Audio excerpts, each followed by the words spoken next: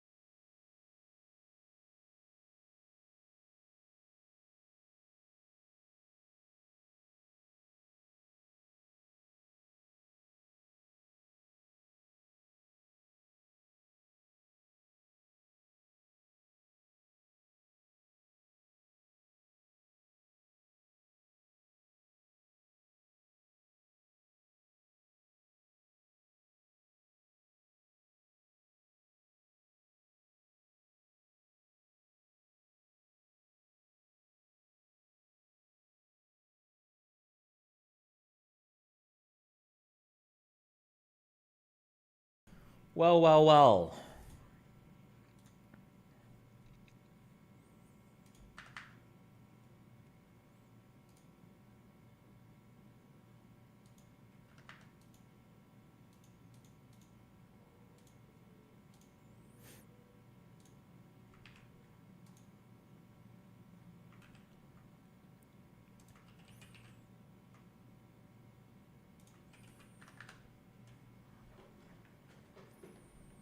Kamala tonight, Jesse. I didn't see her there in the Oval Office to receive the torch from the Biden. Yeah, where was Kamala tonight, Jesse? I didn't see her there in the Oval Office to receive the torch from the Biden and the Biden family passing the torch. She's nowhere to be seen, and wow, maybe it's because Joe Biden's really weak right now. She doesn't want to be seen anywhere near him. It's almost as if she's throwing him under a yellow school bus. Yeah, where was Kamala tonight? Oh, no.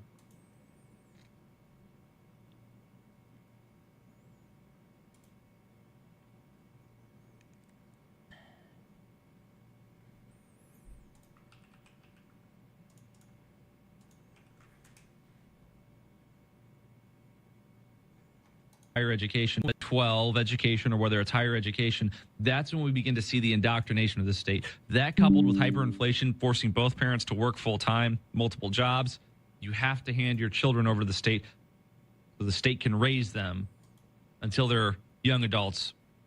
And what you get from that then is the Harry Sissons of the world. What you get from that are the Destinies, omniliberals of the world. These leftist lunatics who are educated beyond their intelligence and indoctrinated beyond their character to the extent that they just become zombified NPC activists for a leftist ideology that is set to destroy all of humanity and enslave the entire population to a global political class. And it sounds terrible when you hear it. It sounds like a conspiracy theory. It sounds loony, remarkably stupid. 12 education, or whether it's higher education, that's when we begin to see the indoctrination of the state. That coupled with hyperinflation, forcing both parents to work full time, multiple jobs, you have to hand your children over to the state so the state can raise them until they're young adults. And what you get from that then is the Harry Sissons of the world. What you get from that are the Destinies, omniliberals of the world. These leftist lunatics who are educated beyond their intelligence and indoctrinated beyond their character to the extent that they just become zombified NPC. I went to a private grade school and a private high school. What part of my upbringing was the public education? What? Okay.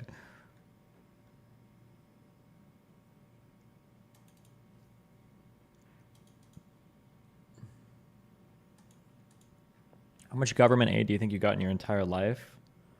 I have no idea. One thing I was gonna say, I'm curious how many people this applies to. Maybe more than what would ordinarily be known. I'm not sure. When I was like fucked on my carpet cleaner shit and I was losing my house and everything, it never even occurred to me to like apply to welfare or any kind of aid. For people that like descend into the classes, I wonder how many people that applies to. I'm not even sure where the fuck you would go for it. I know that I had to get Rachel on Medicaid for the cancer stuff because I couldn't afford that. But I was already into streaming at that point for at least a year or two. But when I was working for, like, before I got into streaming at all, I don't even know where the fuck you would go for any kind of aid or welfare. I've had friends that were too proud to get help with food handouts. Yeah, I don't know if I could take it. I feel not to be mean, or it's not humiliating, but it would feel humiliating, I think. I think I would have rather just lost my house. Did you read any more about the Second Amendment yesterday? Yeah, I don't want to. I'm done with that. Maybe I'll dive into that later on. As of right now, my opinion is completely and totally 180 on the Second Amendment. I don't think the Second Amendment has anything to do with the right to for an individual citizen to own guns. I don't think it has any bearing whatsoever historically, or in any part of U.S. history prior to that Heller case. I don't think any part of the Second Amendment has anything to do with individuals owning firearms. I had no fucking idea. I had no concept of the history of the Second Amendment or anything. I had no clue. But I don't even want to deal with it. Does it change your view on the morals of it? Fuck no. I like guns. I think they're fucking awesome. And I still don't think they're like a huge issue in terms of like crime or whatever in the U.S. Like I don't think that firearms are a motive. I don't think they cause as much damage as the Democratic Party takes on in terms of like political damage. But I don't think there's a strong Second Amendment argument for individual ownership of firearms. But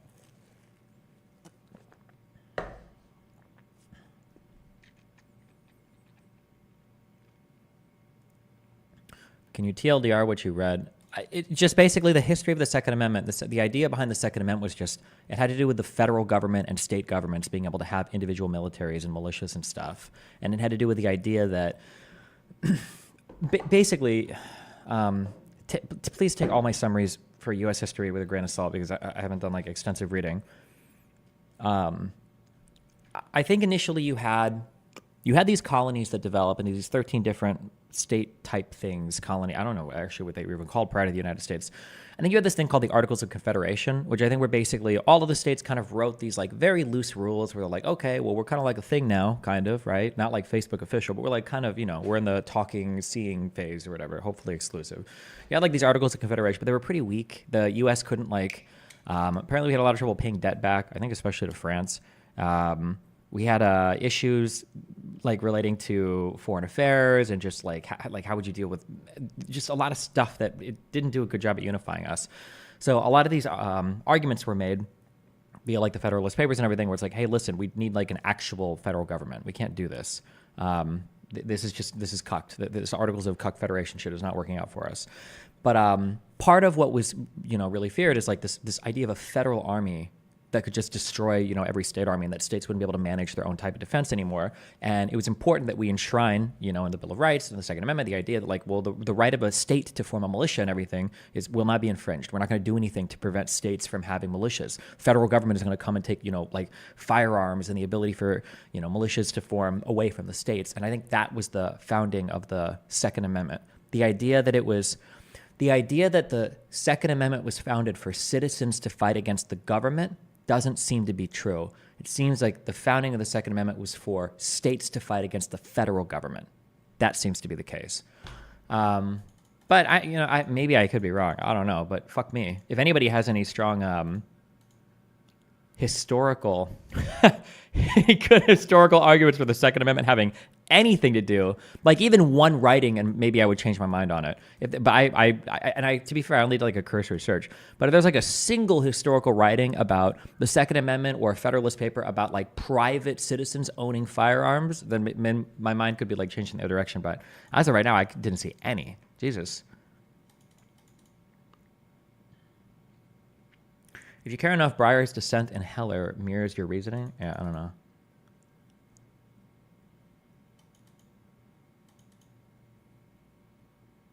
If you could push a button that deleted all private firearms, including criminal, do you think that it'd be worth going down a tighter gun control nation, as the issue of self-defense would not require people to have firearms as a counter to other people with firearms? I don't think that's really why we have firearms. I don't know if that's even necessary. And the data, as much as I am a big fan of like self-defense, gun use, and ownership, the data doesn't really bear out even that owning a firearm helps much for self-defense.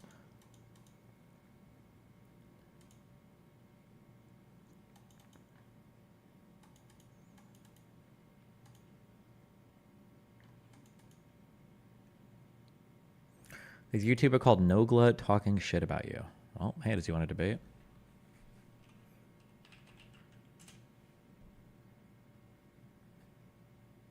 Irish YouTuber. Welcome, folks, to one.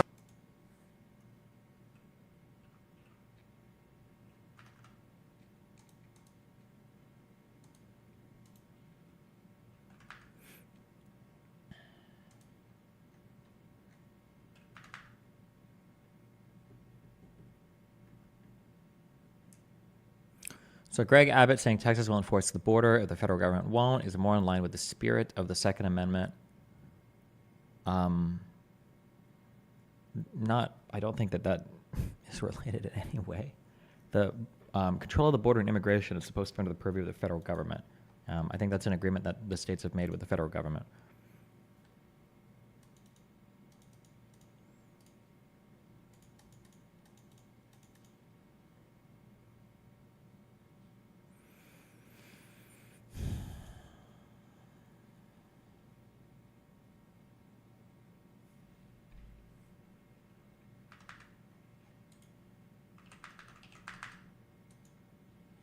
Okay. Listen, just block Elon Musk, okay? Cringe. I'm tired of this fucking retard showing up on my feed all day.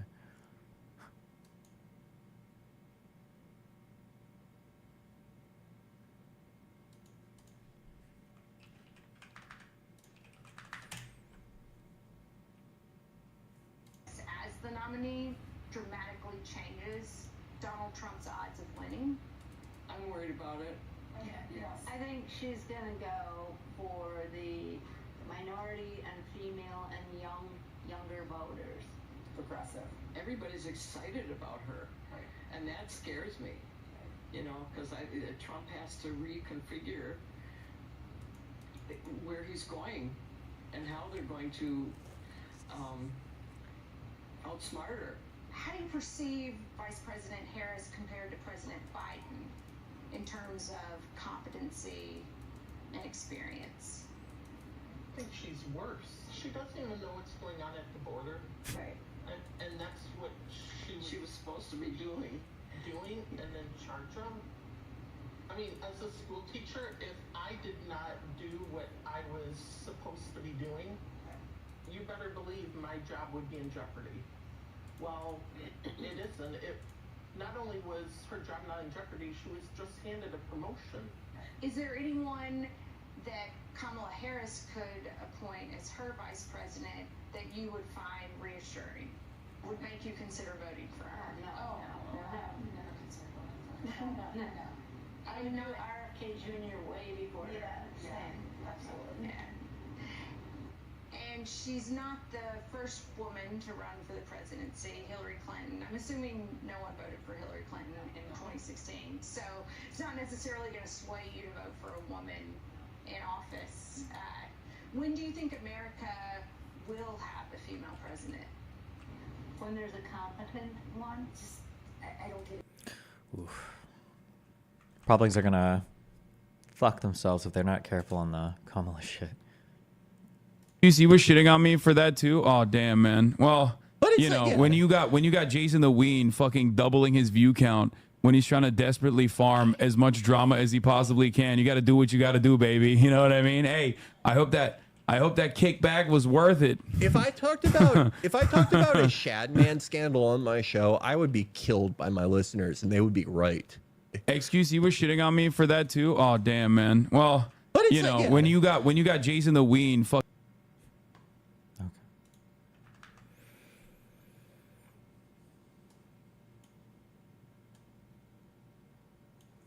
He's right. XQC was in a weird ass call last night. What? Why? What did XQC say? Listen, as long as he's not doing the cringe, he's not doing the people aren't talking about her because she's trans shit or whatever, is he? Yeah. You're gonna feel really good about it.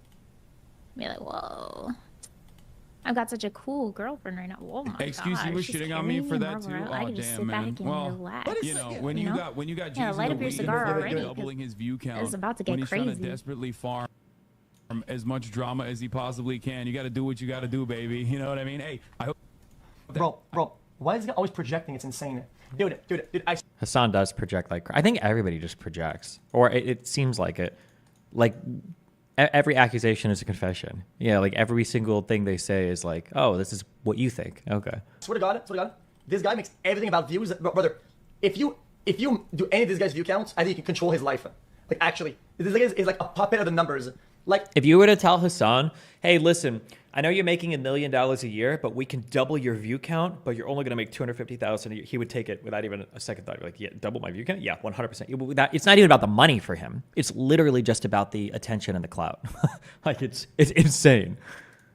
he gets one bad stream where his stats are like 80%, 70%, and he goes crashing on Discord for hours. Yeah, Like, dude, and he starts ranting, guys, I don't think our community's good anymore because you got blah. Oh my God. Dude, not everything is about views, and not everybody thinks about this shit, brother. Like, stop projecting. It's just so weird, man. Like, it's not that deep, brother. Holy shit, man. I don't know why he's so focused on that. But I don't give a fuck. But I'm saying because it's so unhealthy. Like, it's so unhealthy. Of 18-yard box aimed at countering cutback. And I made fun of him for saying, yo, this guy needs the money so bad that he says, top of the ad break, and spams the ads and says all about the ads. And oh man, what a dumb fuck, man, about this money shit. No, I'm not gonna do that. It's fucking odd. It's just odd. Because I don't know how he sees money. I don't know his income. And I don't give a fuck. I'm not gonna put down him. The way he sees views, but it's just weird. It just makes him look so stupid. Of 18-yard box aimed at countering cutback. And I made fun of him for saying, yo, this guy needs the money so bad that he says, top of the ad break, and spams the ads and says all about the ads. And oh man, what a dumb fuck, man, about this money shit. No, I'm not gonna do that. It's fucking odd. It's just odd. Because I don't know how he sees money. I don't know his income. And I don't give a fuck. I'm not gonna put down him. The way he sees views, but it's just weird. It just makes him look so stupid. Anyone who like. Hello, I'm sure you're aware since the computer issues, the live audio hasn't been the same. The clips in the stream are volumed better. I have to max volume to hear and hold the ear. Either your phone is broken, or your headphones are broken, or your ear is broken. I'm not making concessions. I'm not making audio concessions to people that are deaf from now on. There are, I think in Windows, it's called accessibility options. There are things that you can start putting on to either auto capture and auto subtitle everything. I would recommend seeing, is it an audiologist? Who are the people that analyze ears? Ear doctor. You need to go and see somebody. You likely have permanent hearing damage. You need to get a hearing aid or something. You have to figure your shit out. I'm not adjusting my stuff to compensate for your bullshit. Okay? Good luck. Israel will never prevail over Iran. Iran is a real culture. Israel is not. Israelis were relieved that President Trump emerged safe and sound from that dastardly attack on him, dastardly attack on American democracy. There is no room for political violence in democracies.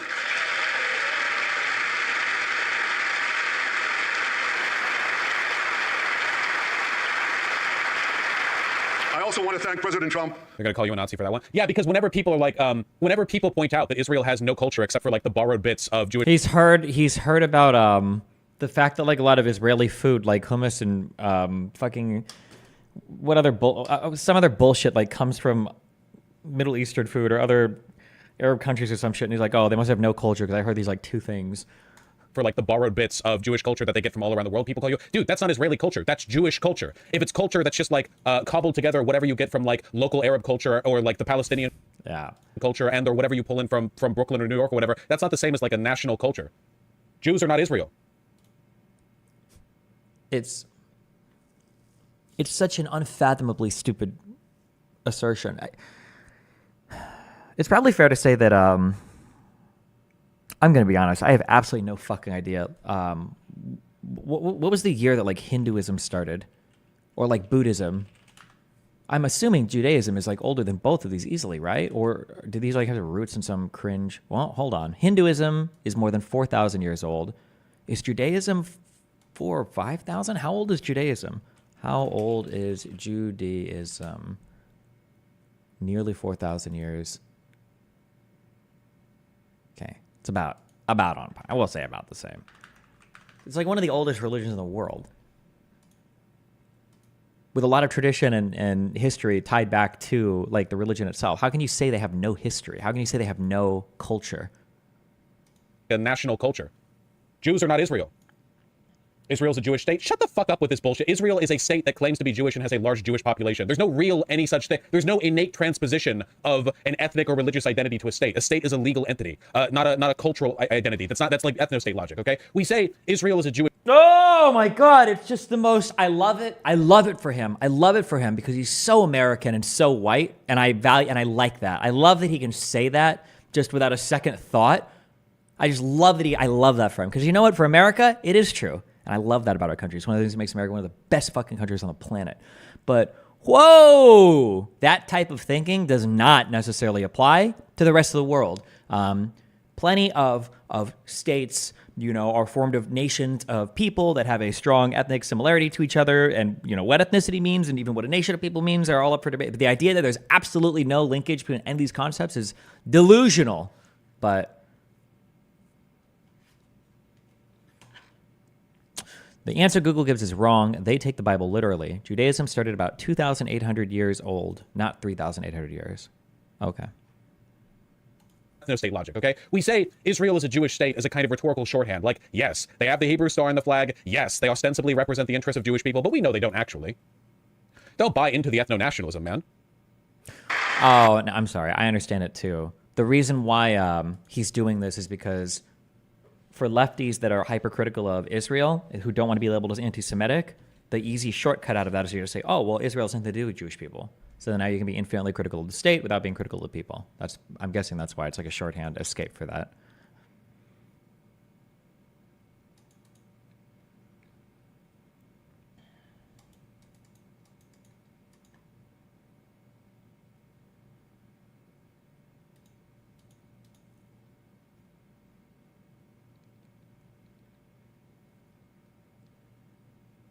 We watched the Tyler Oliveira video of him asking Democrats and Republicans if they're voting for it. Might be an entertaining watch. Maybe.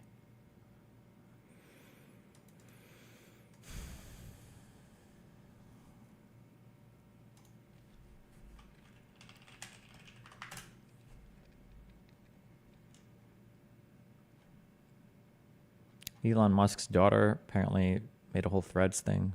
Apparently said that Aiden account is Elon Musk. I don't know what's true or not. In this election, we each face a question. What kind of country do we want to live in? There are some people who think we should be a country of chaos, of fear, of hate. But us, we choose something different. We choose freedom. Freedom, freedom, I can't move. Freedom, help me lose. Freedom, freedom, where are you? 'Cause I need freedom too. The freedom not just to get by, but get ahead. The freedom to be safe from gun violence. The freedom to make decisions about your own body. We choose a future where no child lives in poverty. where we can all afford health care, where no one is above the law. We believe in the promise of America, and we're ready to fight for it. Because when we fight, we win. So join us. Go to KamalaHarris.com and let's get to work. I'ma keep on running cause the winner don't quit on themselves.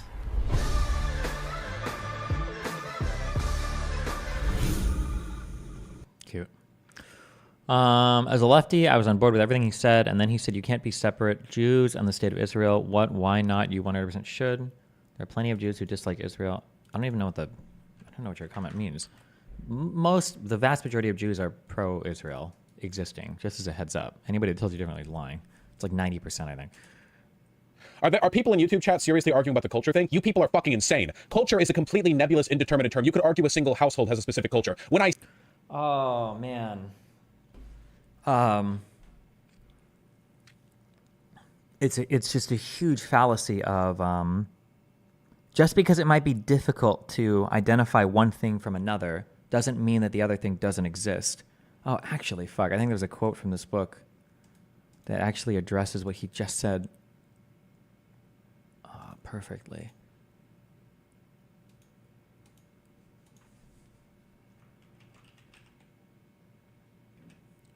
Oh, I bet I didn't highlight this.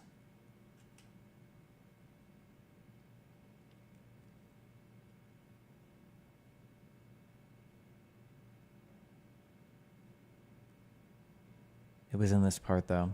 I don't think I did.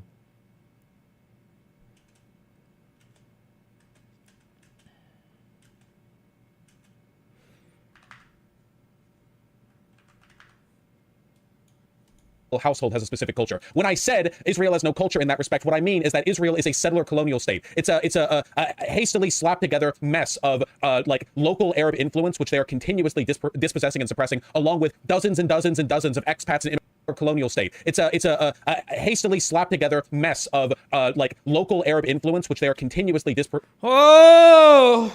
doesn't know anything. Hastily slapped together. There were organizations that were literally created to begin the painstaking brick by brick building of this country in a particular way, with a particular vision, with a particular coordinated plan. From what were the two? Let's see, what was it? I think one was called the Jewish Agency, and the other was called the, one was for like managing land, and then the other I think was for managing, I think, money and immigration. I don't remember the two different ones. There were two huge ones. Herzl theorized them, and then they began in order to coordinate people like moving to the Middle East, Jews moving to the Middle East. They all learned Hebrew again, right? That was a dead language, by the way. They all learned Hebrew to bring themselves together. Herzl even thought it was a stupid idea. We're not going to fucking learn Hebrew again? What a retarded idea. And then like one dude managed to go, nah, we should. It'd be cool. And they're like, oh, fuck it. It would be cool. They all came with concepts of Western government. They all came from a similar religious background. They all, like, the idea that it was just this hodgepodge of random things. How do you think that could have survived in the Middle East? How could that have survived around an island? They were in an ocean of enemy states. What? Was it the Jewish National Fund? It might have been. I don't remember. There was there was two big initial organizations for like acquiring land, for getting money from Jewish people, and all the people that initially moved knew that it was going to suck shit. They even wrote about it. They're like, listen, the first Jews that come over, you guys might have been bankers. You guys might have been bankers. When you come over, you're going to be farmers, okay? You're going to work the land. You're going to work in these shifts every single day. You're going to irrigate. You're going to make crops. You're going to tend to the land. And that's what you're going to do. And the first 20 years are going to fucking suck, all right? The first and second waves of people that came over, the first and second aliyahs, failed fucking miserably. They sucked shit. It wasn't until like the third or fourth, like I think in the 1880s up to like 1904, 1905 or something. It wasn't until like the next wave started coming that they had better funding. They're like, okay, fuck, maybe this is, yeah, we can try. Like this idea that it's like a hodgepodge of random shit is just so wrong. It's like ahistorical as fuck. Slapped together mess of like local Arab influence, which they are continuously dispossessing and suppressing, along with... It's also local Arab influence. When Israel came, they literally fashioned themselves as a Western-style democracy. They saw themselves as better, as superior to like the local Arab style of governance, local Arab cultures. Like they came with like a Western democratic background in mind. Dozens and dozens and dozens of expats and immigrants from all over the world. It's a colonial project. dozens and dozens of expats and immigrants. It's a diaspora. It's a diaspora. What are you talking about? What? It wasn't like a Russian and an American. What is that statement? Wait, what? The culture of Israel is the culture of the homogenate that enter it, but it's not the same as having a regional culture that is based on like local trends that have developed over a long time. Those are distinct things. If you disagree, then you're kind of historically ignorant, man. That's just sort of how it works. Given enough time, Israel could form a distinct identity of its own, but right now, its only real distinguishing identity is the one democracy in the Middle East, the Zionist ethno-state, you know? Colorism, white supremacy, and European settler colonial Colorism. Most of the Jews that are going to be in Israel now are going to be Jews from other Middle Eastern countries. Most of them are going to be colored people. White supremacy. You know that white supremacists don't consider Jewish people to be white, right? You know that that's not the that's not the. Even comedians know this. When me and Bradford think we can come to an understanding. Technically, I don't consider Jewish people white. Neither do I. Like that. You know, colorism, white supremacy, and European settler colonial ethnic supremacy are all like key components of cultural development there. But when you ask things like, okay, what is Israeli architecture like? What is Israeli food like? You're not going to get many strong answers because in a lot of cases, they're just cobbled together answers from the basic bits and pieces of the area that was there before and from the people that have come over. That's just what happens when you're new there. I can't watch the rest of this. What is Israeli architecture like? You're never going to get an answer to that. You understand that a lot of the religious monuments there that were built before Islam even existed as a fucking religion, right? What kind of a question is that? What is Israeli? Well, no, not even because Kingdom of Israel. Like, it's such an unbelievably stupid. He just doesn't know anything. That's okay. I don't care. I don't know why I'm watching this. Okay. I don't know why the fuck I'm watching this. It's okay. Okay.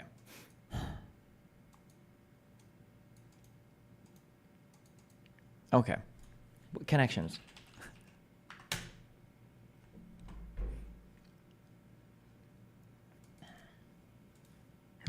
Okay. What would drive you to make these statements? Okay.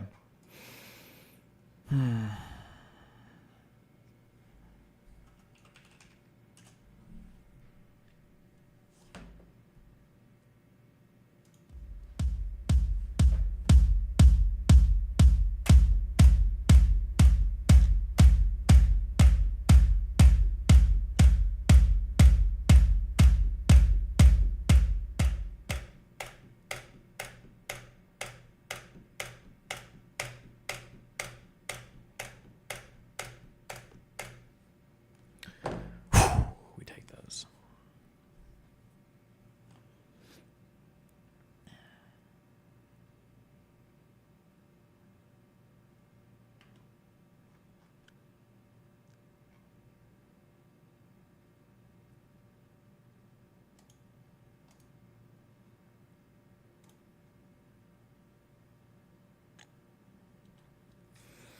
Okay. Wax, mummy, gift, anchor, burrito, present, clay, papyrus, sprain, flare, moderate, talent, instinct, parchment, host, faculty.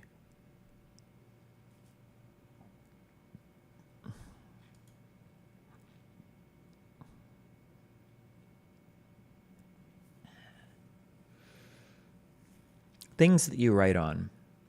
Papyrus, parchment.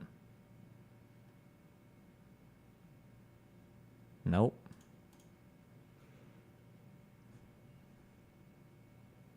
Anchor. Present.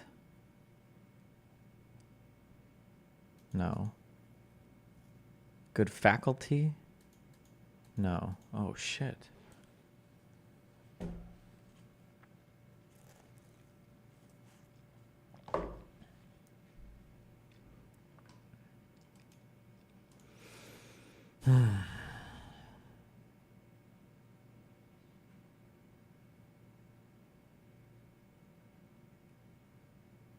Holy shit.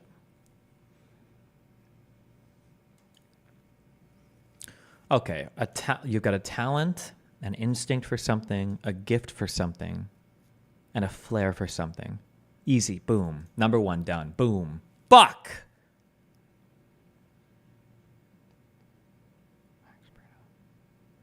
What? He has the faculty? Oh no. Mummy clay, papyrus, anchor, host, parchment? Wait, what? Talent, gift, instinct. Mummy, wax, burrito. Present, clay, sprain, moderate, parchment, host. It's not faculty and it's not a flip. It's an anchor? What the fuck?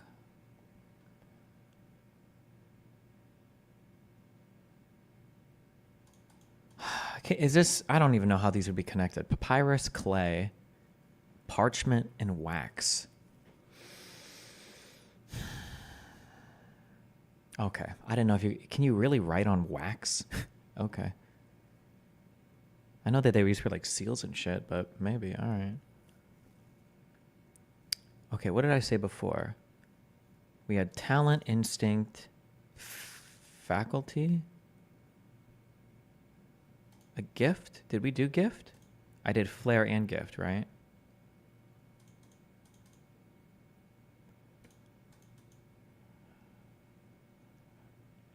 Oh my God. Things that are wrapped up. A burrito, a present, a mummy, and a sprain, like an ankle sprain. You wrap it. Oh my God. Fuck! Oh, a gift! Present and gift?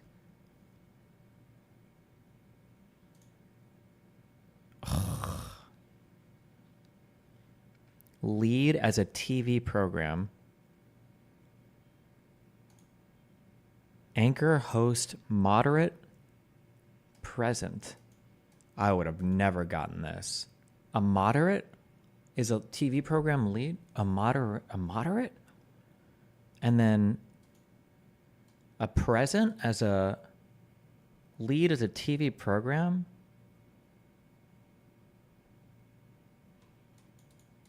To moderate? I've never in my life heard moderate used as a lead in a TV program ever in my entire life.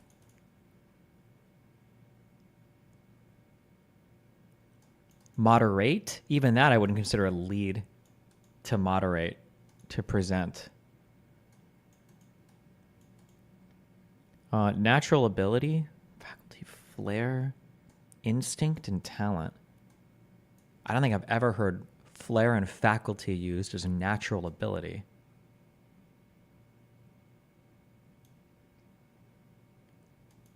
And then wrapped things, burrito, gift, mummy, and sprain. Oh, fuck. I swapped the wrong one.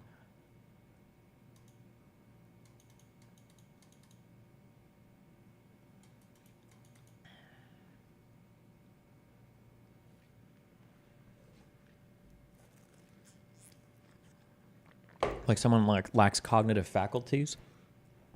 Yeah, I've heard it as like ability, but not natural ability. Like if somebody's like, oh, do you think that, like, has he always been good at art? Oh yeah, he's got an instinct for art. Or, oh yeah, he's always been really talented. He's talented.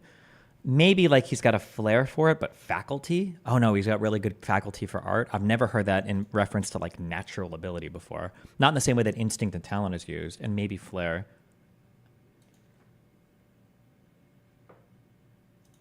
I feel like I feel like flair is more often like passionate interest is what I've heard more often. Like, oh, he's got a flair for physics or math. Is like they're passionate about it and they're interested in it. Not necessarily naturally talented about whatever. Okay, I don't care.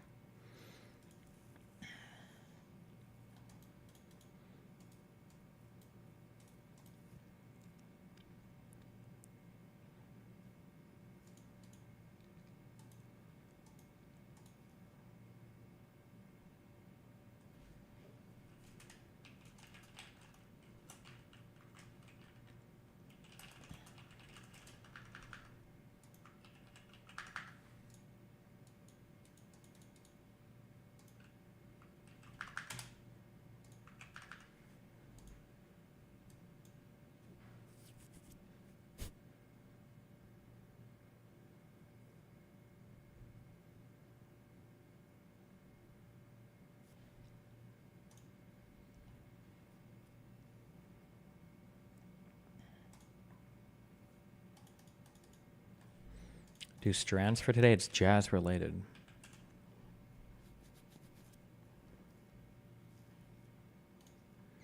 All that jazz.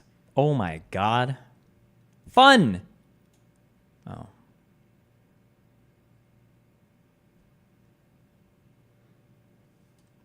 Lags.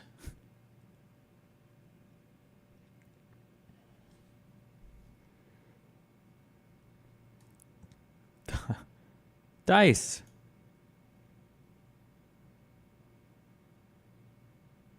Dawn.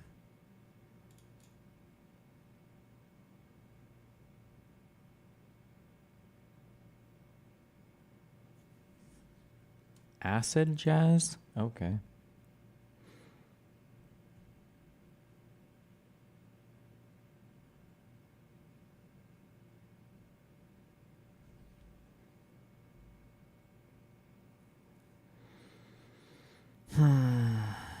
Is mare a word?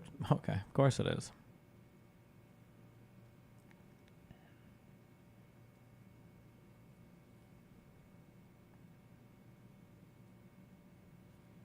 I don't like this game. Fuck this game.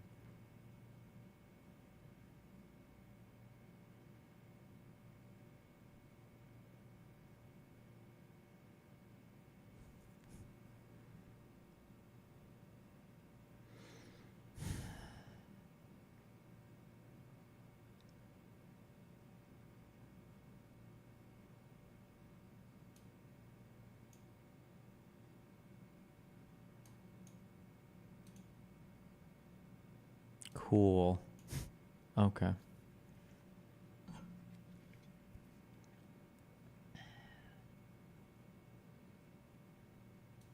Bar. That's how. Bear. Oh, that's a word.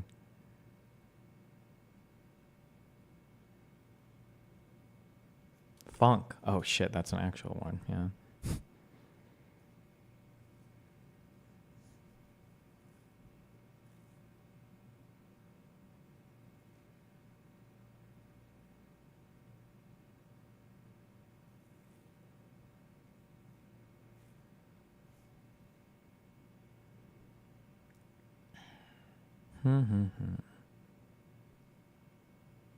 Is sign no, okay.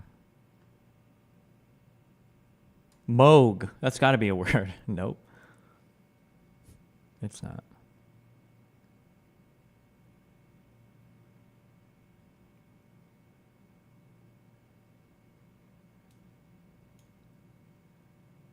Did we do this one already?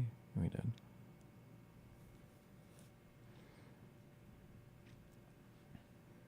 What about Boge? That's not a word either. Okay. We really didn't exhaust all the 4-letter words before making words that were longer? Really? All these combinations available.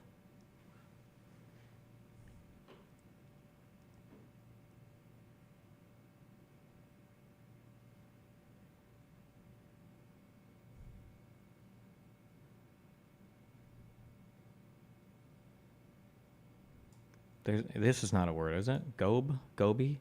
Robe? Oh, that's a word. That is a word. The fuck is this? Pobeb? Oh.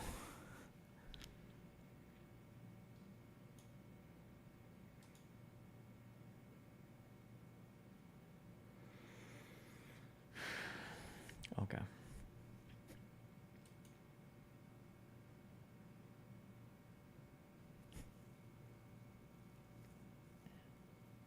Mellow. That's okay. Did we do this? Yeah.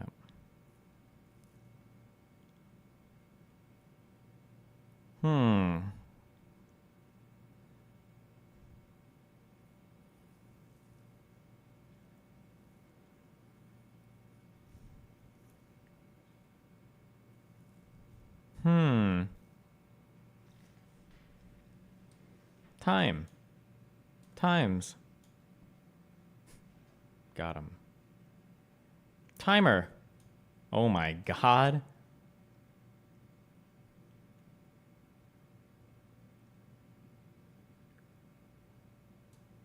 Molda? That's not a thing. And then Adlam? That's not a thing.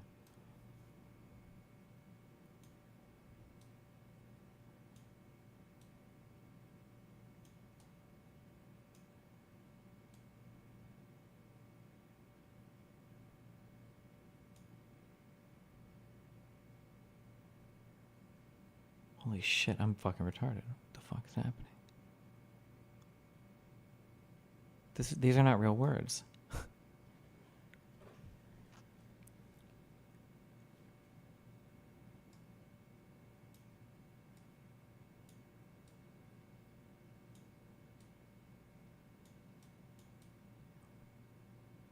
Something's gonna eventually pop out at me.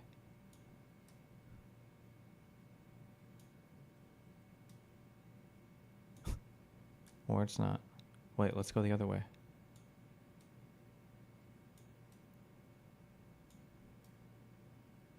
Oh my god. My brain isn't working for these. Oh my fucking god. Okay.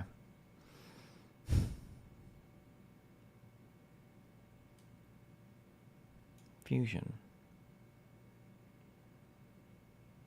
Oh my god. Subgenre. Wings. Oh, swing. And oh, this is ragtime, I bet. Oh, okay. Well, the last four were easy. Jesus fucking Christ.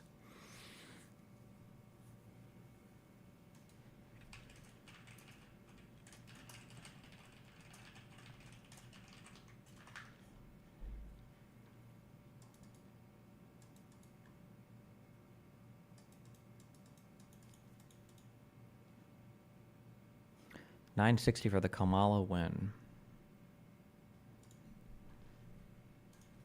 Okay, hold on. If I get a 960, Kamala is guaranteed to win the election. 960. Okay, hold on.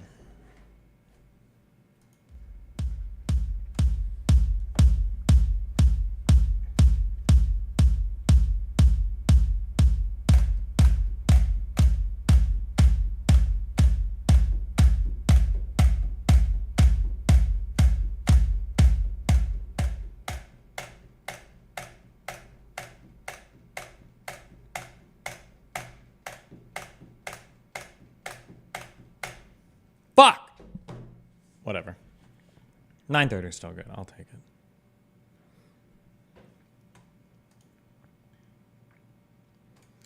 Did Asmongold accept my friend request? Not yet.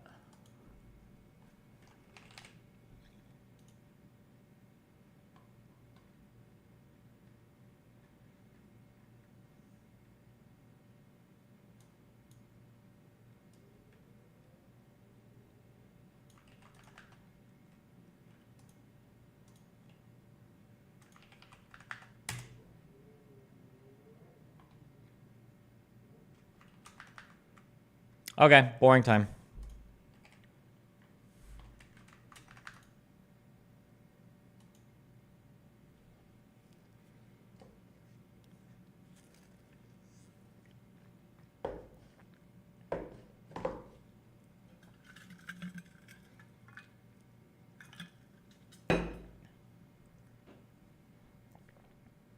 Some question of whether or not a bullet or shrapnel hit his ear. I think with respect to former President Trump, there's some question about whether or not it's a bullet or shrapnel that that hit his ear. So it's conceivable. Although, as I sit here right now, I don't know whether that bullet, in addition to causing the grazing, could have also landed somewhere else. But I believe we've accounted for all of the shots in the cartridges. So let us. I think with respect to former President Trump. Oh, okay. Let me guess, Troubles are super ultra ass mad because they're thinking they're trying to take his assassination attempt away from him or something, or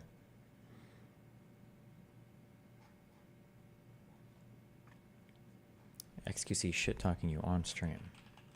BZ, You gonna spam both about this shit?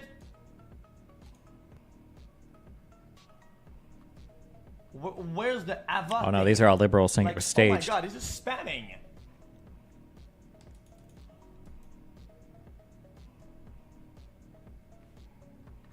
No, let me see it. I want to see it. Rolling Stone websites. Thank you, Envez. Actual God moderator. Thank you, man. So he's almost on this. No, the other one.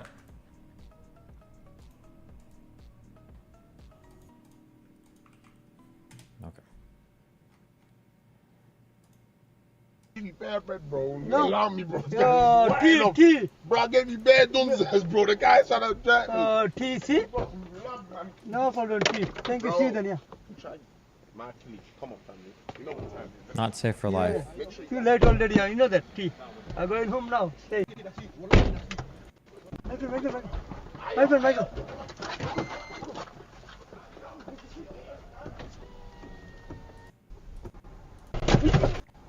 Oh shit. Michael. Uncle, drive.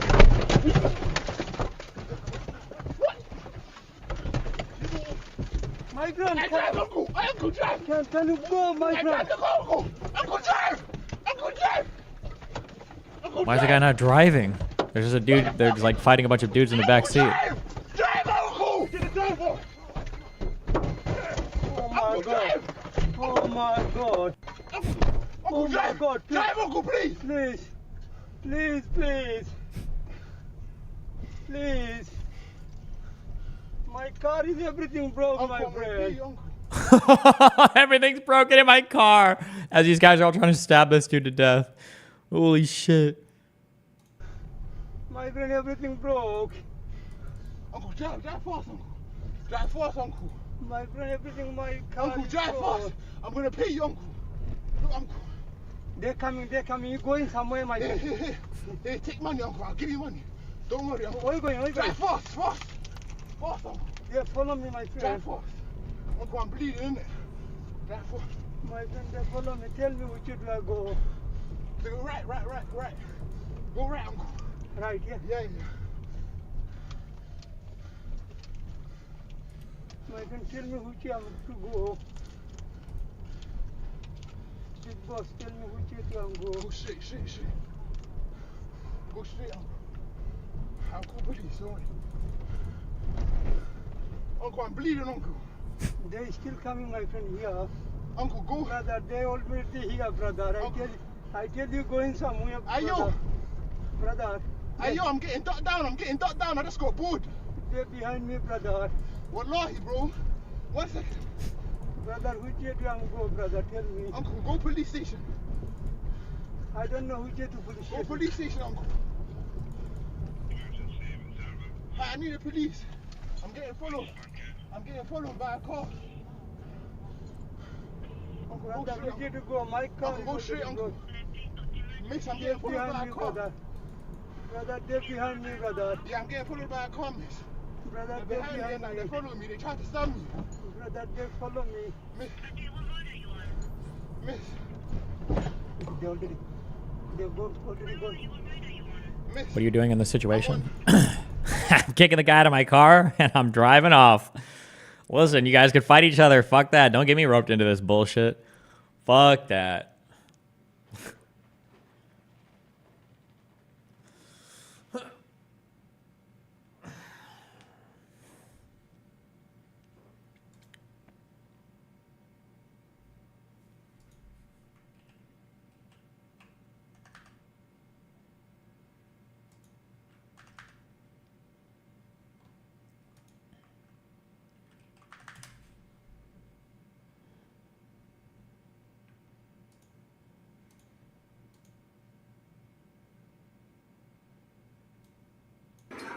Okay.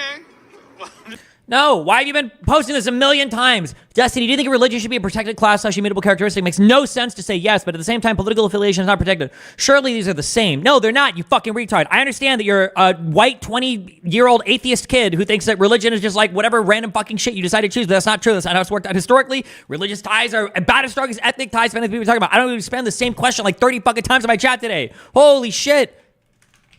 Stop spamming the same fucking question over and over and over and over and over and over and over and over again. I've seen it. I don't need to see it 50 million fucking times. Christ.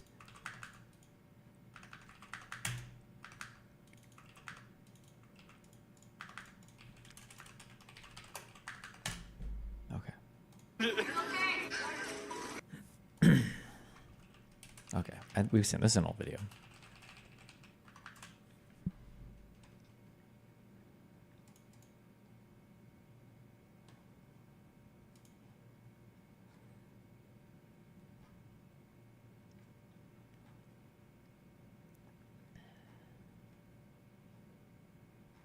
What? You lied.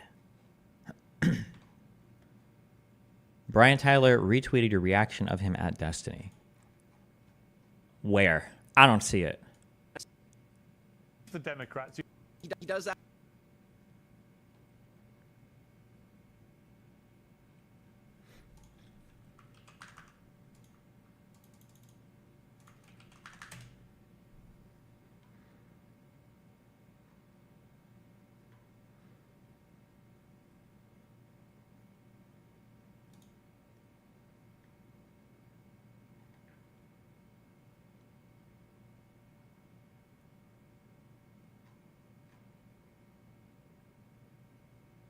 Wait, I'm so confused right now. He follows you, by the way. I'm looking at his Twitter again. He doesn't follow me. Wait, am I getting gaslit?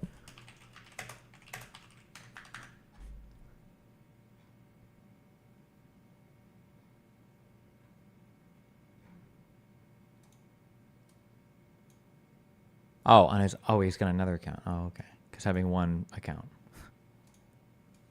Never mind.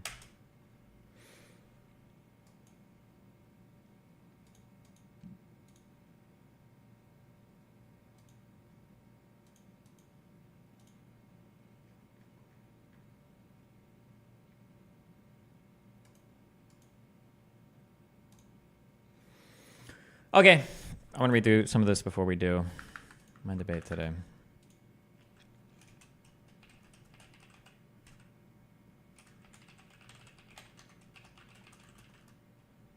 God damn it. Hello? Yo, what's up? Hi, what's up? Bro, I get this chatter, and it's some schizo guy, and he every time that you have a take, he says, "Oh, Destiny doesn't agree with your take. He's mauled or he's crying," or something like that. Oh, yeah, somebody did that earlier, and I turned on your stream and you weren't even talking about me, so I think it's just baiting Wow. chatters. Oh yeah. But they said you don't agree with my Ava take. Thoughts? Well, I don't even know what your take is. Well, so I'm not on the side of putting a label on it, right? And say, oh, that's this or that. All it is that it's I think it's definitely deviant, 100%. What's I think deviant? it's deviant. Well, I think his behavior is deviant. Which behavior? I think the whole thing. I think the buildup, the formation of the intention as it and just its development is. I feel like it's pretty obvious. I feel like you have to be obtuse. No, I'm just asking, like, what, I'm just trying to figure out what the fuck we're talking about. It's not like a trick question. I'm just curious which behavior we're talking about. I think the gradual push towards like sexuality and inappropriacy, and then the wants, and then the act of like meeting in real life, knowing that these conversations took place, and that's the environment that they're okay with talking at that point. I think that's deviant as fuck. Okay. I think that you probably shouldn't joke with minors sexually publicly. Probably not a good look. Meeting. Oh, hold on. Stop. I guess I'll do that. Yeah. Probably not a good look. This is gonna be another one of those things that I just don't care that much about. I mean, you probably shouldn't do it, but like, is it anything actually like? I don't think there's any evidence that there's any inappropriate private conversations, or there was any evidence of any inappropriate like touching or anything real life, or any evidence of like any sexual advances or anything like that. But okay.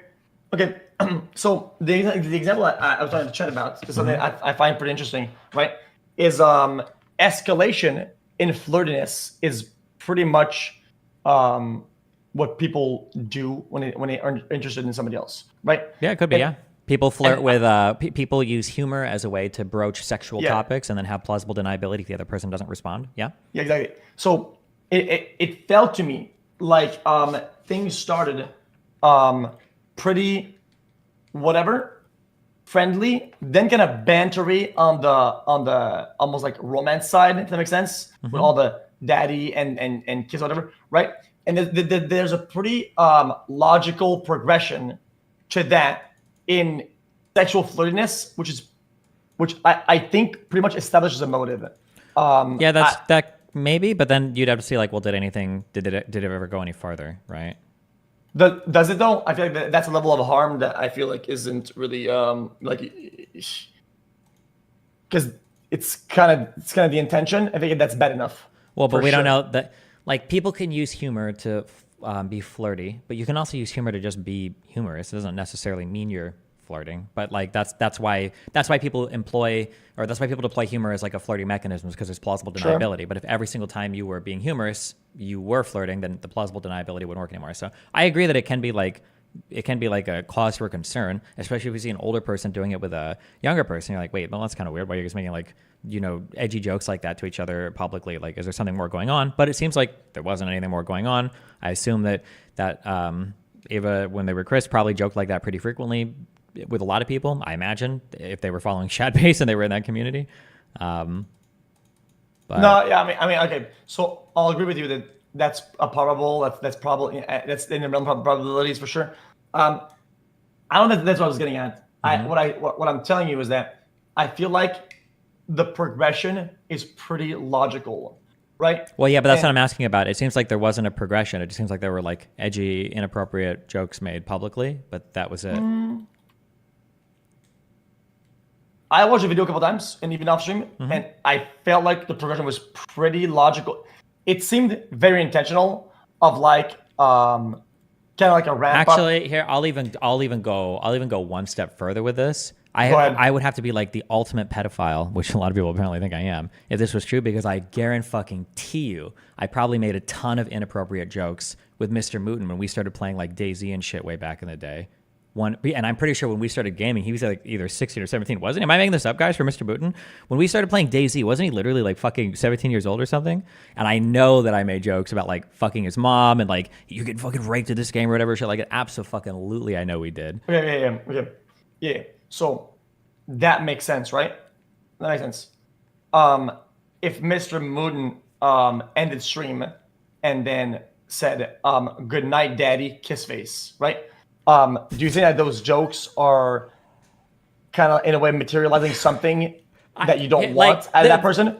Because I understand. Listen, I get you. I understand 1,000,000% what you're saying. Listen, I'm not going to disagree with you and say that like this can't be creepy shit. But I'm also saying that like, yeah, I could have literally said any of this, and I guarantee you that most people that have played games with people absolutely could have said fucking retarded shit like this. This reminds me of when I said the same thing when it came down to One-Tap being in our Among Us groups, right? Because he was pretty young at the time, right? I'm pretty sure we've probably said some shit like not even forgetting he's in the call, right? And he's like, oh, get fucked, or whatever. Oh, I fucked your mom, whatever. I'm sure that happened probably a lot of times, right?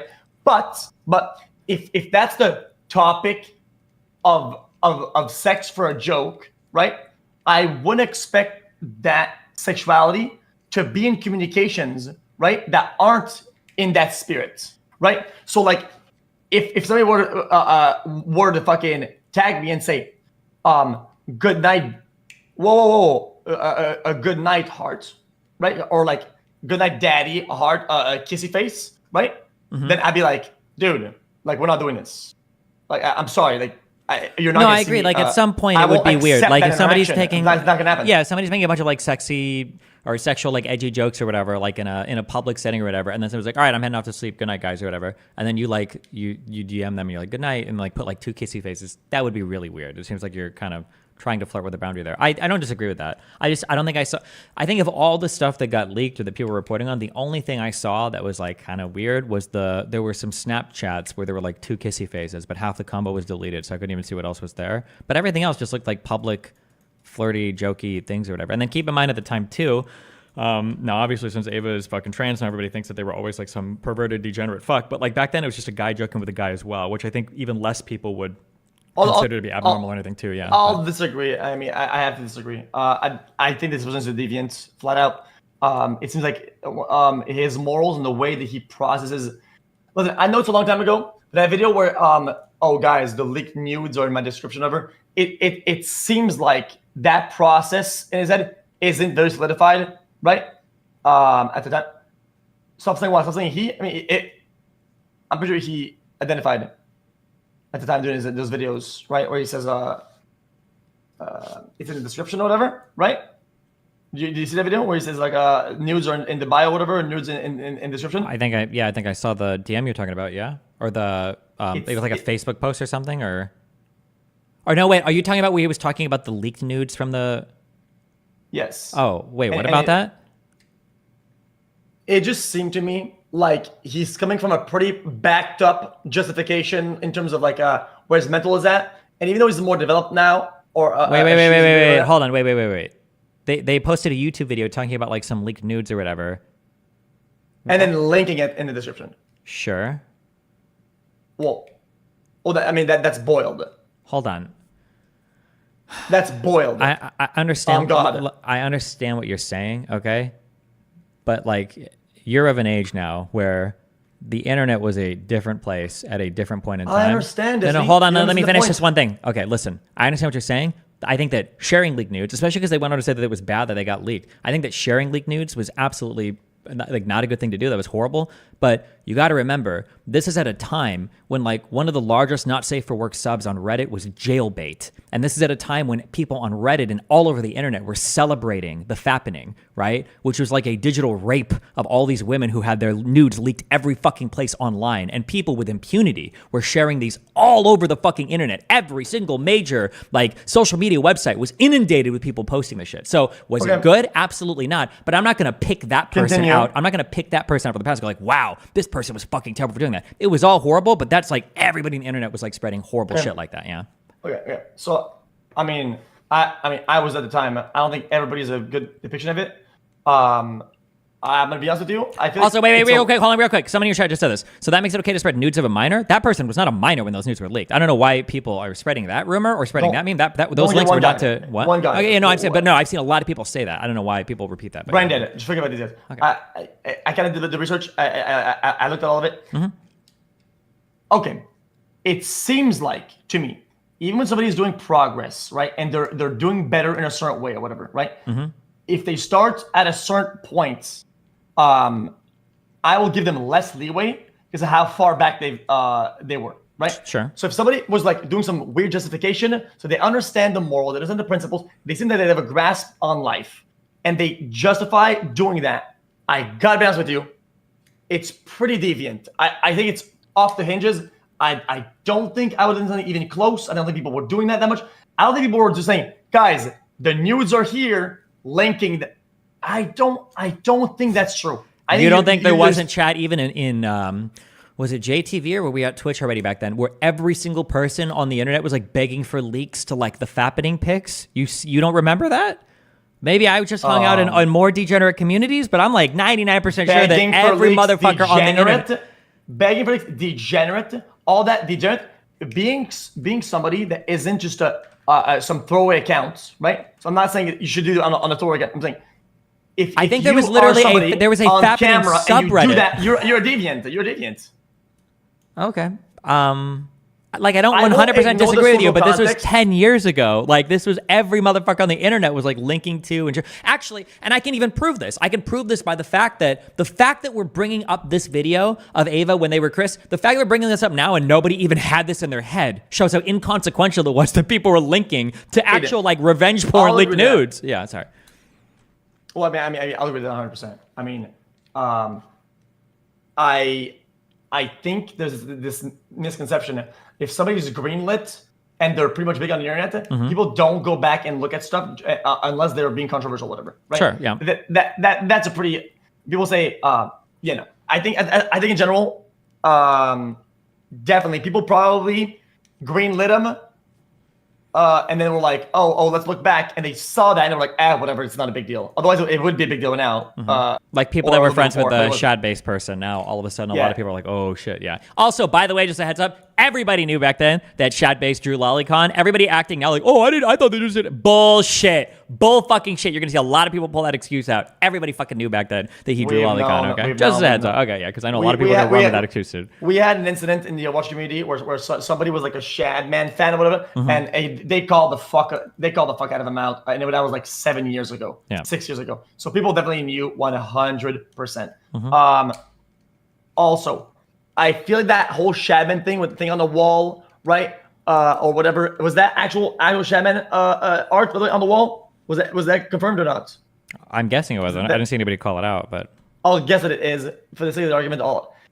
I feel like a lot of these points just point at deviancy, right? And I really don't like that progression of how they're talking. If I made a sexual joke that was inappropriate, okay, out of whatever, right? And then somebody were to fucking tag me or DM me some shit that's kind of flirtatious, hearts, whatever, even borderline past normalcy, I would never answer them and talk them in a way that does that again, where it's like this sexual joke or whatever, or inappropriate at that point, because now you know, okay, this person thinks that. I'm not going to fuel that. I'm not going to inflame that by continuing to interact in this way. I don't like that. I think that's basic not being a deviant. I think this person is a fucking deviant. On God. okay, yeah. I mean, I think that's a fair take. I don't think there's nothing necessarily wrong with it. I don't think there was any like grooming or like fucking of kids or sharing child porn or anything like that. I mean, you can argue that. That like the behavior was inappropriate, and it's not something obviously today. I don't think we accept that standard of behavior. I don't think I necessarily disagree with any of that. Yeah. Okay. I just don't think I didn't see like any like smoking gun evidence But of like then some they super met fucked them up- in person. Then they met in person. Okay. Okay. Do we know the context of that? What do you mean? Okay. Well, did anything happen or? Well, I mean, I don't even know I feel like meeting in the woods in a van doesn't. That kind of rings a bell a little bit. Would you be okay with I that? mean, as a who parent? all met? How many people were involved in this? Was it literally just the two of them, or was this like 20 people with like families involved? Feels that it didn't happen. So the whole thing was fake then. What? Because it seemed like wait, hold on, wait. I didn't just say it was fake. I'm just asking, when you say met in the woods in a van, I'm asking like, was this like two people just went and met there 100%, or was it like families hanging out like camping with each other? Yes, that's what I asked. So whenever I read this, I said, okay, it's different if their parents are there and they're on doing a video shoot as a participant, and it's a controlled environment. Not the same ballpark. Yeah, I'm pretty sure that I thought the lava person. I thought they brought their parents, like literally had their parents and stuff with them. Stop saying Vega. I'm asking a question, brother. I'm asking a question, brother. Okay. Okay. Is it confirmed the parents were there? I'm 99% sure it is. Yeah. 99% sure, as in you saw like some. As in, I have seen a lot of people saying that, and my intuition says that if that wasn't true, that people would be making a way bigger deal about it. That would be like the focal point of the entire story. If they met in the woods in a van alone, that would be the only thing people would talk about. That would be my guess. Wait, I don't think you believe that. In a current day and age of widespread social media retardation, no. In the current day and age where people are first of all, the only reason we're talking about this, the only reason that people went hunting for this is because for whatever reason, I don't even care what the fact of the matter is, okay? But I mean, it's true. It's because Ava's trans. That's why people are obsessed with this narrative. I'm not saying that's applying to you, but I'm saying that's why people went hunting through every single old DM and all the old Facebook posts and everything else to try to find something proper. So in this day and age, I do believe, yes, that if they met somebody in the woods in a van alone, that would be the focal point of the story. Abso-fucking-lutely. Yeah, everybody would be talking about that. They met alone in the woods in a van. Yeah, of course. Okay, that wouldn't be the only bad scenario. There's a wide range of scenarios where it's still very inappropriate, regardless of that not being the only. You're focusing on that one worst case scenario when there is a range of other scenarios that are bad. Oh, sure, no, I don't disagree with that, but it sounded like you were asking me if I was sure that it wasn't just the two of them alone in the woods. Yeah, which I feel like is important. Yeah, sure, yeah. Apparently, here's a Keemstar tweet. The Leva person said that they didn't meet Chris Dyson by myself. I met Chris and the Mr. Beast crew with my family present. That's what they said. So that's out of the way. I still feel like that point being at a stalemate, whatever. Mm-hmm. Fair enough. I think bringing up that people's fuel is that they're trans, is counterproductive. Sure, I agree. Yeah. So why'd you bring it up? Because you questioned my intuition and you tried to make it sound like, well, in this day and No. age, nobody would be talking about that. And on the flip side, I think that in this day and age, I think that the huge impetus for the focus on this particular investigation was because they were trans. But I only brought that up in response to your point. That was never any of my original argumentation.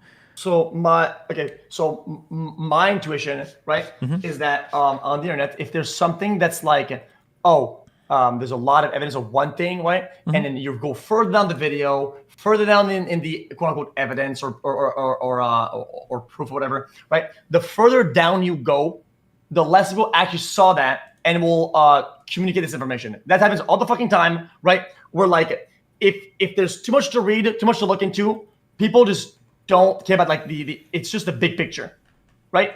That's usually how it is. It's why at that point it's like, I don't know why people didn't press about it or people didn't ask questions, because it looked like the way it was portrayed, like it wasn't like a fully furnished meat. Even then, I still think it's inappropriate, regardless. Like everything behind it, I think that's just very deviant, and I feel like you know too. But I think you have like a contrarian take on it, which is fine, I guess. Wait. I think you're being contrarian on purpose. Okay, hold on. Hold on. I'm sorry. Let me lean further into this, okay? Sorry. All right, go ahead then. Yeah, okay. You're fucking retarded if you assume that every single person 10 years ago that made sexual jokes with 14 or 15-year-old kids on the internet was a fucking pedophile.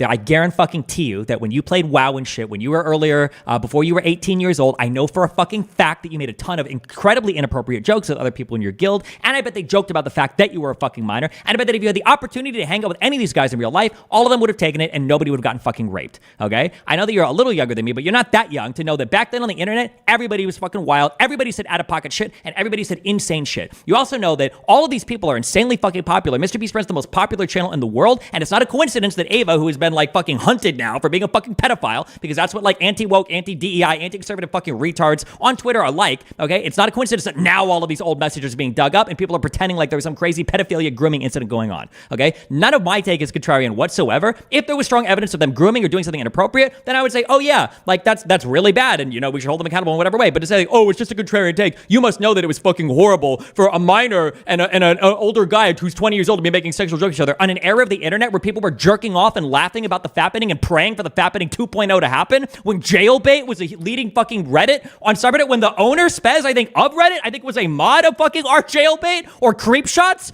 Fuck no. I'm not going to sit here and pretend like that moral standard that you're having right now, which is a good one, by the way, was in any way consistently viewed back then on the internet. That's fucking delusional. You have the contrarian take because you're trying to, whatever the fuck, this particular situation, it seems like you're not a contrarian. Fuck you, okay? There you go. All right. Well, I gotta slow you down there because I gotta go, because I don't think that some of these logs are from that time. I think you're using the old video and trying to match it with the current logs that aren't even that old, right? And this is not behavior that we accept right now. And regardless, okay, if I made a joke in some WoW server about some fucking, oh, dude, we're gonna fuck this person, we're gonna fuck me in the ass, yo, he's gonna like it. What? If I said that back then, okay, and some guy said, yo, by the way, daddy, I'd take it too. Like, I'm not gonna fucking talk. I wouldn't back then. People didn't do back then, and I wouldn't do it right now. Cooperate and start talking and interacting in that flirtatious, sexual way. If the person was a fucking minor, retard, what are you talking about? Go ahead. Your turn.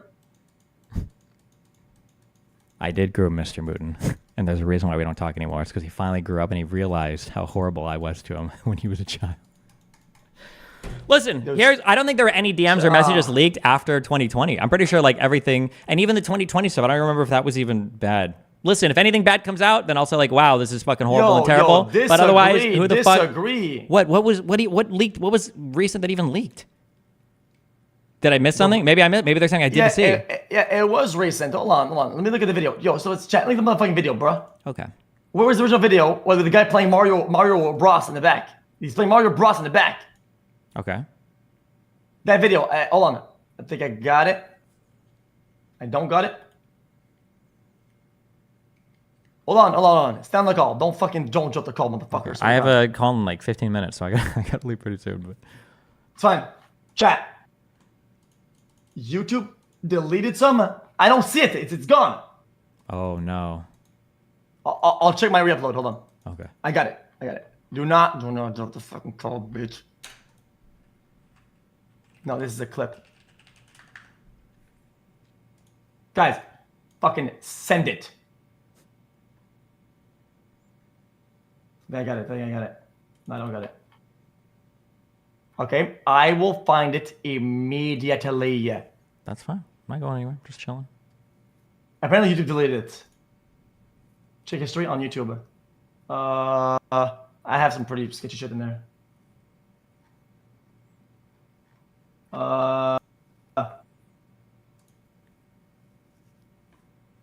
I think I found it.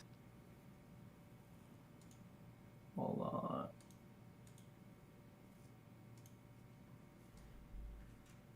Because I can't find it, chat.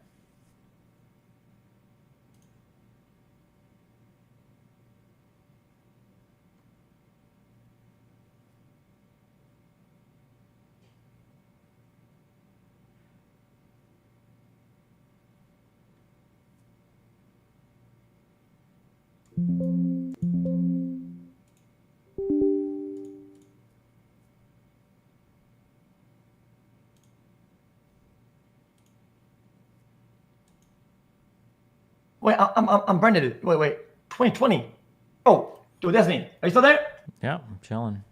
Wait, bro. That was 4 years ago. What were the messages 4 years ago?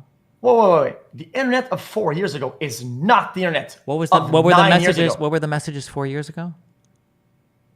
All of them. It's all 2020. I thought the Facebook messages and shit were like 2018 or whatever, or 2016.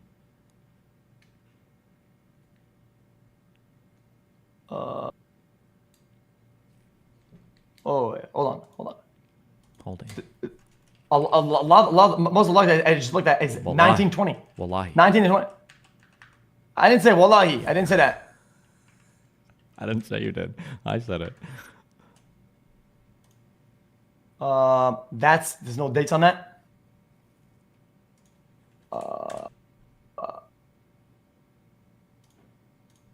November 19. That's pretty much almost 2020, right? Leading up to 2020.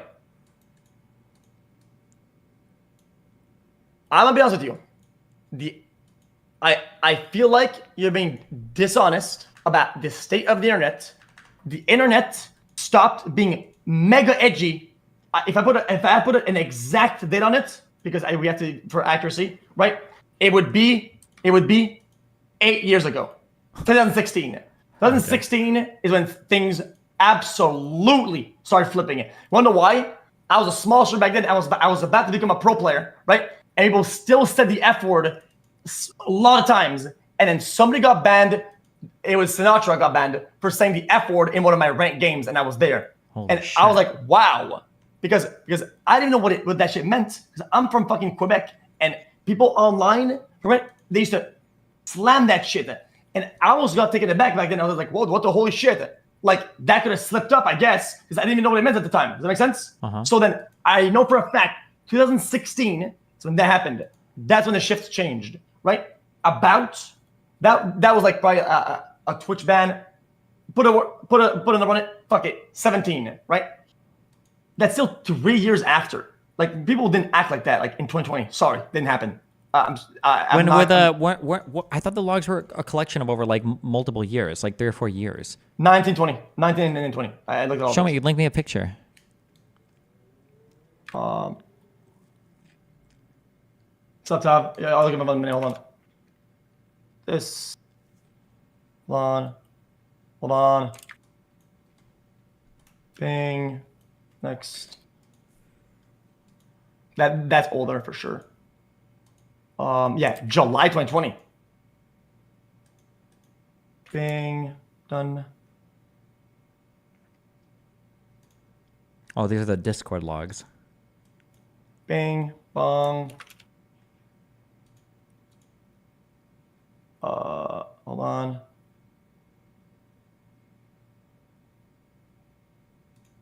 on. Dude, like. Who's the is at deleted user? Is that the Ava or the Chris account or whatever? I believe so. No, probably not. I don't think so. No. No, on that Discord picture, no. What I'm trying to tell you is that I'm telling you, I don't think we should. You know, when it comes down to like leeway or like interpretation, sure, right? But I think when there's a pretty fucking thick, clear pattern of progression, ignoring it is and acting like every piece is singular and by itself is just being obtuse. Like, also, hold on, just as a real quick thing, that Sinatra person got banned in 2018, not 2016, apparently. I'm looking at these. I thought that okay, hold on. I thought that the whole issue with and maybe I just had my timelines wrong. I thought the whole issue with the lava person was that they were 14. How is it? How old are they now? Aren't they 20 now?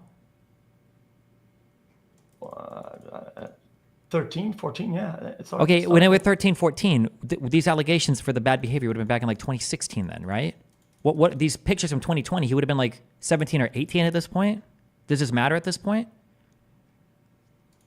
This is why I thought it was older than this. Like if you're showing me logs from like 2020 and stuff, he would have been, I imagine he would have been like 17 or 18 at this point, no? 2020 would be 16 at that point. So I guess from the ages of 15 going up to 16. Okay. What? Okay. What is the? You're giggling, really, brother? I super just don't. I don't. This is so dumb. Bro, Okay, so bro. Okay, so what are we mad about here? Refocus on this conversation. What are we mad about? What are you're upset? I don't think it's called being mad. I feel Or no, like no, it's- hold on. I'm sorry. You're right. That was dismissive. Okay, what do you think is the super deviant behavior here? Let me. That's not. Okay, the deviant behavior is, I think we already spoke about that. Is the pretty natural progression of flirtatiousness and introduction to sexual topics with an underage person as somebody who fucking knows better, and amongst other fucking deviant behaviors. And the most deviant behavior that you've identified so far was the most deviant behavior that's happened so far is the jokes publicly of like a kind of sexual nature. Okay, so I asked when watching. Apparently, these aren't like public. This is snap 1-to-1, right? And that's after a pretty clear interactions, right? Of them interacting on Twitter or whatever, in ways that I think are pretty personal and pretty, like in ways that you would not fucking catch me interacting with underage. That's what I'm telling you. Okay, why do you think nobody cared back then if these were all public comments? They should have 1 like, 0 likes, like. Were none of these people popular back then? Or famous back Because then, one is more of a fan, the one is more on the creator side, right? So this happens very commonly. If you're part of a group, a part of people, right? If you're gonna get a fan that appears periodically here, there, and one of the group's members, one of those is always interacting and responding to one person, and there's a stronger link there, right? This happens, right? Maybe other people aren't paying attention. Other that person paid attention. What does it matter, you think? What was it? Now it's like, are you going to discredit the findings because of the possible motives? This has nothing to do with motives. I'm just saying that I don't think at the time anybody saw this as a big deal. I don't think anybody gave a fuck. I don't know if there was like any, like it seems like the most deviant behavior we've got here is that they were joking. And I'm assuming that their entire Twitter history was scrubbed or that was analyzed. If people are looking to find stuff. And if like this is the most that we have are like these 3 inappropriate comments, which I mean, you can argue, I guess, are inappropriate. It's like,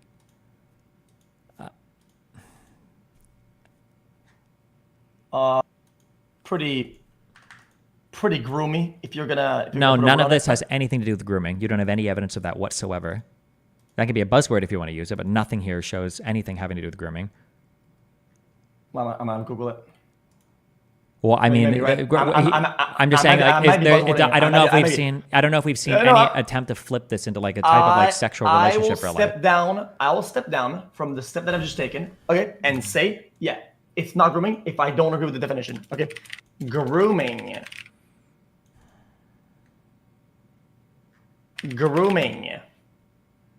Okay. Hold on. Okay, 1 second. I'm sorry. Now I'm getting one guy by my chat. Wait, so why are we switching how we move between this dude and Dr. Disrespect? Because Dr. Disrespect wasn't making jokes with a minor. Dr. Disrespect was trying to bury his adult cock in a 15-year-old girl. I don't know why the fuck you would think these are comparable. You're banned. You fucking retard. Okay? Jesus Christ. Well, do you have actually evidence of that? That's what the intent? Maybe me at TwitchCon was just to say hello and the parents being present. Like, see how we can navigate this topic like a bunch of dumb fucks? Like, wait. Do you think that what you just said was anywhere comparable to what I just said?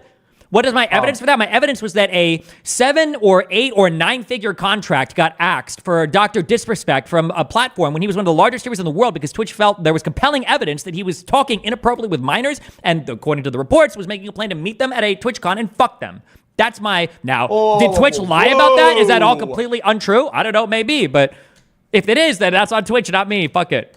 See, that's why arguing with you sometimes is a little bit of a chore, right? When you are filling the gaps with a bunch of very strong wording that you didn't see, but on the other one, you'll assume that it's not that, and you'll go the other direction just for the sake of being a contrarian. That's about that way we've been arguing with you.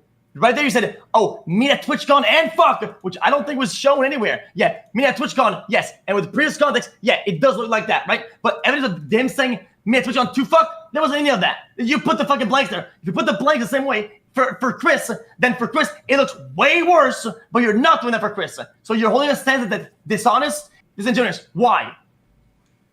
Hold on. The level of evidence here, even if we go by just what was admitted, the doc literally said on Twitter that he was DMing somebody with inappropriate jokes who was a minor. Has Chris ever admitted that? Or Ava ever admitted that? Or Lava ever admitted that? Or any leaks ever shown that? Ever? Whoa. Say that one more time, man.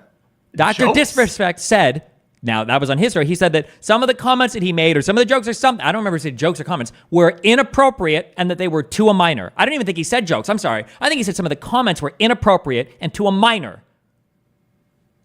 Do you remember this? Yes, he said on the conversations the side of inappropriate. Yes. What? Nothing has come out where anybody's claiming or showing evidence of that happening between Ava and their DMs with anybody else, correct? Well, I mean, wait, hold on. Yes, the jokes are inappropriate. Yes, 100%. No, in DMs. In the DMs? Yeah, yes. That is a DM. When I showed you on Discord, that thing is a one-to-one, according to chatters and other people. That is a Snapchat one-to-one. Yes. That thing that's inappropriate, yeah, 100%. If that's a one-to-one Snapchat from one person to the other, yes, that's inappropriate. What about it? Okay, so the Snapchat, the weird snap from Chris, okay, where he says "coming for America." Okay, this is you think that this is probably comparable to what Dr. Disrespect was DMing the? Oh God, why making that comparison? That is not the reason why we brought up the because you said I was being charitable to one person and not charitable to another person.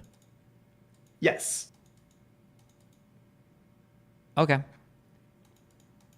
Okay. That was in a group, by the way, not an individual conversation. Wait, is that true? Is there proof of that? Because I asked that before if this was a story. Now we're getting gaslit.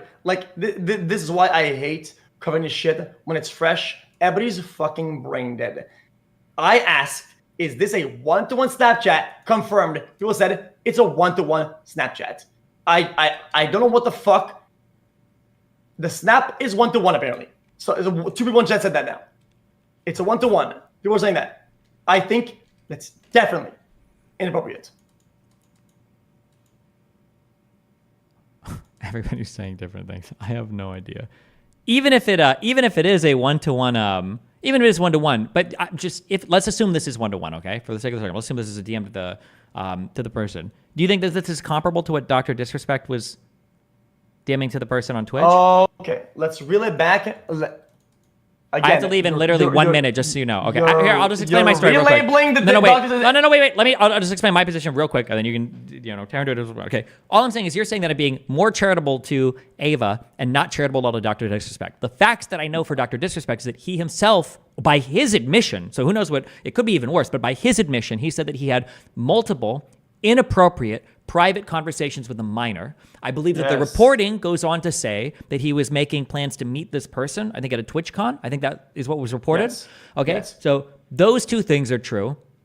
For the Ava person, the most that I have is if assuming that snap is a 1-to-1, the most that I have is that they were DMing jokes that were inappropriate, potentially to the and interacting inappropriate on a one-on-one basis. Yes. Interacting on a one-on-one basis in any way that was inappropriate or planning to do anything inappropriate. Dad.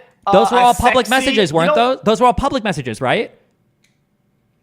Well, no, not all of them are public. No. There's one that has like some blur on it or whatever. I'm pretty sure that's 1-to-1. Oh wait, there was one Snapchat thing. That's the one I was talking about with the two kissy faces. But the other comments you're making, like the sexy, like these things that you linked me, I love how I set that embed up. It shows you looking sexy. These are public tweets and stuff, public messages, right? All these are public that you posted. You only asked for those screenshots for the sake of the date, not because of the sake of the content. Oh yeah, sure. No, yeah, I know. I was just saying that those are public. But listen, okay, have into it. I gotta do a combo. Okay, I love you. Be careful. All right, love you. Bye. Bye.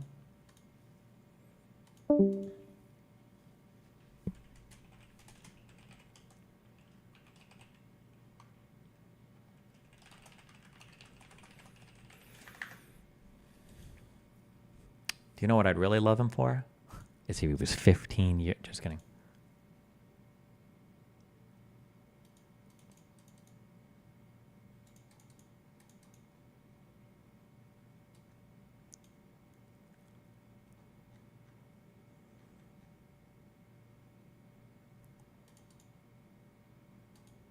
Dumb question. Does public make it good? Why does it matter? Generally, you would say that public behavior means that they probably don't feel like they're doing something wrong, and people being private or hiding things usually is a greater indication that they think they are doing something wrong. Generally speaking. It's not always true. Bro, why is this computer lagging so much? Please stop.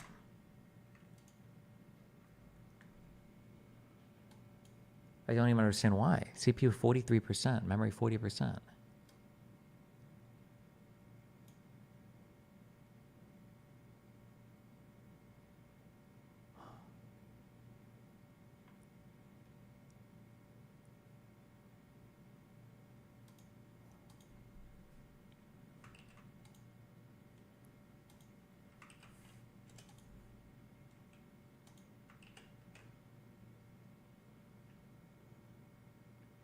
XD, so when I publicly groom, this indicates I'm not doing something wrong, so it makes it okay. Nice logic. Wait, what is this person's name? You're permabanned. When you're hiding something, usually it implies that you know you're doing something wrong. You aspy fuck. That's usually what that means, okay? Learn some like basic people skills 101. Yes, when people are hiding things, when people are trying to cover things up or lie about shit that they've done privately, usually that implies that they know they're knowingly doing something that's not good, that's wrong. Yes. Welcome to humanity. That doesn't mean that every public action is good or okay. But generally, that's an indicator when somebody knows they're doing something incorrect or something wrong.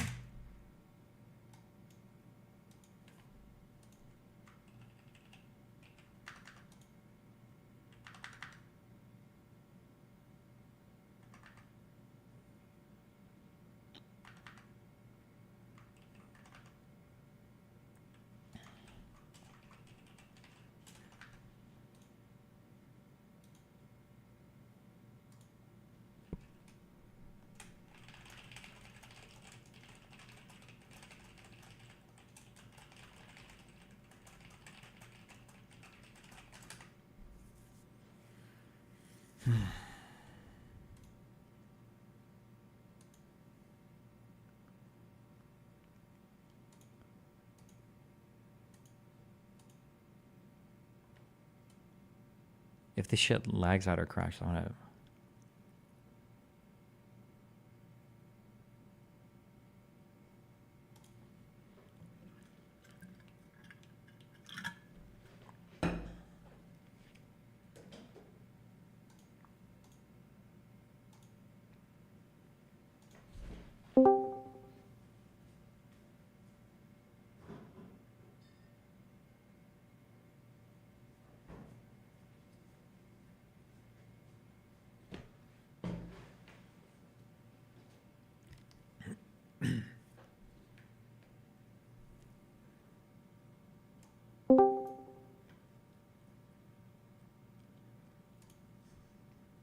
Hello?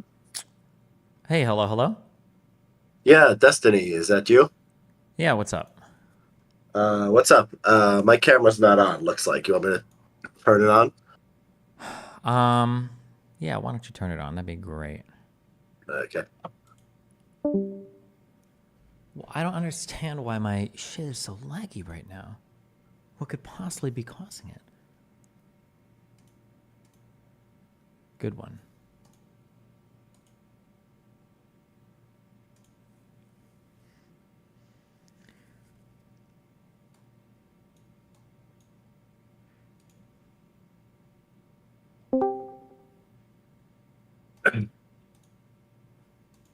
Hey, what's up?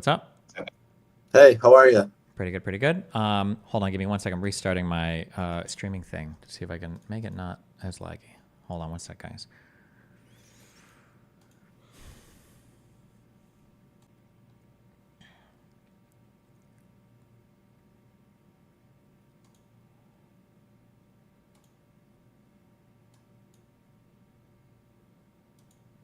Okay, can you see my camera?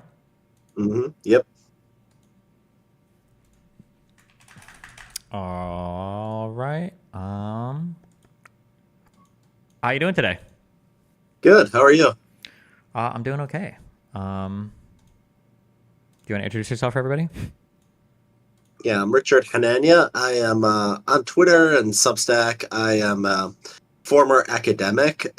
So I have a degree in political science and in law. I was going to be an academic, and then around 2020, I started writing publicly. I started writing for some publications, eventually branched out on my own, and now I mostly do work on my own Substack and Twitter, of course.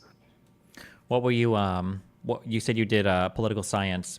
What were you trying to do like academically? Did you want to be like a professor or like some kind of researcher or Yeah, that's that's the standard path in academia. So you go, you get your PhD, you get a fellowship, which I got, and then usually, if you're lucky, you go and you become a professor, and so you write papers and teach students, obviously. And I was at the postdoc stage around 2020 when I started sort of experimenting with writing on my own, and I wasn't really expecting it. It sort of took off, and I'm like, this is much better than academia. So I've been doing that ever since. Okay. Hold on. I'm so sorry. 1 sec. My computer's driving me fucking crazy right now.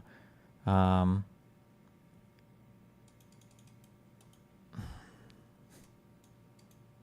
say I'm glad to be here while we're we're waiting. Everyone always reaches out to me and says, "You should talk to Destiny. You should talk to Destiny." So I'm glad we could finally make it happen. Yeah, we'll see. Yeah, we'll see how this goes. Okay. I'm actually gonna lose my mind.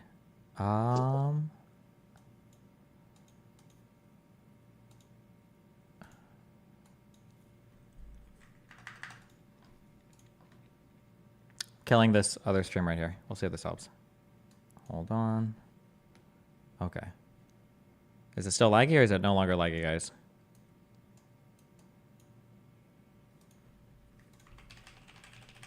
Am I laggy? It might be my camera if it's just me. Nope, it is absolutely me. It's been good for a bit. Oh, okay. Okay. We'll try this. Okay. Okay.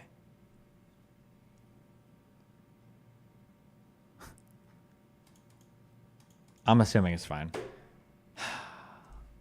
Okay. Resetting. You started working in academia. You you finished a whole PhD in political science? Yeah. And then you were going to okay, when you said you wanted to be a researcher, what was your like thesis over? What were you going to specialize in or what were you going to write about? I did a lot of public opinion stuff. I did a lot of I did international relations was most of my focus. So I have a paper on Eisenhower and nuclear weapons. I have papers on international law. I did a bit of political psychology. I mean, I don't know if you've seen those papers. That liberals have these kind of personalities and conservatives have these kind of personalities. So I did a little bit of that. I did some law stuff too. So I was that was sort of my area of expertise. Wait, have you written a large article for?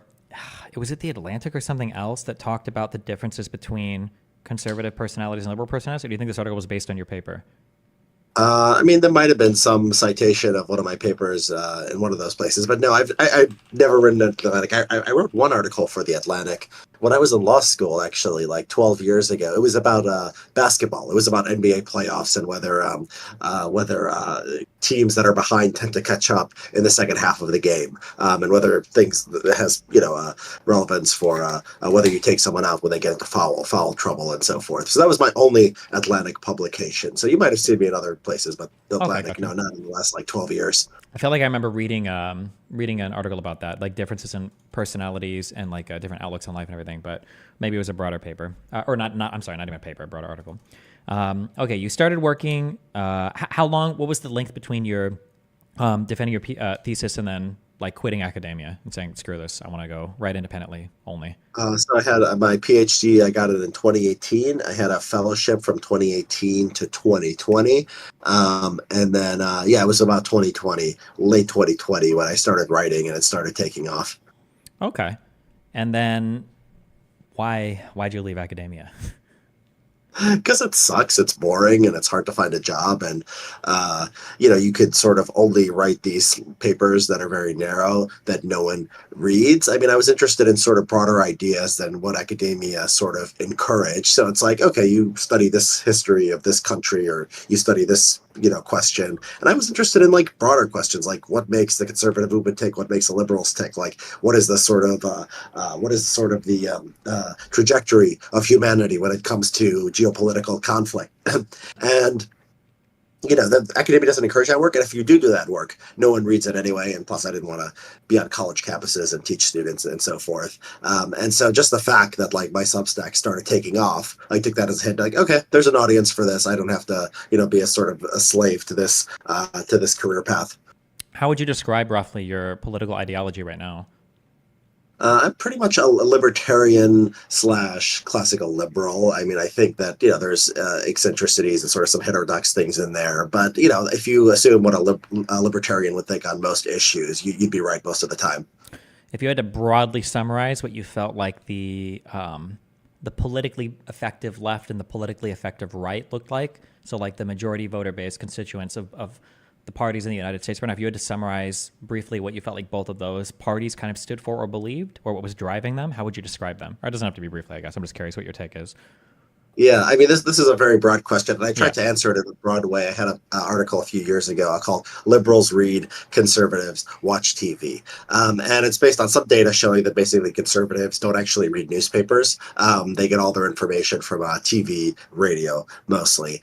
Now they didn't even pull internet memes and Twitter and so forth, but I think that's probably like as big a source as anything. Liberals, I would say, are like a kind of sort of intellectual community. I mean, it's sort of the natural home for people in American society who are just sort of unreflectingly, and I'm not you saying that to insult them, because it's unreflecting on both sides, are just they trust institutions, they consider themselves educated, they've made it in society. They think like if something's in the New York Times or it's in Nature, the scientific journal, like that means something. A professor at Harvard means something. Like these are experts. You should probably trust them, defer to their judgment when you have nothing else going on. And there's kind of like this intellectual dialectic, right? So like new issues pop up, like, oh, we should go like more left wing on economics. Oh, we should be accepting of LGBT and trans and so forth. Mm-hmm. And so that's liberalism. It's sort of the default for like a smart, educated person in America. Conservatism is, I think, people who just sort of don't fit into it for whatever reason. I mean, so some of them are just fundamentally religious and they don't see like their worldview represented in government and in elite institutions. Some of them are just sort of cranky be, or racist or homophobic, and so forth.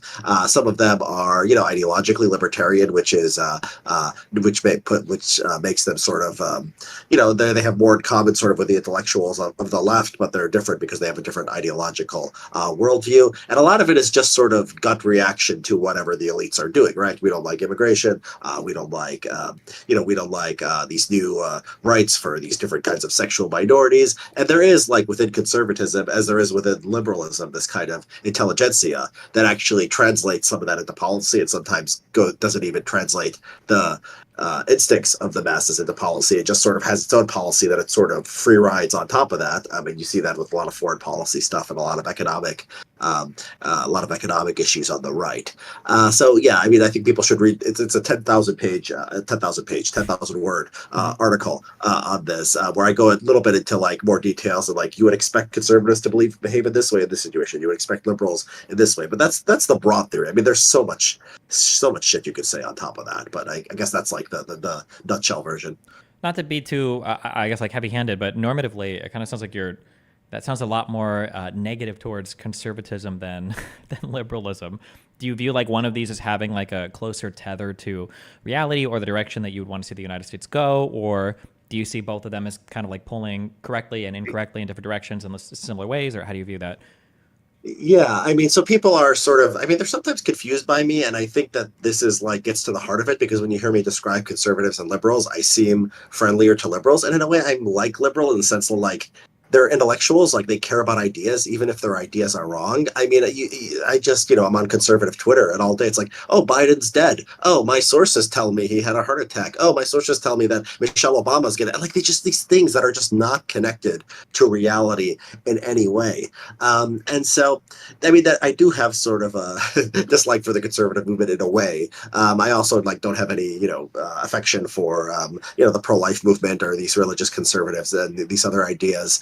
At the same time, I just happen to think that for like, contingent sort of historical reasons, and in most countries it's not like this. Actually, in most countries, free market policies are not correlated with social conservatism. I have an article coming out on this on Monday. In most countries, if you're economically libertarian, you're more likely to be socially liberal, so you're more likely to be pro-abortion rights and things like that. But in this country, it happens to be the case that the social conservatives and the people who want to restrict immigration are pro-market. So I can understand what you just said. Are you saying that in other countries it's negatively correlated, or are you saying it's completely unrelated?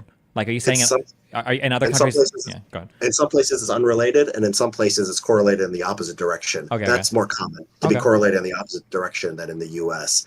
So there's a big paper that I'm going to cite in my article that has like 99 countries, like public opinion data, and like what's your opinion on the role of women, and what's your opinion on like abortion, and what's your opinion on immigration or something like that. And then it's like, okay, how like economically, like how big of a government do you want to help people? And yeah, in most places, like in Eastern Europe, it's like negative correlated. Like the people who are socially conservative tend to be wanting, they want more kind of a socialist kind of government. And so I think that there's like, I think these things that we call the right and left, they're not natural. I mean, they're not naturally correlated with one another. I mean, it's historically contingent. I happen to think the economic issues are more important. I mean, it would be, if it was a case where like one side wanted to like just exterminate everybody or something, I'd say, okay, this issue takes precedent. I mean, there could be issues that take precedence over that, but given like the narrow bounds of like what Americans debate, I think the conservative policies on economics are correct. Gotcha. Before we dive, I guess, too deeply into it, so obviously you have a very contentious history. People always bring up the white nationalist or race realist stuff or whatever. Where do you stand on all of that, or I guess what is your explanation for this stuff? Because I'm sure it gets thrown at you a lot on every go. Yeah. This was, this was like 15 years ago. I mean, I was writing, like a lot of right-wing people, I got very online and I got into these ideas, and I was sort of reacting to wokeness, and I was reacting to leftism. And I said some things, I was anonymous too. And when you're anonymous, I've become very anti-anonymity. And some people say, well, that's hypocritical. But my view is like, no, it brought out the worst in me. And it brings out the worst in you because you'll say anything. There's not a sense of you. You're like, I can leave this and I could have just had some, shits and giggles, and I could go on with my life. Me, 10, 15 years later, I pop up and I'm writing publicly, and the stuff comes out. It's not it's not good. It's not ideal. I'm not proud of that stuff. I mean, I don't believe in ethno nationalism. I thought of it at one point as like a counterweight to sort of left-wing identity politics. But then I came to see, like, you don't fight this one thing that's shit with this other thing that's shit. It doesn't like balance. It just makes everything worse off. So I moved away from that, and I have a lot of writing the last 5-6 years people can judge me on. Do you feel like you have like a political group that you can identify with right now in the United States? It's hard. I mean, not a mainstream group. I mean, I like the Colorado governor, Jared Polis. I mean, I like individual governors and politicians. But yeah, I mean, not really. I'm sort of alienated from both sides. Gotcha. Okay. I think that, okay, I'll ramble a little bit and you pick up wherever you want.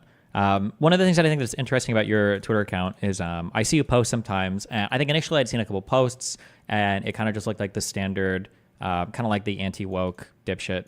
There's like an archetype right now online. I'm sure you're aware of it, but it's the person who is like a centrist nonpartisan who just so happens to support Donald Trump and attack Joe Biden on literally every single possible issue. They're very concerned about the democracy and the Democratic Party. Now they've become very, very, very concerned. Oh yeah. It's like, and I saw a few tweets like that. I was like, okay, well, it's just another one of those people. And then obviously I've seen you tweeting, taking shots the other side, and then so I kind of like pay a little bit more attention. It's like, oh, okay. It's very, very, very difficult to find online. The word now is influencers. It's what I use to describe myself. It's kind of cringy, but listen, I'm 35. We all use influencers now. But yeah, I guess like writers, YouTubers, or whatever, who seem to genuinely have kind of like their own point of view. Even if I disagree with parts of it or even large swaths of it, it's very hard to find people that don't just like fully fall into one particular camp. And I think my biggest frustration today is I feel like you have, the way that I summarize it is you have like these two extreme groups. You've got the far left and you've got the far right. But the far left in my mind, when I'm thinking of like the crazy progressives, represent a very, very, very small part of the overall voter base of the far left. Like they've got power in like school administrations, and that's about it. Like they have no power in Congress. The progressives disavow even the Justice Dems now. They don't like Bernie Sanders or AOC anymore after the Israel stuff. And so that's like the far left, right? They exist on Twitter, they exist in schools, and that's about it. And then the far right, in my mind, is like 90% of the Republican Party right now are the people that support Donald Trump. And the frustrating part for me, I guess, is as much as I might not like things like trickle-down economics, right? Like I might think that like, okay, well, this obsession with give more money to business owners and magically people will come out like, this is stupid. I think that type of counterbalance to the other side where it's like 15 an hour, that's the start. We need 25 an hour. We need 50 an hour minimum wage. It's like, okay, well, this is very stupid. Like that type of like counterbalancing is important for like these two extreme sides to fight with each other. I feel like at this point, this sounds like very mean, but like I feel like conservatism is totally like just a waste of oxygen in the United States right now. Like there is nothing of value that anybody or the vast majority of like the Trump supporting movement brings to the table right now. Jesus fuck. I mean, there's I think I agree with a lot of that. So when you say far left and far right, like far left, I think that has a real definition. It's like, okay, these people, they have different views on Joe Biden is different from Ayanna Pressley on Medicare or something like that. Okay. On the right, it's weird because it's 12 years ago, like there was a Tea Party thing, and it was actually about ideology. It was like this person spends too much, and we have to primary them, and like a bunch of people were knocked out in like primaries because there was an ideological fault line within the Republican Party. Yeah, Trump comes along, and what determines whether you are in good standing with the party is your loyalty to Trump. So like Liz Cheney, like Donald Trump Jr. will go online and be like, she's a warmonger. We don't want her in our party. They love Lindsey Graham. Okay, Lindsey Graham loves war just as much as Liz Cheney. Yeah. The only difference between these two people is that one kisses up to Trump and one does not. And some of these sort of economic, more leftist people on the right, like J.D. Vance, who says like nice things about labor unions, and like other people who are like the Freedom Caucus, who are more libertarian, they're okay with Trump too. If they say a word about Trump, that's it. You're canceled. And so it's not even right. I mean, Trump is like more moderate on some things. I'm not going to cut Social Security. I'm not going to cut Medicare, but I'm going to round up all the illegal immigrants.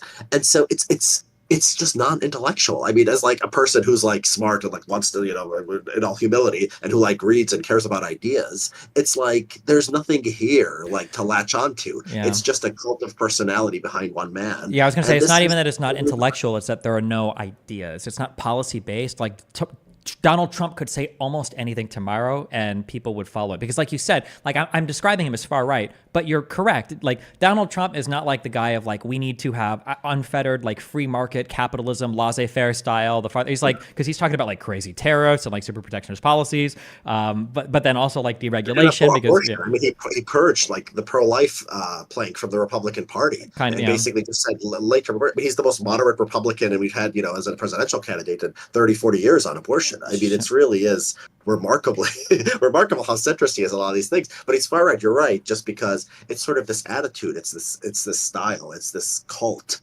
and you're right. There's just, I mean, when you say they're a waste of oxygen, I understand. I mean, there's nothing there for like a smart person to latch onto, and it's terrible to see like because my friends they're often smart conservatives. They went to the best law schools or whatever, and they become MAGAs. I mean, their brains, and you probably see it with people on Twitter who've had success in business or whatever. I mean, they just become pure, January 6th was nothing. I mean, they start to become anti-vax. Just if you bring up any flaw of Trump or the conservative movement, they bring up Black Lives Matter. It's just a very sort of petty way to go through life, and sort of an inability to just treat ideas like on their own merits. Like everything is just partisan warfare, and this is sort of what Trump the man has like. They were like this a little bit before. I mean, this was always a sort of instant conservatism, but Trump just just the man and the movement just sort of like fit just completely perfectly.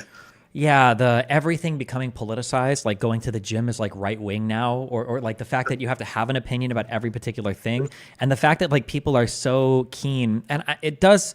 Like everything that I'm saying that happens on the right does happen. Like there's a flavor of it on the left, but it's got so much more extreme on the right.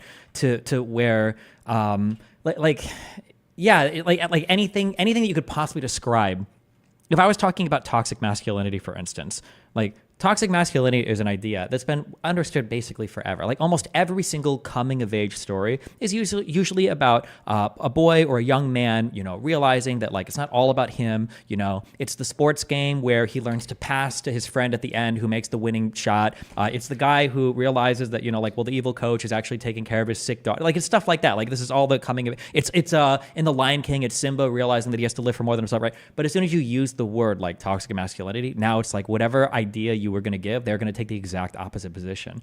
And it's the same for every like social phenomenon, for every political phenomenon, right? Like if you bring up anything related to, like you said, like vaccines or COVID, the mind just completely disintegrates. And the reason why I say more particularly, the reason why I say I feel like it's a waste of oxygen, it's not because I don't like all the bad and stupid ideas.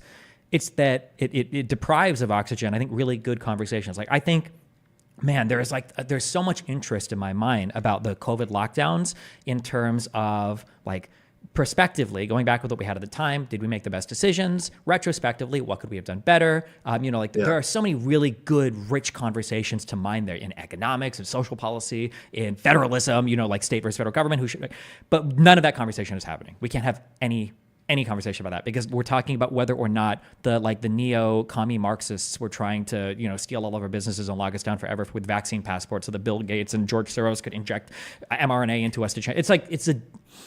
I hate it. I absolutely fucking hate it. Yeah. Yeah, I mean you're right, but I'll say maybe we should just think of why someone would sort of be so annoyed by liberals they might go in the opposite direction. So you bring up toxic masculinity, good example. I mean, it is like idea like masculinity sometimes is toxic. It causes war and it causes violence and people beating their wives and drunk driving and so forth. Sure. Okay, that's legitimate. You also have a lot of crazy people in academia. Now, when they do this thing, I find it sort of like, okay, can you define woman, congressman? Like. They should be able to define it. Like, don't give them this one thing where they say, okay, they can't define women. I'm going to just reject these people, completely, because that's how a lot of people end up on the right. They're like, oh, they can't tell me it's a woman. They tell me, if you're white, you're privileged, and if you're black, and if we arrest too many people and they're one race. I mean, there's a lot of legitimate grievances here. They take it too far and they take it into a stupid direction, unfortunately. But I think there is a kind of a vicious cycle cycle to these things. Yeah, I agree that the sometimes like the over academianizing, that's not a word, but like people will have these arguments publicly where it's like, oh, well, actually, if you're black, you can't be racist to a white person. It's like, wait, really? I feel like anybody can be racist to anybody. Well, no, because racism is when you have an adequate amount of societal power and then you can institute this in a way. And it's like, okay, well, nobody uses racism like that. Like, why would you even have those clips of you saying you can't be racist towards white people? Because you know that it's just going to be a million people, you know, calling white people slurs. Like, you have to be so sensitive, right? They're the people of microaggressions. The left says, oh, you know, you have to watch out for your dog whistles. You say this and that. And then they're just getting up there and saying, you know, white privilege, you know, toxic masculinity. And they're talking about men and they're not being careful. With their language, you stole that from me. Yes, no, that is 1 billion% true. One of the really irritating fucking things about that is progressives. One of the complaints that I have, just lit up like 5 areas in my mind. One of the big complaints that I have is that people on the right, okay, for better or for worse, one of the things these motherfuckers should be good at is picking out conspiracy theories, because these fuckers see conspiracy fucking everywhere, okay? However, because of their political inclination, they can't talk about anything having to do with Russia or any type of like foreign intrusion in our social media. That's like obviously happened. Like nobody serious denies this, I don't think. That there's like a huge interest internationally in fucking with American media, but the right can't talk about it. And then on the left, these people should be the people that are the most specially equipped to talk about things like anti-Semitism or racism or whatever. But when it comes to criticizing non-white people about it, they can't say a word about it, right? So we had all this stuff about Charlottesville and, you know, not letting the Nazis, you know, kill Jews or whatever. But when people are literally celebrating Hamas, or when Kanye West is talking crazy shit about Jews, it's like, well, now the progressives are completely and totally fucking silent on it. And I think the progressives are critical of Kanye West at this point. They might be at this point. But at the time, there wasn't anywhere near the pushback. I don't even actually know. No, I don't think there was as much pushback against Ye as there was against like the Charlottesville stuff. I think that somebody emailed me this, and I think I agree. The pushback against Charlottesville wasn't because of the anti-Semitism; it was because of the white supremacy. People on the far left don't like white supremacy, and Nazis are white supremacists, but they don't care about the anti-Semitism as much. And if the anti-Semitism is coming from a minority, I don't think they have the same energy for it. Yeah, I think that's right. I think that's always right, and I think that, but it's an amplifier too. If the anti-Semitism is coming from the white nationalists, and it's like, okay, this is Hitler. Then it's coming from the left. It's sort of like, you know, their heart's in the right place. They just want the Palestinians to be treated a little better. I think there's that kind of inclination. Although I will say, the anti-Semitism thing on the left, I mean, it exists. But conservatives really, I think, do overplay it. I mean, they had these hearings in Congress, and they would bring in these students. And they would say, you know, I feel unsafe on college campuses. It's like, come on, guys, you guys were making fun of this. Like, someone could even yell at your face and say, you know, I don't like Israel, I don't like Zionists. You're not unsafe. I mean, I think this is a sort of concept creep that, you know, conservatives have sort of played into lately. Maybe, yeah, it's possible. Although, if you're a progressive, it's really hard to make that argument when you've been the party of microaggressions for 10 years, you know, where you're trying to say that somebody saying they prefer, you know, straight hair to curly hair is something that makes black people feel super uncomfortable everywhere. Well, now all of a sudden, as a Jewish person, you're supposed to be okay with people saying, you know, holding up the Houthi flag and then trying to explain to you how, well, actually, when they say death to America, death to Israel, and death to the Jews, that's not actually anti-Semitism. They're actually speaking about anti-colonialism there. Okay. And it's like, really? Okay. Yeah. Yeah, I mean, you've got to. I mean, like, this is like a thing where you can always point out others' hypocrisy. I mean, someone's got to break the cycle, and this is what I tell my conservative friends. It's like, you're going to point to this thing where they're hypocritical, they're going to point to this thing where you're hypocritical, but like, we go down that path, it doesn't take us anywhere good. Just be better. Just be better. It's probably going to be to your political advantage if you come across as like a normal person who is, you know, who is not that angry and who can sort of speak with nuance. Like, that's appealing to like people who are just sort of tired of politics and don't care about anything. But I don't know if that's true. That's my issue. I think that's actually totally not true. I super disagree, and I wish I didn't. But you think if JD, I was telling someone this example. What if JD Vance came out and gave a speech where he's like, I am outraged by all the sexist attacks on Kamala Harris. She is a good person who has been a faithful public servant for whatever 15 years. We're gonna debate the issues, and you know we're gonna have a good, clean election or some shit like that. Do you think that would be good politics for him or bad politics for him? Horrible politics. Really? I don't think. I mean, like, let me ask you this question: what is Trump's policy platform? Because so your idea is that it will actually make a policy. So the there is no policy. Conservatives don't even have that. I think that's why we've been talking about like trans issues for like 3 fucking years. I think it's because conservatives have no policy platform. It's whatever Trump says, and it's like the social issues that are all kind of wrapped up in that. Yeah, well, the way they would run it, and this is why they would be advantaged, because they would just say inflation, border. You're right. They wouldn't have like detailed policy proposals, but they would just say that stuff, and like people would say, "Oh, they're seeming moderate and high-minded." But this is Trump. This is not who Trump is. It's not who Vance is. And then like, "Oh, inflation. We don't like inflation. Therefore, Trump is going to be better on inflation." I mean, it's not going to be that sophisticated. On the policy thing, I mean, they did rewrite the platform to just make it whatever Trump says basically. There is sort of, but I do think there is a predictability to what the policy is going to be. So like if Trump gets in office, he's going to appoint the same judges that Ron DeSantis did. He's going to probably appoint many of the same people to the federal agencies. So I think they're going to try to cut taxes. They're going to try to do a corporate tax cut of the individual tax cuts, which are going to expire. So the campaign doesn't care about issues, but there is sort of a consistent policy direction you could predict if and when Trump wins. A little bit, yeah. But this gets more into the intellectual side of things as well. Do you do like a lot of econ or any stuff like that? A little bit. I mean, I do some economic analysis, sure. Yeah, I think I guess like one of the issues there too is that I think people don't realize a lot of the times that what they're asking for, I think, is contradictory, and they don't understand that. So, for instance, like people will say things like, if you're voting for Trump, then like I think these are 4 statements that are probably true. Is 1, you support lower taxes, so you want tax rates to come down. Okay. 2 is you are probably for the tariffs because fuck China and because Donald Trump wants the tariffs. 3, you probably broadly support the idea of made in America. You want more American-made stuff, no more foreign shit. But then 4th, one of your chief complaints are things like inflation. And all 3 of those prior things are probably going to make prices on everything go up. So you have like a lot of this like contradictory desire as well. And I don't even think people necessarily realize that they're asking for things that are mutually exclusive or like impossible with one another. So they support certain policies, but they don't even necessarily effect the answer they're looking for. Yeah. So this is, this is also, you're right, but this is not in this case, it's not an exclusively Republican problem. I have a friend named Brian Rydell who writes about entitlements.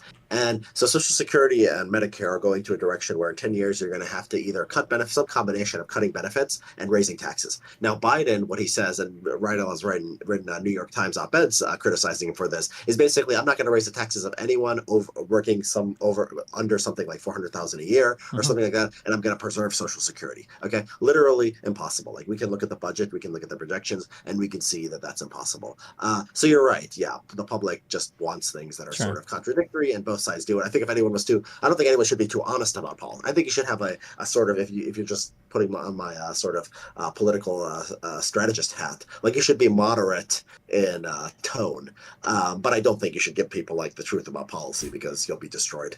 Maybe, sure, yeah. I think that's a problem though. To give an example of the other side, people that complain about the unaffordability of like housing. So students want like all their student loan debt forgiven, but if that were to happen, then housing prices would increase even more because you now have like a ton of students that are in the market looking for houses with a lot more money. How much do you think? I feel like something I've been paying more attention to over the past month is I really feel like social media is rotting the political brains of Americans. I remember hearing 7 or 8 years ago, I grew up very, very, very conservative. Like reading books by Sean Hannity and Michael Savage of Savage Nation and listening to all the talk radio guys, all the Rush Limbaughs and all of the Glenn Becks and everybody. I followed Glenn Beck into the Tea Party movement and everything. I was a big Ron Paul guy in 2008. I was so happy, I think like 7 or 8 years ago when my mom was like, I don't really watch Fox News anymore. I get my news from other areas because I thought she started to broaden her media digest, and I found out that it was just memes on Facebook. I thought you were going to say it was Newsmax. There's a lot of them ditched off because they thought it wasn't hardcore enough. Yeah, honestly, it probably is part Newsmax and OAN too. But yeah, holy fuck. There is like no shortage of, and I am alternative media, but my God, like alternative media trash that people one thing people don't talk about, like the average viewer of like these cable news channel is like 80. Like the average. Yeah, it's something ridiculous. It's like a huge portion of these people just have dementia, right? And I would turn on Hannity sometimes, and it's like, it's amazing. It's the same thing again. It's like, I was watching him like last year or something, and he was like still talking about Michelle Obama and still talking about Hillary Clinton, still talking about Kathy Griffin. And there was like it was like, it could have been out of 2018, like, or 2015. It could have been literally the same show, right? And like, who does this appeal to? It's people with Alzheimer's who don't remember he was 2 years ago talking about Hillary Clinton and Michelle Obama. So yeah, the gerontocracy is one of the things I've read about. People who think of it in terms of, oh, Biden and Trump are too old. That's right. But there's a lot of old people with a lot of money and a lot of political influence and who vote a lot and whose brains are not functioning all that well, and who are having a major impact on our politics. Yeah, I see on Piers Morgan now, whenever he's debating on this Trump stuff, he's always bringing up like, oh, well, you think Trump is a fascist? Well, did you know that Obama deported more immigrants than any president? And it's like, bro, it's Obama's not running for president. It's been a long time, dog. Yeah, it's stupid. What do you think is the future for? Do you think that it matters if people have a factual understanding of the world? Yeah, I mean, yes, it does matter. I Why? think it's Why and true. how? Well, I mean, it matters. It obviously affects their behavior, right?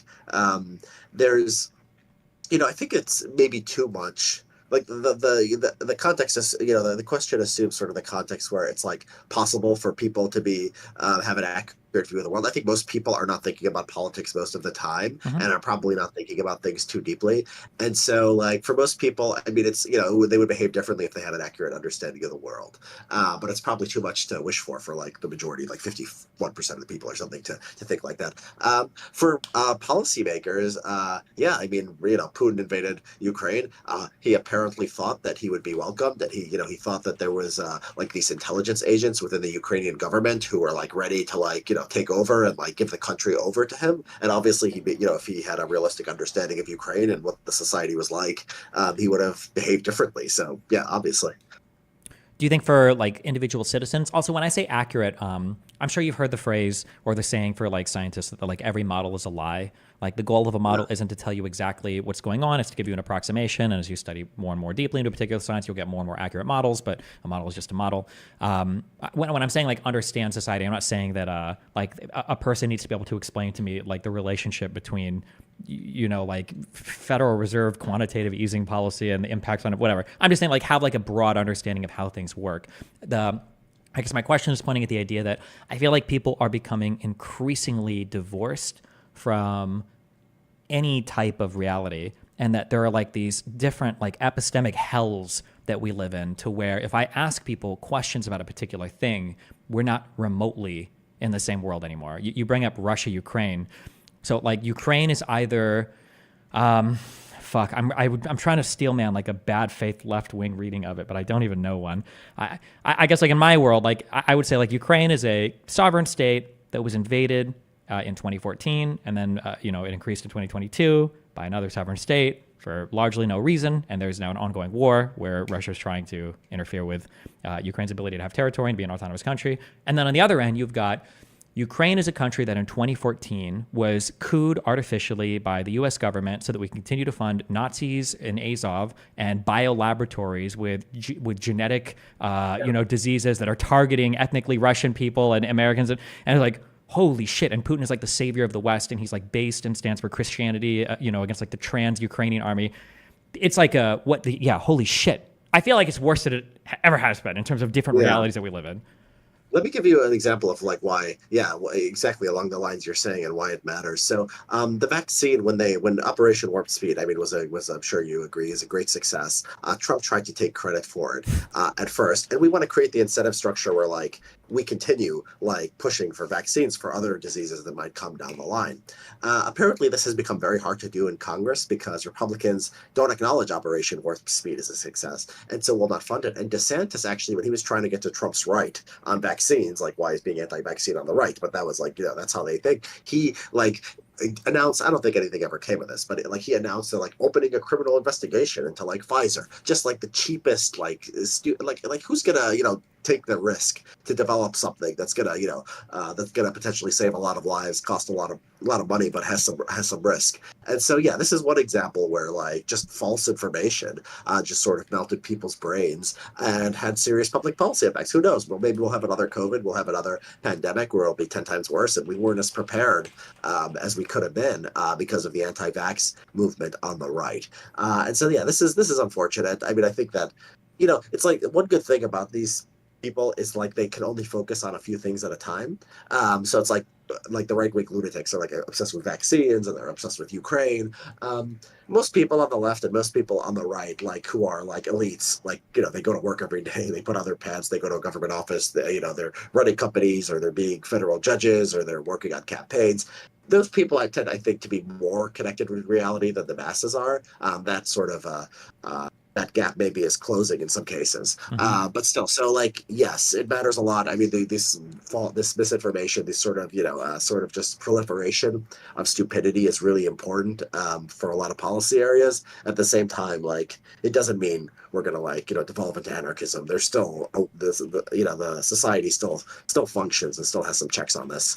I hope you're right on that. I think one of the concerns that I'm having is I feel like so like as much as people would say like, oh, Bush is a fascist and this is horrible and blah blah, and he did do some things that I would consider really bad. I haven't done like a deep dive into reading on it yet, but I'm still not entirely sure why we invaded Iraq. Like even from the Bush admin perspective, like I know that we use the weapons of mass destruction. Like, I don't even know what the foreign policy goal. Oh, it's confusing. Yeah, I have a book called Public Choice Theory and Illusion of Grand Strategy. I have an entire chapter on the war on terror, and basically the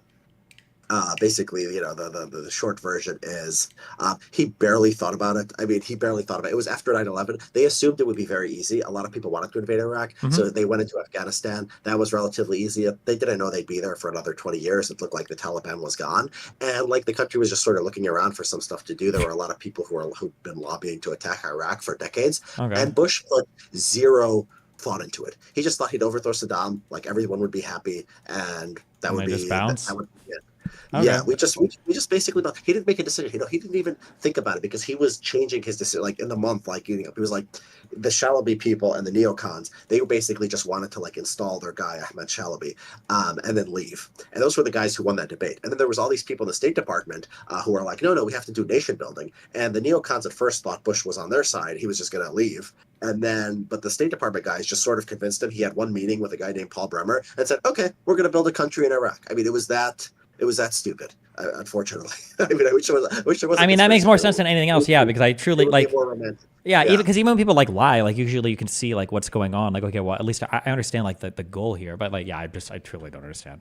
One of the things that bothers me, in regards to what you brought up for Warp Speed and stuff, is that with the new direction of the Conservative Party, like I kind of have felt like at least the progressive, like social justice warriors, SJWs, we used to call them in the past, I kind of view them as like American haters. So like these are the people that you went to if you wanted like a healthy dose of self-loathing, or if you wanted to check, your unbridled arrogance. And it's like, oh yeah, okay, we are racist, we are white supremacist, we killed all the Indians. Like fuck, okay, yeah, we are horrible. And then the conservatives are who you went to, where it's like, okay, actually, America's awesome. We were the back-to-back World War champions. Like we saved the fucking world and everything. We didn't even lose in Vietnam. Fuck those people, right? And you'd have like this kind of like tension of where, okay, well, we got to take credit for some things, we got to not take credit for other things, or take responsibility for other things. I feel like when I think Warp Speed was probably the first time where it's like, this is where I would have hoped that you have this right, where I view Operation Warp Speed was like, in my mind, this is like one of the crowning achievements of capitalism and globalism and free market like economics. You've got like multinational corporations that are working across the globe with other companies, with using combinations of public research with privately funded research with a government incentive to create like a historically quick vaccine for a new. It was like everything about this is so cool, and nobody can take credit for it. The left won't take credit for it because fuck Trump and fuck Warp Speed, and they kind of talk about the vaccines, and the right obviously is now completely anti anything having to do with medication, unless I guess it's like TRT or things to make your dick hard. And it's just like, it's sad because like nobody, it feels like everybody in this country hates this country right now. And conservatives at least used to be the people who are like, well, listen, fuck you, America's awesome. And now conservatives are like, well, actually, I don't even know if the good guys won World War II. And it's like, the fuck? Well, okay.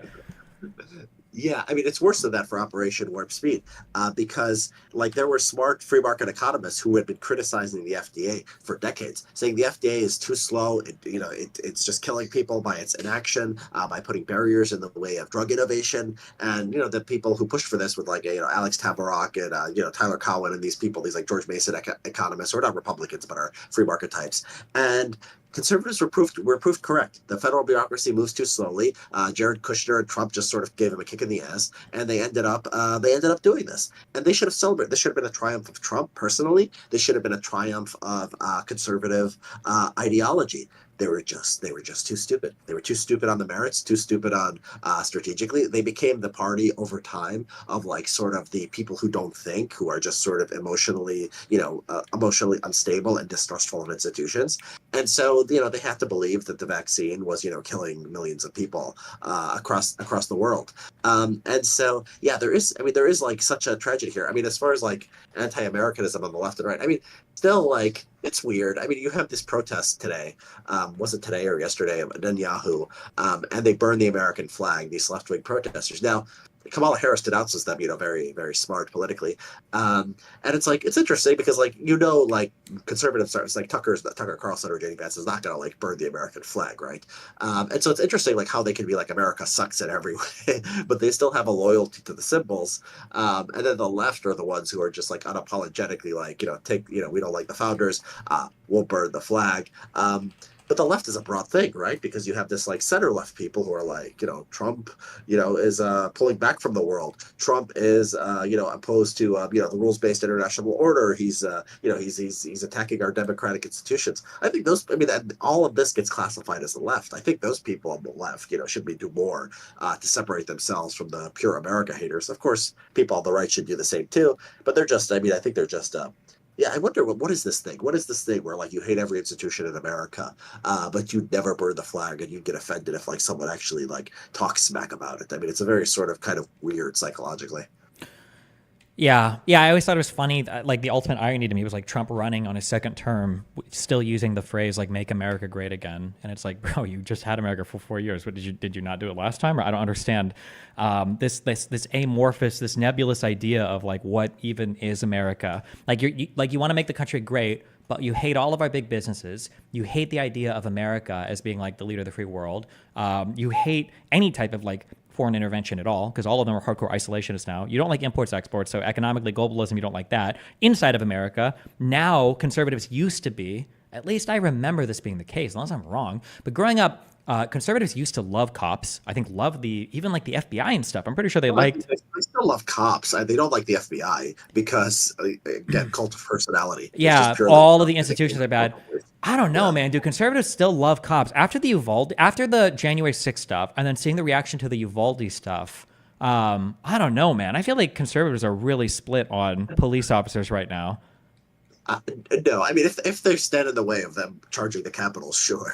Yeah. If they arrest Trump, sure. The default is still pro-cop. I mean, I think that you see, they have a flag. I mean, they have an American flag with a blue line in it, just like the cops get their own flag. I mean, you can't do more praise than that. They do have their own flag, but then, I mean, similar to thinking like, did the left really support Jewish people and come out against anti-Semitism, or did the left just hate white supremacists? I have to wonder for conservatives, do conservatives really feel like they're backing the blue when they support cops, or were they just super anti-BLM? Like did Blue Lives Matter actually feel like a thing that conservatives felt was important, or was Blue Lives Matter just a protest against Black Lives Matter? I'm not sure. I mean, it's against Black Lives Matter, but at the same time, they're anti-crime. I mean, they are anti, maybe too much, maybe too hysterical, but I mean, they do want cops to basically have more rights and clean up the streets of San Francisco and so forth. I think that is one thing that's sort of consistent. Well, anti-crime, except when it comes to the president of the United States, apparently. No, the Trump cult supersedes all. But then there's like a second layer of like some things that actually are, not related to that. Sure. But you're right. Yeah. The cult is everything. People don't get this. Like when DeSantis was running, I wrote about this because people are like, oh, they're going to like DeSantis because DeSantis is like Trump without the baggage. He's going to fight wokeness. He's going to fight, illegal immigration. Mm-hmm. And so it's like, no, they didn't want that. They wanted literal Trump. Like that was the whole point. It's like the cult of personality, mm-hmm. right? And DeSantis like ran his campaign in such a sort of wimpy way. I became disgusted with it over time. But I think we tested the hypothesis that it's like anything but the cult of personality, and it came out, no, it's just the cult of personality. They just really, really love this guy. Yeah. I thought DeSantis was going to be like a huge threat to Trump because he's everything that Trump represents policy-wise. Plus, he's got a proven track record as governor, like arguably one of the most successful Republican governors. Are with him. I mean, the Claremont Institute, mm-hmm. these guys, most conservative influencers who are somewhat intellectual, they were pro-DeSantis. Like the Laura Loomer type. Like, there's some who are just completely retarded who have no sort of ideology at all. Those people were always pro-Trump. But the conservative intelligentsia, I mean, as soon as it became clear, they got on the Trump train. They weren't gonna oppose him. Yeah. I feel like there's this huge alternative media ecosystem right now. We have a whole bunch of these people that call themselves like nonpartisan, but all of them are hardcore anti-establishment, and basically all of them support Donald Trump. So you have like I would say like your Tim Pools, your Joe Rogans, just like this whole media apparatus of like these guys. None of them will call themselves conservatives. They might say they're libertarian, but they're like opposed to immigration. They're opposed to every like I think classical like libertarian idea. They'll say they're libertarian. They say they're centrist or whatever. They're nonpartisan, but they'll always come out for Trump. And they host this like circle of. Oh man, you did foreign relations, so hopefully I don't step on any toes here. But what people that I would consider to be hack academics, so your Mearsheimers, your Dr. Robert Malone's, that will always have like an audience in these kind of like centrist shows. Do you have any thoughts or feelings about like the coming together of certain types of public intellectuals or academics with like the centrist like media apparatus? Yeah. There is, I mean, I think this is more a Trump cult thing than them being like associated with conservatives. A lot of these people like RFK. Rogan says he likes Bernie. Now, what do Bernie and like RFK and Trump have in common? Anti-establishment. Policy-wise? Yeah, exactly. I mean, there's not really a policy thing. It's just like, I like that, I'm anti-establishment. Trump is, people who are anti-establishment are drawn to Trump. And some of this is just like low-level schizophrenia. I mean, I was watching Brett Weinstein the other day. Oh, God. The one where he was talking about how they tricked us into thinking that Biden was dead by not having him give a speech for a day. And yeah. And that the point was to get away from the conspiracy theory of like what really happened with the Trump assassination attempt, right? And so this is just like Weinstein is an interesting character because he has 1 million followers on Twitter, and it's like he's not really ideological. He's just like consistently stupid. Like he just believes like the Chinese are sending illegal immigrants and they're genetically programmed because of the one-child policy. He says these things that are just absolutely crazy. He thinks the October 7th attack was to distract us. There was this outing of this like one conservative influencer or something, and he was like, the October 7th attack was to distract us from this, or the outing was to distract us from October 7th. I don't know which is which, but it's like one of these things is to distract us from the. I mean, this is schizophrenia. This should be treated as like a mental illness, right? And well, but Trump it's a majority of the people on that side, though, right? These are like really popular figures, and I think most people buy into this stuff. Like when I talk to my parents today, they believe in every single one of these theories that January 6th was either fake or Antifa, that the vaccine was evil and horrible, that Russia's really not as bad as Biden is trying to make us believe. My mom is a Cuban immigrant. My parents both did 20 years in the Air Force in the Cold War, okay? And these people now, are like fully on board with, and it's like watching the change, even my parents, I'm like, Jesus fucking Christ. They believe in all of it. And it's the majority of people. It's not just like before I would say, like if some guy wants to argue, to make the anti-libertarian joke, like, oh, libertarian wants to argue there should be no age of consent. This is like 1% of people. Not even amongst libertarians, most people don't believe this, right? But now it's like, what percentage of Americans believe that like the election wasn't authentic in 2020? For Republicans, it's like 70-ish%, depending on what poll you see. 70% believe the election was stolen. Like the votes were not real. And it's like, holy shit, that's a big problem. Yeah, although the conservatives, what they'll point to, and I'll tell you, why it's the same and why it's different. Mm-hmm. What they point to is they can find polls from 2016 saying that, the election was stolen for Trump, like the Russians actually changing the vote. I don't know if it's like, it's like 30% or something like that. So that's true. And there was another poll recently about the assassination attempt. I don't remember what it was. And conservatives on Twitter run with this. Oh, look, liberals are just as bad. Now people are like stupid, all the time, and they have partisan conspiracy. The difference is, from Republicans, they are playing to it, right? It's like these politicians, like Marjorie Taylor Greene and like Lauren Boebert and Trump himself. And there's influencers like Brett Weinstein who are sort of conservative, sort of not. These people are spreading out that they're profiting from it. They're getting elected, and they're having political gain based on it. Liberals, it exists in spite of like the liberal establishment acting relatively responsible. Now, if there was like liberals, a group of liberals who, and this is why it goes back to what I was saying at the beginning of our conversation, liberalism is sort of like an intelligentsia. Like that, intelligentsias can go wrong. Intellectual communities can, believe in crazy ideas, but there's some check. These are people with brains. These are people who read. Maybe they're too naive. They trust the experts on every question or whatever, but they're not just going to go in these random directions and buy into these random stupid conspiracy theories. If they did, I mean, there would be a market for it if you just wanted to be and there are some, there's like Keith Olbermann. I mean, they're just people who are crazy. He's probably not as crazy as like Laura Loomer, but I mean, there's people who are crazy and have huge audiences. but they're segregated. They're segregated from sort of the responsible left, and especially in the Trump era. I mean, Ted Cruz is going on Alex Jones. I mean, there's no barriers at all. Between the crazies and the politicians and the elites. One of the frustrating things, I don't know if you've watched my descent into chaos over the past couple of weeks since the Trump assassination attempt, but one of the things that's just like, I'm just like so fed up with it is that like every single time something bad happens that can ostensibly be blamed on the left, even if it's a Republican shooter shooting at Donald Trump, like the left has to be out there saying like, guys, we're so sorry. We're going to try to turn down the rhetoric. You know, when Biden was running, you know, there had to be a disavowal over the BLM riots. You know, it was like violence isn't acceptable. We always expect the Democratic leaders to come out and say, you know, this isn't good. This isn't okay. And then on the Republican side, it's like January 6th. I mean, what part do you want me to condemn? When the FBI staged it, or when Antifa were the ones that broke in, or when the police officers were the ones that walked them through the building? And it's like, okay, well, what about the Gretchen Whitmer plot? Oh, you mean the one that wouldn't have happened if the FBI didn't facilitate the entire thing? It's like, okay, you know, well, what about when, like, every single conceivable possible thing you can bring up was actually the liberals' fault, and conservatives will take responsibility for absolutely fucking nothing, and they get credit for taking responsibility for nothing, and they get credit for, like, blaming it on the other side, right? And it's like, Jesus fucking Christ, the media environment here is not the same, you know, for these two groups of people. You know, on one side, you've got Donald Trump, whose son-in-law, you know, is managing hedge funds or is part of organizations that are signing $2 billion deals with, you know, the Saudi Arabian crown prince. And then on the other end, you've got how many different news stories and investigations on Hunter Biden's cock, you know, or the Hillary Clinton email stuff versus like the Mueller investigation. For as much as people want to talk about it, turned out nothing. That's not true. There are a lot of good pieces of information that came out. Aside from the credible indictments, there's a lot of good information that came out from that. Way more than came out from the fucking Benghazi hearings and the fucking Hillary Clinton email obsessive shit.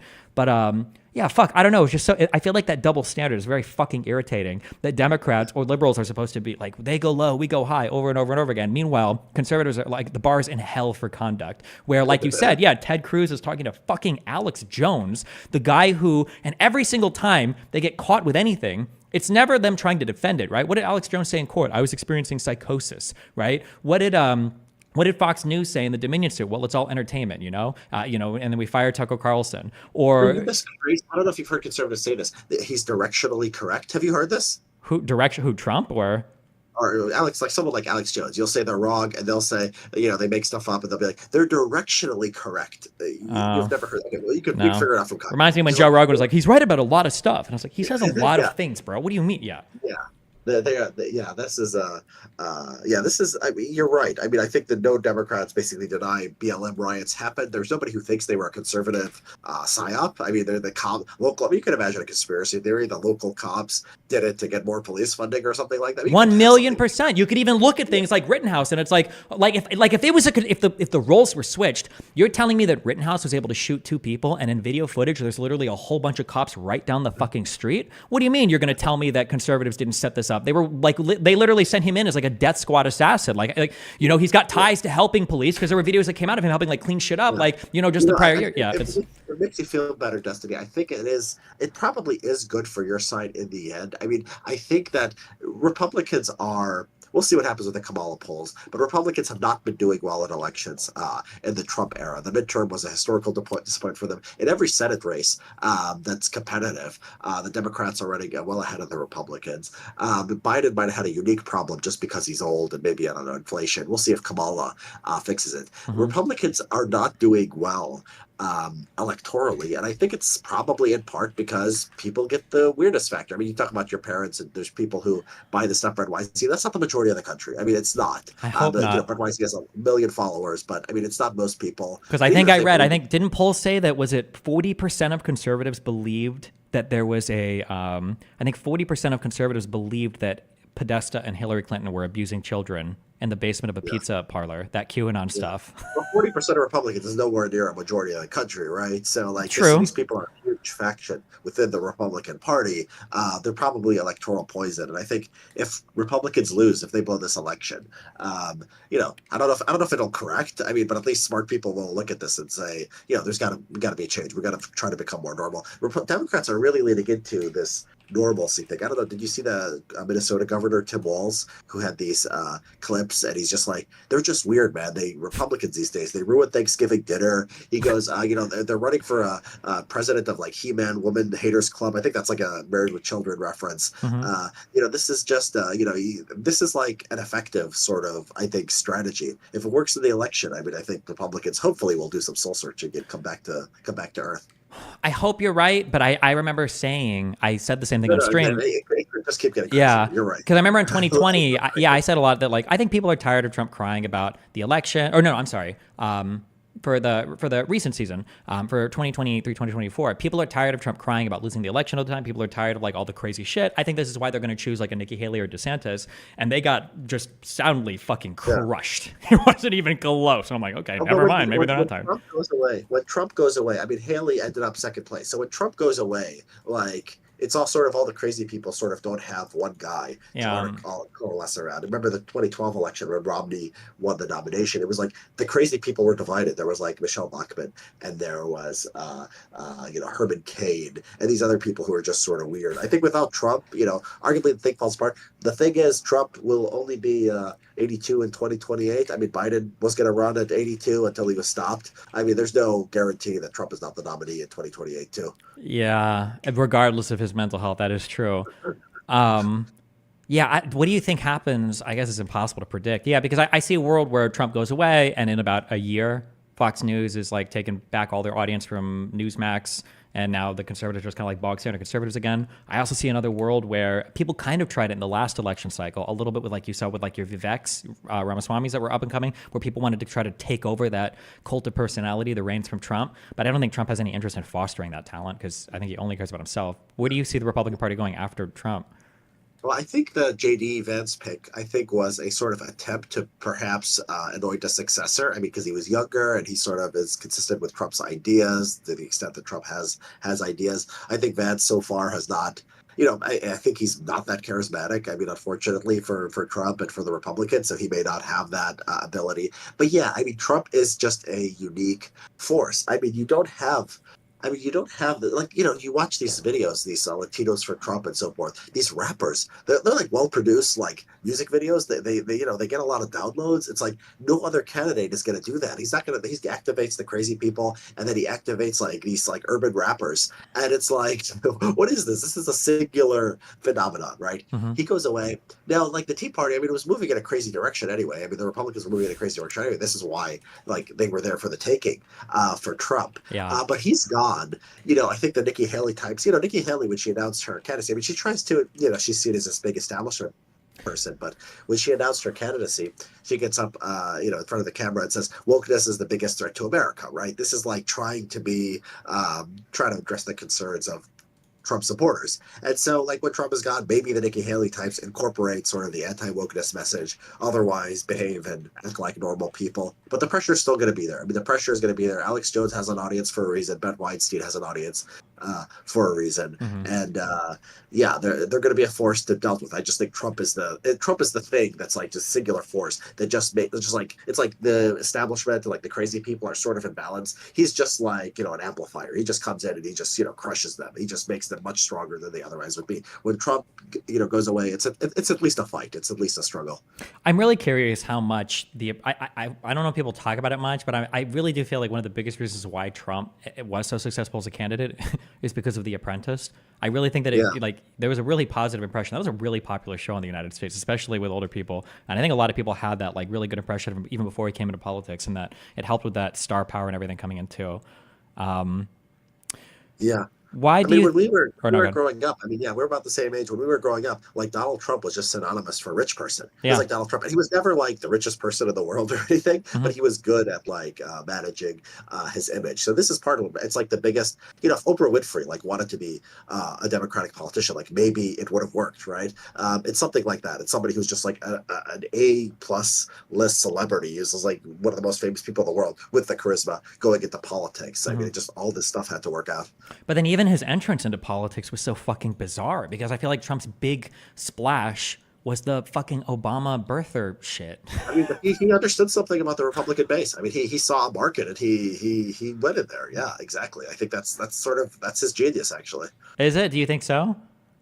Yeah, I think he has. I think he has a genius as far as a instinct for what the Republican base wants, because fundamentally he is like them. He watches a lot of TV. He doesn't like foreigners. He's very sort of crude in his habits. He eats McDonald's and likes gold toilets and so forth. I think he's fundamentally them. I think he's like a kind of a natural leader for them. I could agree, maybe kind of like the natural leader stuff. I'm still not sold on him being like secretly like a genius. I think that one. No, I think it was he understood. It was instinctual. It's like it wasn't like 2012. I'm going to talk about birth certificate. By 2016, I'm going to run for president. It was just like he starts talking about it. He sees the reaction. Oh, sure. He's got like a natural inclination towards that crowd for sure. I could agree with that. Yes. Yeah. Yeah, and even in 2016, when he goes, the rape, they're sending their rapists, when he makes the announcement, some of them are good people. It seemed like accident. It doesn't seem like that was like a planned line, but he just saw there was such a reaction to it, and like people tried to cancel him over it. This made like a kind of a reaction to it on the right, the illegal immigration issue. He took it and ran with it. Yeah, it's not a master plan, but it is sort of an instinctual moving towards a goal. Sure. Do you think that I feel like there are people online. I don't know if this has always happened historically, but I feel like there are people online. I call these like your mindfuck moment, where a person's entire political ideology is defined by one singular moment or struggle that they've had. So I'm looking at. Did you know anything about like Eric Weinstein? I think it's Eric, right? For the Evergreen College stuff. The one who was at Evergreen was Brett. Oh, Brett Weinstein. Okay. Did you see the Evergreen College stuff? I followed it. Yeah. Yeah, so I went back and I read. I kind of assumed for a while that he was always like kind of crazy, like anti-woke dude. But I read a lot of the stuff that he had written in terms of the emails and stuff, opposing that like the day of absence or whatever. And I feel like everything he said was really on point. Like I could have seen myself writing something like this is everything. I agree with this 100%. He supported the message. He supported the cause. He just felt like excluding white people is a lot different than some people volunteering to step back. And because of that protest there and his getting like kicked off campus by the kids or whatever, which was wrong. I think that the kids were in the wrong. I think it was stupid. I don't agree with any of them. But it feels like people have this tendency to, when somebody does something that you don't like, rather than saying like, that's so fucking stupid, I'm going to figure out like what's way better than that. People do this thing where like, that's so fucking stupid, I'm going to do the exact opposite of that. And I find like Jordan Peterson and Bill C-16, I think it's the same thing. I think Joe Rogan at COVID was the same thing, where people have these like one moments and now the rest of their political identity is shaped around being a reactionary to that moment or reacting to that moment. Yeah, I mean, I think that it is audience capture. I mean, people use the term, but it is true. It's sort of addictive. I mean, when you get when you get a lot of attention. I mean, Jordan Peterson almost strikes me as somebody who's like not really psychologically suited for what he's doing. I mean, he seems to break down a lot. It seems to have a lot of problems. It seems to have happened. Watching him fight with his daughter on Twitter is fucking hilarious fucking shit. I don't know if you've seen any of that.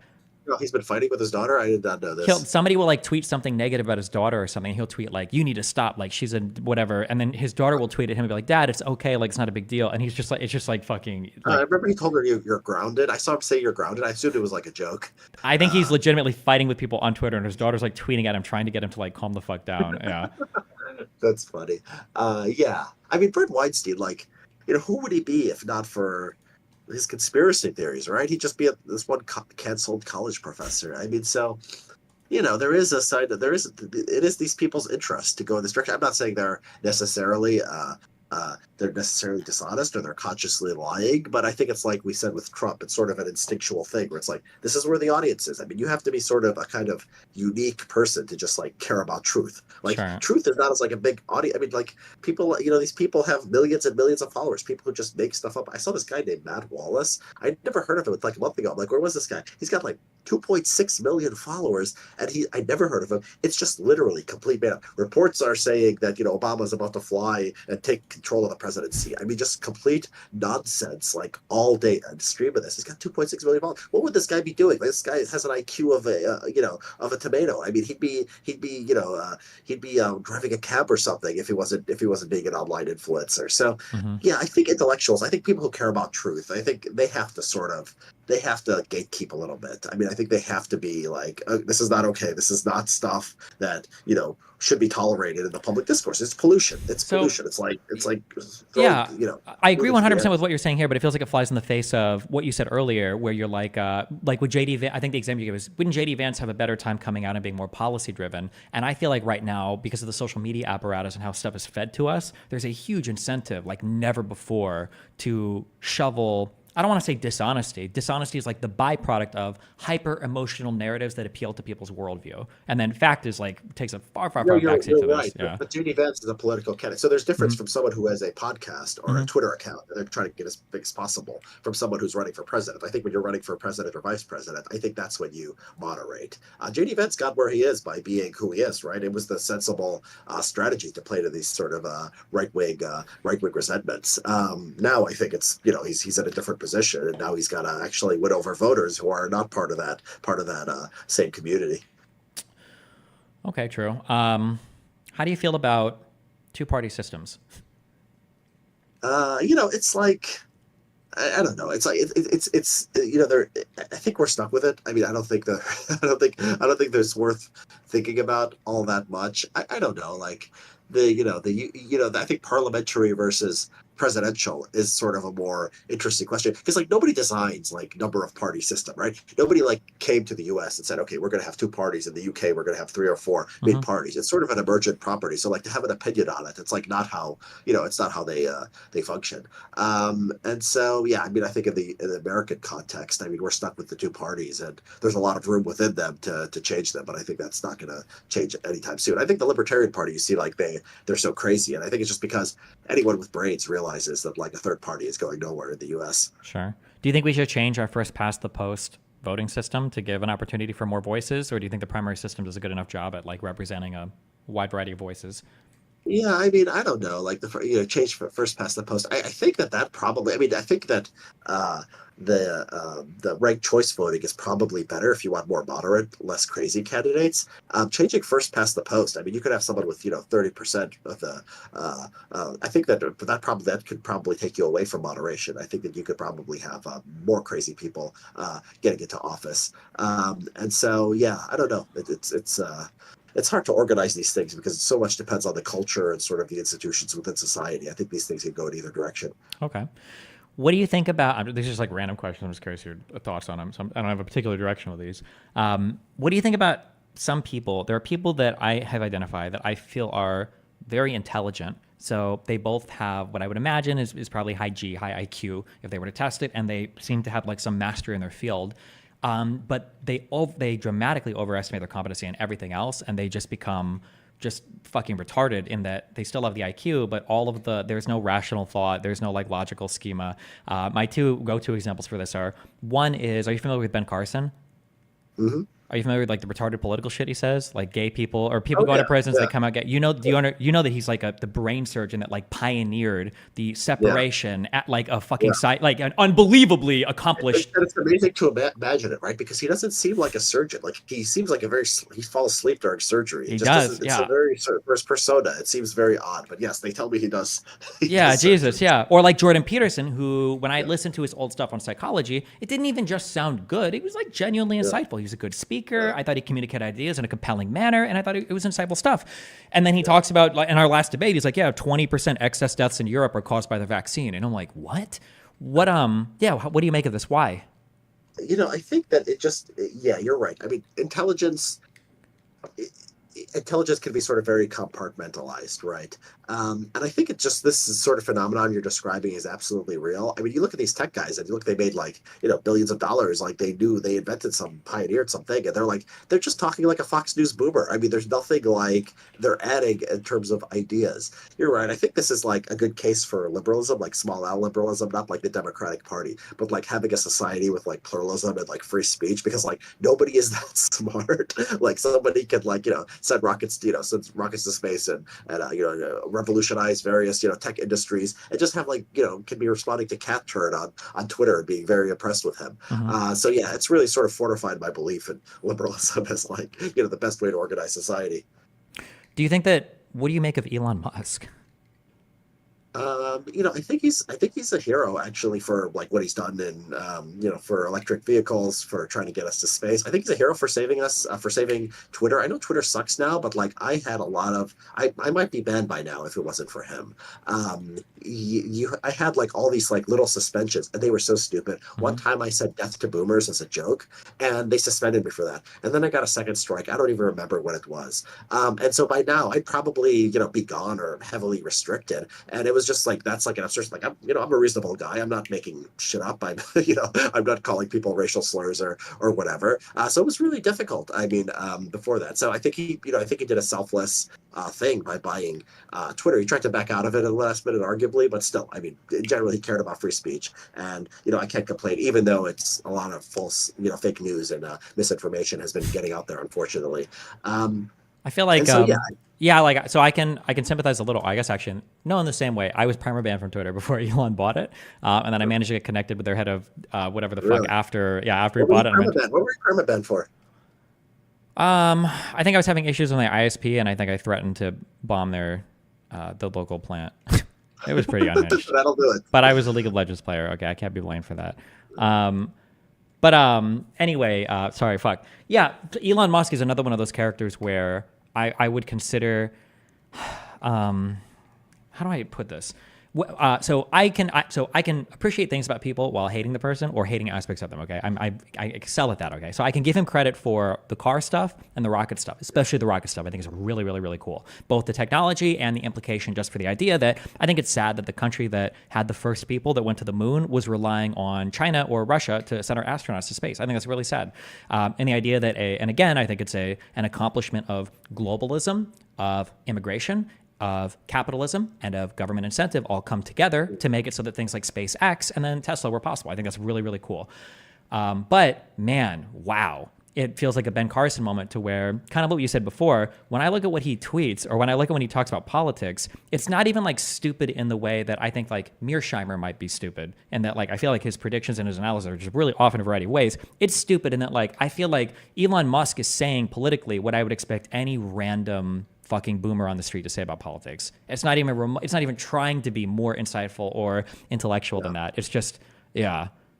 I wonder how much of it, I mean, I'm not, I wonder how much of it he just sort of sees politics, and a lot of these tech guys see it as the way you see a business. So like you're on the red team, and so like when you're trying to raise funds for a company, you're going out there and you're just hyping it to the greatest extent possible, right? You're not thinking in terms of like what's actually true. And I suspect a lot of these guys approach politics the same way. I mean, the way they all just buy into this, the Democrats are disenfranchising their voters. Like no Democrat is even buying this, right? They're just sort of seems like they're just throwing whatever they can at the wall and seeing what sticks. Yeah. And so, Musk, I like a lot of his opinions. I mean, I think he's right on like COVID rules and he went from California to Texas. I think California has done terrible things as far as incentivizing business. I think they were crazy on COVID again, and he was right to push back against that.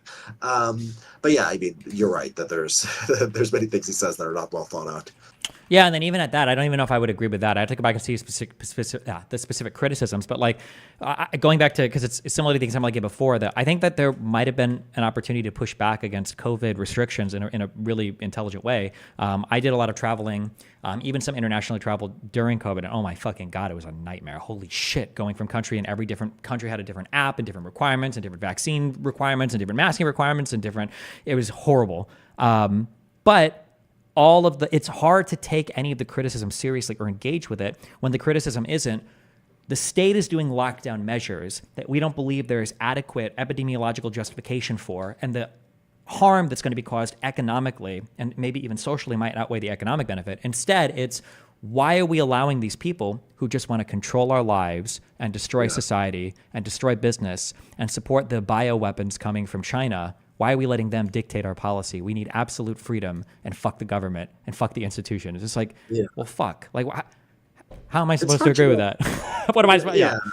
It's hard to distribute blame. I mean, you said all countries were sort of crazy. It's not unique to the US. Like they were masking during Omicron, like after everyone had been vaccinated in Europe. I mean, this was, I think, 2021 to 2022 or something like that. I mean, very late. And the Democratic areas, they kept the schools closed forever, right? And like if the conservatives had been reasonable, would they have been able to push back more and gotten things to change? I don't know. Like it didn't work out. Like where the conservatives were less crazy in other countries, it didn't seem like the rules were much better. I think maybe the craziness sort of, it's like ideally you want a sane society, right? You want people to say, okay, I did a cost benefit analysis and the vaccine is good. Masking children forever and like closing the schools is bad. Lockdowns, we don't necessarily do that. And like maybe that's just like too much to expect that somebody would get that perfectly. All you can have is like, we're freaking out about this and we're gonna like do everything. Or you have these people who just say, F you, you Bill Gates, globalists are not going to be able to tell me what to do. And in the U.S., I mean, like, what was the end result? Like, a lot of these red states, they went back to life as normal much, much sooner. I mean, it was so sad. I live out here in California. You see kids playing basketball outside masking until like a year and a half ago. I mean, it was just insane outside. I mean, this was what the public schools were doing here in California. And so, you know, I don't know. Like, it's like it's easy to be mad at conservatives and like say, oh, they believe a lot of stupid shit, and indeed they do. But at the same time, like from California, looking at the results and how crazy the left went for how long, you know, I think overall COVID has to be credit to that. Despite, you know, I'm the most pro-vax person in the world. Despite that. I guess the issue that I have as somebody who is, I will never call myself a centrist because fuck what that's been basically made into online, the caricature of like any type of nonpartisan position. But I guess one of the annoying things that I have when I debate like public policy or anything else is I have to spend so much, or I used to have to spend so much of the debate basically disavowing everything that my side believes, where it's like, okay, well, I'm going to argue about this. No, I'm not in favor of like mandated passports and masking forever inside your own home. And no, I'm not in favor of this. No, and then once I've got through all of that, then I'm like, okay, so let's talk about this particular thing. I guess, and there's no real way to test it, but I wonder if, I would hope that if there was a more sane conservative side, because I think even prospectively, I think we probably could have done a lot less on the school lockdown stuff, that could have been shortened. I wonder if the conservative side would have been more reasonable there, if there would have been a reasonable voice that was pushing in that direction. And reasonable doesn't even have to mean they get it exactly right. Reasonable, just like even somebody saying there should never be school lockdowns, kids get sick and it happens, okay? And teachers might get sick too, that's the risk. I would consider that reasonable, fine. Or at least it's within the realm of acceptable political discourse, even if I would have disagreed with that person. But when my side is saying, you know, we need lockdowns because kids are getting sick and some teachers are dying, which is true, but like how much is that impacting? And then the other side is saying, okay, so you want to let the Chinese, the Kung Flu, the woke Chinese mind virus that's infecting, you know, and not killing a single fucking person, and the vaccine's killing more. You want to lock down schools for that? It's like, okay, well, fuck. Like, well, I'm not going to agree with that side. Fuck me, you know? Yeah, I mean, you could say either side would be more reasonable if the other side was a little bit more reasonable. Yeah, I think they really, I mean, the teachers unions, I think, were a very malicious force here. There was, you know, you'd read the New York Times and you'd read, you know, Atlantic and so forth, and there would be reasonable people. I mean, I think the liberal consensus, like the elite liberal consensus, again, like the ones who publish for the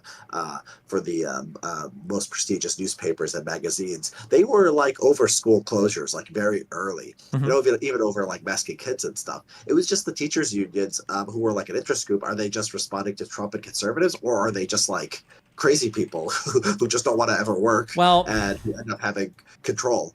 Yeah, this is another issue that I have too for the U.S. in general is people don't seem to understand sometimes like what things are for and what countervailing forces should be for. So, for instance, when people are grilling pharmaceutical execs over like, did you raise the cost of this drug to make more money for your company? Like, you're demonizing this guy for performing his function. Like, they're supposed to make money. That's literally it. They're not here for the moral good of society. If you want to guide that, that's for government policy. Or when it comes to unions, people have this view of unions being like an intrinsically good thing, and it's like they're not. Unions are there to represent employees, and they're there to make the employees get paid more. So, like, you know, whether or not a union is good or bad it carries no normative value. The same that a corporation doesn't carry any normative value. But people will look at like police unions are bad because they don't like police, or teachers unions are good because they defend teachers. And even with what you're saying there, like, well, the teachers unions were kind of crazy. They were just trying to get teachers to work as little as possible. I mean, that's what they're supposed to do, right? That's all. An employee is supposed to work as little as possible for the greatest compensation, and the employer is supposed to get as much work out of you for the least amount of compensation.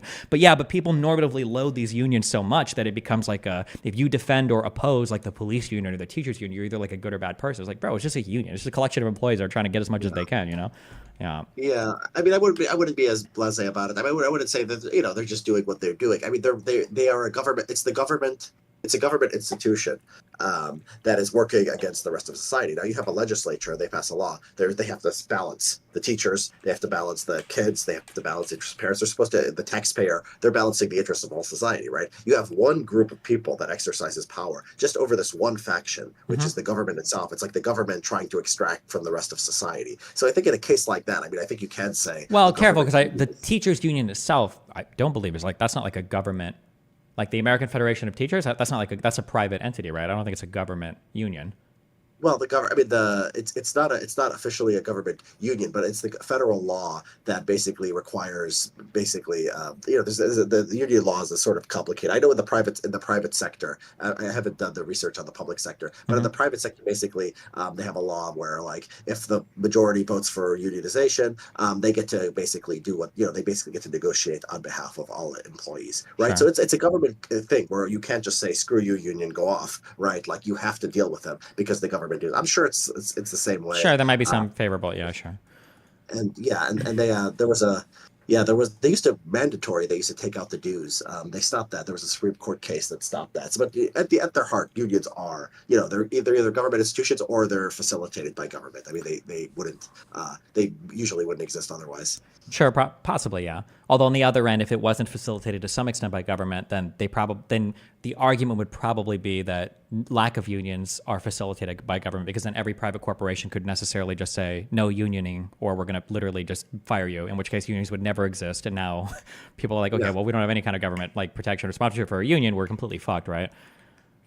Yeah, I mean, from a libertarian perspective, what defends the workers and gets them better wages and better conditions is the market is competition, right?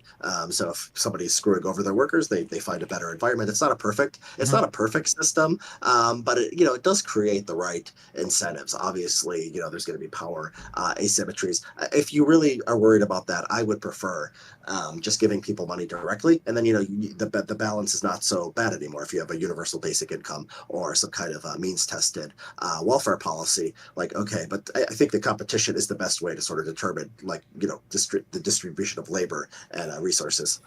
Okay, I think there are, if we go into that, I think we'll find areas we disagree, but we don't have to get too deep into that. Another kind of broad question. Do you think that institutions are important in the United States? And then assuming you say yes, what do we do to rebuild institutional trust? Or do you ever see that coming back in any way, size, shape, or form? I have one of my favorite articles that I wrote that got like so much attention and got like a lot of people mad. It's just called "The Media is Honest and Good," and you can imagine like how people like, especially a right-leaning audience, that sort of drove them crazy. I think it's unique. I think we are uniquely blessed. Like New York Times, like it sucks in some way when they screw up. We all sit there and we laugh at it. And we say, what terrible, they're being unfair and so forth. But like to have institutions that care about truth, like I could pick up the New York Times, I could pick up the Wall Street Journal, any serious paper, and they're telling me what's going on in Myanmar, which is having a very fascinating civil war. I know they're not just making stuff up, and like they're not just giving me something because there's a partisan reason. When they report on the war in Myanmar, it's not like it's going to help them politically. They are just providing information to the world. And this is historically, quite rare. I think that the norm is like most of the media, I think in most countries, most of the time, is like right-wing media. I think right-wing media is like sort of a third world media, right? Where it's like, maybe they have some standards of truth. They do. I mean, there's some good conservative outlets. But at the same time, like the whole thing is geared towards a sort of line, right? It's geared towards propaganda. It's like indifferent to most things. It just wants to talk about, Kamala's, inflation or Hillary's emails and so forth. And so academia too, to a limited extent.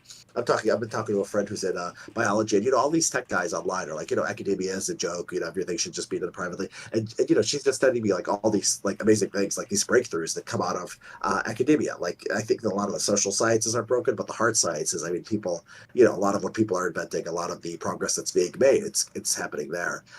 So yes, institutions are obviously very important. How do we reestablish trust? I do think, again, going back to like the Great Awakening, I mean, this was so cancerous. I mean, this was like this drove the right crazy. I mean, the fact that everything had to focus on white privilege, oppression, these different categories, and these kinds of ways of viewing the world, like they're not just wrong in themselves, they're like not conducive to truth, right? Someone who calls themselves a Marxist is like generally not going to be a good journalist, right? Compared to someone who considers himself a centrist or a normal liberal. And so how do we reestablish trust? Yeah, I don't know. I mean, I don't know. It's like amazing to me. Like the media is as honest as it is. Like given the incentives, like they should just lie. They should just make stuff up. They should. I mean, like that's what like I would do if I was CNN. I just wanted to maximize profit, right? I would just go for the most sensational stuff. But they don't do that. They have some kind of ethics. Not to be like super partisan, but I mean, if you ever read the depositions or the stuff that came out of that Dominion media suit, that was essentially what was happening with Fox is I wasn't aware of this at the time. Fox has like a brain room where they do fact checking. They do good fact checking. They do good work behind the scenes there. But they were like, we're losing our fucking audience to Newsmax. We have to push these stories or we're fucked. Yeah. Yeah. No, you're right. I mean, you're right. I mean, this is the flaw of conservative media. Yeah, they should have been ashamed. I mean, I did see that. I did see that Dominion stuff, and I saw, Tucker specifically, who knew it was all fake, and then like later says, "We're losing our audience." Oh my God. Yeah. It's psychologically a sort of fascinating thing because to these, to a lot of these people, truth doesn't have value in its own sake, right? It's like you could see truth. The second truth becomes inconvenient. The second it's going to lose you a few viewers, it's going to lose you a little bit of an audience. You chuck it, and then you tell yourself, "Well, the libs are bad anyway. They lie just as much," and you're able to assuage your guilt. Yeah, this is I think this was a. But did you also look into the Roger Ailes stuff at Fox? Roger Ailes. No, what's that? Roger Ailes was like the guy who ran Fox until he died like 3 or 4 years ago. So it was like Murdoch, and then Roger Ailes was the guy, and he was basically sexually harassing all the women, but like not just like stuff on like the borderlines of like Me Too, like seriously, like he would make these women like make explicit tapes for him, and then like hold them, and then like there was a big lawsuit about this that Gretchen Carlson woman was suing him, and all these like Fox News personalities came out, and so this guy was like ran like Fox News, sort of like his fiefdom, like all those pretty girls who were on TV. He was either like having sex with them or bribing them or using them.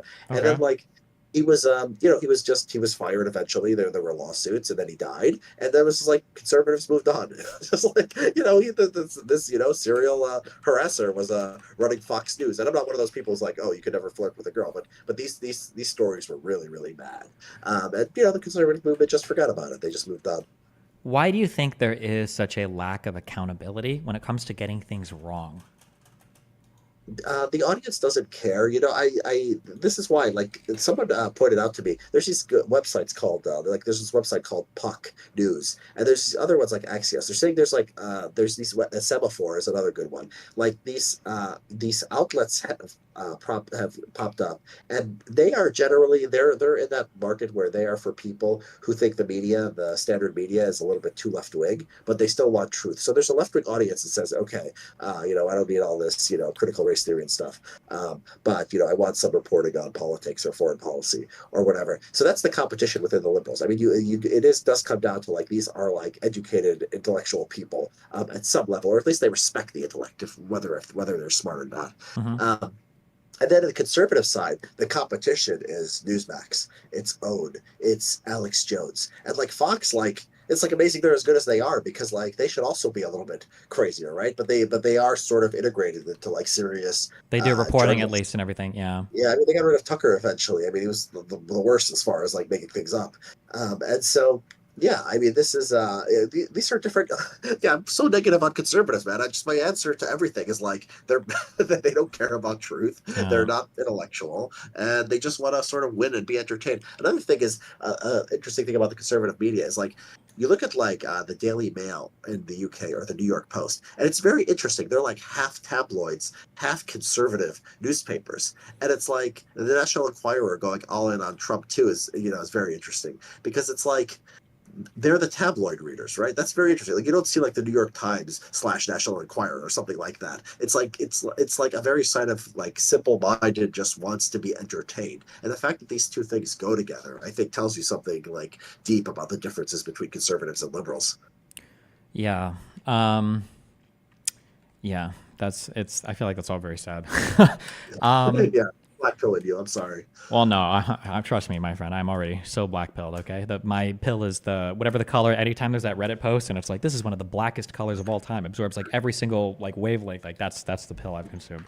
I am in favor of one law. Okay, if I were to ever pass a law, if I was an emperor of the universe, okay, I feel like if anybody works in media at all, like if you've got a YouTube channel over 1,000 subs, whatever, if you do media in some way, size, shape, or form, pretend we have a good way to determine this. Okay. I feel like you should have to make, if not a public income disclosure, like a private disclosure to some federal entity that makes sure that you're not taking money from weird sources. Do you think that's fair, or do you think that's bullshit? The private, so what would be the rules? You would. I just want to know when. So here's one thing that is starting to mindfuck me. It's very confusing me, and I don't know anymore. I'm genuinely not sure, especially talking to people behind the scenes, which implies I know a whole bunch of crazy shit, but I don't know that much. Just weird shit that I hear. I don't know when I see every single like centrist, nonpartisan, pro-Trump person also repeats every single Russian talking point lockstep, I'm curious sometimes like where these people's paychecks come from. Do you know who like Jackson Hinkle is? Of course, yeah. That guy is a paid Russian show. I would my life on it. 1,000,000,000,000%. I just think if somebody is disseminating so much information in my country, I think I have a right to know where their paid sources are from, or at least that there's some agency that makes sure it's not a foreign source. I think that's important. Yeah, there is something called the Foreign Agents Registration Act, as you probably know. It has loopholes as far as I understand it. That like if you call it like scholarship or research, like you don't have to. Or I could get paid by a domestic organization that's like funneled money from outside or whatever as well, right? There are different ways. I think people will probably find ways, around it.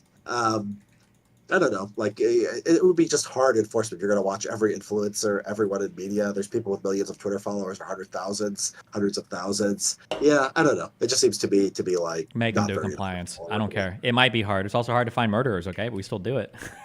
Yeah, well, yeah. I mean, I think it would be. And so you do file a tax return. Yeah. So you do file your income if you're doing something illegal, the government can look into it. So I don't know. Having this like heightened standard for people in media, I don't know. I think that's not good for free speech. I think that sort of chills people. You have to go through more bureaucratic hurdles. You have to file like double a tax return. Like if you're in media, people are just going to say it's not worth it. Maybe that's. It is true that it might have a chilling effect and it's a heightened standard, but I think you have a heightened influence and responsibility. Like theoretically, if the Republic falls, I'm blaming alternative media. Okay, I'm gonna have like a "fuck Tim Pool" sticker on my AR-15. Okay, if I'm running through the streets as America collapses and we're in the Civil War, I'm gonna be blaming alternative media for it. Okay. Well, Brent Weinstein will say he warned you and he told you that they were going to do this to us. So yeah, I don't know. Yeah, I don't like. It doesn't need an explanation. Like the audience, like Tim Pool, like Brent Weinstein, do they need money from? No, I think they're making plenty just from their audience. The problem is us. Maybe like Jackson Hinkle. I mean, he might be a paid agent. I mean, he's so crazy. He's like Russians. Like would they? Like I just don't feel like Russians would. Like he's like Osama bin Laden is awesome. Like Kim Jong-un is awesome. Like are Russians paying for that? Maybe I don't know. He just seems like a crazy person, but it works for him. He's got 2 or 3 million followers or something like that. I mean, if they're real, I don't think so. I think he's got like maybe 20 or 30,000 at most. No, I think it's international. I think that like the fact that Twitter is not just America. There's a lot of just anti-Semitic crazy people in like the Middle East and so forth, and just a lot of anti-Americans.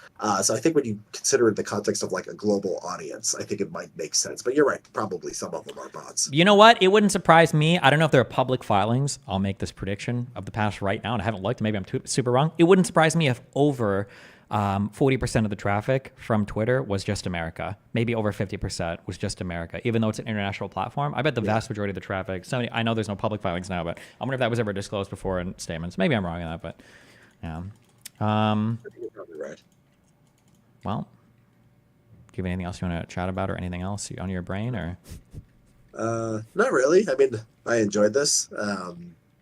Yeah. Do you ever engage with any of the other like Twitter wonks or the Twitter writers like the No Opinion or do you know? You know what? A lot of them wouldn't. So some of them, the right wingers will still talk to me. The left wingers, I noticed after the Huffington Post article came out, they became scared because their readers would like yell at them. So I would like engage with like Nate Silver and like Noah Smith. And then they like sort of stopped right there. Iglesias was very interesting because he would still engage with me a little bit, and like his audience would yell at him, and he like stood up to his audience. It was very impressive. He's like, he's a smart guy. You're saying this racist is a smart guy? He'd be like, he's a smart guy. I don't care. And it was like a very sort of honorable thing to do. But in general, not so much on the leftists anymore. But yeah, I mean, I'll talk to, I don't know, Wilfred Riley, Chris Rufo, a lot of, the center intellectual dark web to right wing people. I'll talk to them. The conspiracy theorists and such. I won't. It's not even worth it. I mean, I'll dunk on them. I'll get a good laugh out of Candace Owens, but like, I don't think you debate like a schizophrenic or somebody who's like borderline schizophrenic. I just think there's nothing good that's going to come out of that. Do you have an opinion on the IDW? I don't think it exists anymore. I mean, I think that like, Sam Harris, you listen to Sam Harris and he says, I just, whatever card, I'm turning in my IDW card. He's like, I want nothing to do with Brent Weinstein. And so you've had this sort of, you had like Bari Weiss, go and do our own thing. You had like Brett Weinstein and like Rogan and like crazy conspiracy land. You have Sam Harris off doing his own thing. So yeah, I'm not sure to the extent to which it exists anymore. It's just sort of it was like a sort of a way to classify a group of people. I mean, they really did split over sort of, I think, vaccines, conspiracy theories.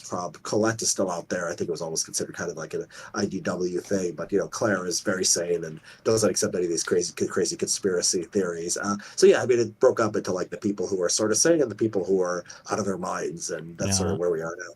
One of the big issues that I have when people talk about like skepticism, like I think that skepticism is probably one of the most important qualities that people can have, but I feel like there's a lot of terms now, maybe it's always been this way, where people will take something that has an incredibly noble function and they wield it only aesthetically. So when you talk about like people that are skeptical, I know 99% of the time, if somebody describes themselves as a skeptic, I know what this means. It means that they're going to tell me they've done a lot of reading and research, and they're going to repeat to me verbatim every single thing they've heard off Joe Rogan, that they are not skeptical of anything they hear from their favorite like centrist or right-wing content creators, but they are highly skeptical. And when I say skeptical, I mean that they fundamentally distrust and won't believe anything that comes from like academia or like any type of like scientific journal or whatever. I think that is an incredibly fucking frustrating thing that, people will call me like a simp for institutions. And to some extent, I mean, I kind of am, but I think we should be like highly skeptical of them. I think it's good, but you should understand what their purpose is, what they're for, and be skeptical of them in terms of like auditing them. And if we want like more watchdog organizations or whatever, that's good. But people assume that if you're skeptical of something, it means that you're like wholly discounting it and you don't believe in it at all. And then, but then you happen to believe, It was very interesting because this word skepticism, I mean, 10 years ago, it was like the person would be like a Richard Dawkins or a Daniel Dennett kind. So it was like atheists, they'd be, skeptical of Islam. They wouldn't be, they'd be skeptical. They wouldn't like believe in like postmodernism or anything like that.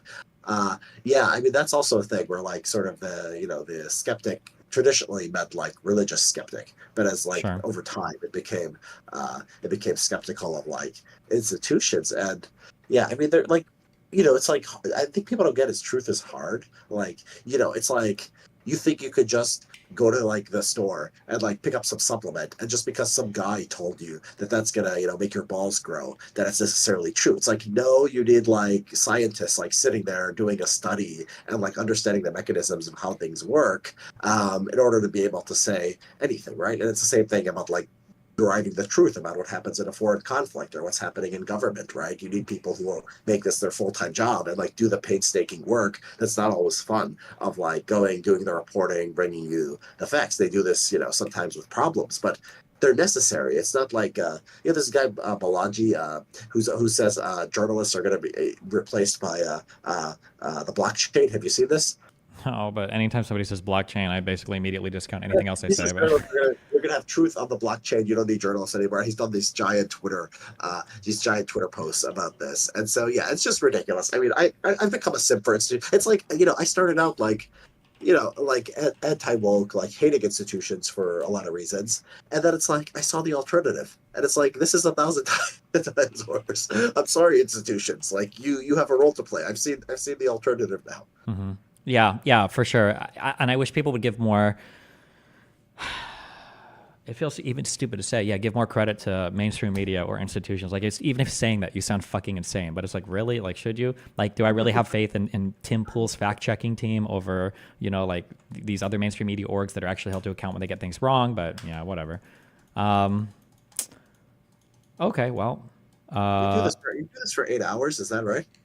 Yeah, somehow, yeah. That's impressive, man. I mean, I grew up playing like computer games and everything all day, so that was like 16 hours a day. So those are just screaming at people online. It's usually fun. Yeah, I'm like 3 years older than you. I think maybe that's a little bit of a different, not that far apart, but I remember maybe the pre-internet days a little bit more. Yeah, sit there for like 8 hours. Like I get having a podcast, I get having a blog, I do those things, but streaming for 8 hours, that's incredible. I just don't know how people do it. Do you think? Wait, final question. Do you think that January 6th was an insurrection? Well, no, it was not. It wasn't an insurrection. I thought you were going to say it was an inside job. Insurrection. Yeah, they tried to overthrow the government. I mean, That's like what happened. They wanted to. Someone was this guy Wesley Yang was on Twitter, and he was like, "These are two things are not a coup." And he's trying to sound like nonpartisan. He's like, "It's not a coup just because the Democrats anointed Kamala Harris. It's not a coup just because these people went to the Capitol on January 6th without any plan to transform the government." And I responded like, "No, they told you they were chanting 'Hang Mike Pence.' They had a plan, and they told you literally what the plan was." And then he's like, "Oh well, it had no chance of working." I'm like, "I didn't say it was a good plan. I just said there was a plan to actually change the results of an election." So yeah, I mean, I'm with the establishment of the liberal institutions on January 6th.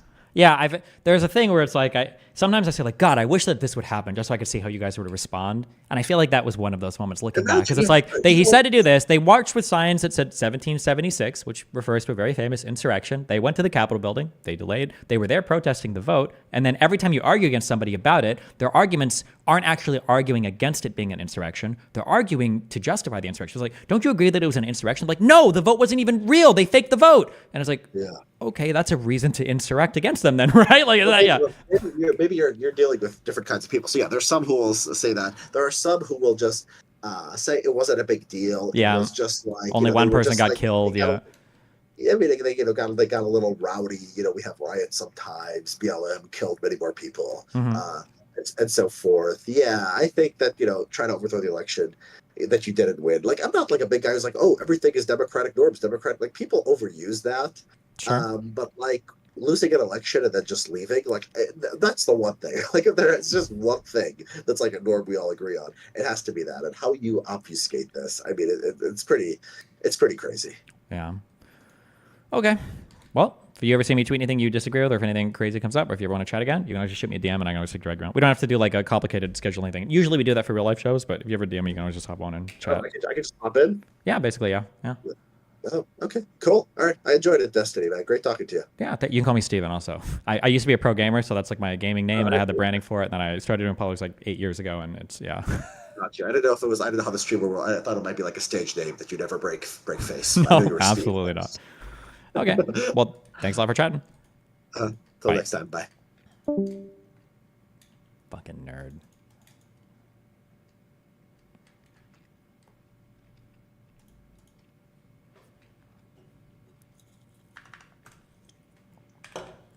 Tucker Carlson overtakes Joe Rogan on Spotify, now the #1 podcast in America. How amazing. The top 2 podcasts in the US are truth tellers. Makes me optimistic. Chicken wings advertised as boneless can have bones. Ohio Supreme Court decides.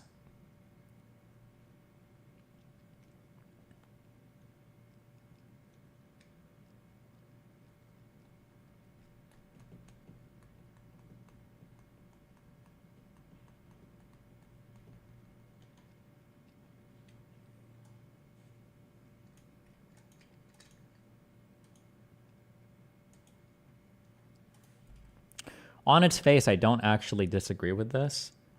I don't really think that... How controversial is this about to be? I don't think boneless chicken wings have anything to do with them actually being boneless or not. I think it has to do with the type of meat that you're using, like from which part of the chicken and how it's assembled. Such that, like, if there happens to be like a bone in a boneless chicken wing, that doesn't mean that it's not a boneless chicken wing.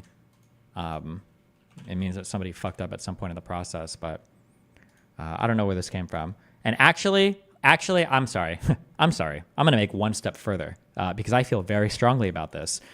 Everybody that's spamming question marks in chat is not a true enjoyer of chicken wings. Because if you think the only difference between chicken wings and boneless chicken wings is whether or not they're boneless, you either don't understand chicken or you don't ever eat wings. Because it's not. They are fundamentally different. On one end, my guess is boneless wings are probably what, white meat? It's probably chicken breast meat that's just cut off and then made into basically chicken nuggets. Boneless wings are not wings at all. They're chicken nuggets. A boneless chicken wing is not an actual chicken wing. It is a chicken nugget. And if you think differently, you're entitled to your opinion, but you're not eating anything that's actually like a chicken wing. Just as a heads up, okay? In case you didn't know, all right?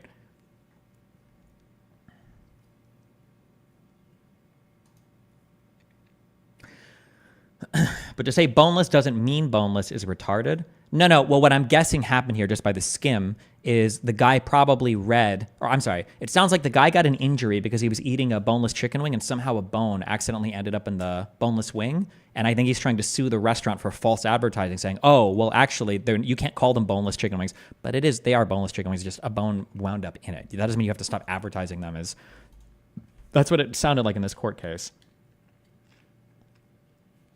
Oh, in Lincoln, Nebraska.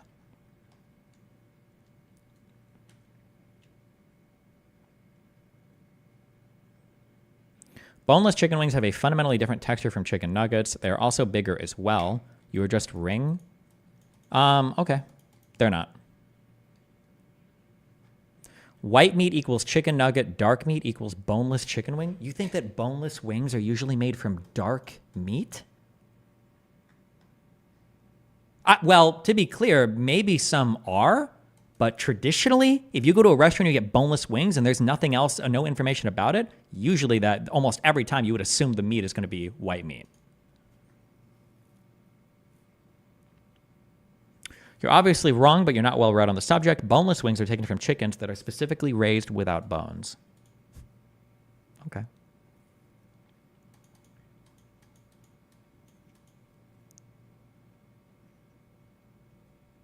Ground chicken equals nuggets. Whole white meat equals boneless wings. This is the only correct take. Don't they not hardcore ground the chicken anymore for nuggets? I thought they usually lean into the like chicken breast white meat now.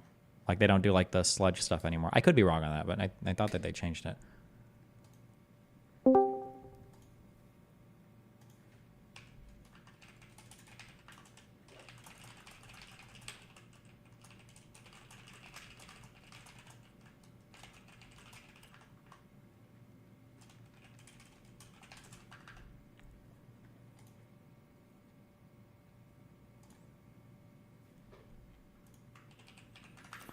Do you think this guy just doesn't want to hit anything else but arms, or do you think he's telling the trust? You mean the truth?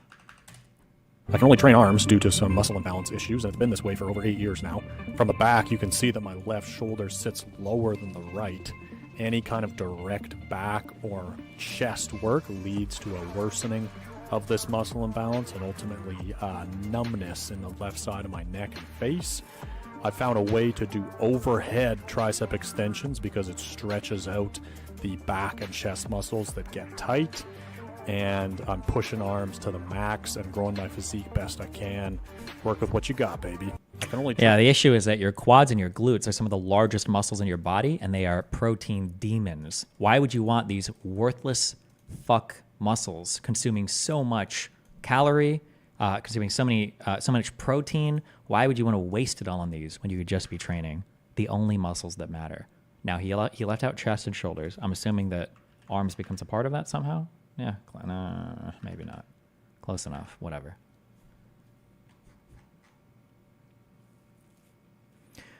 Wings with bones are dark meat. Wait, are chicken wings? When you're talking about flats and drums, are those dark? I thought dark meat was like, I think like thighs and other. Hold on. What chicken meat is considered dark meat?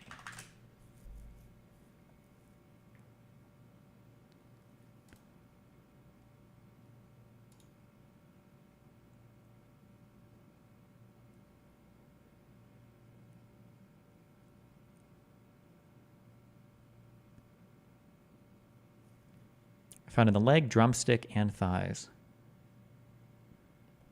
Okay, you get a pass on that. Boneless are I'm almost positive that boneless is made out of like chicken breast meat, though, which is definitely considered white meat.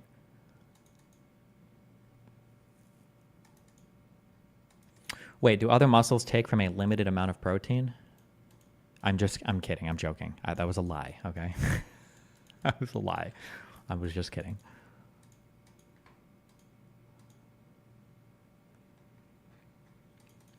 Let me use the restroom real quick. Hold on.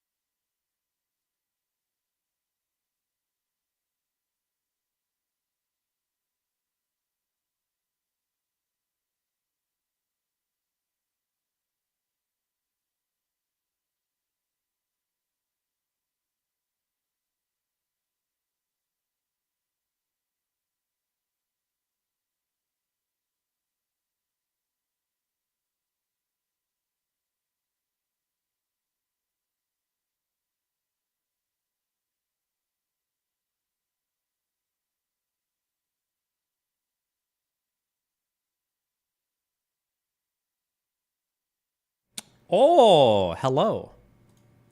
Wait, is he here? He's not here. What the fuck?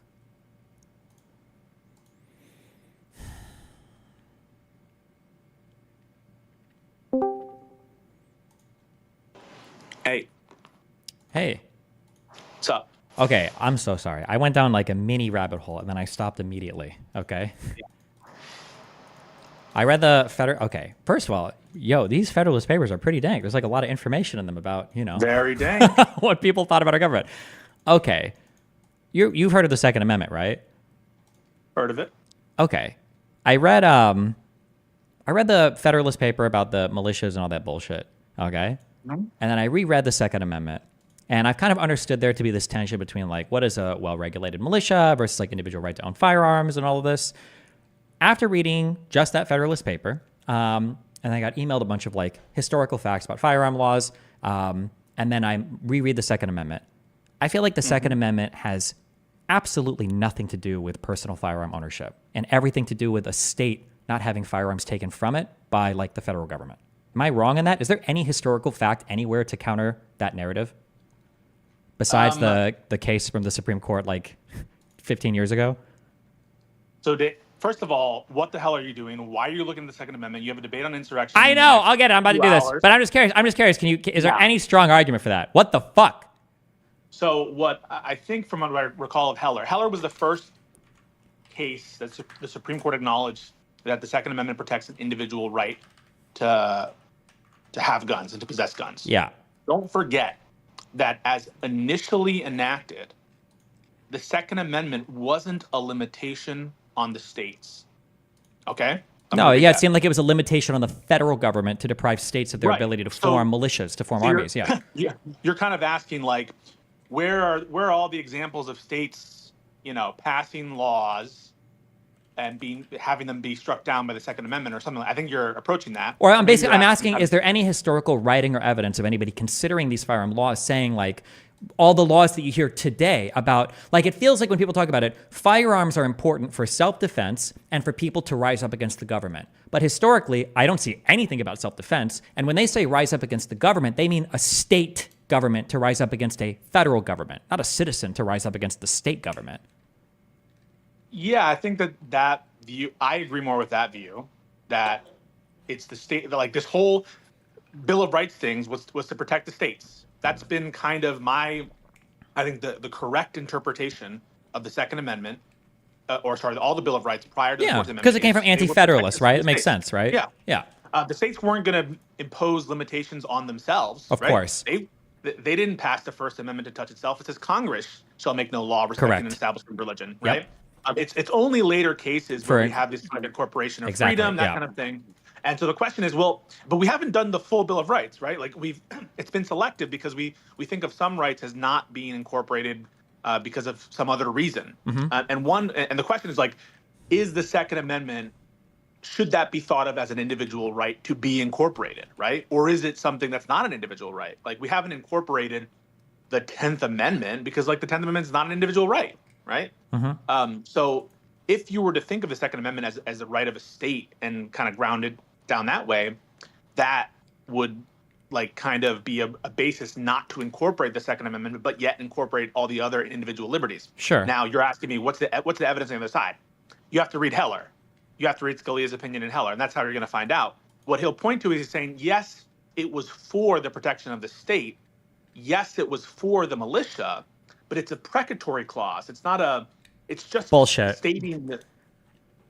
Sorry. I'm just giving the other. Yeah, no, I understand. Yeah. I feel like it's not, because I read that part where he's like, oh no, well, it's just the first sentence. You could also, and then he rewrites it in another way, right? But it's like, it feels like that's not just a random thing thrown in there. It seems like that's very like, this is why it's for states to have organized militias that the federal government can't regulate against, essentially. The federal government is going to come and tell a state, hey, by the way, we're snatching up all your firearms. No more state militias, no more armies for you. It's only the federal army now. Fuck you. the rewriting of that to say like, well, they added, because states need to have militias. Therefore, there's like a huge private interest in a private citizen never being deprived of a firearm, even by his own state, which, as you said, the purpose of the Bill of Rights, I don't know if that was a protection as much for individual citizens versus like the anti-federalist argument for we need these guarantees in this Bill of Rights to ensure that like this federal government is going to overstep and deprive states of their autonomy is what it seems like. Yeah. I just argued think against it. Sorry, I know you're giving the other argument. Yeah. The full kind of throated thing is that Scalia views that the framers viewed the Second Amendment as protecting individual right to bear arms because that was the only way to protect the militias. The way to protect the militias wasn't having some right of the state, but having a right of the people. That if the federal government wanted to infringe on the state's right of militia, the first thing they would start doing is going after like individuals and that kind of thing. That's my sense of the argument, that it is grounded out into the framers' intentions, but that it's kind of like, and in the militia clause, but it's kind of like a second level beneath it. Sure. I happen to agree with the conception of it as a militia-based right, and you see all the early gun laws. Like there weren't these big, expansive gun laws in the early part of the country. The first ones were like in Texas, where they were trying to like stop black people from having guns, which it's a sordid history, but it's not. But there they upheld them, right? Same thing in New York. The Sullivan Act, I think, was one of the first gun laws in the country, at least in New York. And so it's just been, we don't have a ton of great precedent of like modern gun control laws back in the 1800s. But there's some examples of it, and when they existed, they weren't limited by the Second Amendment. Yeah. Interesting. Okay. Yeah. I feel like with the way that it's written, I feel like, let's say, for instance, the federal government under Harris, wants to do an assault weapons ban. I feel like Congress, by the Second Amendment, wouldn't have the ability to do that. But if the state of California said, we're going to ban private firearm ownership for every single citizen, I feel like as written, obviously ignoring the Supreme Court case, I feel like as written, I feel like the Second Amendment would allow for that. That if a state decided they wanted to deprive all non-militia members or all non-military members of having a firearm, that the state would be within its rights to do that. But of course, as of right now, that would obviously be struck down immediately. So that's interesting. So you're thinking like, that's kind of an interesting way to look at it. You're saying if the federal government tried to do this and tried to ban individuals' right to own these weapons, yes, it would infringe on a state's right to have a militia. Is that what I'm hearing? Yes, I feel like that. Yeah. Okay. Even though, so you're kind of buying part of the at least provisionally. I'm not holding you to it, and I think you're on your journey, right? Sure. Yeah. Very narrow rabbit hole, a very small one right now. Yeah. You're kind of buying into the Scalia argument that the way to protect militias is to protect an individual rights. But you're kind of taking the 14th Amendment Anderson approach, which is like, but hang on a second. The Section 3 was not meant to expand the rights of the states against the federal government, but you're kind of twisting it and saying, hey, hang on a second. This was not supposed to limit the states' rights. And so you're saying, kind of from a structural argument, it doesn't make sense for states to be unable to do this. It only makes sense for federal government to be unable to do this. Is that right? Basically, yeah. Like, I feel like now, like, it's always been difficult reading and arguing the Second Amendment as a guy that likes guns in the past, just because of how, like, awkwardly it's structured. But with the historical framing that I have now, like, I feel like reading it makes perfect sense. A well-regulated militia being necessary to the security of a free state. I used to think before that state was just like the USA, but it's not. The free state, because the Anti-Federalists didn't want the federal government to become so much more powerful, right? Coming from the Articles of Confederation. They didn't want this idea that the federal government was now going to disband all of the individual militaries and have their own national army that was going to supersede them all and deprive them of their ability to protect themselves, right? Being necessary to the security of a free state, the right of the people to keep and bear arms shall not be infringed. Like, those first two parts are really important. And it makes sense historically where it would sit, but I don't think any of this has anything to do with, like, if a state decides, oh, well, if you're in our state militia or our state National Guard or whatever, obviously you can have firearms and that's fine. But if we want to say all private citizens, we're going to ban all of you from owning every single firearm, I don't see any part of the Second Amendment that would contradict that. That it would be up to a state to decide that, would be my feeling on it. That's interesting. I mean, so you would you would say, yes, it says the right of the people. So you wouldn't deny an individual right to own guns. Congress wouldn't have the ability to do that, but a state, because the state's interest in the right of the people to keep and bear arms is only insofar as, like, the well-regulated militia, which is necessary to the security of the free state itself, right? Yeah, so it would be up to the state to figure that out. So it sounds like you're leaning in the direction of being against the incorporation of the Second Amendment to apply to the state governments, but you're not denying. So, like, Yeah, I don't think it makes any sense to incorporate that. It doesn't seem like it, but here's a question: why should the Second Amendment apply to D.C. if D.C. is not a state? So D.C. versus Heller is the case, right? Mhm. Under your view, D.C. passed a law essentially banning all handguns, and that's the famous regulation that struck down in D.C. versus Heller. Would you say, well, since D.C. is not a state, they can't ban they can ban guns there because the Second Amendment doesn't apply to things that are not states? In my head, I don't have like a conceptual mapping of where like just federal territory lays, so I would have no idea. I would have to embark on like a novel consideration for that. I'm not sure. Yeah. Because if you kind of take that maximalist view, or maybe you could take the view that it has to be with respect to a state, or you could take a more broad view of like, well, the federal government generally can't touch guns generally of people. Those are kind of two ways you could frame it, as really focused on, is this affecting states or people within states, or is this affecting any people with guns at all? And it's kind of like a topic or like a field preemption kind of deal where you've cleared out the field. The federal government can't do these kind of big restrictions on guns at all as applied to anyone within their jurisdiction. But yeah, you should read more into it. I think it's an interesting doctrine, and it's one that you have to contend, I think, with the strongest argument from the Second Amendment people are it's the right of the people. It does say the right of the people, right?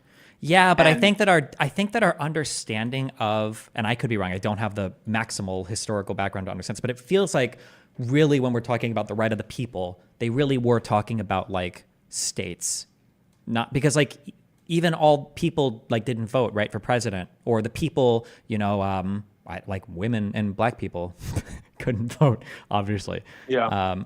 It doesn't feel like people there meant like every single able-bodied, like the way that it's evolved to come to mean what the people are today. Yeah. Or maybe it did mean the people meant what they meant today. Oh, but they just defined people differently? But think about it. There's kind of like two questions. One is like, is this an individual right, and to whom does it apply? Like the First Amendment says that you can't abridge the freedom of speech, but it only applies to whoever it applies to. It doesn't apply to private citizens.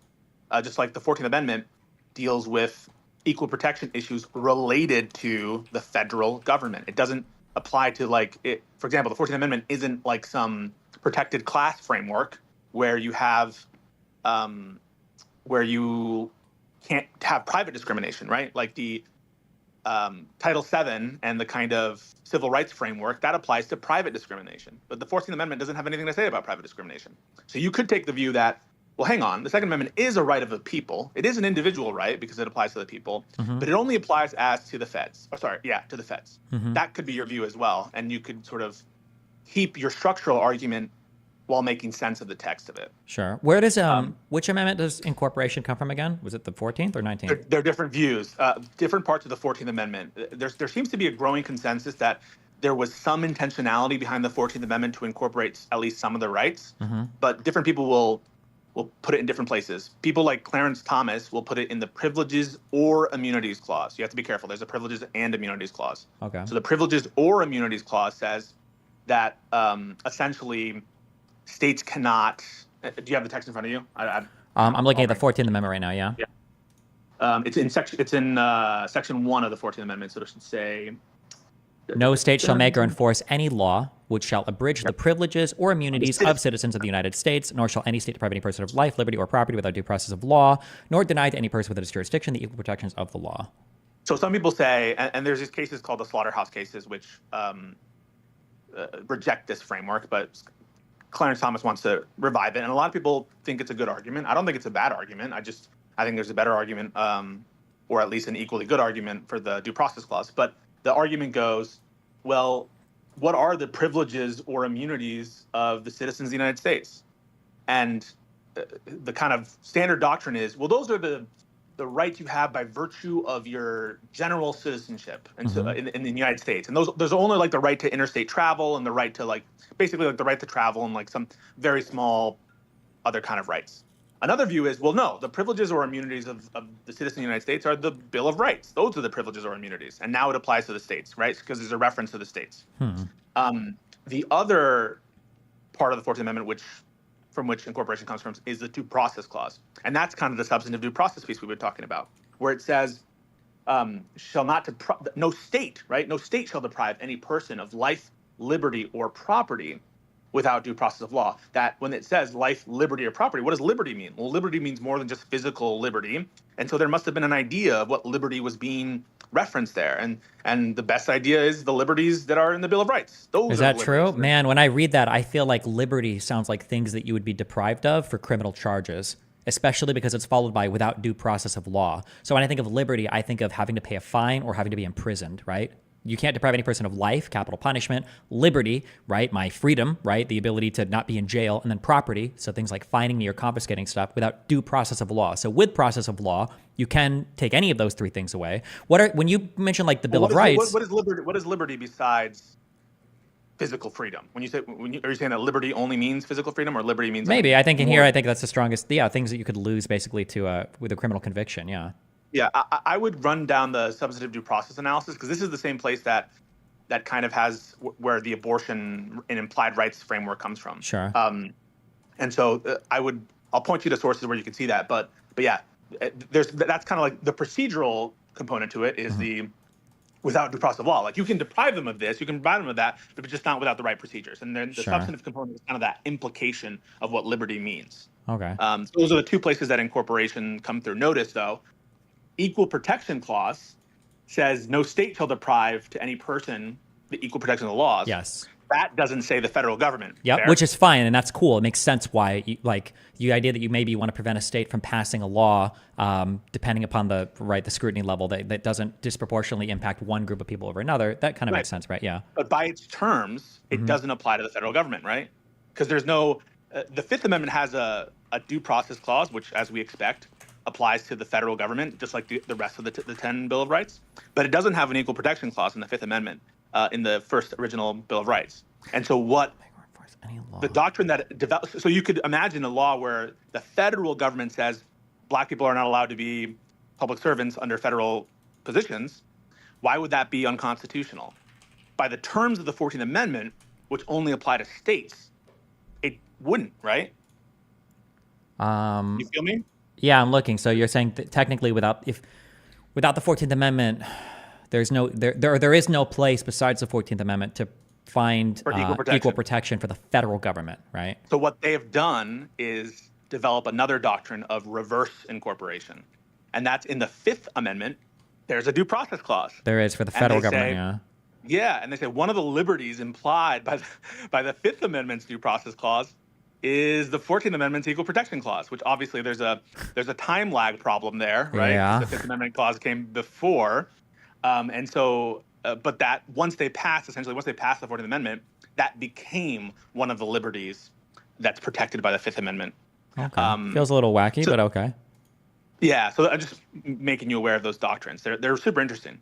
Yeah, I'd be curious right after the founding of the United States, because a clean reading of the First Amendment says that very specifically calls out the federal government for not making laws. Yeah, did any state have? And more than that, yeah. It's not just the federal government; it's just Congress. Yeah. Well, they'd be the one making the law, right? Yeah. So were there any states that recognized and established religion, prohibited free speech, abridged? Oh, sorry, I don't know about recognizing a religion, or broke the First Amendment in a variety of ways. Yeah. There were states that had their own state Bill of Rights, and they created them sometimes based off of the federal Bill of Rights, sometimes more expansive, sometimes less so. I'm not sure if there's a history of like a state established religion back in the day, but certainly they were doing things that wouldn't pass muster under modern First Amendment doctrine. But remember that like a lot of the modern First Amendment doctrine is pretty recent, including a lot of the religion doctrines. Like there's a lot of recent case law from the 20th century that established these things. And so, yeah, they wrote it down, but if in practice everyone was a Christian, and in practice no one cared enough to bring a law, so there was no Pastafarian or edgy atheist or person in Rhode Island. There's a case out of Cranston, Rhode Island that became famous because one student was like, take down these 10 Commandment prayers in the gymnasium, and everyone hated her. But yeah, if there's no one bringing these suits, it's sometimes the doctrine doesn't get developed. But yeah. Do you think in general, this will be the last question, and I'll read this. Do you think in general we've kind of erred in the Supreme Court doing a little bit too much lifting here when it should probably have been constitutional amendments? Or do you think that it was appropriate that we get these like legal interpretations rather than having to amend the Constitution so much that it would become worthless? Would it undermine the Constitution if we amended all of this? Are you referencing like... So like, let's say for like, I don't believe in incorporation or that bullshit. We're just going to make the 28th or the 50th Amendment now saying, well, the First Amendment, we're going to rewrite that. We're going to revoke the First Amendment and say neither Congress nor a state shall make no law, right? Yeah. Here's where I'm kind of okay with it. Okay. And I say kind of because I think that there's always going to be margin cases where it's unclear. There's always going to be cases that are obviously too much or obviously too little, shit like that, right? Mm-hmm. When I think of constitutional principles, a constitutional provision, a constitution and our constitution was made to last, right? Yes. It was made to be an enduring union that people could work with and people could live under. Mm-hmm. And there was an expectation that these principles would be developed over time by the courts. That was an expectation of the framers. Yep. If they had to like debate what every possible thing of the First Amendment in the Continental Congress, or sorry, in Philadelphia, when they were the Constitutional Convention. Fuck, I'm forgetting the convention. You guys know it. Yeah. If they had to debate like everything and abortion and this or that, no one would have passed it, right? No one would have spent all the time it took to develop all these doctrines. And so there was an expectation that these courts would develop the doctrines. Mm-hmm. And so that's why I'm okay with courts taking reasonable approaches to, and again, people's minds may differ on what is reasonable or what's too much of a stretch, but I'm okay with that, general, and because I know how difficult practically it is to change the Constitution. But let me give you an example, right? Yeah. So the 14th Amendment, Equal Protection Clause, in the 1860s when they passed it, did you think that what they were doing was when they passed the 14th Amendment in the 1800s, Mm-hmm. do you think that they were thinking in their minds that they were integrating schools? Absolutely not. Do you think that they were thinking, we're going to make a lot of protection for women? Absolutely not, right? Or gay people or whatever else, right? Yeah. Yeah. Same thing with the kind of like, there are other amendments where you can look at this and it's just obvious that people at the time did not think that what they were doing was fill in the blanks. Mm-hmm. First Amendment, did they think that what they were doing was sort of incorporating all the standards and exceptions of that now exists related to like broadcasting? Yeah. Obscenity, that kind of maybe. Mm-hmm. Maybe you can chart them, but it's a little touchy. The Fourth Amendment protects against unreasonable searches and seizures. No one had like an idea of GPS data and like third parties having so much access to your information all the time. Mm-hmm. Or like, what if you put a tracking device on? Like, is that a search? If you kill someone, is that a seizure? Yeah. So, can you compel somebody to give a fingerprint and then use it to unlock an iPhone? Yeah. So like, these are broad principles that aren't statutes. There's a famous case called McCulloch v. Maryland.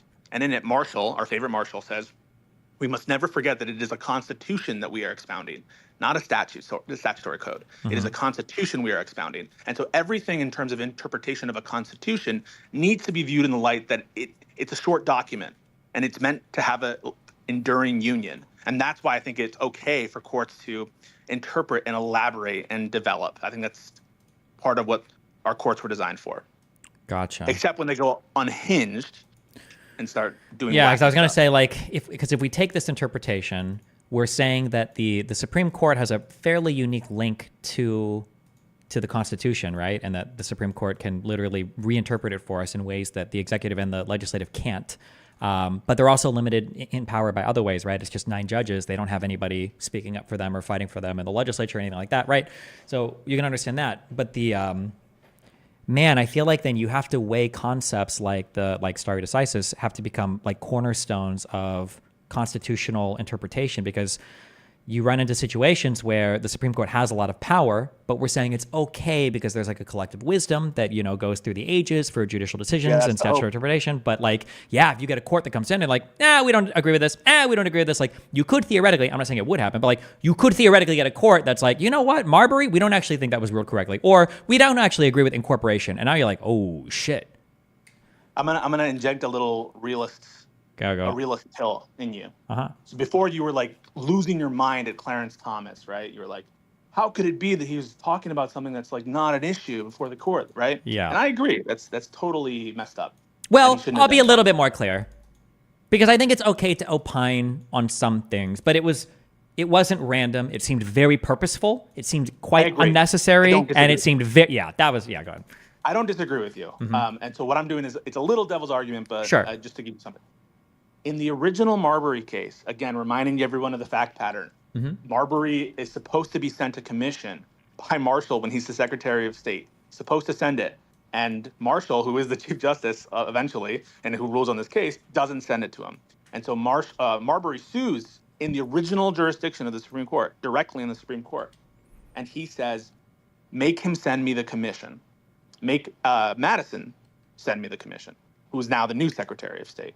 And the court eventually rules that it has no jurisdiction.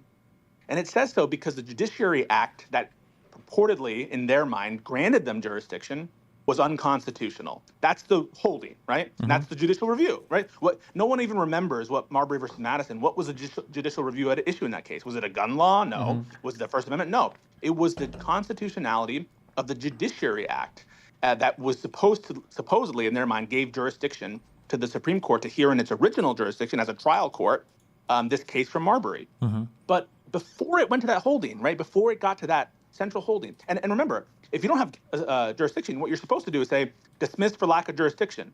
What it did for 2 whole other sections was talk about how bad Jefferson was and how unfair this was. And it was like giving an advisory opinion on why Marbury deserved this commission and why they were wrong to send it to him. And so even in that first opinion, we have huge conflicts of interest and an enormous unnecessary advisory opinion talking shit about Jefferson when it didn't have to, when all it should have done, right, under the modern view of like what courts should do is dismiss for lack of jurisdiction. So true. Although I would say the devil's argument, my guess is going to be that the reason why we wouldn't want the court opining on things is because there's so much more case law and so much more understanding before the court that's come before, or that's like prior to this, not like what's come before the court in a case, that like maybe back in the 1700s or the early 1800s, you kind of did want this guidance because everything was kind of like new and uncharted territory, you know, maybe? Yeah. But maybe, but it seemed like they were doing some wacky things. But note, the Supreme Court didn't use its judicial review power for decades after that. Sure. And I will say, though, because somebody told me, I think you might have mentioned a certain Federalist paper. I don't know if I told you this or not, but I did read it afterwards, and the arguments for judicial review were overwhelming. I'm surprised the court didn't originally have judicial review, because in that particular paper that was, I think it was a Hamilton paper, he lays out everything relating to judicial review in it, 100%. Yeah. Yeah. Be careful. I think the Federalist Papers are some of the best sources to understand what the Constitution meant. Yeah. But remember, and you don't need to remind you, but more for the audience, because I think you literally say this. These were advocacy pieces. These were debate pieces. These were meant to convince people. And so, yes, we should take them as authoritative, but always remember who the audience is, who they're talking to. Yeah. And even when you say authoritative, what we mean is what it's really giving us is insight into the minds of the writers at the time, not what ultimately would have ended up in law, right? Because you can see what they wanted to do, but that might not have always been the thing that made it at the end of the day. Yeah. Right. Yeah. Exactly. Okay. But no, wait, no, I'm not leaving for another minute. Okay. You have to read this paper. Yeah, I've got the brief open right now. And you have to watch that small little clip of me with Noor. And the reason you have to do that is you're going to fuck up. Uh-oh. Because you're going to mess up. Because what you're going to do is you're going to focus on, you're going to let him ask you all the questions, which you cannot let yourself do. Okay. Or you're going to focus on what Trump did, when that shouldn't be your focus. The focus on Trump should only be with respect to the motivations of the people in and around the Capitol, because those are the strongest cases of insurrection. Okay. I also believe that Trump engaged in insurrection, but if you spend all this time talking about what Trump did behind closed doors, you're going to lose yourself, because this is a debate about insurrection. And the clearest, most obvious cases of insurrection on January 6th are the people who actually used violence, all right? Sure. And so if you're spending any time talking about the internal deliberations, unless it's kind of like some tangent, you're wasting energy. Once he concedes that there was at least some amount of insurrection on January 6th, you've won the debate, because that's the debate, is whether January 6th was an insurrection. And so you don't need to prove that Donald Trump engaged in insurrection to prove that January 6th was an insurrection. That's number two. And then in the clip I'm showing you and that I want you to see, It's how to force them to justify any definition they come, or at least signal to everyone watching that they don't have an affirmative stance. They're either taking a stance that it's not an insurrection, or that it is an insurrection, or they're saying I'm agnostic or I don't want to say. But whatever that is, it should be known, and you should be asking them questions about, if they provide a definition, why they're justifying it. So that's why I want you to watch that clip. Okay? Okay, I'll do my best. I love you. I love you, babe. Fucking nerd.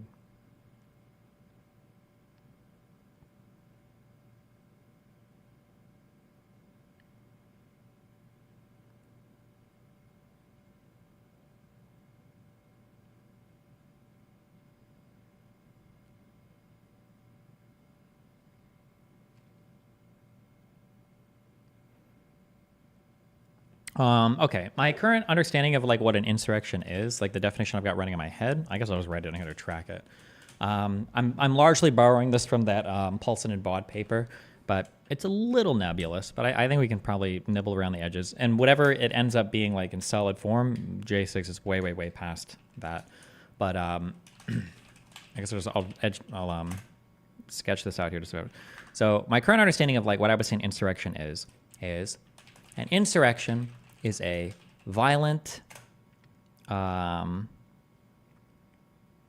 say a violent event where the goal is to significantly disrupt some essential form of government exercise of control.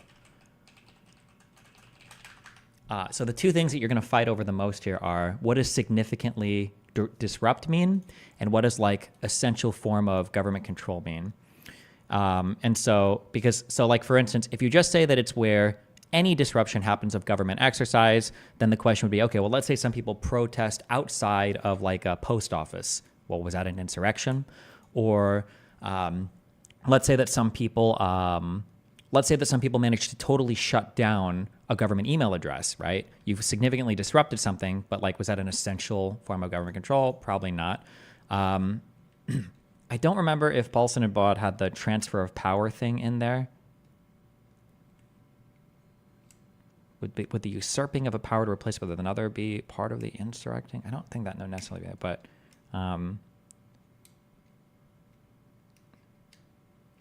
disrupt? Nah, I think we'd have subvert. But before we read this amicus brief, or curiae, I'm sorry, was Chaz an insurrection? I would have to do more reading into the Chaz stuff, but based on the limited understanding of it, I feel like it would be. Because didn't they basically replace the local government with their own kind of government for some weeks or whatever? Was it not that? That feels like it would be.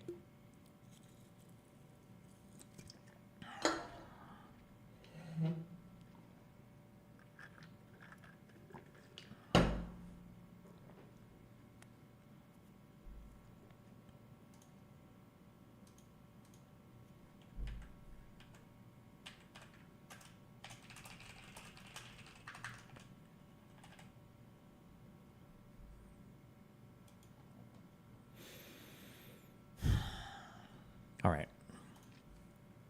Let's read, see if we can borrow from this at all. So these are things that were thrown into the Donald Trump versus Norma Anderson case. I think this was the immunity one, right? United States, Supreme Court, Trump v. Anderson. Correct, it was. Okay.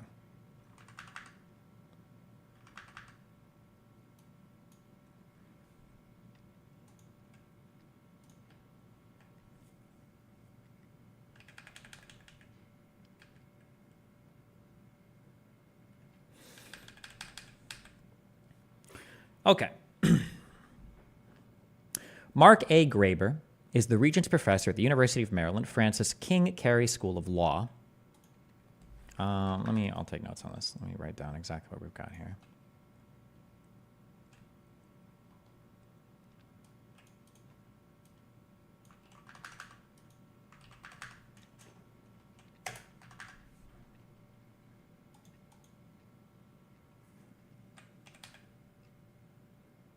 Don't you have a debate right now? Oh, it's in 2.5 hours.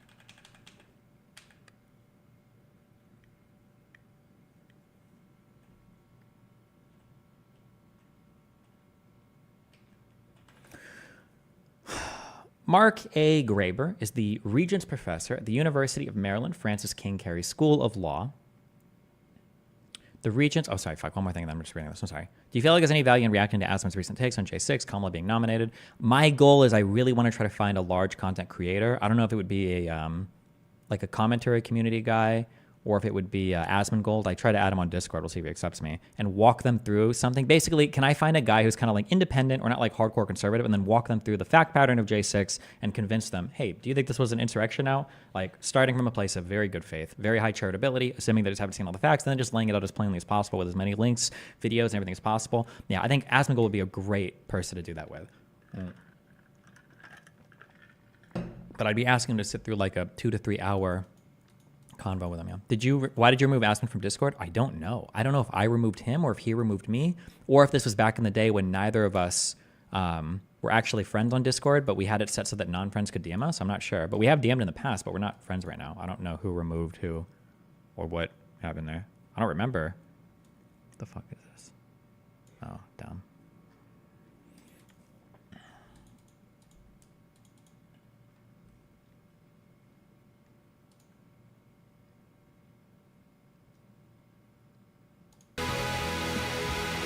Jesus.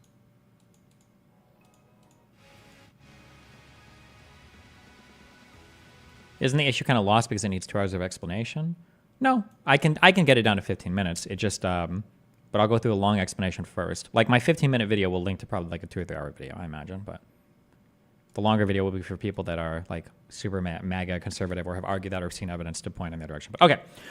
The Regents Professorship is the highest honor in the University of Maryland system. Professor Graber is the 7th position to hold that honor, or 7th person to hold that honor. Professor Graber has taught constitutional law for over 30 years, with a specialty in American constitutional development. He's researched the framing of Sections 2, 3, and 4 of the 14th Amendment for almost a decade. Professor Graber has published several articles on the centrality of these provisions to constitutional reform during Reconstruction. He is the only scholar to have published a peer-reviewed university press book on the subject. Okay. Mark A. Graber has spent over a decade researching the framing of sections 2, 3, and 4 of the 14th Amendment. Asmongold will never talk to you. He doesn't want any controversy whatsoever. Today on stream, he said that he wants to be in an echo chamber because he's 35 years old and doesn't want his view to be challenged. Wait, what?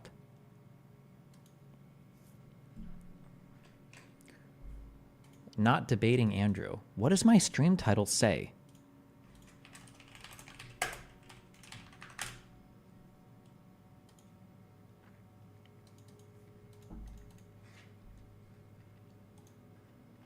It didn't say that at all. Okay, gotcha. This amicus brief provides accurate historical information on the constitutional law of insurrection from the framing of the Constitution to Reconstruction. The following pages detail what American lawmakers, courts, and legal commentators understood to be an insurrection and what they thought constituted participating in one. So an amicus brief is when a court is deciding a particular thing, a person can basically write in to support on a legal basis, like a given argument from one side or the other, right? I don't think that amicus briefs are meant to be written to introduce new facts. I think it's just meant to be introducing new, like, basically arguments. Argument summary. When Section 3 of the 14th Amendment was framed, constitutional lawyers recognized that an insurrection involved A, an assemblage, B, resisting any law or interfering with the course of a government proceeding, C, by force or intimidation, and D, for a public purpose. Okay, we can steal some of this. We're going to say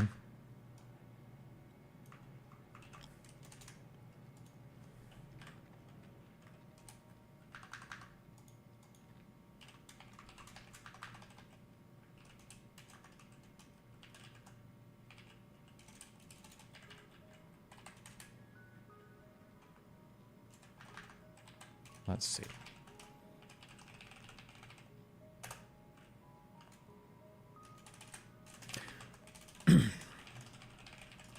Section 3 was drafted. insurrection involved an assemblage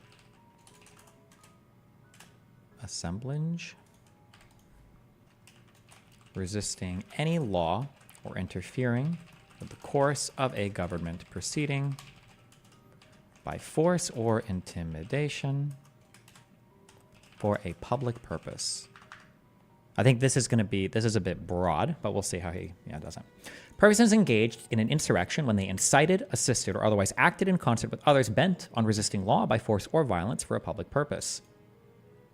The members of Congress who played a crucial role drafting Section 3 stated that no difference existed between inciting and engaging in an insurrection. The Colorado Supreme Court adopted legal standards that are consistent with how the legal community understood insurrection at the time Section 3 was framed and ratified. In particular, the justices applied the correct 19th century standards to decide whether an insurrection occurred on January 6, 2021, and whether Donald Trump engaged in that insurrection.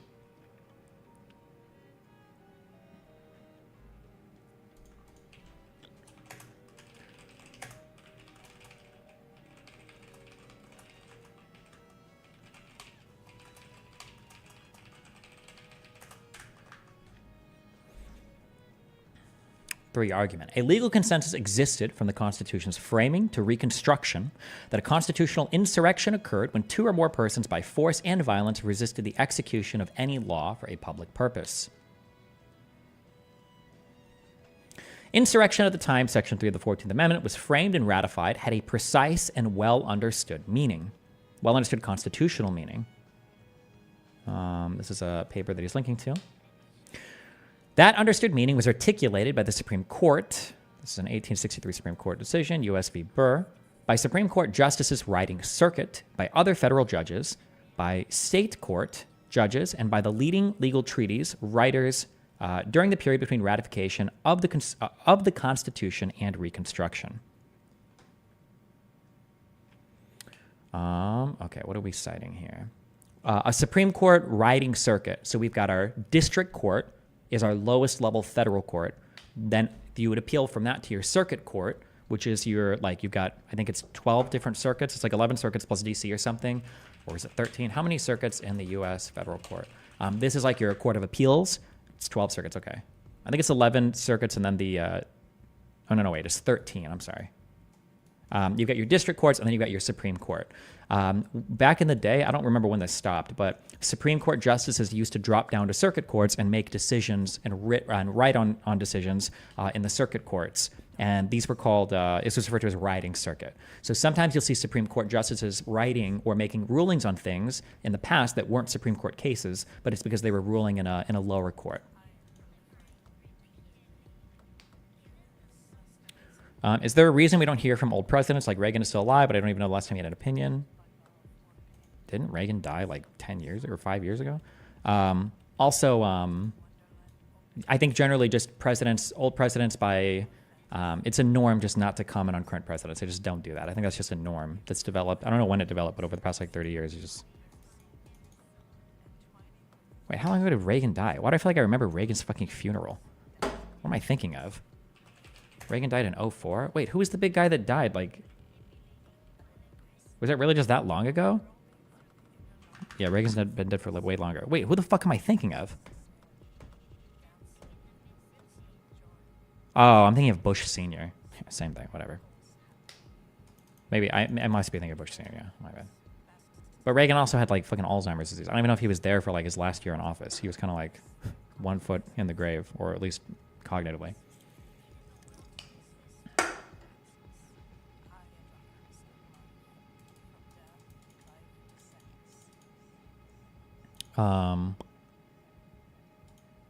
Okay.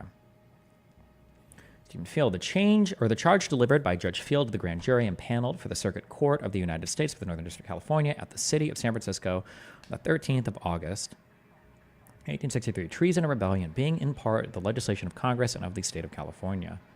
The law of treason, opinion of Judge Swain upon a question. Oh, these are just, it's not citing any words. It's just saying what it's citing to.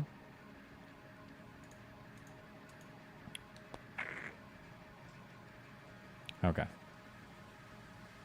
The crime of treason would be committed by any citizen who shall resist by force any law of the United States or adhere to their enemies, giving them aid or comfort. An intent to overthrow the government is not treason without an overt act.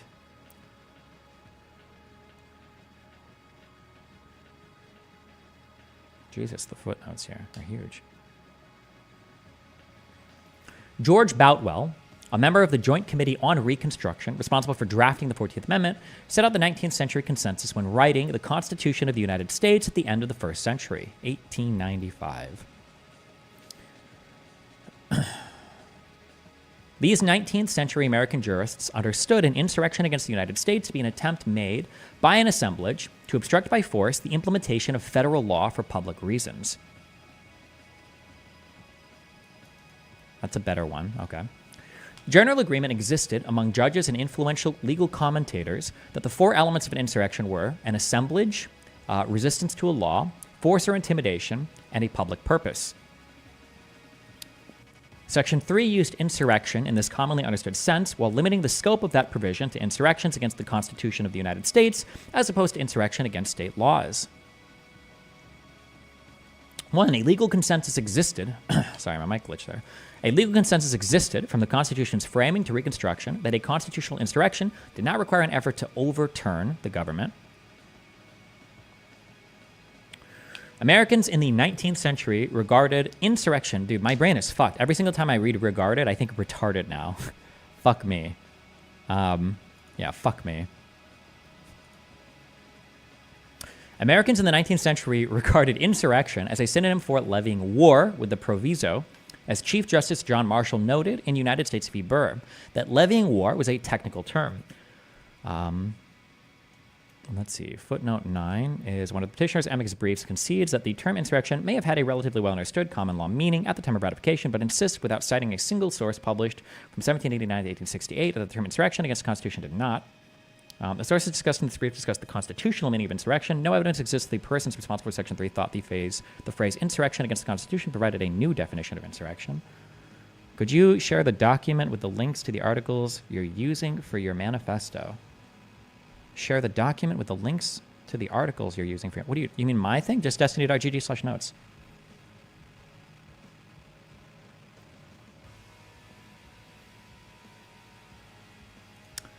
Levying war in the constitutional sense did not require, as several amici briefs claim, an attempt to overthrow the national government, massive armies too strong to be resisted by ordinary law enforcement, an invasion, a violent national conflict, or a declaration of war. Persons levied war against the United States when they sought to overthrow the federal government, but also when they resisted by force federal authority or the implementation of any federal law.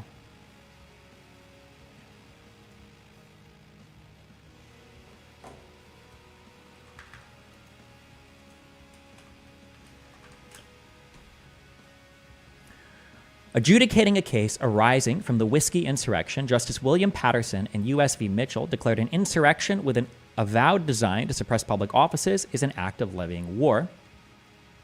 When charging a jury during the Civil War in 1861, District Judge David Allen Smalley maintained if a body of people conspire and meditate an insurrection to resist or oppose the laws of the United States by force, they are only guilty of a high misdemeanor, but if they proceed to carry such intention into execution by force, they are guilty of treason by levying war.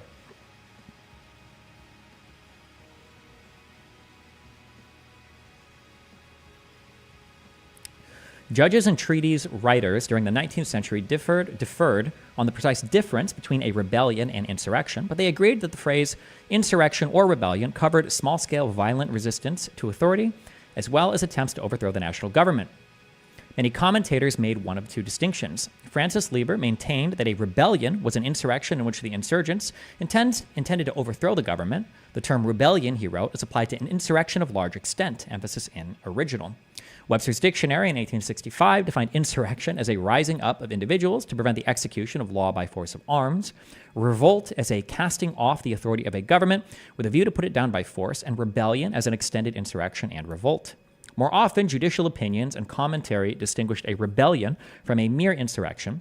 Senator Willard Salisbury of Delaware maintained that an insurrection is the act of unorganized individuals, as opposed to rebellions, which required states or organized political communities.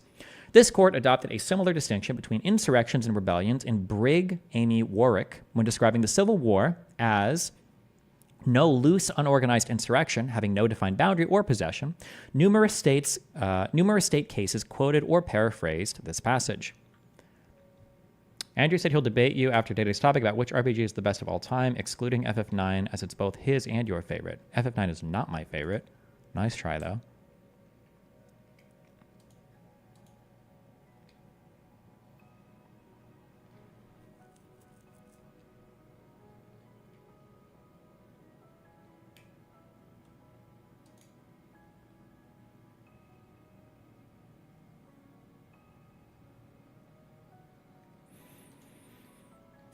What's your favorite? It's either 7 or Tactics, obviously. People that say FF10 was their favorite Final Fantasy are the same people that say the prequels are the best Star Wars movies, okay? You're just young.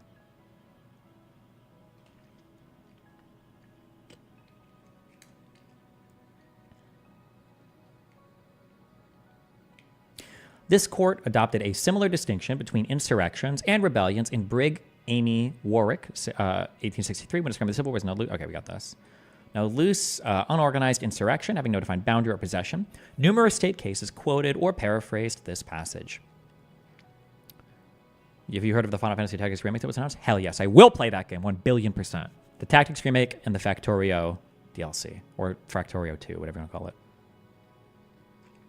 Several amici briefs correctly observe that 19th century Americans often spoke of insurrection and rebellion in the same sentence. Both were considered serious crimes, deserving of serious sanctions, and meriting disqualifications from office holding. This association no more equates rebellion and insurrection than Section 3's declaration disqualifying those who had held any office, civil or military, equates civil and military offices. General Henry Halleck contrasted rebellions with mere insurrections, the acts of such individual insurgents, in resisting or opposing the authority of the government. The Supreme Court in the Amy Warwick Prize cases declared insurrection against a government may or may not culminate in an organized rebellion, but a civil war always begins by insurrection against the lawful authority of the government.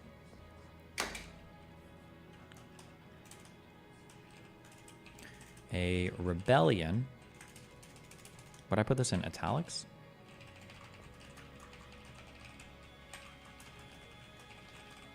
They reached a sufficiently large scale or was intentionally organized to overthrow the government. While these were often spoken about in conjunction with one another, they were understood to mean different things.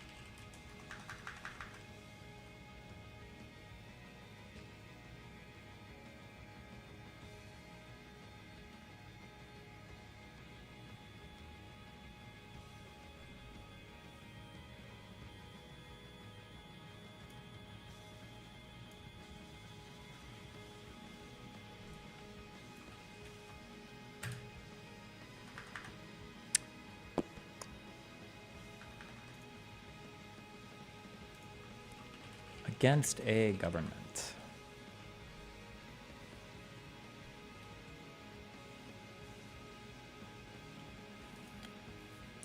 Insurrection against the government may or may not culminate in an organized rebellion, but a civil war always begins by insurrection against the lawful authority of the government. A civil war is never solemnly declared. It becomes such by its accidents. The number, power, and organization of the persons who originate it and carry it on. When the party in rebellion occupy and hold in a hostile manner a certain portion of territory, have declared their independence, have cast off their allegiance, have organized armies, have commenced hostilities against their former sovereign, the world acknowledges them as belligerents, and they contest a war. That's a good quote. When the music is this quiet, it just sounds like annoying background noise. Oh, that's because this is annoying, glitchy music. How mad at you?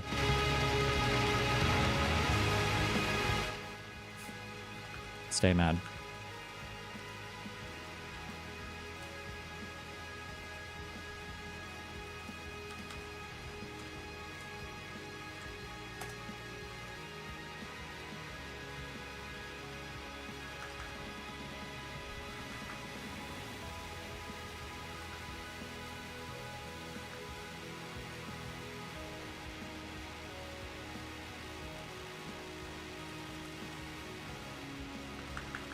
Is this the majority opinion written by who?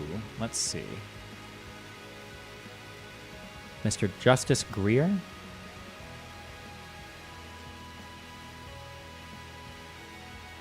I don't even know if they wrote, like, if it was, like, majority opinions and everything back then. But that's who wrote it, right?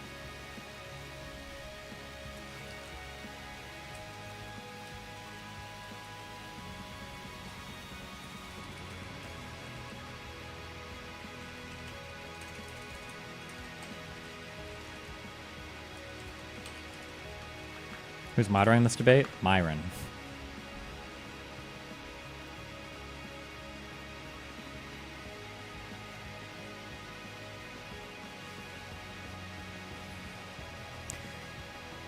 An insurrection could be aimed at secession or overturning the government, but as demonstrated in the insurrection trials of persons involved in the Whiskey Insurrection, the Fries Insurrection, and the Christiana Riots, and the Tau Insurrection, insurrections were often local affairs. Insurrections occurred in 1794, when Pennsylvania farmers burnt the house of a tax collector. In 1799, when John Fries and friends made a show of arms that resulted in the release of persons charged with federal tax evasion. 1847, when Hispanic and Native Americans attacked occupying American officials in New Mexico. In 1851, check out the wreckage system on YouTube. You might like it. The fuck is that? In 1851, when Pennsylvanians obstructed official efforts to capture an alleged fugitive slave. And in 1856, when rival forces were violently resisting laws on slavery. They're good examples. I feel like it's cheating if Andrew's watching Destiny off stream to have some upper edge. I mean, I think my arguments are correct. If he watches me, that's fine. I don't care. It shouldn't matter.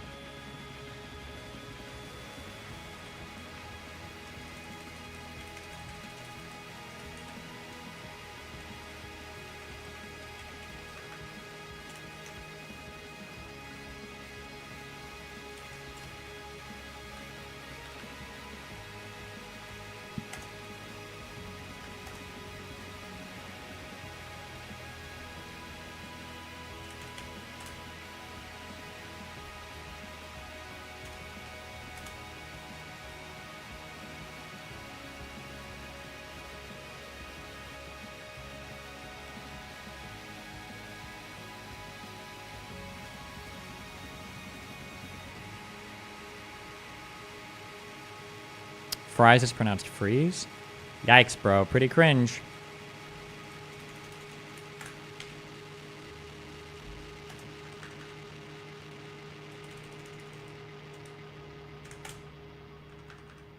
Is this an IRL debate? No. Myron offered. They might both be in their studio, but I said I don't trust. I'm not going to any conservative areas right now because I don't know if I'm going to get fucking killed. So I'm doing this at my house. Otherwise, I would have.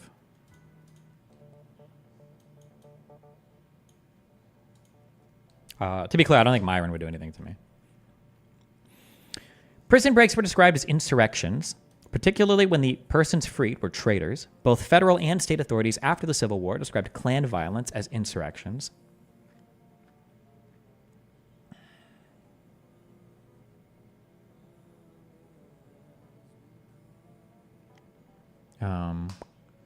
Let's see. Americans during the Civil War were familiar with the various forms that insurrections could take.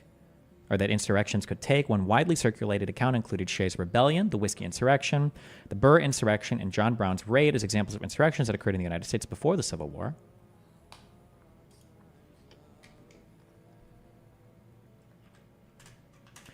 Examples of widely regarded insurrections before the Civil War.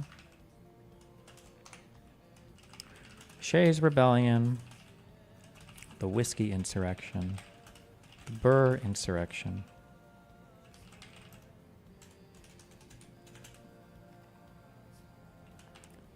John Brown's Raid.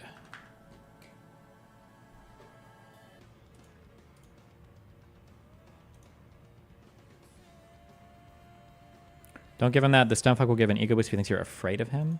No, I'm afraid of some random person shooting and killing me. I don't think Andrew would kill me either. I'm not worried about Andrew or Myra. I'm worried about some random fucking crazy person.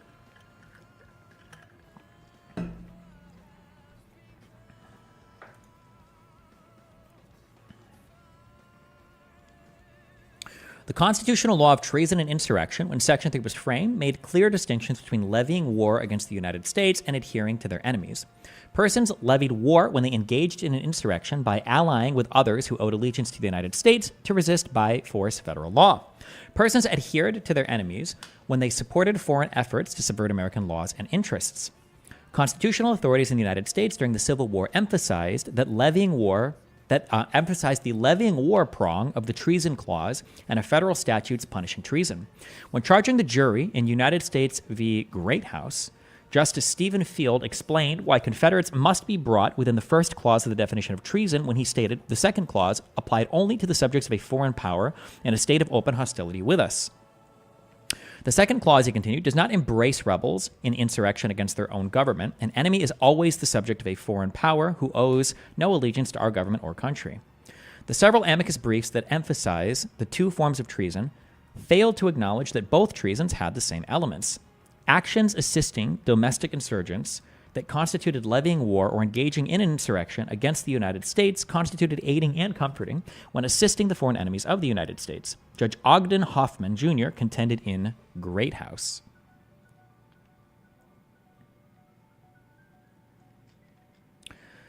Every act which, if performed with regard to a public and foreign enemy, would amount to an adhering to him, giving him aid and comfort, will, with regard to a domestic rebellion, constitute a levying of war. Every act which, if performed with regard to a public and foreign enemy, would amount to an adhering to him, giving him aid and comfort, will, with regard to a domestic rebellion, constitute a levying of war. And conversely, every act which, with regard to domestic rebellion, will constitute a levying of war, will, with regard to a foreign enemy, constitute an adhering to him, giving him aid and comfort. Okay.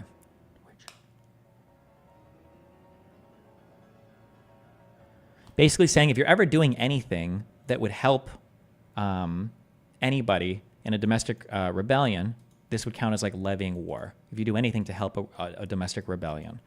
And then anything that constitutes a levying of war will also satisfy the adhering to him, giving him aid and comfort for an enemy as well, I think. Okay. A legal consensus existed from the Constitution's framing to Reconstruction on the four elements of an insurrection. Remember, I don't know if this is true always definitionally, but in law, factors are things that like play into things, like a mitigating factor or an aggregating factor. A factor is just a thing that could be a part of something. An element is a necessary requirement. So in law, if you're given a statute or if you're given something that has 3 or 4 or 5 elements, that means that every single thing needs to be there to satisfy the thing that's being spoken about, right? A criminal law that has 3 underlying elements means that if only 2 elements are present, you don't have the particular thing. An element means every part is required. So a legal consensus existed from the Constitution's framing to Reconstruction on the 4 elements of an insurrection. So all 4 elements need to be present for it to be considered an insurrection. An insurrection required an assemblage. Justice Benjamin Curtis spoke of a combination or conspiracy by which different individuals are united in one common purpose. The precise numbers of persons resisting law by force had no bearing on whether an insurrection occurred. Justice Samuel Chase, in the case of Fries, is it Fries or Freeze? Declared the quantum of the force employed neither lessens nor increases the crime, whether by 100 or 1,000 persons, is wholly immaterial. That resistance was futile did not excuse the insurrection. The North Carolina Supreme Court in Shortridge v. McCone declared the armed attempts of a few, attended by no serious danger to the Union and suppressed by slight exertions of the public force, come unquestionably within the constitutional definition. Ooh, that's a good one. Let's see. Charge to grand jury, neutrality laws and treason. Curtis. Okay, let's.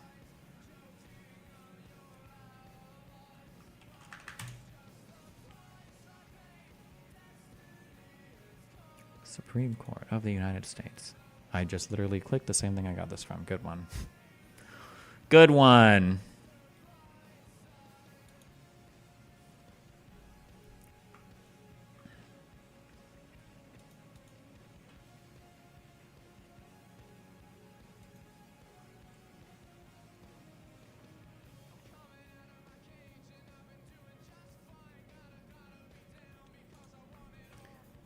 Nope, not that. A combination. No. Combination. There we go.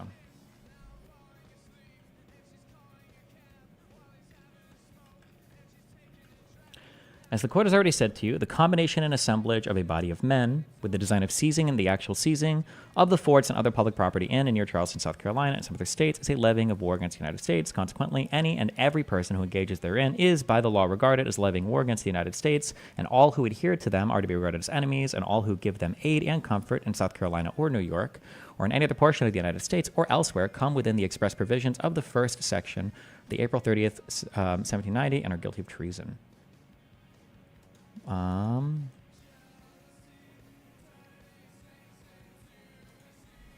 Mentioned on Piers Morgan that the right brought us here to this level of rhetoric. Do you think progressives in the early mid-2010s kind of deranged the right? Yeah, a little bit, yeah. I think they were a little bit deranged, for sure. But I mean, like, you can fight against deranged people without becoming deranged, I would think, but who knows? Maybe not.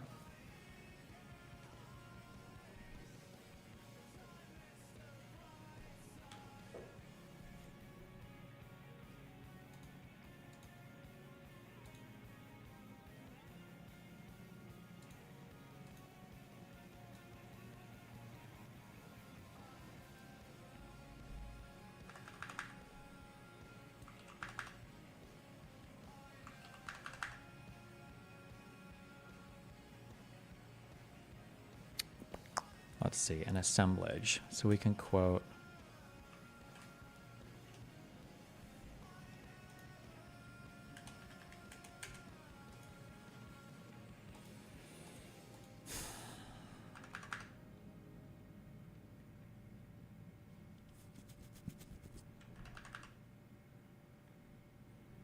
This is a.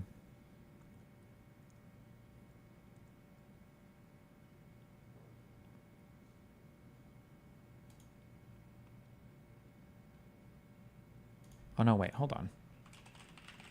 This is not the same quote. Justice Benjamin Curtis spoke of a combination or conspiracy by which different individuals are united in one common purpose. 35. Charged to grand jury. Neutrality, laws, and treasons. Curtis. 30F. Which? 30F. Case 1032. Oh, no. 1025. Fuck. Oh, no. I need a different... Would you call this the volume or the location? If I back up, it's not going to let me load this.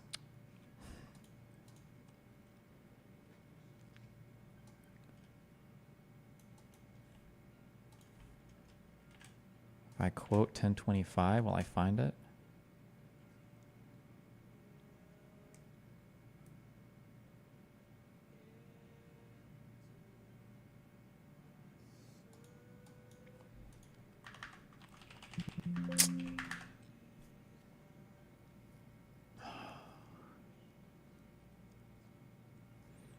Well,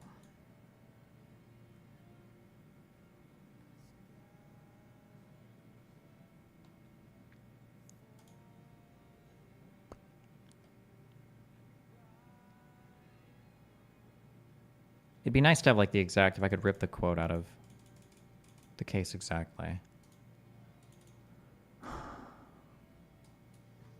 1025 is just in the doc where it appears. Yeah, but I think this is starting at like 1032, so I don't have this prior thing, I don't think.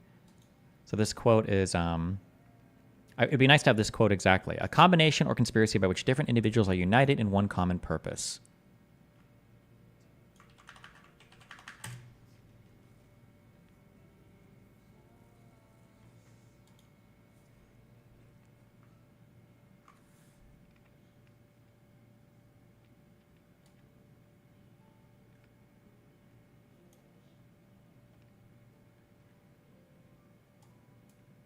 Treason. Damn. Okay. A treatise on the law of evidence, volume 3.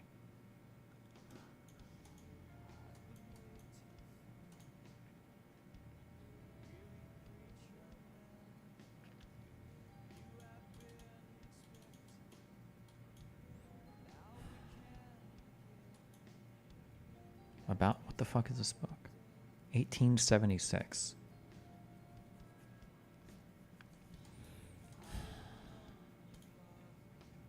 Whatever. Okay, it's not that important, I guess.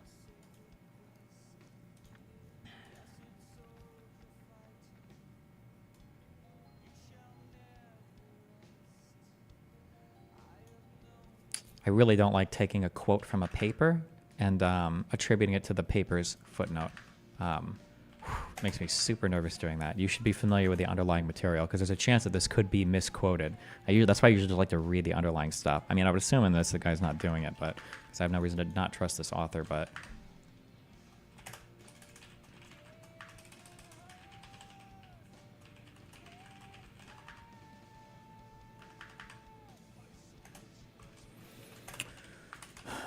by Justice Benjamin Curtis.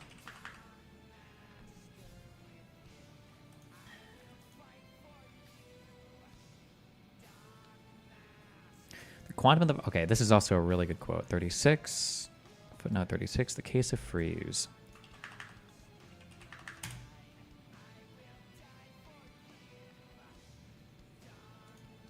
No, fuck me.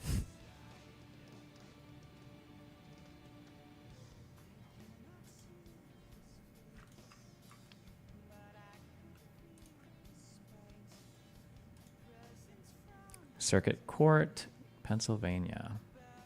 This is in the year 1800.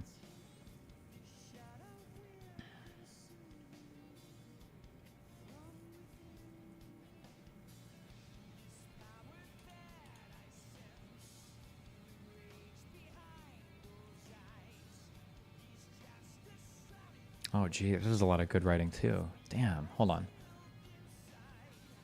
Which quote am I looking for here? The quantum of the force employed.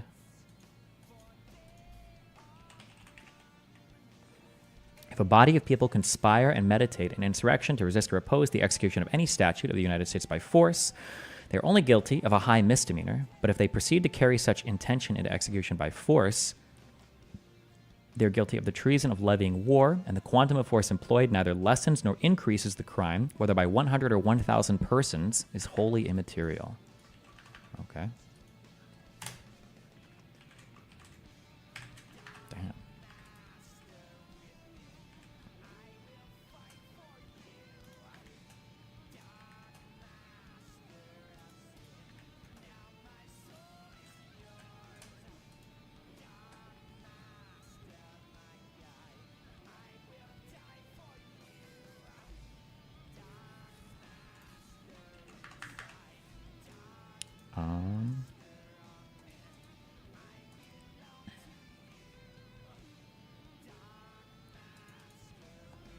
Let's see, can we interpret old documents like this? Okay, so Circuit Court, Pennsylvania. So this is basically the first appeals court for the federal courts, and it's being written by who? Who's the writer for this?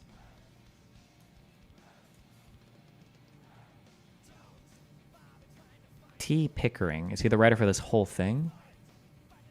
Or is this guy the writer? Wart Street TR.6. This looks like a reporter or volume thing.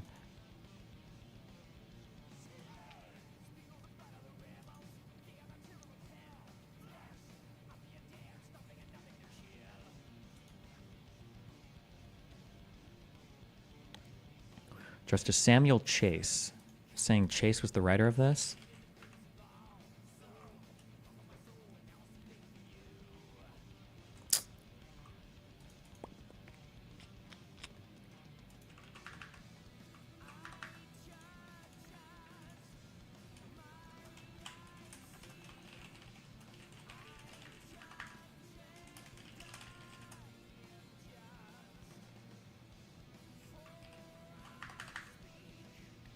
I can at least link the...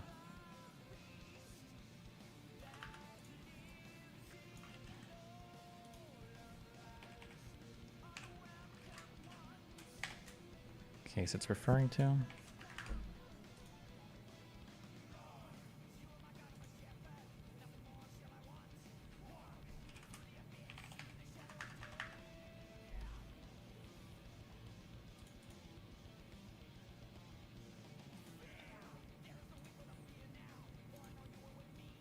Whoops, okay.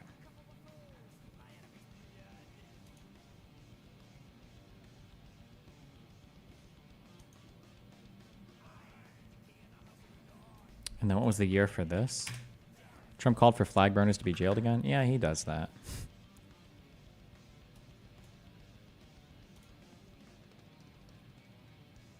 Fuck me, I need to stop clicking on the thing that I'm fucking reading. Okay, this is in 1861.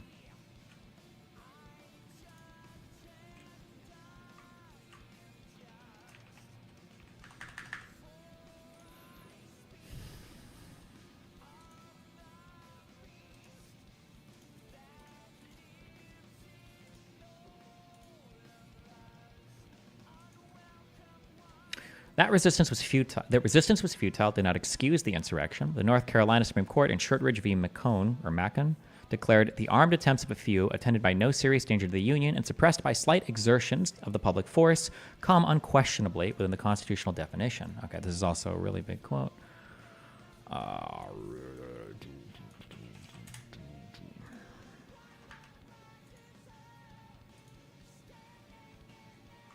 Control F. Unquestionably.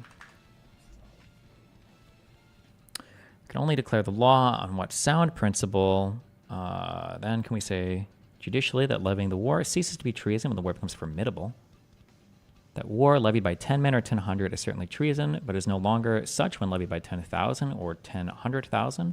That the armed attempts of a few, attended by no serious danger to the Union and suppressed by slight exertions of the public force, come unquestionably within the constitutional definition, but attempts by a vast combination controlling several states, putting great armies in the field, menacing with imminent peril the very life of the republic, and demanding immense efforts and immense expenditures of treasures and blood for their defeat and suppression, swell beyond the boundaries of the definition and become innocent in proportion to their enormity.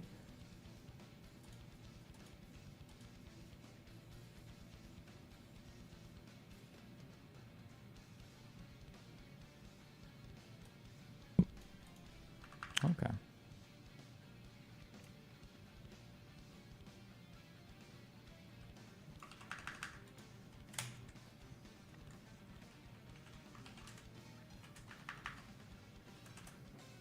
Can anybody tell me how long until Destiny Debate Center? Is it not literally in my stream title? Is there like a problem reading titles? Is there any point in even putting stream titles?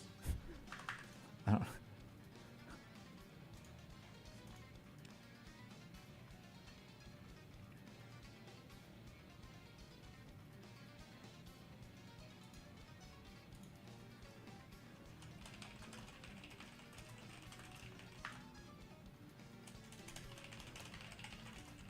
North Carolina Supreme Court, 1867. Shortridge v. Macon.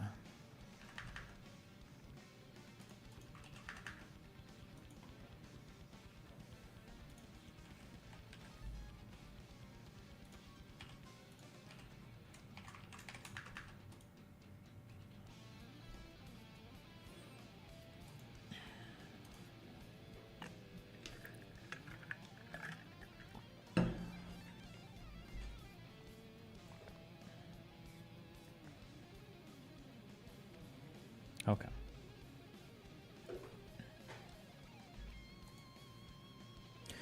An insurrection against the United States required resistance to any statute. Okay, so we're good on this. Required resistance to any statute or some public law of the United States. Curtis reminded a grand jury, the law does not distinguish between a purpose to prevent the execution of one or several or all laws. An insurrection could be directed at a legislature as well as at executive officials. William Rawle declared an effort to coerce repeal of a general law to be an overt act of levying war. Justice Field's opinion in Greathouse held that any effort to coerce the conduct of government constituted an insurrection. I can just copy paste his quotes, I guess. Fuck it.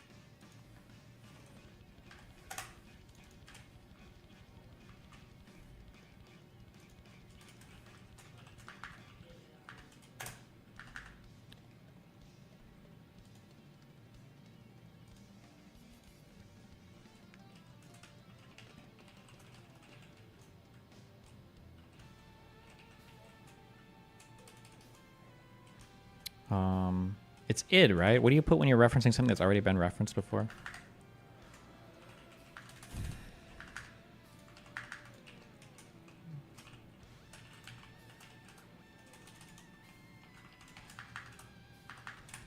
Fuck, I'll just have this here.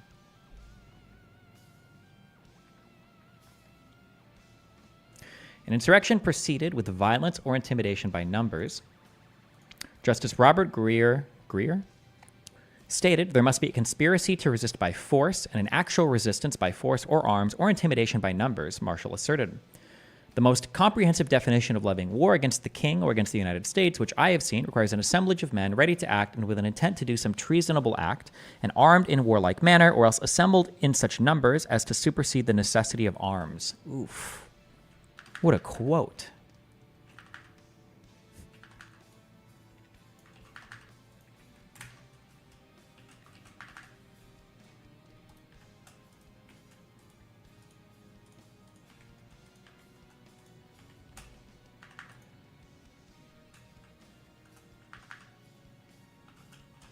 Justice Marshall. No, wait. Yes.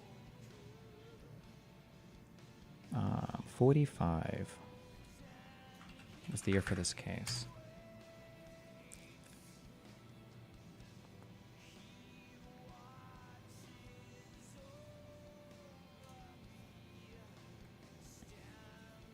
$1807. Okay. Seems like your reaction to the Trump shooting has become the mainstream talking points from us Dems. Why do you think your words rung so well with other Dems? Maybe worth reviewing? I don't know. It's hard to say how much I influenced one thing or another. I'm not sure. Who knows? Who knows? This force need not resemble a military engagement, Lieber noted. Armed or unarmed resistance by citizens of the United States against the lawful movements of their troops is levying war against the United States and is therefore treason. Herzl's monarchy argument references political classes loathsome. Why are aristocrats less so? Won't peasants still bicker on politics still? Don't aristocrats like do things and political people just like argue politics? Isn't that like the difference? You're gonna do all this reading just for Wilson to argue about the speech the whole time and Myron playing air horn. Good luck. Thanks. How do you think this definition gets with BLM rioting or disruptive protesting in general? I mean, we can go and check the definitions after if you want.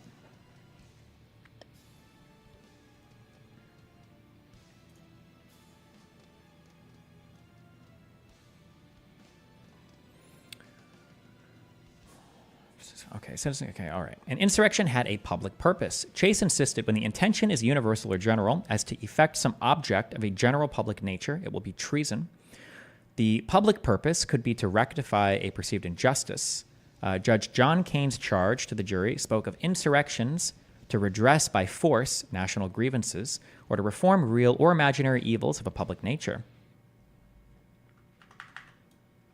Oof, okay.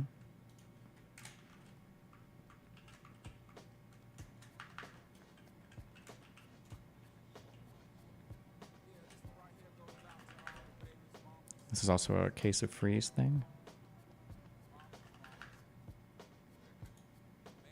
which was at in the year 1800.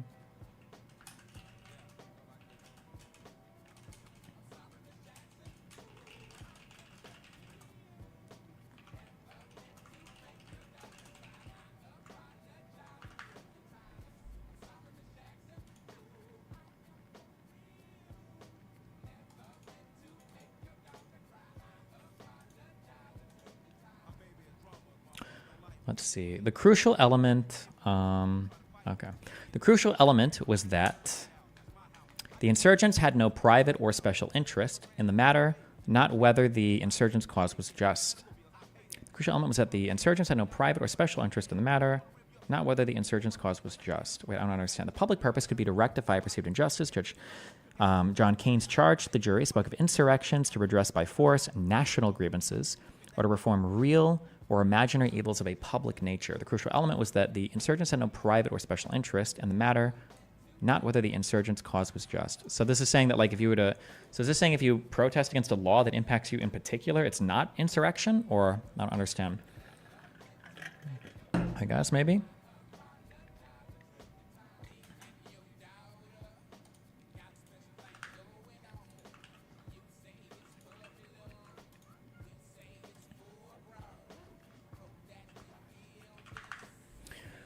No reported case nor prominent legal treaties published between independence and the ratification of the 14th Amendment insisted that insurrections attempt to overthrow the government. As Story declared, it is not necessary that it should be a direct and positive intention entirely to subvert or overthrow the government. It will be equally treason if the intention is by force to prevent the execution of any one or more general and public laws of the government, or to resist the exercise of any legitimate authority of the government in its sovereign capacity. The words levying war, Curtis asserted, include not only the act of making war for the purpose of entirely overturning the government, but also any combination forcibly to oppose the execution of any public law of the United States if accompanied or followed by an act of forcible opposition to such law. Members of Congress and journalists during and immediately after the Civil War acknowledged that past incidents uniformly regarded as insurrections had not been attempts to overthrow the government. Representative Ephraim Eckley detailed the Whiskey Insurrection and Burr Rebellion in a speech delivered during the debates on the 14th Amendment. Neither threatened to replace by force duly elected national officials. Representative Fernando Wood of New York, the previous year, spoke of the rebels who were engaged in the Whiskey Insurrection. The Brooklyn Daily Eagle on March 1st, 1866, counted 13 past efforts to resist federal authority, a few of which involved efforts to overthrow the national government.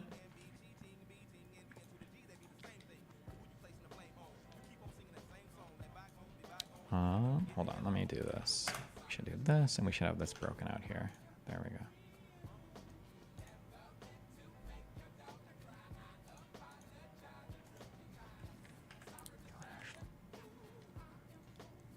The Supreme Court of Colorado relied on the correct historical understanding of insurrection when determining whether the events of January 6th were an insurrection.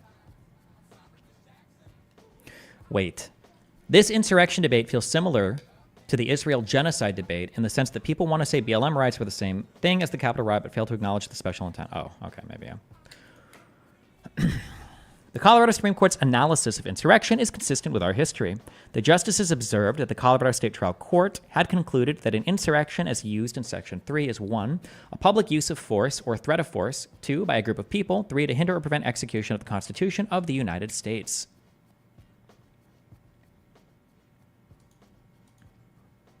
So what did they get?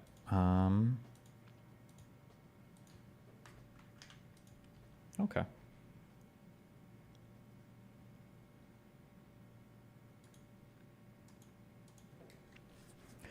The majority opinion then cited various historical sources, finding that an insurrection is more than a riot, but less than a rebellion, and correctly observed that no authority supports the position that insurrectionary conduct must involve a particular length of time or geographic location. The justices properly concluded the court need not adopt a single, all-encompassing definition of the word insurrection, because for this purpose, any definition would encompass a concerted and public use of force or threat of force by a group of people to hinder or prevent the U.S. government from taking the actions necessary to accomplish a peaceful transfer of power in this country. The Colorado Supreme Court correctly found that the events of January 6th were consistent with the legal understanding of insurrection when Section 3 was framed. Each element of a constitutional insurrection was present. There was an assemblage, hundreds of people breached the Capitol building, and thousands trespassed on federal land. We should have this down here.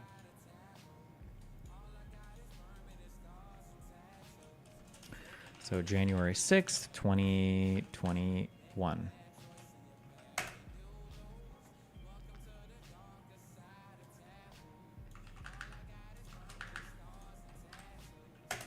So there was an assemblage, hundreds of people breached the Capitol building, and thousands trespassed on federal land. That's obvious and easy. The Colorado Supreme Court observed it is undisputed that a large group of people forcibly entered the Capitol.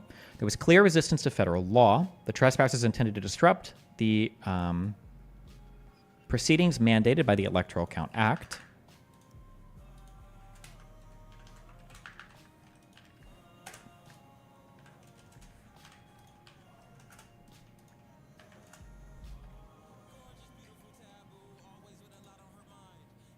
Why do you feel like you have to put this together? Obviously, time is money, so there's a big financial burden to this. We had extensive TV coverage. Is it better to watch on Kick versus YouTube? What?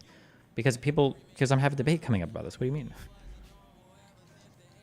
Anderson v. Griswold states, substantial evidence in the record showed that the mob's unified purpose was to hinder or prevent Congress from counting the electoral votes as required by the 12th Amendment and from certifying the 2020 presidential election.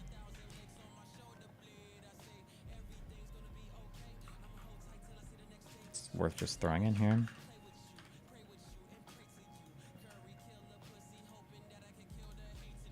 You already viewed the John Eastman interview. It's interesting to hear him make the case for his coup attempt. We might have watched some of this, maybe. Maybe we'll watch it after.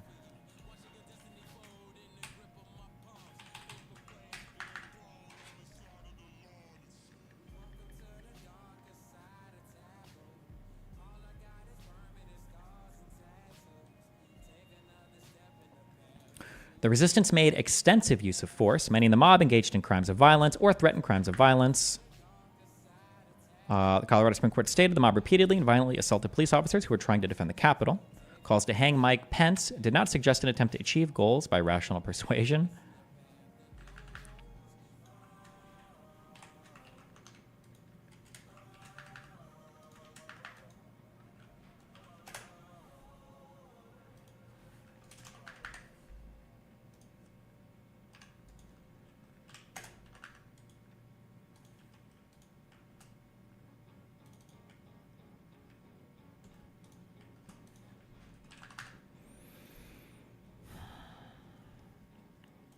Thousands of trespassers engaged in intimidation by numbers. Reasonable members of Congress could presume that those who trespassed on federal land were serving as backup for those engaged in violence inside the Capitol building. The events in Washington, D.C. on January 6, 2021 satisfied each element of an insurrection to the same or greater degree as the events in Western Pennsylvania in 1794 that are universally acknowledged to constitute the Whiskey Insurrection. I should have at least a wiki understanding of this.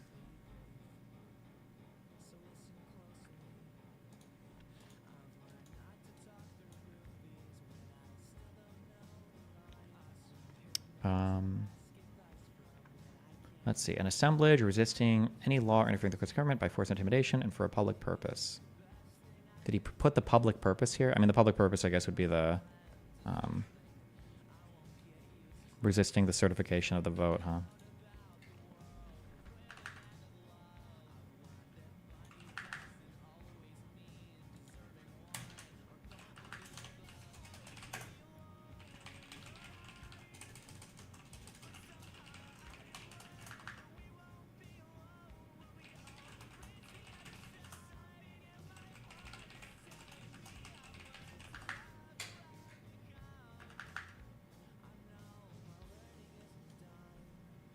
Actually, I guess it would be this part up here, huh?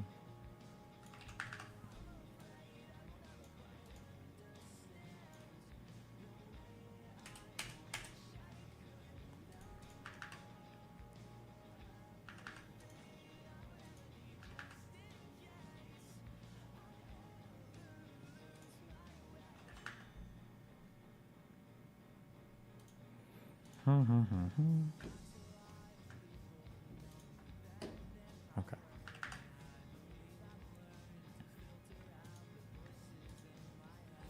The assemblage that invaded the nation's capital on January 6th was far more numerous than the assemblage that disrupted tax collection in 1794.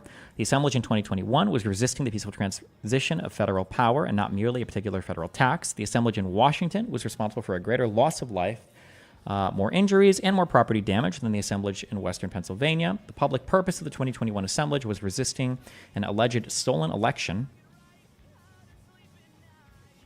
Oh, no, actually, this would go up here. Hold on.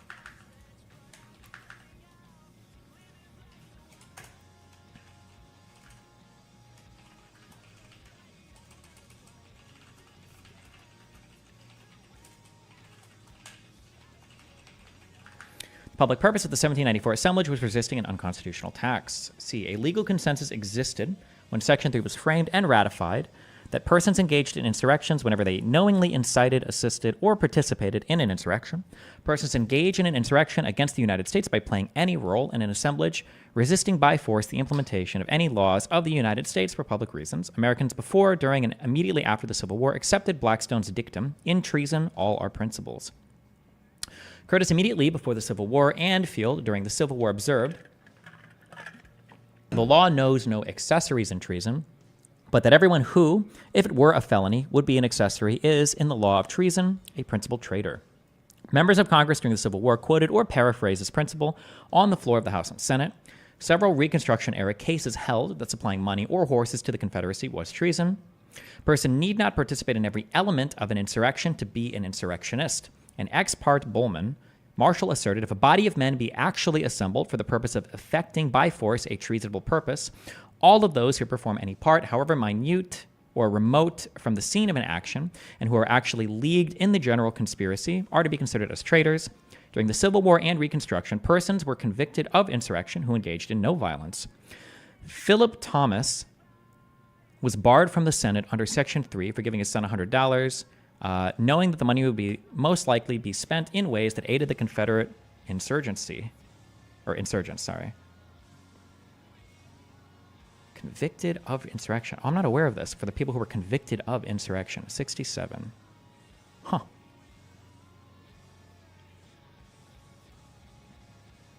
'19th century judges and legal commentators regarded those who incited insurrections as insurrectionists. Curtis maintained that treason or insurrection was committed by every individual, or everyone who counsels, commands, or procures others to commit an overt act of treason, which is accordingly committed. Abstract discussion not aimed at instigating action did not provide grounds for prosecution, but words intended to inspire forcible resistance to law were treasonable. Kane condemned as insurrectionists those who counsel and instigate others to act of forcible oppugnation to the provisions of a statute. Successfully to instigate treason, he concluded, is to commit it.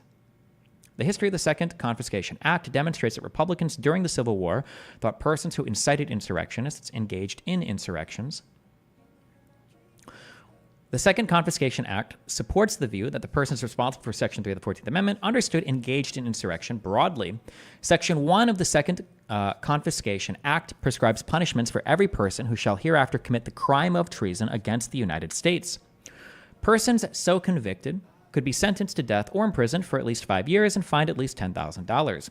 Section 2 prescribes punishments for any person who shall hereafter incite, set on foot, assist, or engage in any rebellion or insurrection against the authority of the United States. Persons so convicted could be sentenced to prison for no more than 10 years and fined no more than $10,000 or both. Section 3 disqualifies from holding office all persons who perform any action described in Sections 1 and 2.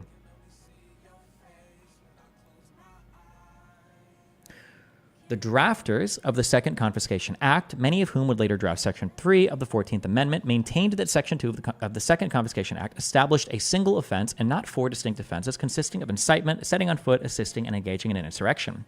Senator Daniel Clark of New Hampshire informed the Senate that the Select Committee he chaired that drafted the Confiscation Act did not apprehend that Section 2 created more than one offense. We did not intend that it should create more than one offense, and all should be punished alike. Senator Jacob Howard of Michigan asked Clark to confirm that the senator from New Hampshire sets up no distinction between inciting a rebellion or insurrection, setting on foot a rebellion or insurrection, assisting in a rebellion or insurrection, or engaging in a rebellion or insurrection. Clark replied, "Certainly. We did not mean to multiply the offenses," he added, "but to give a description broad enough to bring the offender to trial." Republicans agreed that no differences exist between the offenses covered by the crime of treason in Section 1 and inciting, setting on foot, assisting, or engaging in any rebellion or insurrection set in Section 2 of the Second Confiscation Act.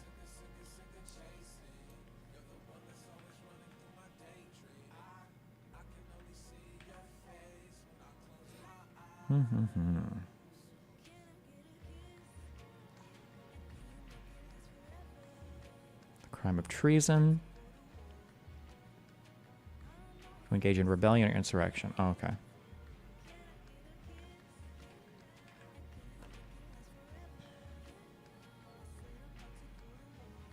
Wait. I don't understand this argument. If he's saying that Republicans agree there's no differences that exist between the offenses covered by the crime of treason in Section 1 and inciting, setting on foot, assisting, and engaging in any rebellion or insurrection set out in Section 2 of the Second Confiscation Act, I don't understand this argument because it seems like they were two different things listed and there were two different punishments listed as well. Every person who shall... Okay, Section 1 of the Second Confiscation Act prescribes punishments for every person who shall hereafter commit the crime of treason against the U.S. Persons so convicted could be sentenced to death or imprisoned for at least 5 years and fined at least $. Section 2 prescribes punishments for any person who shall hereafter incite, set on foot, assist, or engage in any rebellion or insurrection against the authority of the United States. Persons so convicted could be sentenced to prison for no more than 10 years and fined for no more than $1,000. Section 3 disqualifies from holding office. Treason is for foreign nations, and these are for domestic.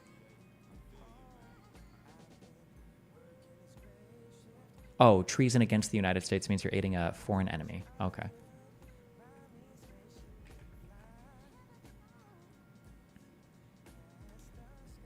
Howard and Senator Benjamin Wade of Ohio declared the offenses identical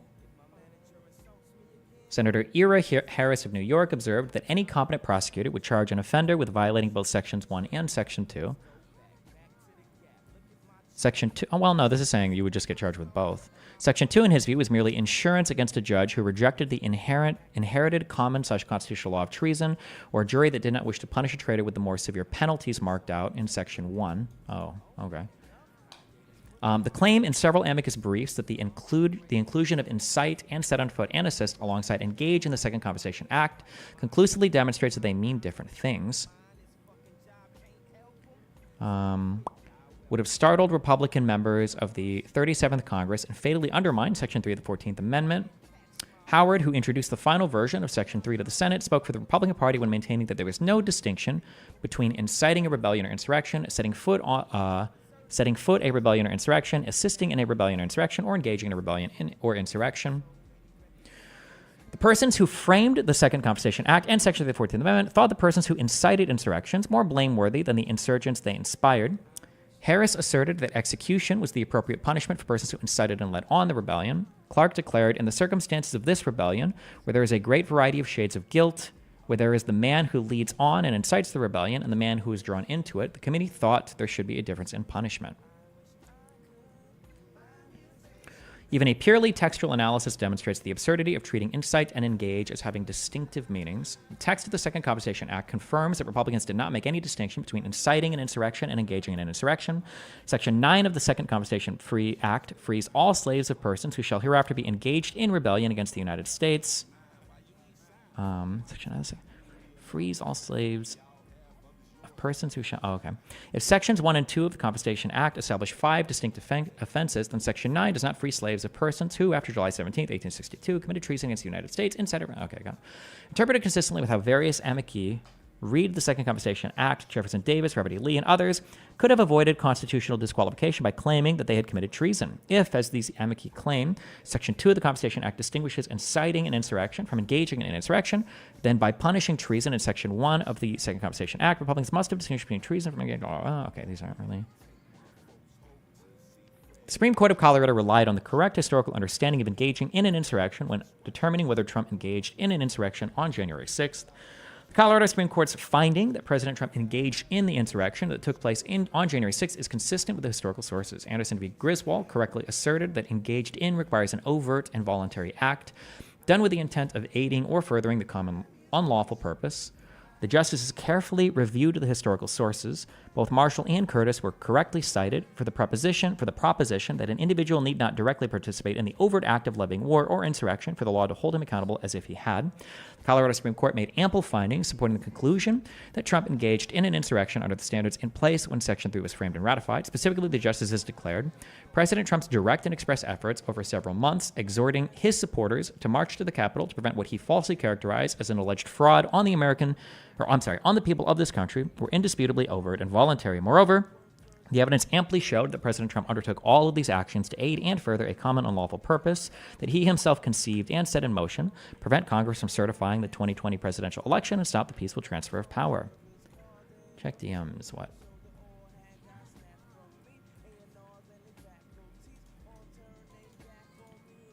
Oh, okay.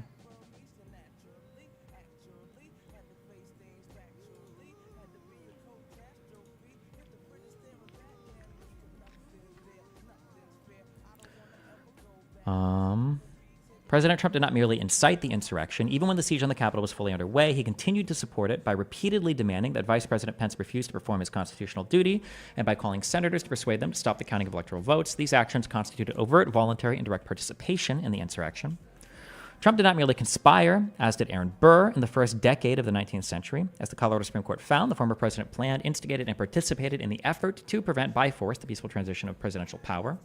Anderson v. Griswold correctly applied 19th century legal standards when using evidence that Trump lied about election results, brought frivolous lawsuits challenging those elections, and performed various illegal actions that might, standing alone, fall short of 19th century standards for engaging in insurrection.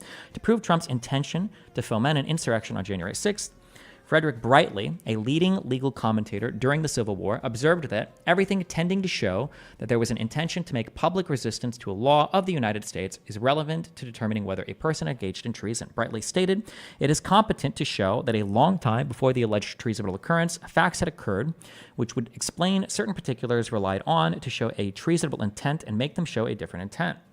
It's competent to show that a long time before the alleged treasonable occurrence, facts had occurred which would explain certain particulars relied on to show a treasonable intent and make them show a different intent. Okay. Under this principle of 19th century law, evidence that Trump was willing to overturn the 2020 national election by illegal means supports the conclusion that his intention on January 6th was to provoke a mob to interfere illegally and forcibly with the presidential transition process.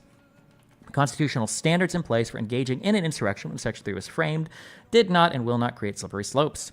The parade of horribles in several of Trump's amicus briefs failed to acknowledge that insurrection was not politicized, and insurrection prosecutions rarely occurred in the United States from the ratification of the Constitution until the end of Reconstruction, when federal and state courts uniformly accepted the constitutional principles articulated by the Colorado Supreme Court. Legal authorities carefully distinguished planned insurrections from spontaneous riots.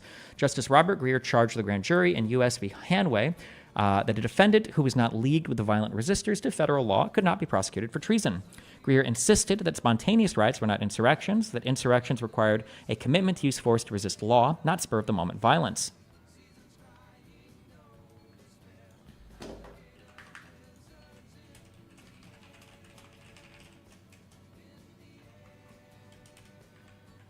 Oh, that's good to have.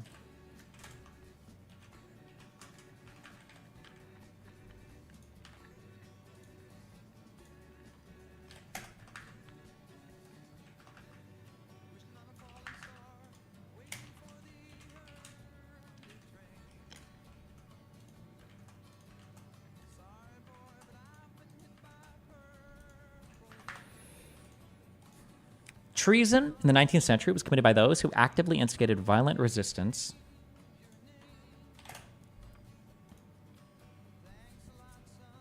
to United States law, not by those who merely commented favorably on protest activity from afar.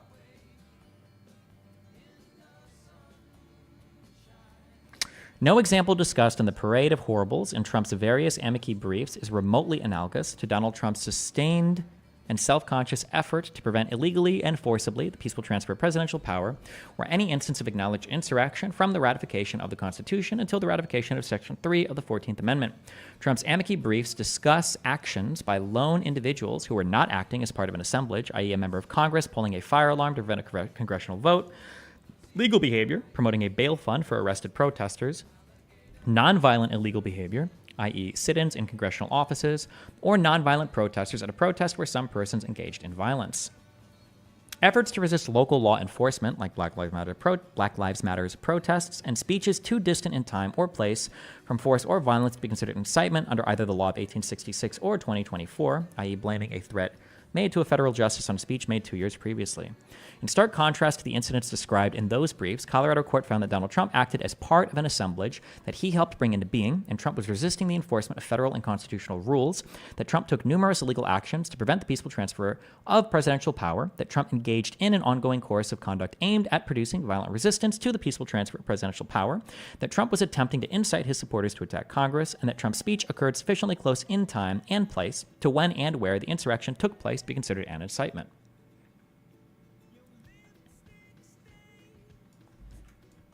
Yeah, we're ripping this one. We're ripping that. We're gripping this.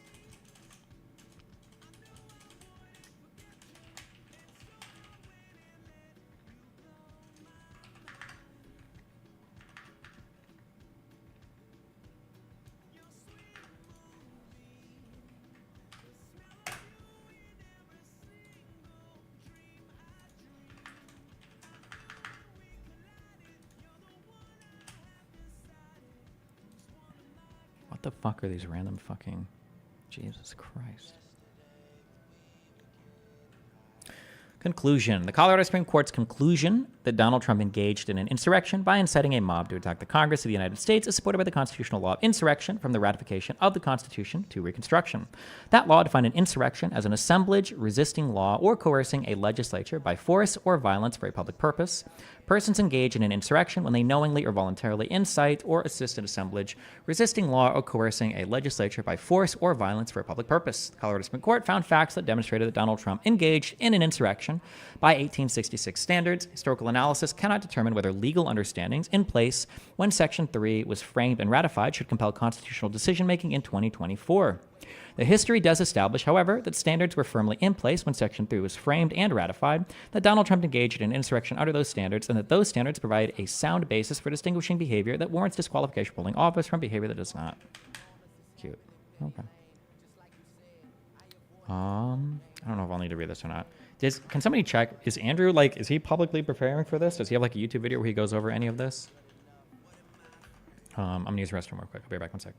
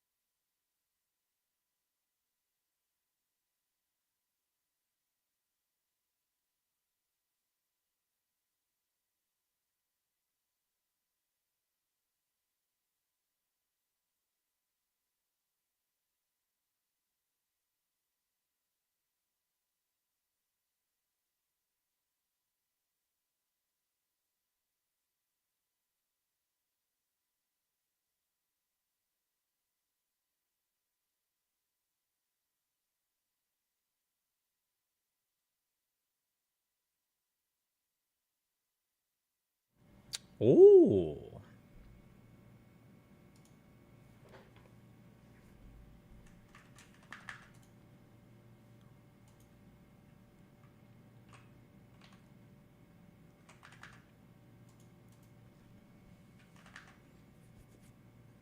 Andrew's been doing prep streams all week, but paywalls them once they're over. Damn.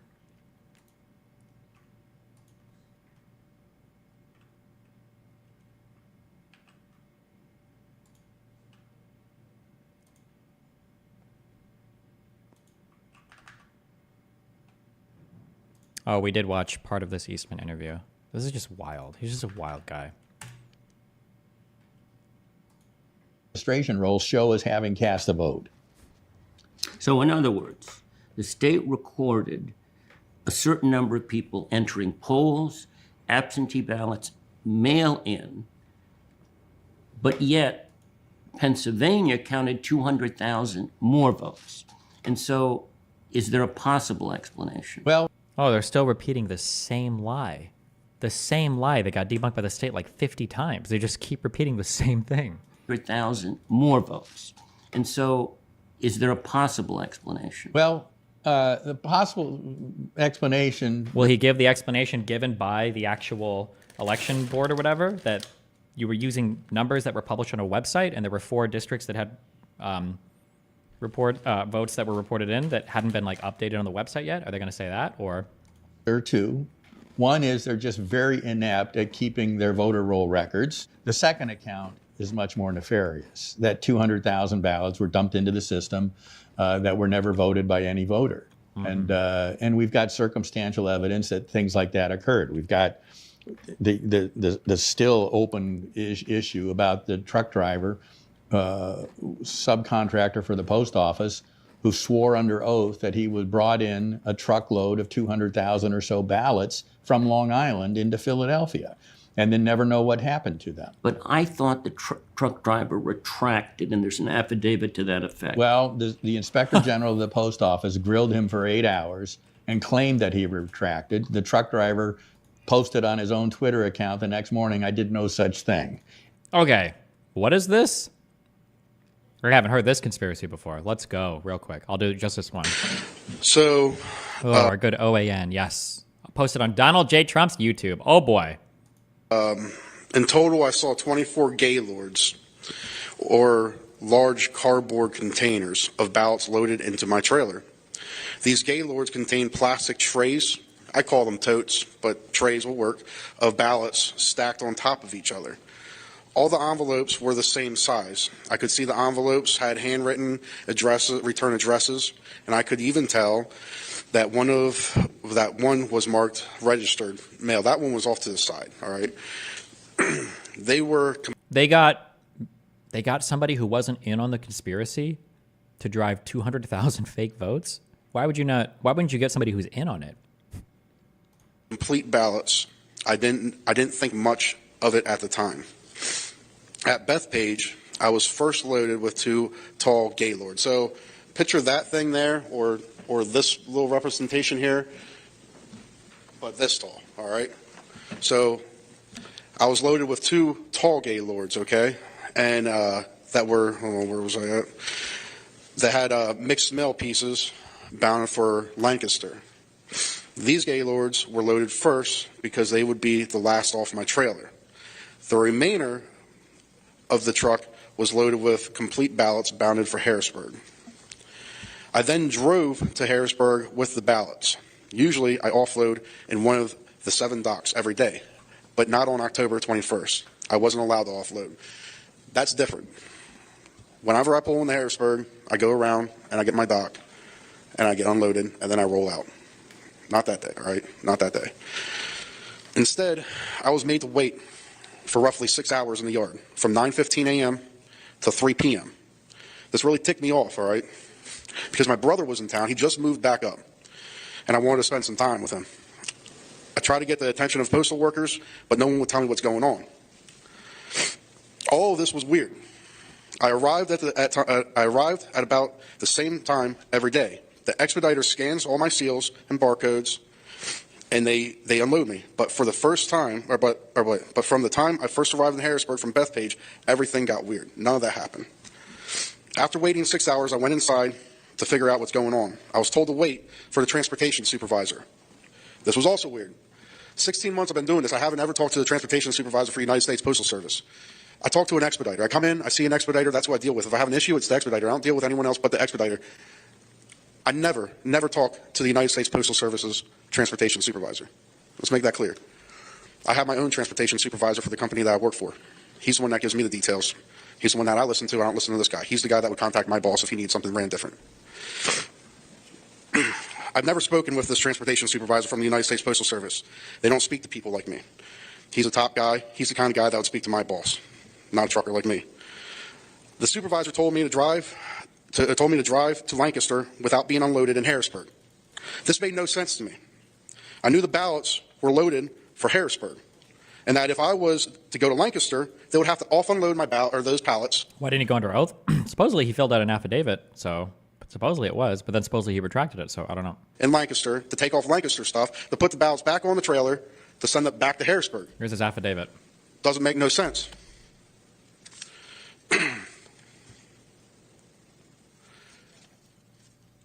This was a real screw up in my thinking. I wanted my ticket. So whenever I go to a place, when I go there and whenever I'll leave, I'll get a ticket. I'll get a ticket, a slip, whatever you want to call it. It's the date, time that I'm supposed to be there. It'll have my trailer number on it. It'll have how much I'm loaded. It'll have the seal number. It has my name. It'll have who was the expediter. So I wanted my ticket, my slip. I call them tickets. Some people call them slips, okay? And then because I was there for 6 hours, I wanted my late slip too, because I wanted to be paid for sitting in that yard for 6 hours. So I wanted the ticket and the late slip for stopping in at Harrisburg. Also, I wanted it because if they tell me to take this load to Lancaster, I don't want to pull up to Lancaster with Harrisburg crap and be like, yeah, they just told me to be or come here and not have no ticket, because they don't look like I just came straight here, you know? Just to prove that I was there. And so others would know I wasn't the person that screwed this up. A ticket is always provided to a driver when they arrive at a United States Postal Service facility. It proves you were there. The transportation supervisor refused to give me a ticket and told me to leave. I then demanded he give me a late slip, since I wanted to get paid for the time I was sitting there. And waiting for them to offload. Wait, what is this? Hold on.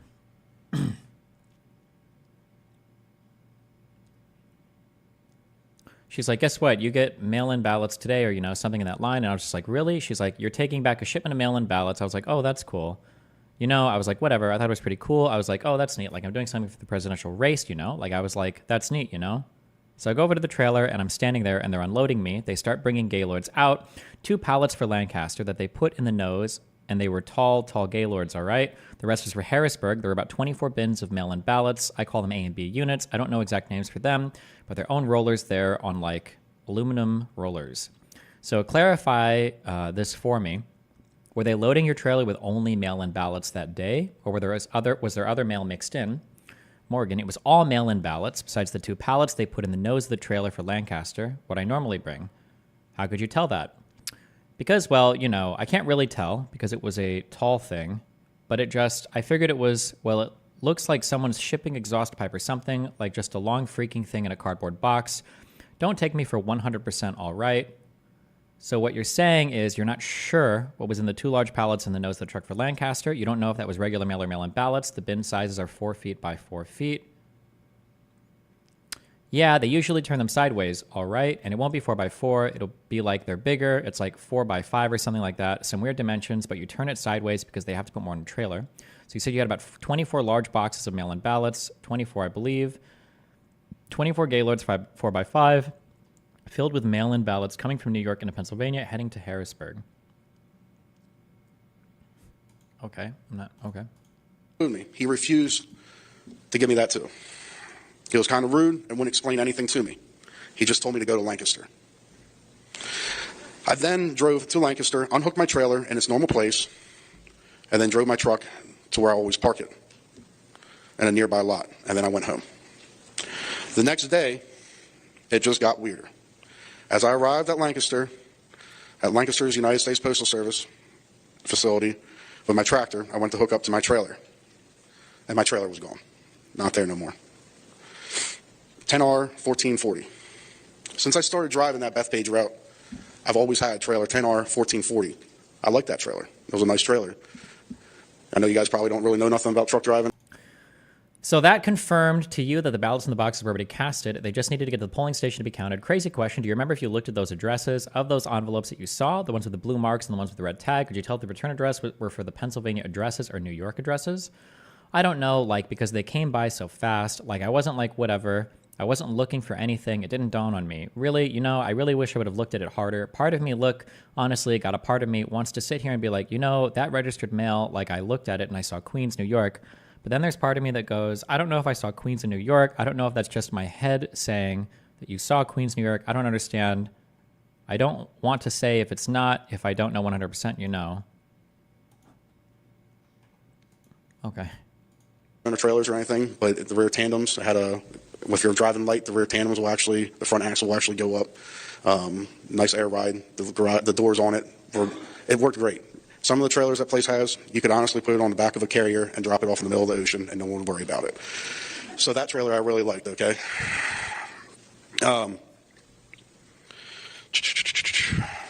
What happened on October 21st was a series of unusual events that cannot be a coincidence.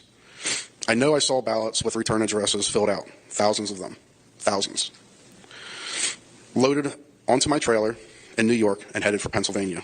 At first, thousands. Did he say it was 200,000? Hold on. Who swore under oath that he would brought in a truckload of 200,000 or so ballots. Jesus. So he said thousands here. In his affidavit, he said it could be 250 or 7,500. Jesus. This guy, by the way, John Eastman, is the one who was amplifying the Chesbrough elector theory that could get Mike Pence to win the election, and he was helping Donald Trump. This was like the lawyer for hire hack fuck who was working for Donald Trump to try to get him like to pass by all of his bullshit ass legal conspiracies in order to like win the election, basically. Yeah. Jesus. First, I didn't think it was a big deal. In fact, I thought it was really awesome. I really did. I was like, sweet, I'm doing something for the presidential race. You know, this is cool. But as things became weirder, I got to thinking and wondered why I was driving complete ballots. Did he get punished in any way? The lawyer, I mean, I think he got disbarred, didn't he?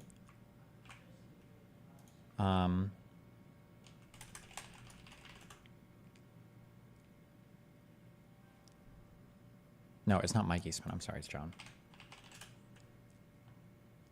Did he get... Maybe he didn't get disbarred.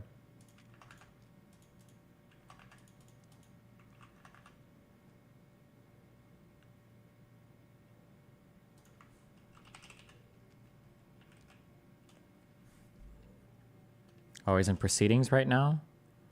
March 27th, Roland issued a ruling recommending that Eastman be disbarred. They have announced they'll appeal.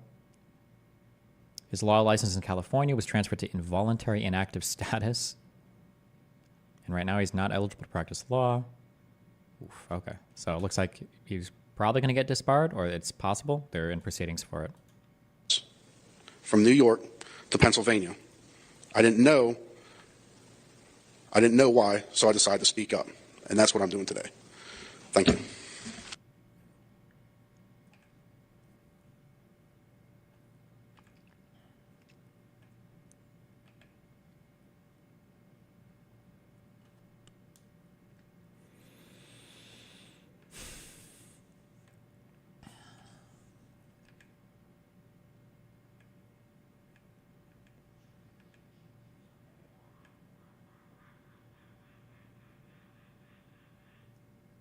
Good one.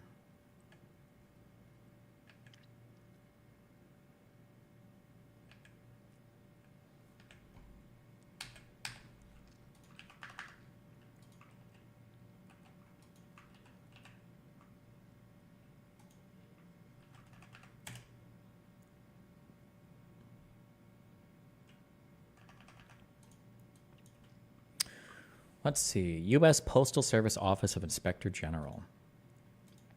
38 pages. Fuck this.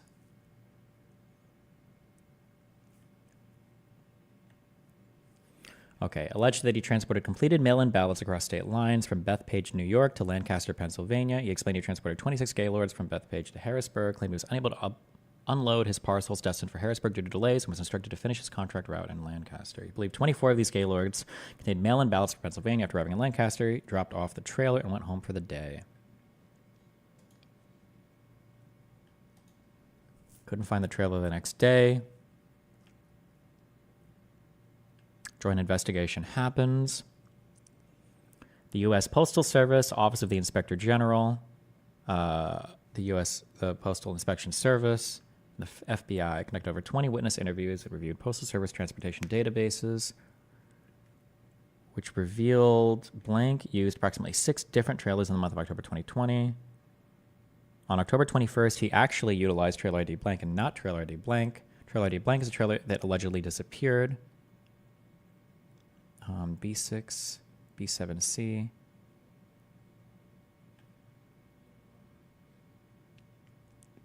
Oh, so he actually used this trailer and not this trailer. Wait, I can't even see what's being redacted down here. B339 and not B339. There's a difference down here, but I think it's supposed to be redacted. Maybe if you copy paste, maybe you can see this down here. I'm not sure. I can't tell. Blank subsequently utilized this trailer ID, again with no incident.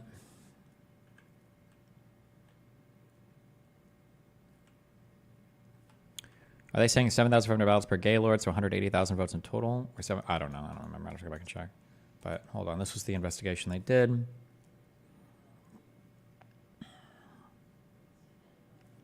A review of the GPS data and time information confirmed blank used trailer ID this on October 21st, not this ID. Trailer ID blank is the trailer blank alleged the ballots disappeared. Trailer data records pertaining to the mail contents of trailer ID this, which is the trailer blank utilized on October 21st, 2020, indicate most, if not all, of the mail contents were packages, not letters or ballots. Investigators confirmed data records indicated all mail contents were properly transported, accounted for, and processed. Investigators conducted numerous interviews with Postal Service employees working on October 21st and October 22nd who are associated with the inbound-outbound processing of this trailer ID. None of the employees interviewed were able to corroborate the allegation. Multiple Postal Service employees recall seeing less than approximately 100 ballots the entire election season and stated they would notify a supervisor if they saw ballots. No Postal Service employee reported seeing more than 100 ballots on a single day. In addition, Postal Service employees working on October 21st could not recall directing him to proceed to Lancaster, as he stated in his allegation. In an attempt to identify a source responsible for delivering a large volume of ballots through Bethpage, New York to Pennsylvania, investigating agents discovered ballot printing contractors Phoenix Graphics. Phoenix Graphics is based out of Rochester, responsible for producing these. These ballots were either driven by Phoenix Graphics directly to their respective election office in Pennsylvania or entered into the Postal Service mail stream in Rochester, New York.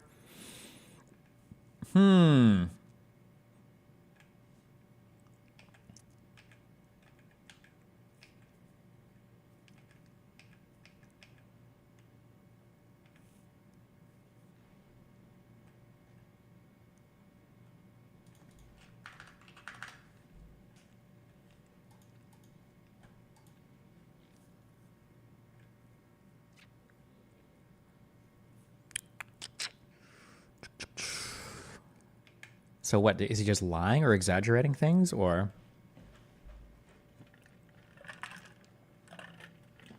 The rest of the stuff is the same at other stages? Yeah, it seems like there's not a single other person will corroborate anything this guy's saying.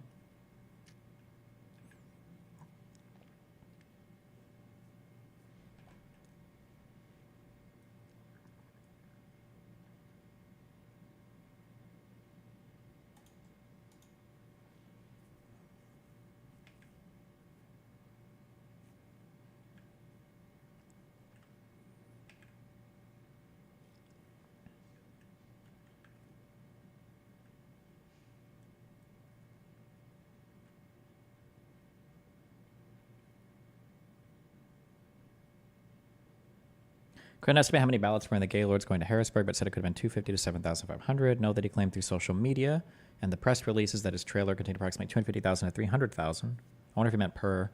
The above-mentioned employee, which include high-level management, could not corroborate the claim of 250 to 7,500 ballots transported on this trailer ID. A review of the USPS databases show that they didn't use that trailer ID on October 20th or 21st.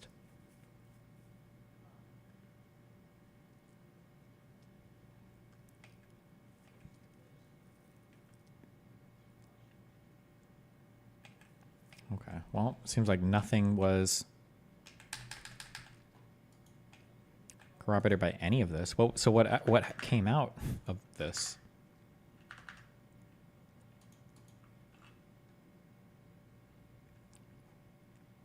Oh, this was December 1st, 2020. This was before even the electors voted.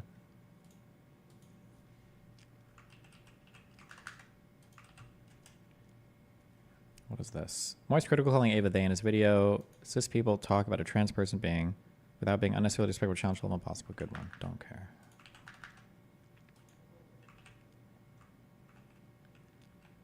There's just not. Okay, well, I guess nothing else.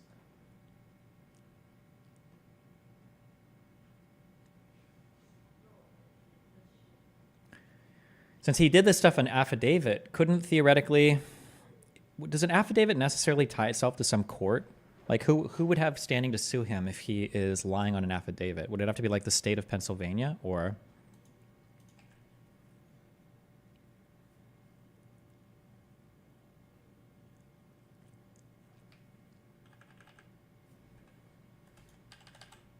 like that occurred. We've got the still open issue about the truck driver, subcontractor for the post office, who swore under oath that he was brought in a truckload of 200,000 or so ballots from Long Island into Philadelphia, and then never know what happened to them. But I thought so that case isn't still open. And when he says under oath, that's kind of true. He did fill out an affidavit, which you sign under penalty of perjury if you're lying, but he wasn't, I don't think he was ever before a court. So that's a little disingenuous the way he's representing it. I don't know what the fuck God, do you think we get Eastman on our stream and debate him? God, that would be epic as fuck.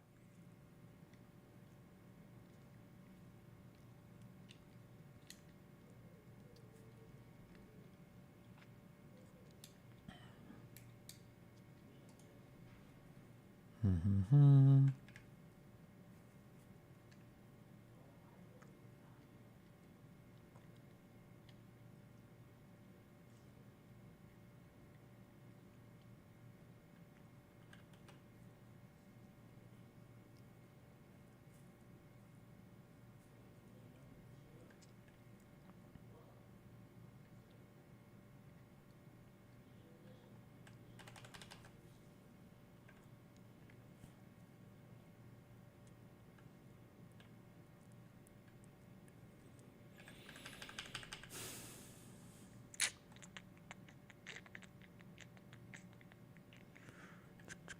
I'm just curious where it's at now. Did they just like fall off the map? In a June 2021 interview with Klein that was streamed online, Morgan said he didn't work for a time after he came forward and noted that he had suffered a COVID infection that took some time to recover from. By the time of the interview, he was working for a trucking firm based on Adams County. A message left for Morgan at the company was not returned.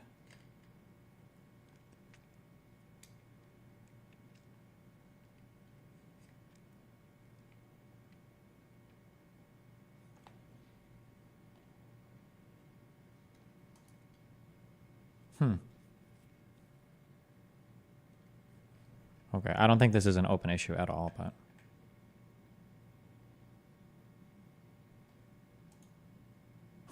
Okay. Truck driver retracted, and there's an affidavit to that effect. Well, the Inspector General of the Post Office grilled him for 8 hours and claimed that he retracted. The truck driver posted on his own Twitter account the next morning, "I did no such thing." And that's where the investigation ended. But is there an affidavit to that effect? The Inspector General just made a statement. I don't believe he made a sworn affidavit. But the truck driver made a sworn affidavit, a sworn declaration. Is there an affidavit to that effect? The Inspector General just made a statement. I don't believe he made a sworn affidavit. But the truck driver... I'm sorry, is it standard operating procedure that any of these investigations include the investigators making a sworn affidavit? I think standard practice is usually you don't even comment on these investigations at all. What a weird statement to make. If that is the case, I've never seen that before, but maybe I just don't notice that, or... made a sworn affidavit, a sworn declaration that this had happened. So where did 200,000 ballots come from? Presumably, unless he printed them, they're missing somewhere. Well, so can't we find out where they came from? Well, see, this is the most extraordinary thing. One of the things I recommended to Vice President Biden in December, not personally, but in a public statement, was sorry. He, as much as anybody, ought to invite serious investigation of all these allegations, because there will be a cloud. It sounds like there was investigation. It sounds like the FBI, the Office of Inspector General for the USPS, and the United States Inspection Service all investigated this, though. All three of these seem to investigate it. Over his administration, if these things remain unsettled and lingering. But at every turn, efforts were made to thwart any serious investigation. And I assume in this case, there was no press investigation. No, everything. Well, why would there be a press investigation? What the fuck are you talking about? Or no, he just means journalists going and asking questions, I guess? Or what would they even have access to? Everything was done to either stop any investigation. In some states, attorney generals threatened prosecution if people... Is Eastman just lying here? Eastman has been lying in a lot of this video, yes. Eastman just lies. He just says, like, random fucking shit. We watched, like, the first parts of this a couple days ago. He just lies, yeah. Did investigation. As I mentioned earlier, the Arizona audit had a threat of prosecution. So down in Georgia... I don't even like watching this because I bet that what he's saying here is probably not even true. They threatened to prosecute the Arizona auditor. Like, if I were to go look it up, I'm sure there's like more to the story. I don't even like listening to this guy because there's so much. We have this infamous video that captured what appears to be a fraud. After poll watchers are sent home for the night. Oh my God, he's about to bring up the Georgia shit that we watched. We watched this be debunked. This interview was last year, by the way. And told that they're ending the voting counting for the night and to come back at 8:30 the next morning. And then after they all leave and the news crews leave, the vote bins that had this one, holy shit, a table are pulled out and they start counting again. And those are the things we saw on television. Those are the things we saw on the video, that the security video. So I don't think they knew that the video, they were being recorded on this. And what it appears from the video is that they ran multiple ballots through the three machine. times, yeah, Ruby Freeman. Multiple times. And then they say, no, that was just the machine jammed, and so we had to run it again. So this is the factual dispute. You know, there's another sort of line of attack of skeptics. People say, look, there was COVID.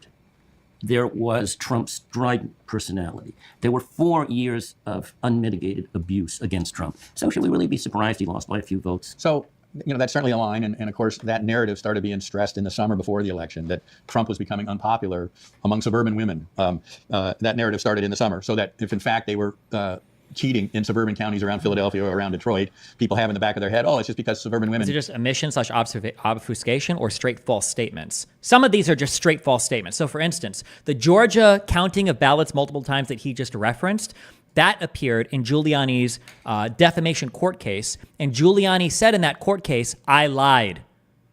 I lied, but I have a First Amendment right to lie. And it was about this. That was Giuliani's claim here. I hate how fucking hard it is to find court filings. I don't know why they don't always just link the fucking filing. Why are you linking to another goddamn story? God, I hate this. Ugh. Okay, hold on. Giuliani, court filing, lie, First Amendment, defamation. It's linked in my notes on my other. Oh, is it this? It's going to be like in a thing, an emotion or something he filed.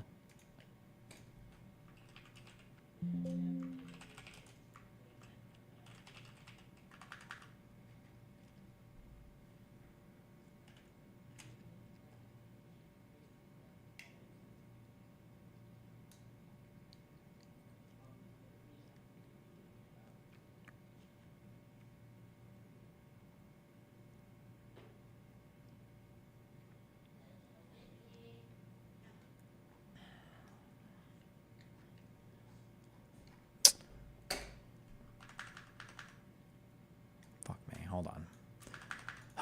Okay, Control F. Giuliani. Tweet. War Room. Not this, not this.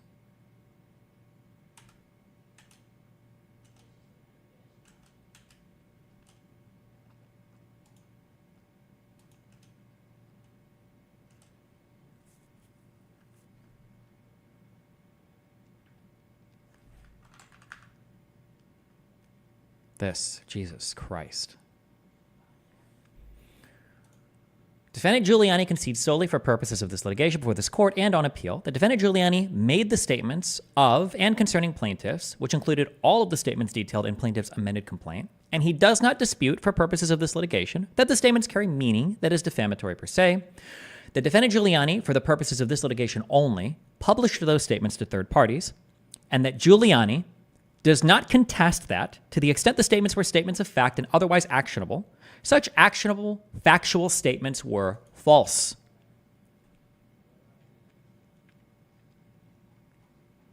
So in his filing, he claims they were false. However, it should be First Amendment protected. That's what he's saying.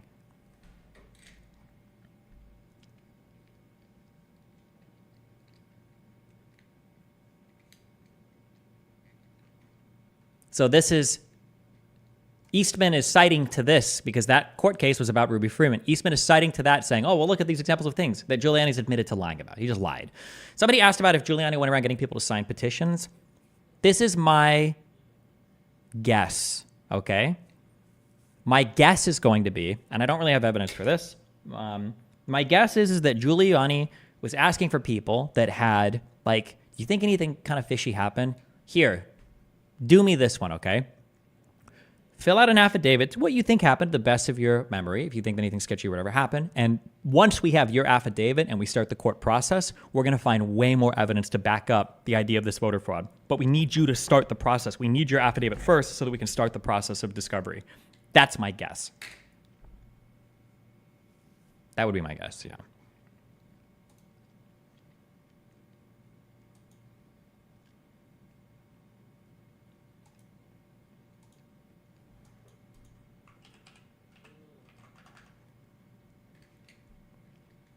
Does he stipulate that he knew they were false at the time he said them, or does he admit that they were false now that we know better? No, that stipulation is going to mean that they were false when he said them.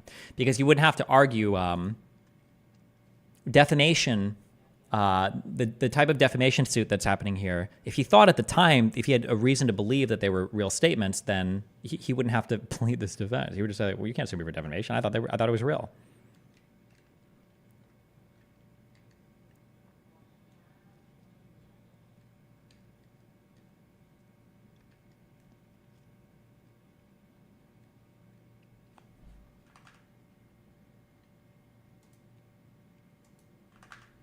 Not if he was him of today. I don't know what that sentence means, Metal. Oh, you were talking to something else. I see. Wait, I just had this clip loaded. What is, or did I not copy paste the whole thing? Wait, what was this? Some Twitch streamer that had brought me up, or something about Slava or Slava? Wait, what the fuck am I? Who linked a Twitch clip in chat? Did he delete it? I can link the new one? Okay, link a new one? Is it on LSF? What the fuck? Oh, Stay Safe TV. That's who it was. Wait, what is this? That happens as a result of their rhetoric. That's it. He uses this sort of like weasel verbiage here, okay? He says, like, you disavow J6. Okay, what does J6 mean? I think all of us would disavow, if anyone got violent on J6, if you have right-wingers that are being violent on J6, of course every single person is going to disavow that. Thank you. But then he's sort of packaging, there's more involved in the J6 package. Yep. There's more involved in the J6 package than potential right-wing violence or right-wingers being violent. It comes along with all this baggage that is suggesting Donald Trump put together and orchestrated an insurrection trying to overthrow the U.S. government, which is obviously fucking retarded and very clearly did not happen. So he's conflating like very real Antifa or BLM rally violence, destruction of civil property, to this like sort of ethereal idea that Trump tried to overthrow. That happens as a result of their rhetoric. That's it. Okay, 2 more clips and then I'll outline my debate strategy for this. Show, lots of what's going on, everybody? Big show, lots to get into, lots to talk about. We're in Istanbul, Turkey. There's a lot of Muslims walking around. I don't know what it is. They come with their shiny, curvy swords, and they're wearing pajamas and doing all this tomfoolery, putting their head to the floor on the carpet. But they're pretty based, if you ask me. There's no Jews here. What I like about Turkey, even though they walk around with these big cloaks, they look like ghosts, is that they do hate the Jews. Okay. Okay. Just fell out of a coconut tree. Wait, we already watched this.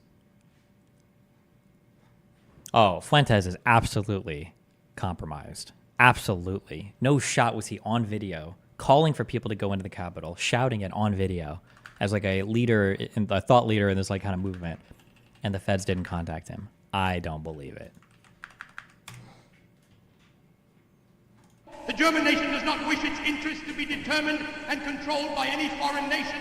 France to the French, England to the English, America to the Americans, Americans. I'm living in that 21st century, doing something mean to it. Do it better than anybody you ever seen do it. Screams from the haters, got a nice ring to it. I guess every superhero need his theme. Oh my God. Music, no one man should have all that. Yo, I'm not going anywhere. I'm gonna say what the fuck I want to say, and I don't give a fuck what anybody gotta say. I cannot be bought. I have nothing else to lose. I don't get any brand deals. I don't get any collabs with the industry people. They do not want me. They do not accept me. They alienate me. So fuck it. When the motherfucking Supreme Court's paying hundreds of thousands of dollars to try to fight for free speech, but fuck you. What are you doing? You're not doing shit. Politics is not about the what. It's so fuck it. When the motherfucking Supreme Court's paying hundreds of thousands of dollars to try to fight for free speech, but fuck you. What are you doing? You're not doing shit. Politics I don't even know what he's is not about the what. It's not about the how. It's not about the why or the when. It's about who. No one man should have all that power. The clock's ticking, I just count the hours. Stop tripping, I'm tripping off the power. Till then, fuck that, the world's ours. Jesus.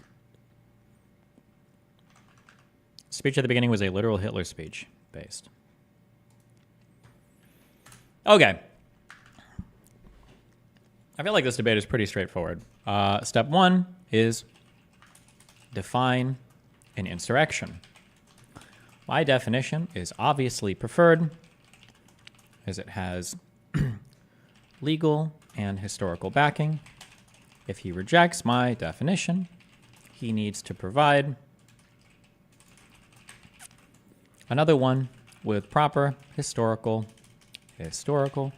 or legal backing, or explain why the historical and legal backing is not necessary, which should be impossible for the latter part.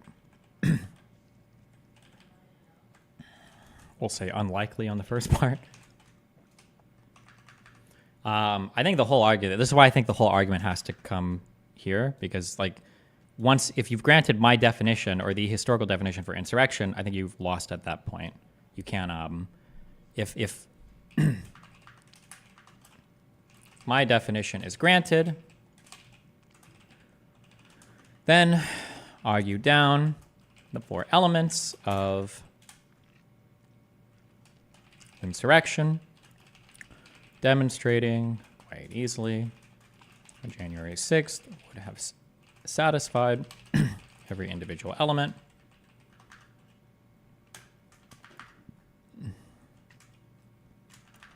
I think that's it.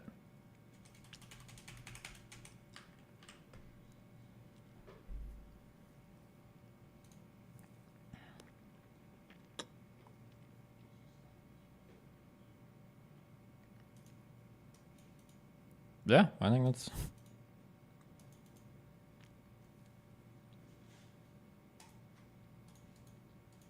I think it seems like, I feel like it's going to be, these are always the worst debates. If it's like a really easy one, then it means that we're going to be fighting on some really dumb ground, I think.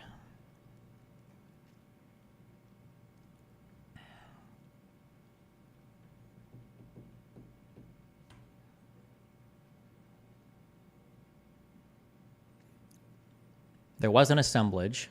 That was obvious. Donald Trump called for people to be there for the 6th and sent them to the Capitol building. There was clear resistance to federal law. The whole point was to go and protest the counting of the electoral vote. They were holding up signs that said 1776. Donald Trump talked about Pence coming through and counting their slates of electors.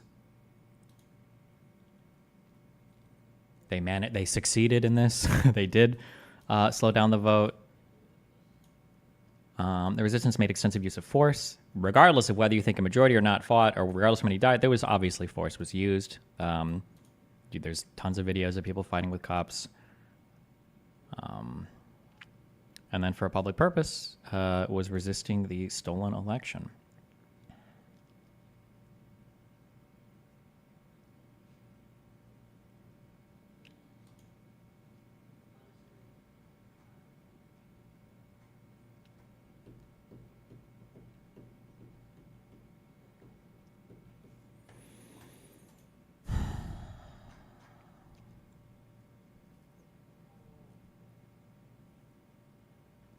$44 to $53.18. Did Pisco ever argue with Andrew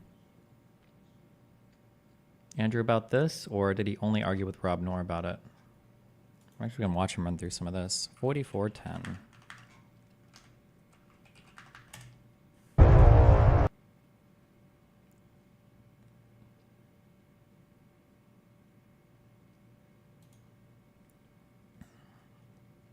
Turn the floor over to you both.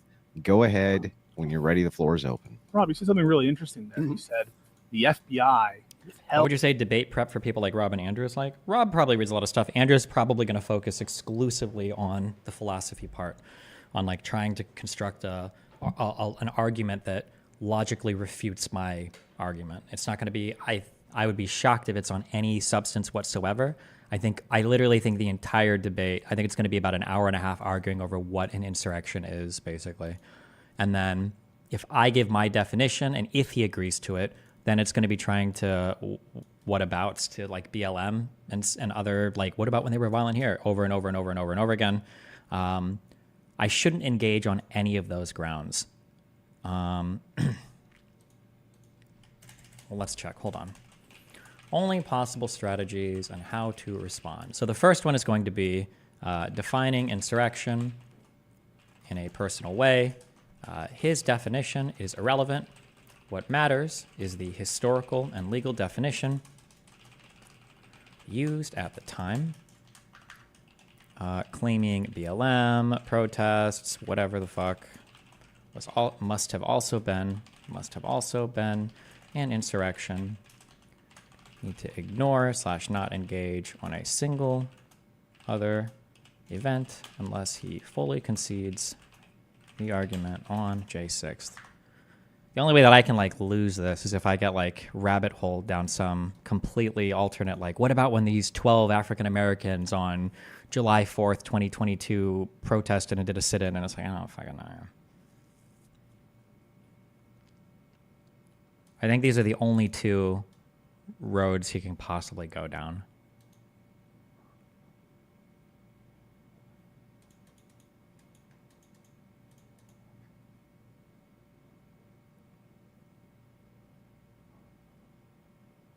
But, okay. Held information. What do you mean by that? Well, there's either one of two possibilities, and both are probably true. One, that FBI was aware that there was intelligence that claimed that there would be an attempted insurrection and attempted people attacking congressional members and things like that. But they even though they were having meetings with the Capitol Chief Police, that was the person tasked with defense, they did not relay that information. And second, the information that that may have been relayed was to Yolanda Pittman, who was the intel person at the Capitol Police, and she never relayed that information to Capitol Chief Sund. So, just to be 100% clear, the best evidence you have. Oh. It wasn't going to work, so it wasn't an insurrection.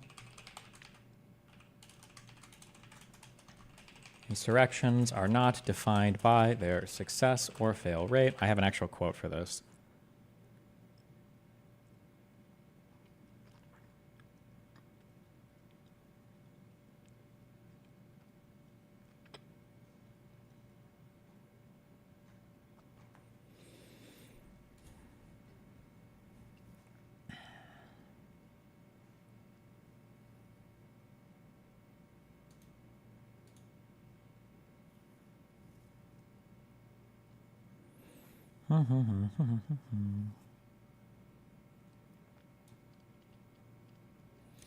On what sound principle, then, can we say judicially that the levying of war ceases to be treason when the war becomes formidable, that war levied by 10 men or 10,000 is certainly treason, but is no longer such when levied by 10,000 or 10,000?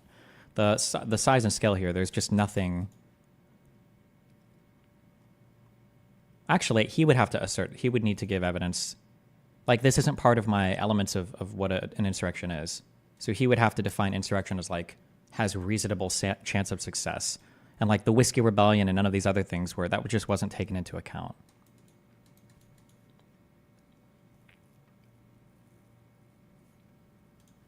He could try to say that, like, why was no one charged with insurrection?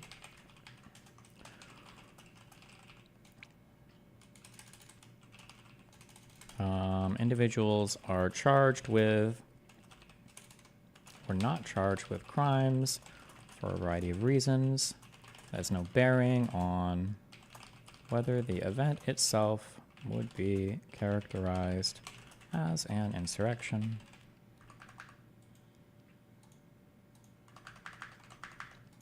Of the FBI not disclosing information to the Capitol Police, you just admitted that the Norfolk report that referenced Stop the Steal and spilling blood and getting violent, that everyone points to as the most critical information, you just admitted that the FBI did give that to the Capitol Police, didn't you? No, that's not true. They did not. They didn't. For example, Steve D'Antoni, the same person that was tasked with being in charge of the Whitner Fednapping hoax, right? He personally was on a phone call with a bunch of other leaders January 5th.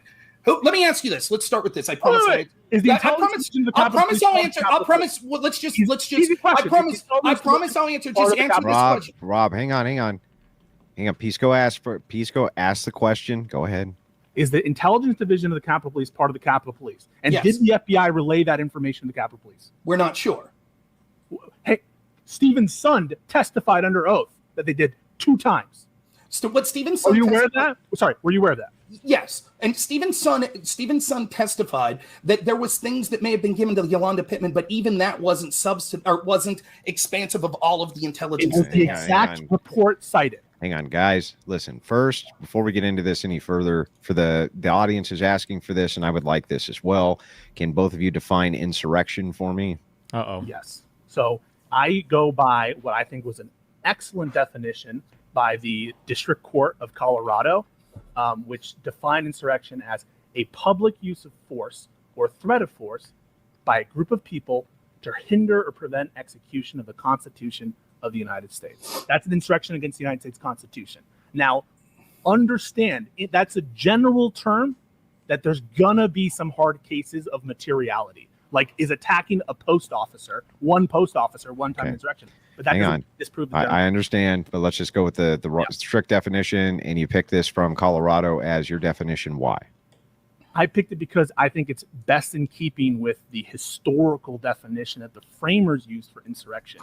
And whatever definition we have needs to include the Whiskey Rebellion, where very few people died, and the Civil War. It needs to be large enough to include both. That's understood. And then, Rob, can you define it and then tell us why as well? Yeah, I would say insurrection. The problem with the definition of it is you could use various and competing legal interpretations, but there's also then colloquially what we continue. Oh, fuck. I was just going to criticize Pisco's answer because of a particular type of answer that Rob could give, and I think Rob is about to give it.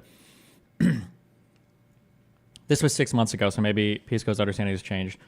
I think that in defining, well, this is good for me. In defining an insurrection, it has to be defined as it was understood when the 14th Amendment passed, period. It doesn't matter what we contemporaneously define insurrection as. What matters is how was it defined, because what did they have in mind when they framed Section 3 of the 14th Amendment? Because that's who they were trying to prevent from running for office, right? If you don't keep in mind that what mattered was at the time it was framed, then you open yourself up. We'll see where Rob is. I mean, Pisco's not like in an unwinnable spot here, but we'll see his response to this. Consider an insurrection.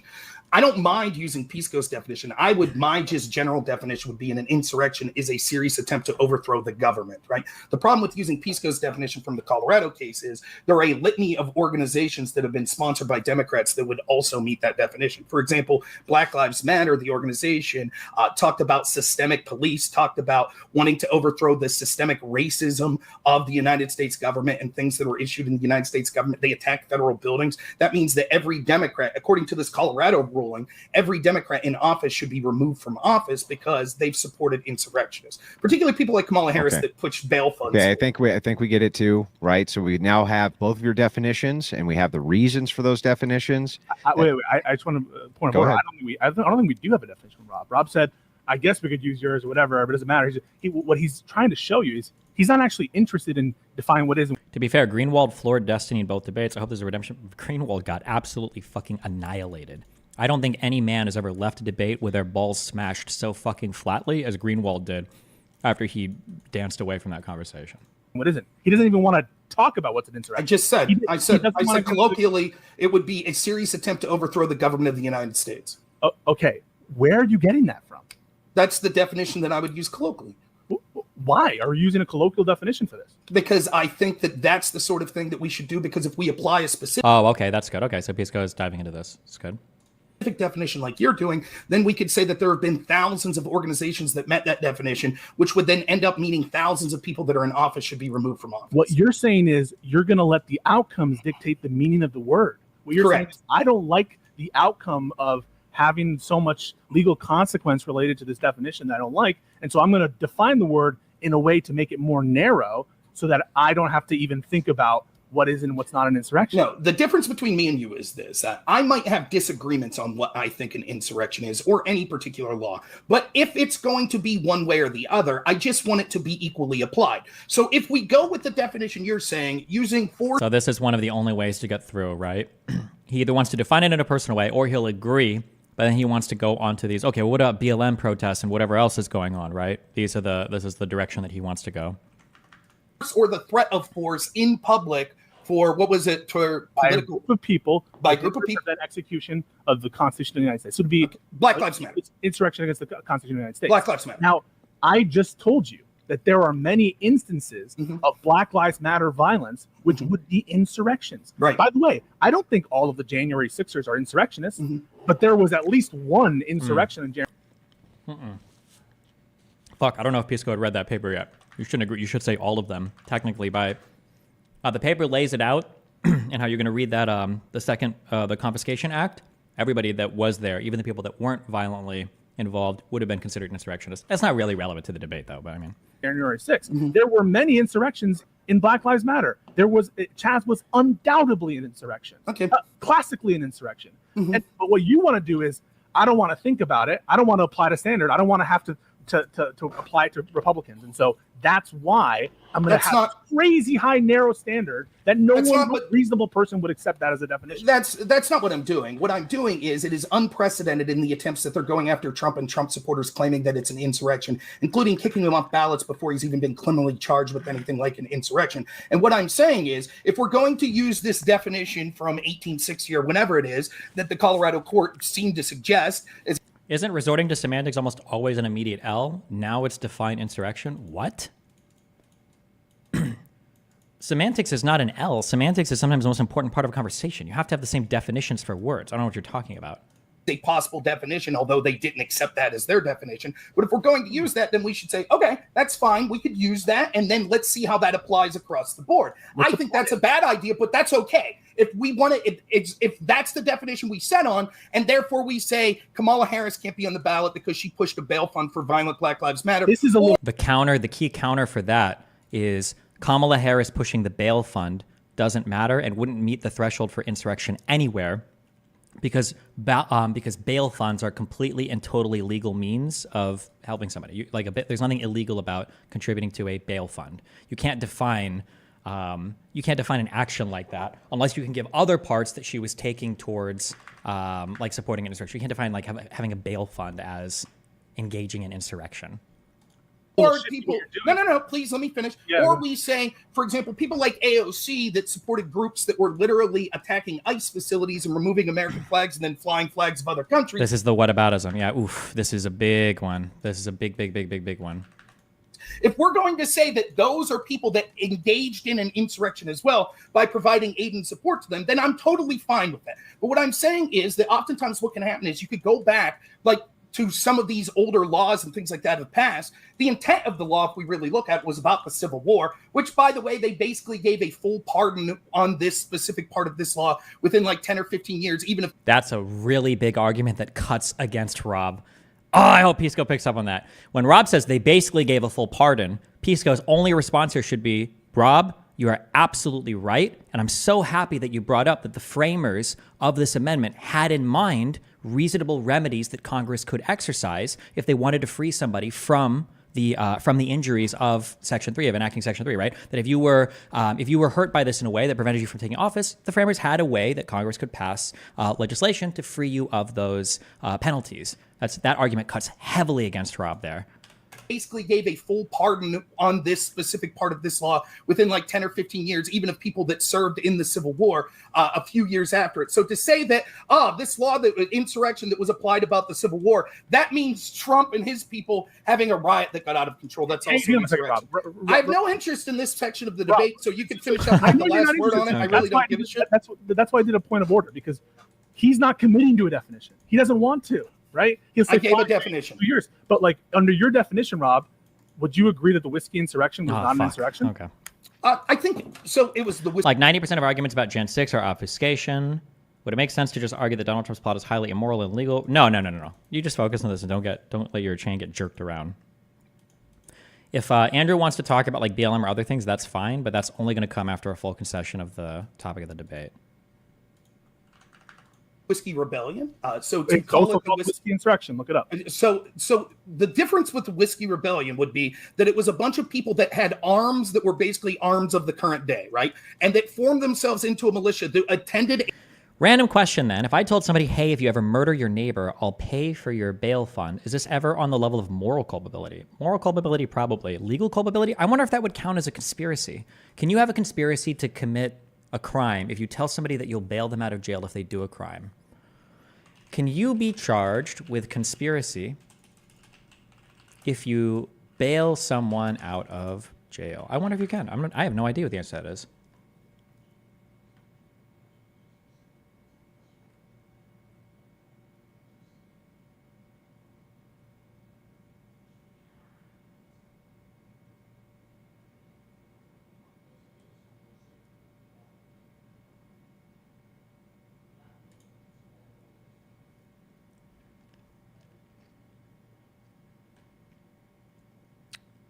Where are my criminal lawyers at? Conspiracy to commit a crime is an agreement between two or more people to commit a crime. I don't think you're furthering a crime by telling somebody, well, you'll do it afterwards, are you? Let's say somebody said, I'm going to kill somebody. Can you help me hide the body? So if you say yes, and then they kill the person, and then you buy bags, and then you do everything to help them hide the body, would you be charged with conspiracy to commit murder, or would you be charged with conspiracy to obstruct an investigation by hiding the body? And then maybe felony murder? I'm not sure. I don't know. It abets, like keeping watch for someone is a conspiracy too? Aiding and abetting. Accomplice liability or conspiracy. I'm not sure. I don't know. Accessory after the fact. You can be charged with accessory after the fact in Florida if you aid someone who committed a felony in hiding or fleeing from the criminal justice or correctional system. But hiding or fleeing from the correctional system, it can't possibly be just paying bail, can it? Otherwise, wouldn't like every single bail bondsman be theoretically... I guess if they could prove that you had the intent to help them pay bail for them to run, maybe?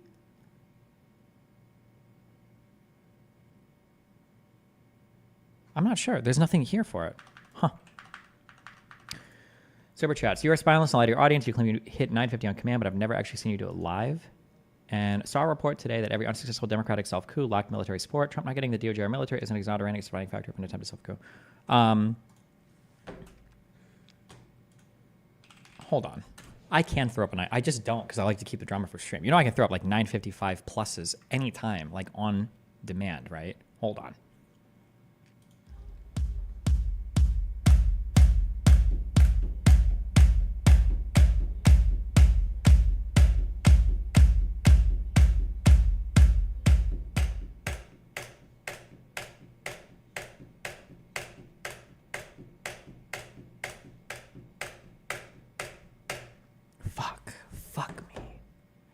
a battlefield, literally intending to provide arms to clash with the United States federal government.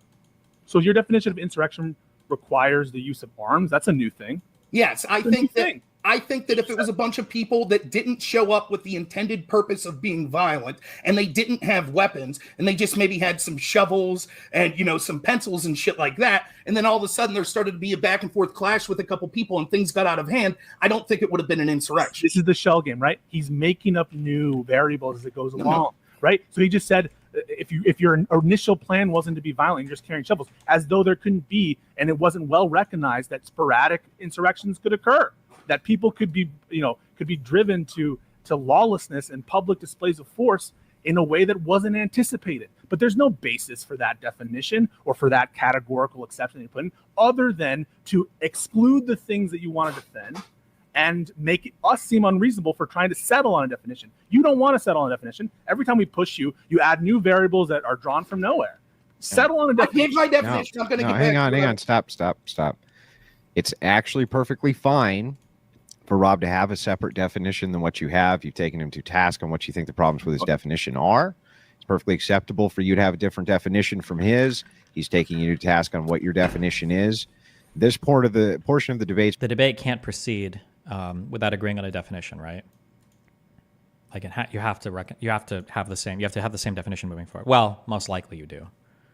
We could theoretically imagine the debate goes on from here, and either side is able to make the argument that an insurrection satisfies all the elements of both definitions, in which case, I guess it wouldn't matter. But it's becoming pedantic and we're not making any more progress in it. So I'd like to move to the next portion and allow you guys to continue to tangle up where you were. Now that the audience understands what you're talking about and where you're coming from, go ahead, gentlemen.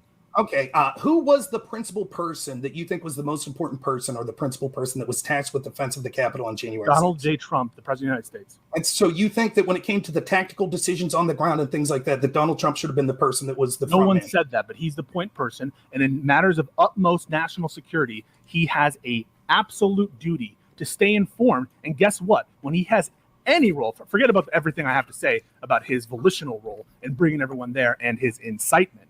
Forget about that. Put that to the side. For him not to pick up the phone in the horn, call McCarthy, call Miller, and say, hey, do you think I should tweet to get these people out of here? This is horrible. There is no defense for that. You won't, and I bet you're not going to give a single defense for his failure to give a call and say, hey, can I tweet something to help you guys out? What can I do? Who was the principal person that was tactically tasked with defending the security of the Capitol that day? Who's the principal person? The principal was the civilian authorities, and actually, if you look at the Department of Defense, report and analysis, which I'm sure you have, the point federal agency on point was the Department of Justice, was the key federal agency, and obviously the Capitol Police and Metropolitan Police in equal measure, Rob. Because guess what? Which was the only request for the? Okay, I don't think any of this technically matters. Does anything else happen at the end of this debate? Is Rob fishing for Sergeant of Arms? Well, it sounds like this debate has more to do with holding Trump accountable or not. And Rob is going to argue that it wasn't an insurrection. It was a failure of defense or something. And Trump did what he needed to do, or basically something like that. Enactment is done to prevent the over-broadening or the completely changing. That wasn't done in this case. Okay, so what we're talking about here with Rob's definition, he is narrowing insurrection. Yeah, but you're broadening it. I think that what my Okay. I'm sorry. We need a 950. Okay. This is for Kamala. Let's fucking go, boys. Let's fucking go. Okay. Whew. Let's go.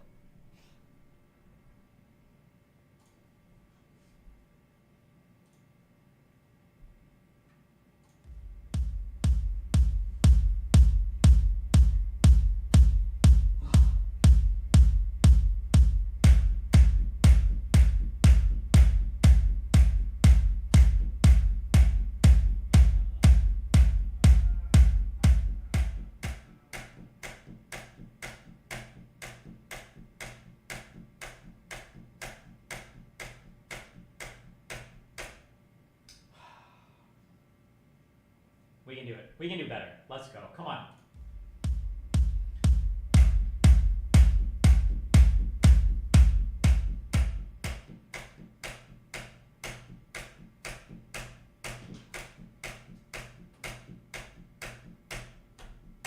Nathan, what are you doing? Why'd you open that door? You fucked me up. Oh, I was on a keynote run. I was on a key run, Nathan. Nathan, that was a 950 at least. What? Don't ever open that door again.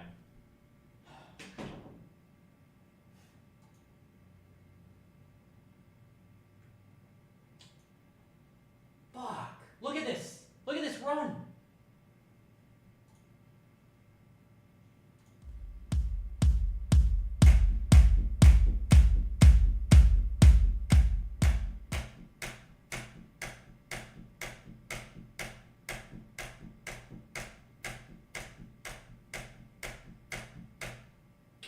What? What? Wait. This should have been at least a 9.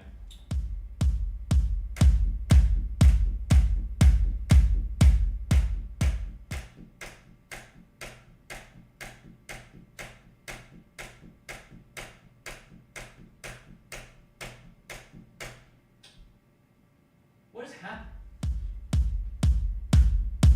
One more. One more.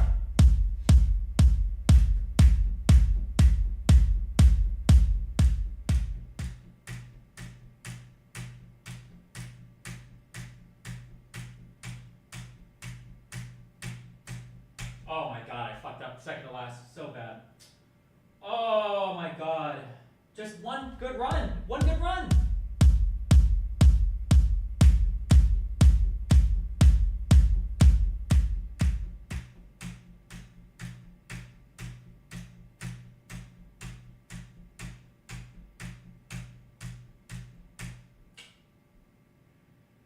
Last one.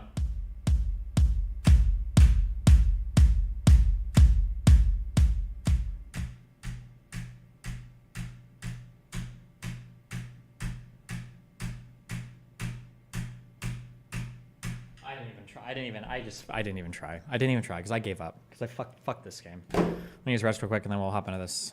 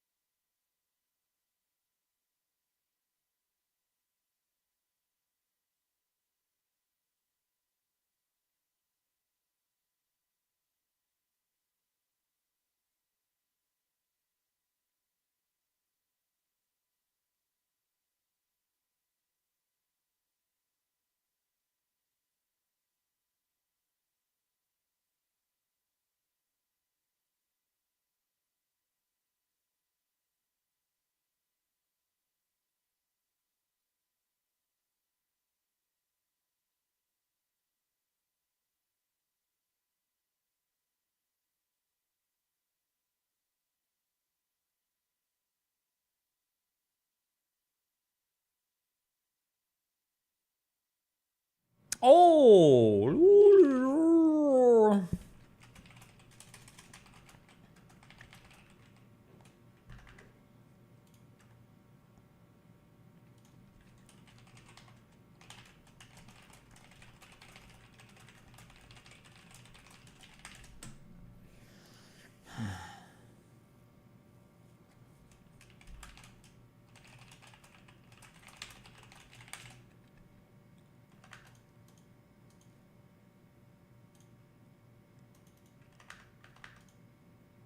Is this Zoom or where the fuck are we debating at?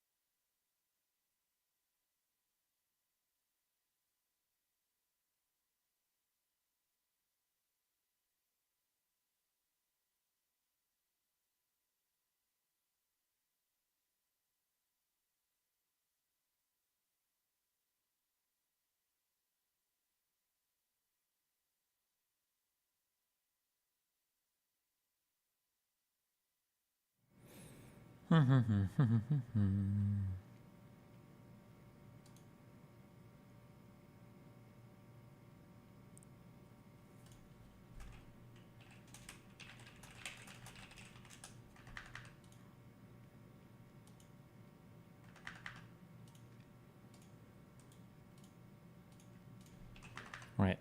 I DM'd Andrew. Hold on. Oh.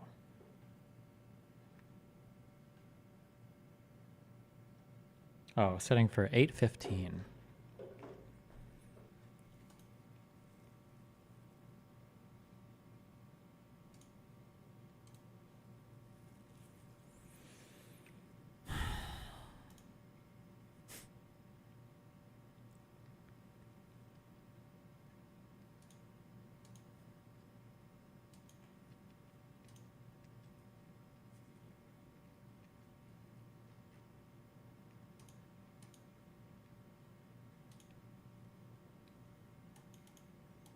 Have you ever had anyone actually check out your debate prep for their own debate prep before or against you before? It feels like most people just go with their own talking points.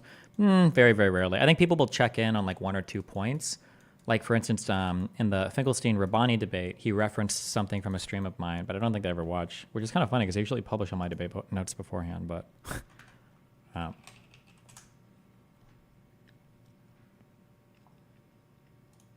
What the fuck?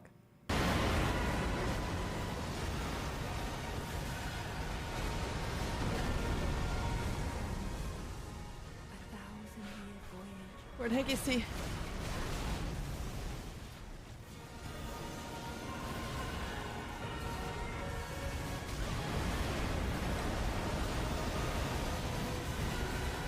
No! He's dead? Is it? No, wait, shit. That's bad, come on.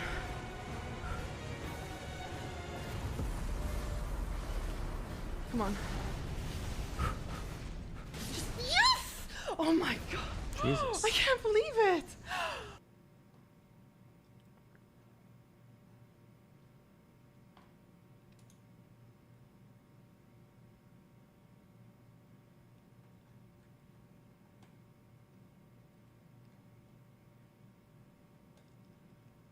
Knut's daughter deadlifts 60 kg / 132 pounds. Give her the 135. God damn. What a brutal.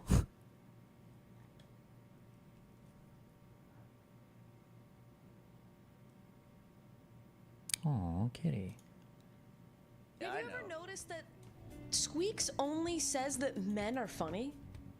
Really What? makes you think. No.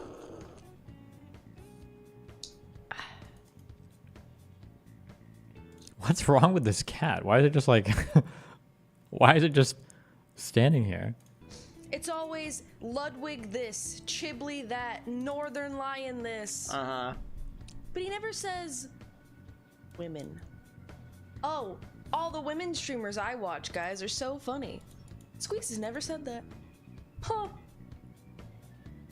I was gonna say because I don't watch women streamers. Have you ever noticed that What's going on with this cat? What is happening here? Squeaks only said that He's like sleeping, standing up, doing nothing, being autistic.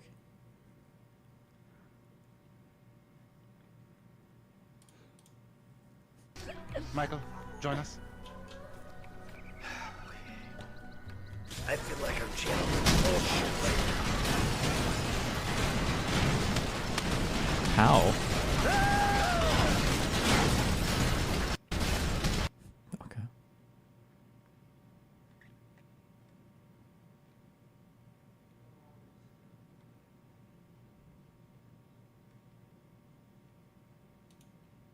Cardio. That's it. Oh, I 30 did minutes. see. I did see the butt controllers. That's how you burn muscle or burn fat and maintain muscle. Oh my god! Is that a fucking roach, bitch? It's a fucking roach. Oh my god! What the fuck? It's huge, bitch. It's huge. Jesus. Oh my god. Oh my Kill it. Kill it, spit. Oh my god, it's from Asmongold's house. Oh my god. This is Cardio. That's it. Oh, I 30 did minutes. see. I did see the butt controllers. That's how you. I didn't even know there were cockroaches in Texas. I guess there could be. Or I guess there are. They must be, huh?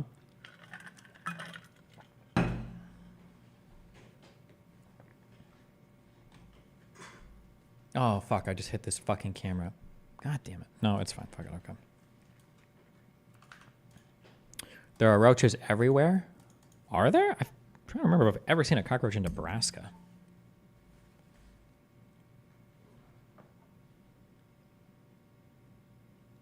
I guess there could be. I don't know.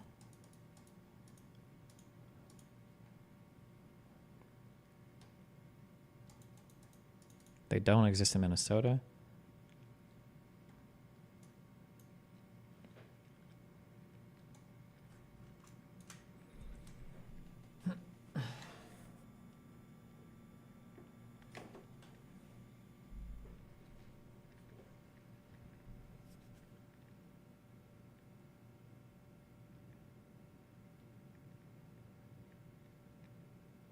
Is he seriously sending the link in fucking text? Bro, you're killing me.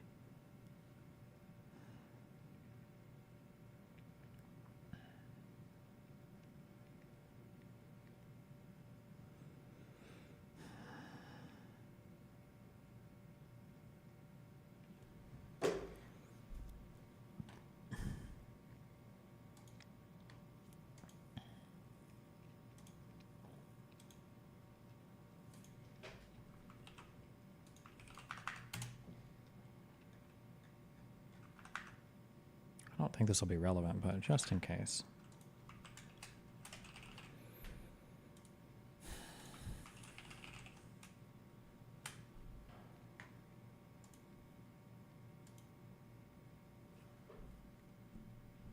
Did my shit really move that much? I don't like my camera setup. Or maybe I just need a better lens that zooms more. No, I feel like it's... Oh, fuck it. Wait, right? Fuck it.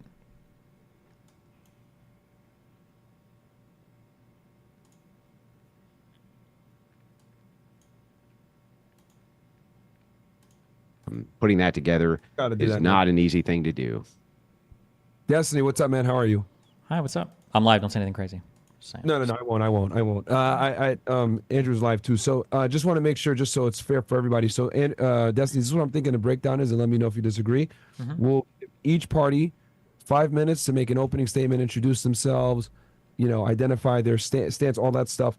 And then we'll do 3 3-minute rounds where each of you speak uninterrupted, and then we'll do 2 5-minute rounds where it's open dialogue between the two of you. So 5 rounds in total. And then, and that's pretty much it. So 5-minute opening, 3 3-minute rounds where you're not interrupted. Same thing with the opening. And then 2 5-minute rounds where it's open dialogue between the two of you. Is that fair? That sounds good to me. Sure, yeah, I guess, yeah. And then what I also was thinking is will quickly in the beginning identify the definition of insurrection. I have here a violent uprising against an authority or government. Is that agreed upon definition?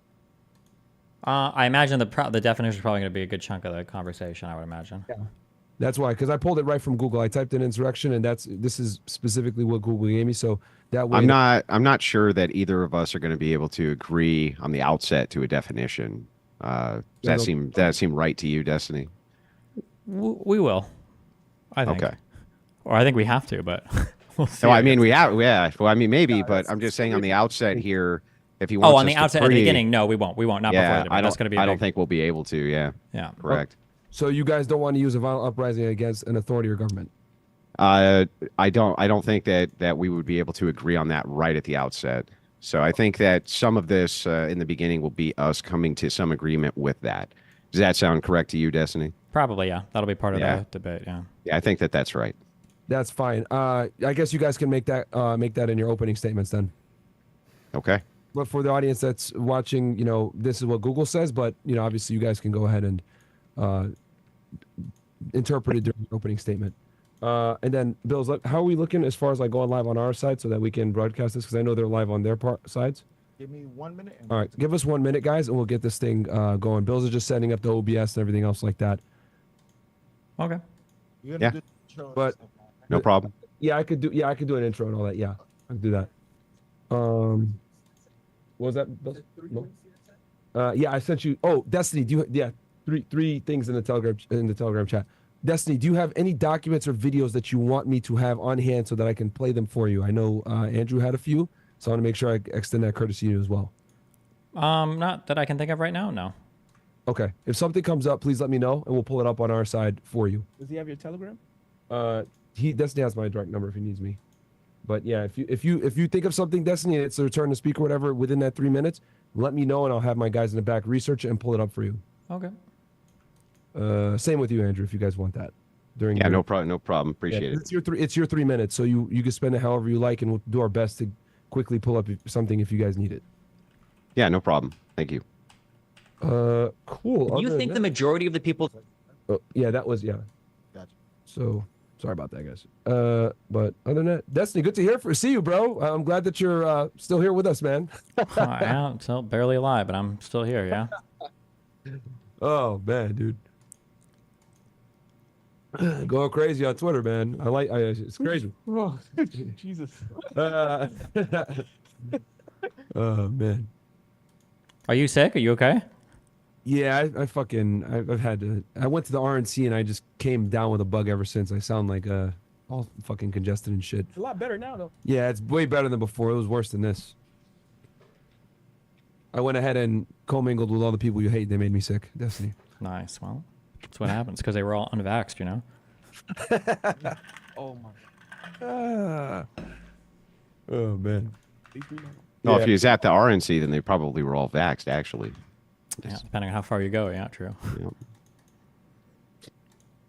All right, so guys, we'll start at the stream and I'll say, "What's up, guys?" I'll do a quick little. You know what, man? Honestly, bro, we don't even got to play the intro music or anything like that. We'll just go live, and then I'll, you know what I'm saying, do a quick little intro, and then I'll kind of make some quick announcements. Then,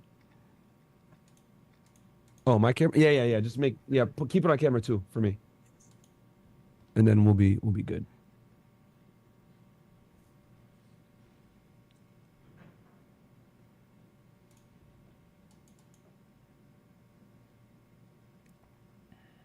All right, that's good. Shout out to Destiny and Andrew Wilson's audience. You guys are seeing like the behind the scenes of how we get ready before a show. Well,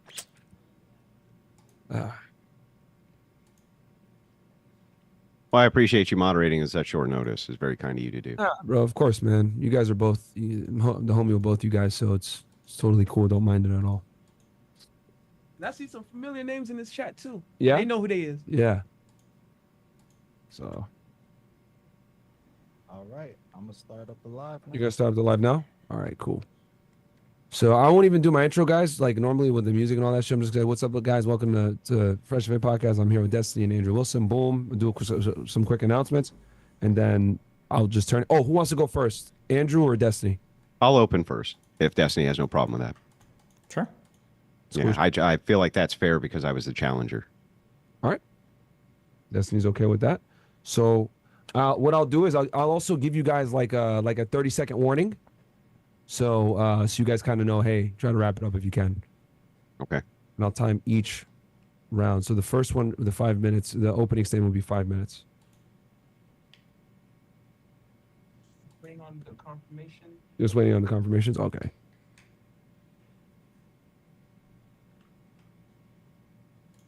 You got my friend Big Mo in studio or what? Yeah, he's here. Tell him I said what's up. Because they knew what we were doing, so like, nah, we don't want to fuck this one up, so we're both going to come down. Awesome. Yeah.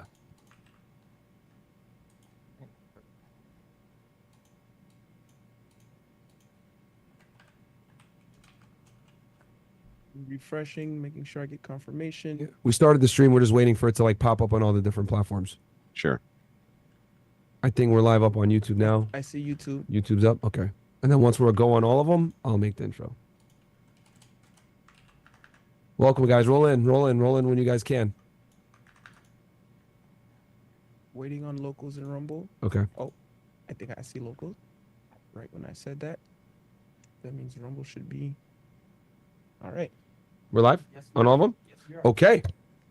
All right, guys. What's up? Welcome to the front. Oh. Let's do the beach one. Gotta get 3, Go ahead. 2, 1. All right, and we are live. What's up, guys? Welcome to the Fresh Air Podcast, man. I'm joined by two people that I call my buddies, good guys, contrary to what people might say. Andrew Wilson and Destiny. Today I'm going to be hosting a debate between them on was January 6th an insurrection? Okay, the way this debate is going to go is we're going to have opening statements by both parties for 5 minutes, where they're going to, identify their arguments, their stance, who they are, introduce themselves to you, etc. That's going to be 5 minutes uninterrupted. Then we're going to have 3 minutes where each of them are going to be able to lodge their arguments for 3 rounds of that for 3 minutes, going back and forth. And then we're going to have 2 rounds where it's an open 5-minute dialogue. I'll be timing each round, staying as a neutral moderator. So, guys, if you're not familiar with Destiny or Andrew Wilson, please go subscribe to both their channels. I'm cool with both these guys. Obviously, we don't agree on everything, but, I respect both these guys as skilled debaters, and they're, good colleagues of mine. So please go check out their channels on YouTube and on Rumble and all the platforms that they're on. Domini Liberal on Twitter, the Paleo Christ. Was it the Paleo ChristCon on just X? Paleo ChristCon, yeah. Yeah, on X. So go check them out on all the platforms, guys. I'm happy to be able to host this debate. So other than that, we're live on all platforms, YouTube, Rumble, etc. Check us out on rumble.com/freshafit. And Andrew, I will turn it to you to go ahead and start with opening statements, and I'll start the timer. Okay, appreciate it. Thank you to the entire Fresh and Fit audience for coming out, and to DGG as well. We're here today to debate if the events of the January 6th Capitol riots were an insurrection or if they weren't. Simple. It's a simple debate prompt. They either were or they weren't. Looking into the idea of insurrection itself, it isn't exactly clear what the meaning of it is. It does always seem to be tied together with violence or some will to overthrow a government, law, government system, government itself, or resistance to that law, or something akin to this. The Supreme Court hasn't given us any guidance on this as they wash their hands of it, and to date, not a single person has been charged or convicted of insurrection who participated in any of the J6 rioting. This includes Donald Trump himself, who was acquitted of inciting insurrection. You would think, with no clear guidance of what an insurrection is, a lack of anybody being prosecuted for this supposed insurrection who participated, and a president acquitted of inciting one, that would be that. The events of January 6th were a protest that turned into a riot. This is nothing new. Democrats do it all the time. In fact, Destiny in 2021 completely agreed with my current assessment. Please, if you don't mind, play clip 1. Okay, we will make that available to you. Bills is going to roll it up right now. And I will go ahead and give you an extra 5 seconds just on your thing, just because. Okay, go ahead. Play the video, please. Bills. If you think the majority of the people there were actually trying to do that, and all they managed to do was kill one woman got shot by the cops, you're fucking delusional. I think most of the people probably showed up to protest because they were fucking mad, and then shit got riled up. There were probably, almost for sure, I would say, some genuine bad actors there that had fantasies of invading the fucking Capitol and shit. Now, I think I heard from the FBI that it was 5% or less had some plan to do something. Even that number sounds a little bit high, because 5% of however many thousand people, there's a lot of people. But I don't think every single person who went there, their goal was to destroy the White White House or destroy the Capitol building and take it over. But because if they were, we would have saw way more shit. Okay. Now, just so you know, I have no visual on my end when those play, and I'd appreciate it if you guys could put the visual up on my end as well. Okay. In fact, Destiny even agrees such rioting and political violence is part of the democratic process, akin to voting, he says. He said this to justify the George Floyd or BLM riots, that such riots were just one side of the Democrat coin and baked in to our Democrat process. The tail's in and just the other half of democracy, he says. Of course, he later denied this. Please play clip 2. Okay.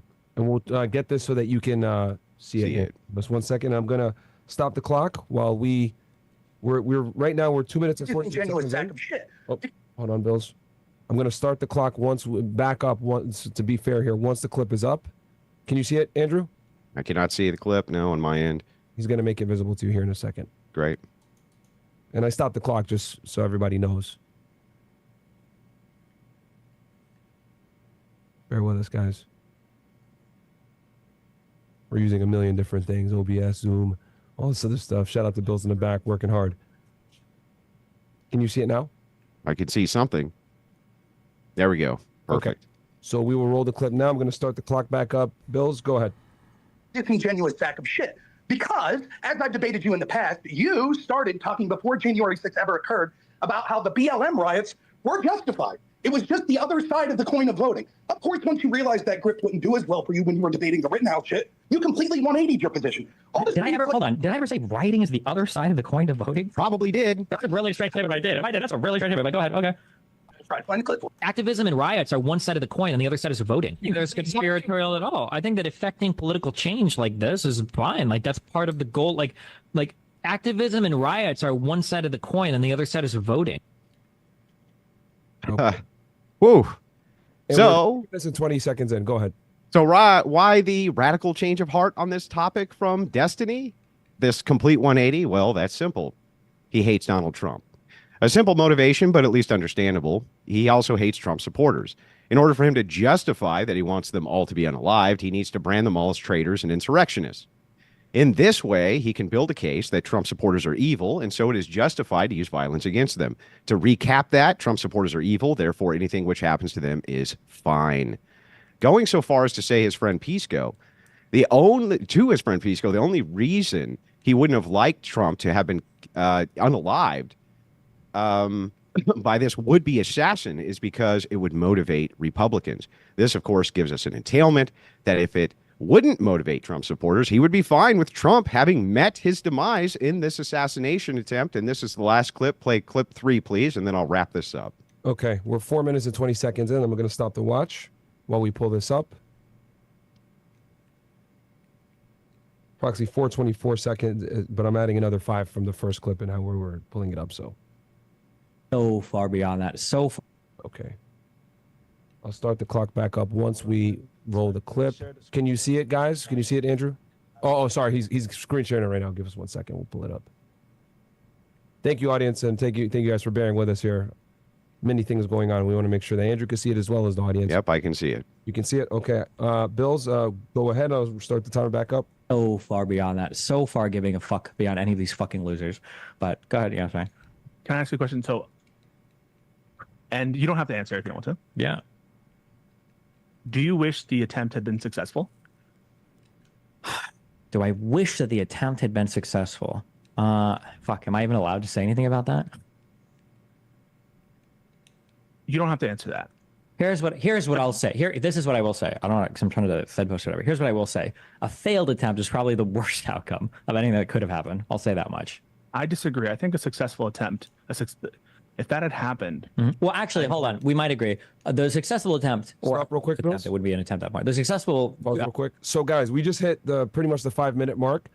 Destiny, if you're okay with it, I can let this kind of go on another minute or so, and I'll afford you an extra minute and give you 6. Yeah, you can. Yeah, you can let me have this thing out. Yeah. Sure? Okay. Mm-hmm. All right. So we'll complete this out. I'll time it, and whatever I gave Andrew, I will give to you as well on your opening statements if you're okay with that. Go ahead, Bills. Roll the clip back. Thank you, Destiny. Whatever. Might be the worst thing that happened, but if it was the worst thing, it would just because of like the country's reaction afterwards, basically, which is possible. Yeah. Well, I mean.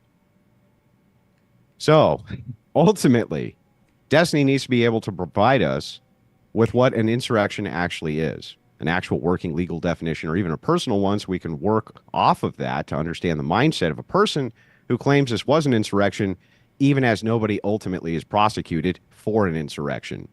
He, to date, hasn't done this for the same reason the Supreme Court and higher courts won't. If they do define it strictly and categorize it strictly, then it's likely Democrats and even Republicans are engaging in them all the time.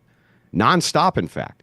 I am, in fact, willing to, in the ultimate spirit of good faith, concede that if Destiny just can't really define an insurrection or tell us what goes into that category, and not into the category of a riot, that he really has no business calling anybody an insurrectionist, especially when nobody's been charged with an insurrection in regards to J6. Nobody, and certainly not convicted.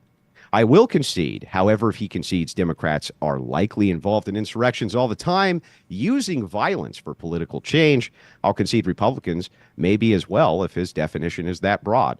However, that will eliminate his moral high ground for the justification of do what you want to them because they're traitors. That would also make you a traitor.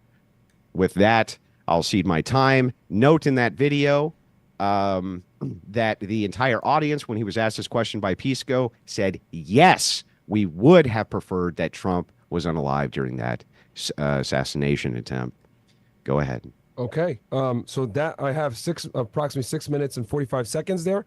Destiny, I will reset the clock and allot you the same exact amount of time to stay fair here.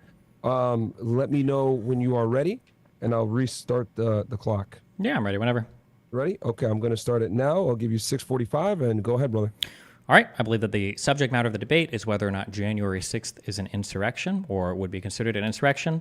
Originally, I thought there was going to be a 1v1 debate against me and Andrew, but I can do a 1v2 debate against my 2021 less educated self as well. I have no problem speaking to arguments I've made in prior clips. I have no problem speaking to current arguments made by Andrew.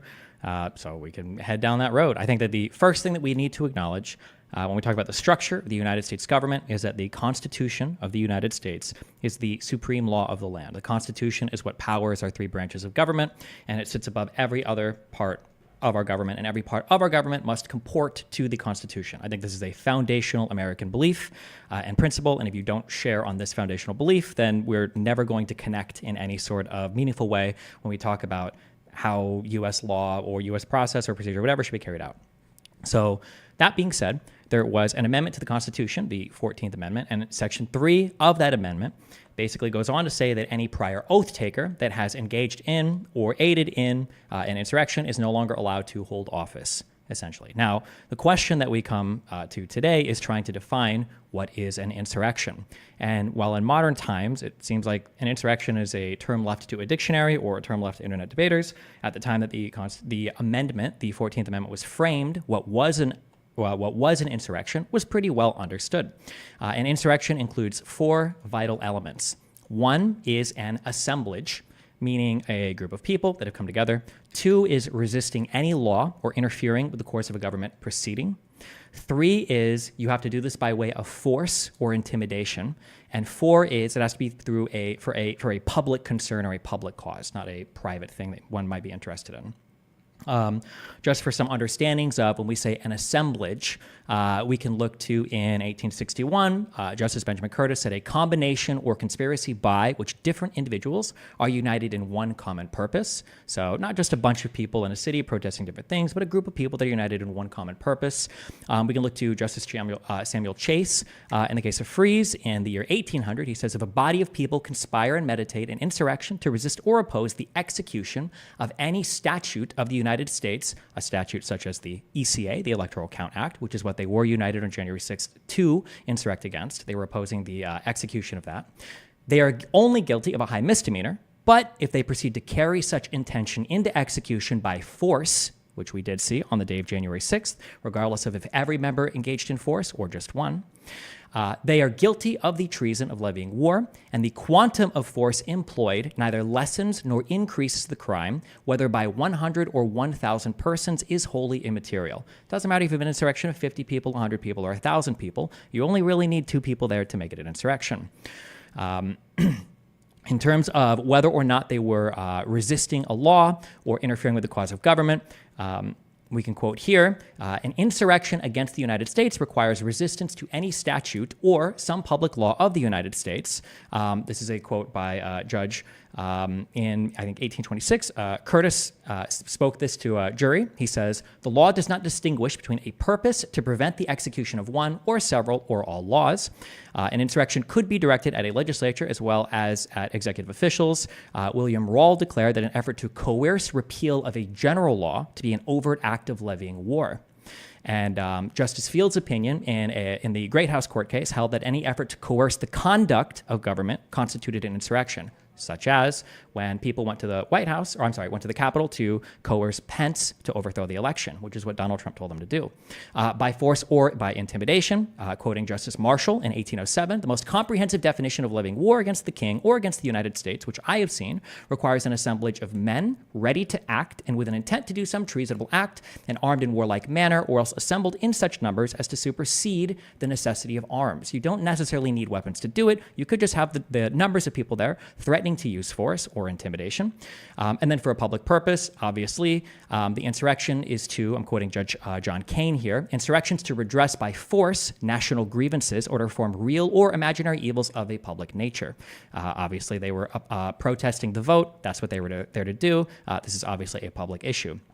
So to recount, for the assembly, there were hundreds of people that breached the Capitol building. There were thousands that trespassed on federal land. For two, there was a clear resistance to the federal law. The trespassers were there to contravene the Electoral Count Act. There was a plethora of evidence brought up in the Anderson versus Griswold case about this, where quoting the judges on that case, they said substantial evidence in the record showed that the mob's unified purpose was to hinder or prevent Congress from counting the electoral votes as required by the 12th Amendment and from certifying the 2020 presidential election. The third element, the resistance made extensive use of force. This is self-evident just by watching any of the videos. To quote the Colorado Supreme Court again, the mob repeatedly and violently assaulted police officers who were trying to defend the Capitol. Obviously, there were calls to hang Mike Pence, and people marched, very famously, with 1776 signs, which, as many in this audience might be familiar with, was a very popular insurrection in U.S. history, or a rebellion even, one might say. And then for a public purpose, it was obviously for the public purpose of resisting what they perceived to be as the stealing of the election. There are ways to try to counter this argument. We can either use nonsense definitions of insurrection, but that doesn't really matter. The only thing that matters was the public understanding and the legal understanding of insurrection at the time the 14th Amendment was created and when Section 3 was framed, because that's what the Constitution demands, that we look at what was thought of as an insurrection when the language was added to the Constitution. We can try to divert by talking about BLM or anything else, and I'm happy to dive into all of those examples if we are going to concede on the original argument that January 6th satisfies all four elements of what I consider an insurrection to be. If we want to concede that and move on to analyzing any particular BLM action or whatever, that's totally fine. We can talk about the likeliness to work, of which an insurrection has never been defined as. An insurrection doesn't necessarily have to lead to the overthrow of a government. That would be understood as a rebellion. Every insurrection is not a rebellion, though every rebellion starts as an insurrection. And then when we say, this is a common one as well, why was no one charged with an insurrection? People can be charged or couldn't be charged with crimes for a variety of reasons, but for purposes of the 14th Amendment, nothing in there requires the criminal conviction of the crime of insurrection, only that an insurrection occurred and that one engaged in it or aided it. All right. And that is 6:40. Okay. So just 5 seconds shy. That completes the opening statements. Really good arguments from both sides here. We'll go into round one. I'll turn it back. So we just completed opening statements, guys. Each party had 6 minutes and 45 seconds to make their original stance and their first opening statements. We'll go to round one. I'll set the clock for 3 minutes. Andrew, let me know when you are ready. And I'm ready. Okay, timer is going now. Go ahead. 3 Yeah, minutes. so let's start with this idea of my definition. What the hell do I care about your definition? Nobody has been prosecuted for any insurrection by any definition. Destiny comes through and he gives us this list. He says, 1, an assemblage. Okay. 2, resisting any law or interfering with the course of a government proceeding. Okay. 3, by force or intimidation. Okay. 4, for a public purpose. He has just outlined basically almost every single political riot I've ever heard of. That is what that is outlined. So let's see, an assemblage. This would cover a riot, a bunch of people assembling. Resisting any law or interfering with the course of a government proceeding. That could be shutting down roadways for commerce. That could mean anything. By force or intimidating, if you have Black Lives Matter, other groups like this who are out there saying no justice, no peace, that would be very intimidating. And then for public purpose, very nebulous. All of this is completely nebulous language. He has not actually given us a definition at all. By the way, if you could cam me while I'm talking, I'd appreciate it. He has not given us a definition at all. He's just kind of given us this loose, nebulous, framework for what is or isn't an insurrection. So let's kind of dive into a couple more things here. He says people can or can't be charged for a variety of reasons. That's not saying anything. So what? Yeah, that's true. Maybe they committed insurrection and they weren't charged for insurrection, but also maybe they did not commit insurrection and that's why they weren't charged with insurrection. That's a non-argument. He says that these elements, third element, self-evident, Colorado Supreme Court using 1776 signs. People use 1776 signs all the time and have absolutely no interest in any type of rebellion whatsoever. It's very common for people to have those as bumper stickers. That doesn't mean that they're going to be engaging in any kind of rebellion or insurrection at all. He also, as he talks about these various rulings, he says treason of levying war comes in.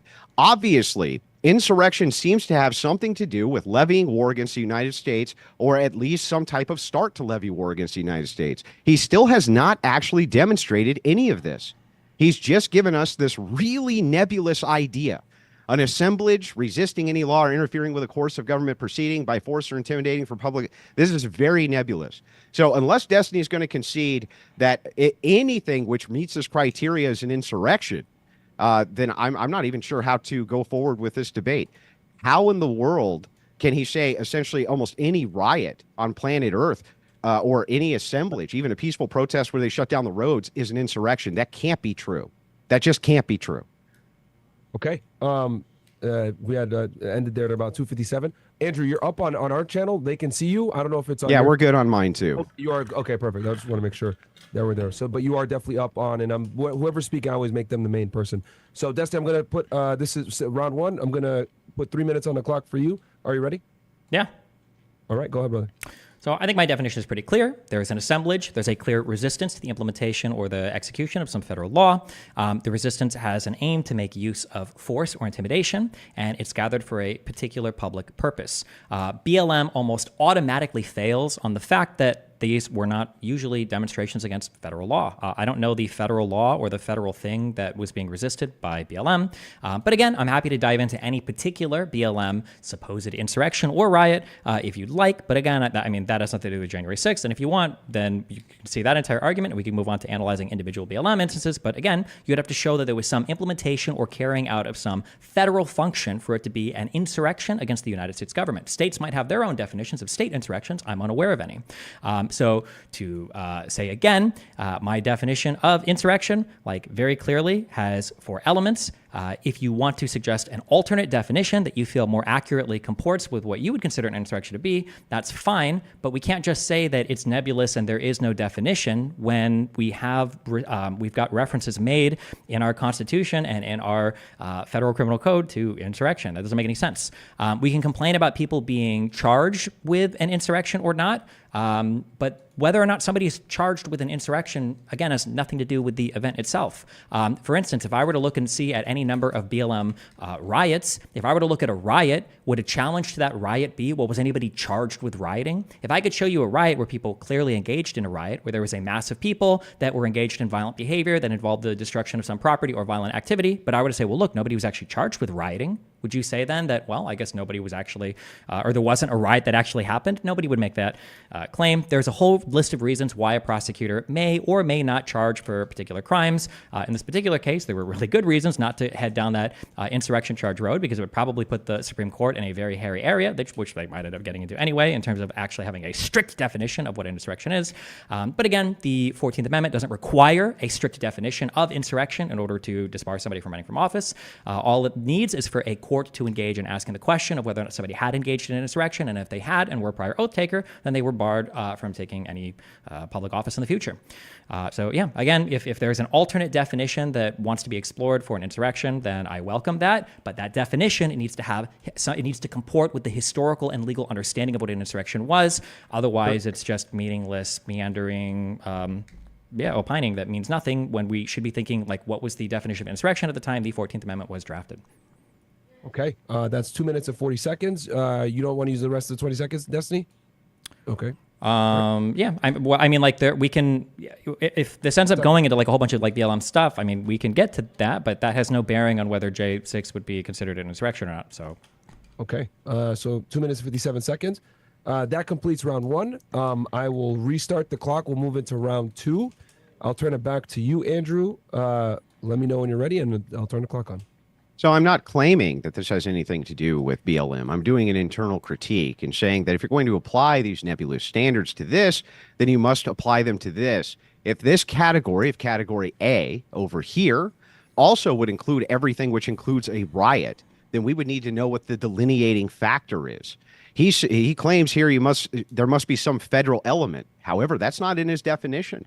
His definition does not include any federal element. To go over his definition again, an assemblage resisting law by force or intimidation for public purpose. It doesn't say anything about a federal element. He just pulled that out of his ass. I don't know where the hell he got that from. It's definitely not in his definition. If it was, he should have said that that was in his definition.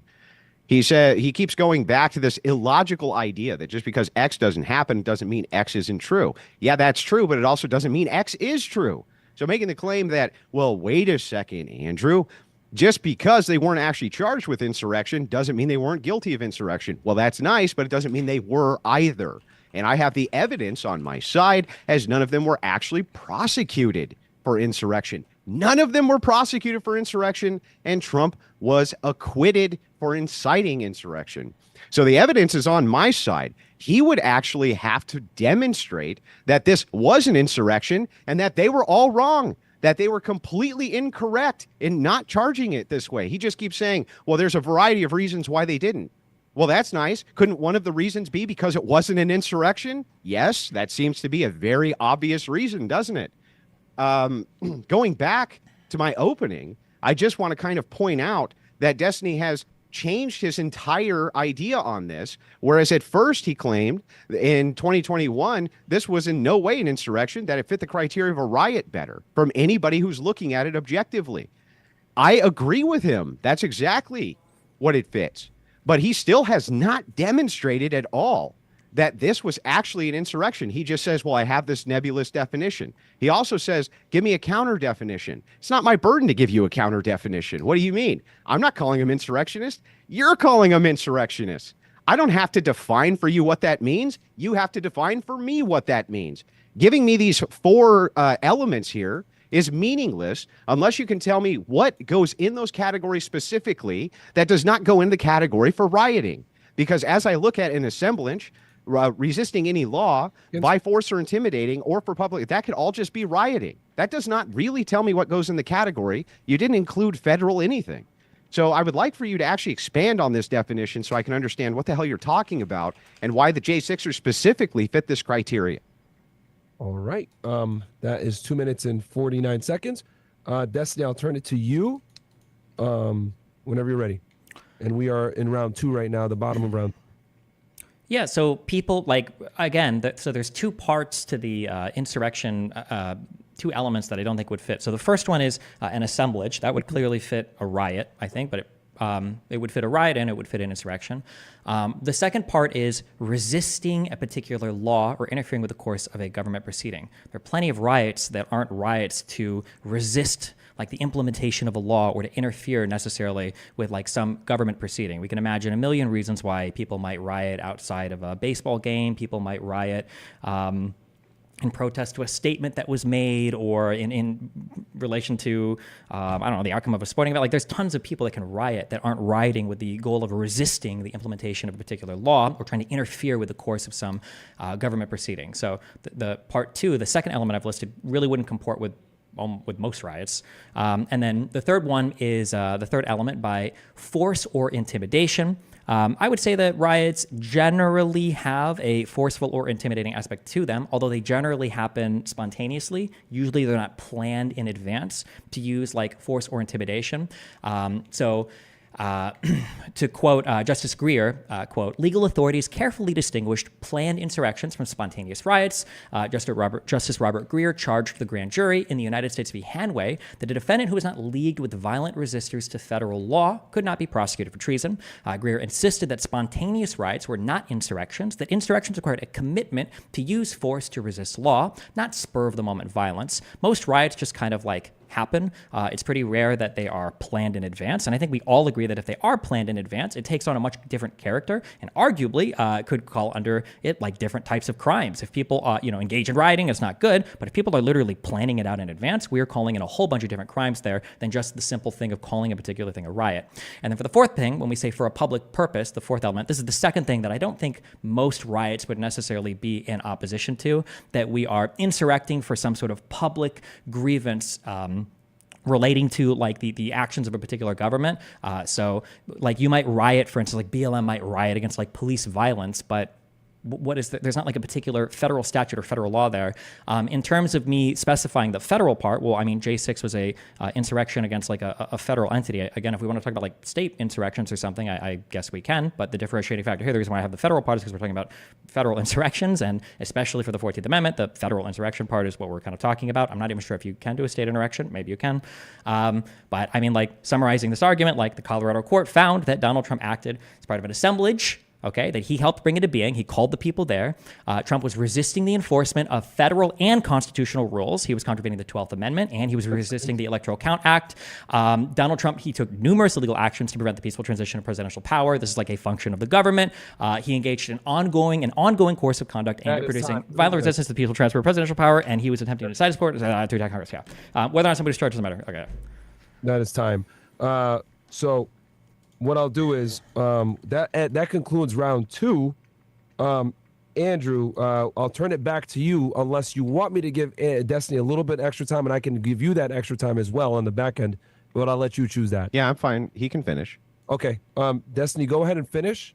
And sure. The final point was that but my final statement is, okay, if you looked at the Colorado court case, they found that Donald Trump acted as part of an assemblage that he helped bring into being. It said that Trump was resisting the enforcement of federal and constitutional rules, that Trump took numerous illegal actions to prevent the peaceful transition of presidential power. He engaged in an ongoing course of conduct aimed at producing violent resistance to the peaceful transfer of presidential power.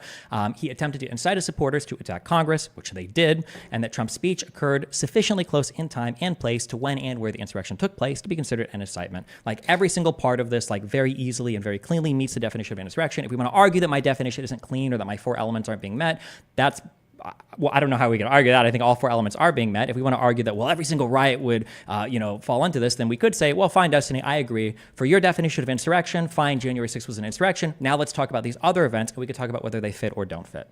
Or you can give me your own definition of insurrection, and then we can go from there. Okay, that added an extra 55 seconds. So we'll go into round 3. Andrew, I will give you that, so you will have 3 minutes and 55 seconds to your time. So I'll start at the clock now. Yeah, so again, trying to put the burden on me to give you a definition of your claim is insane. As we went through your definition here, it's really funny because I'm going to use your own logic back to you. Just because they weren't charged with an insurrection doesn't mean it wasn't an insurrection. Oh, okay. Well, they were actually charged with elements of rioting. So I'm going to say it was actually rioting. And I'm also going to say that, wait a second, your definition here seems to be more about rioting than anything else by your own claim. An assemblage would fit a riot, says Destiny. That's his first claim. Resisting any law or interfering with the course of a government proceeding. It wouldn't fit rioting itself, says Destiny, even though rioting itself is against the law.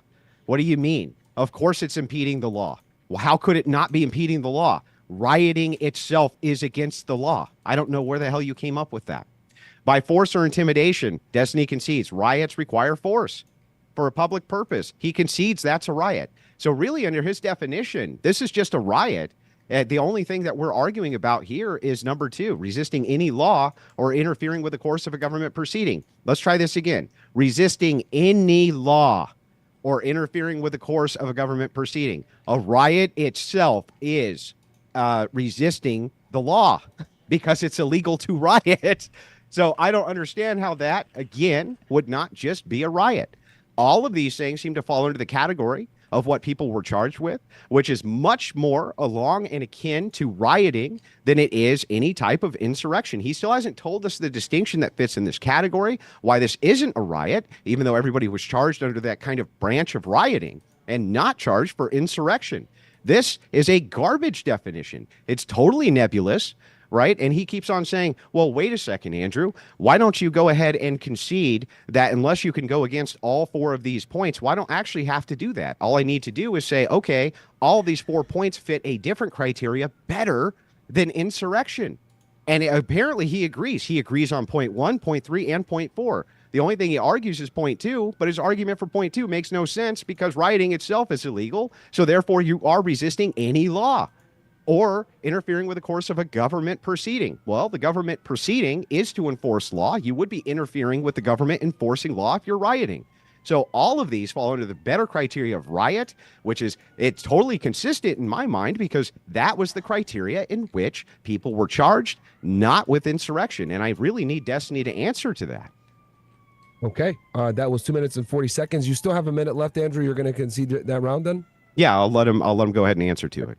Cool. So I will turn it back to you, Destiny. We're in round 3, and this is the second part of round 3. So your turn, Destiny. I'll start the clock back up for you. Breaking a law and resisting law are not the same thing. Usually when people riot, they're not rioting with the purpose of making arson or murder or whatever other crimes are being broken to make those legal things. Usually they're breaking laws, not with the intent of like resisting the implementation or the execution of those laws or resisting or contravening the execution of like some function of government.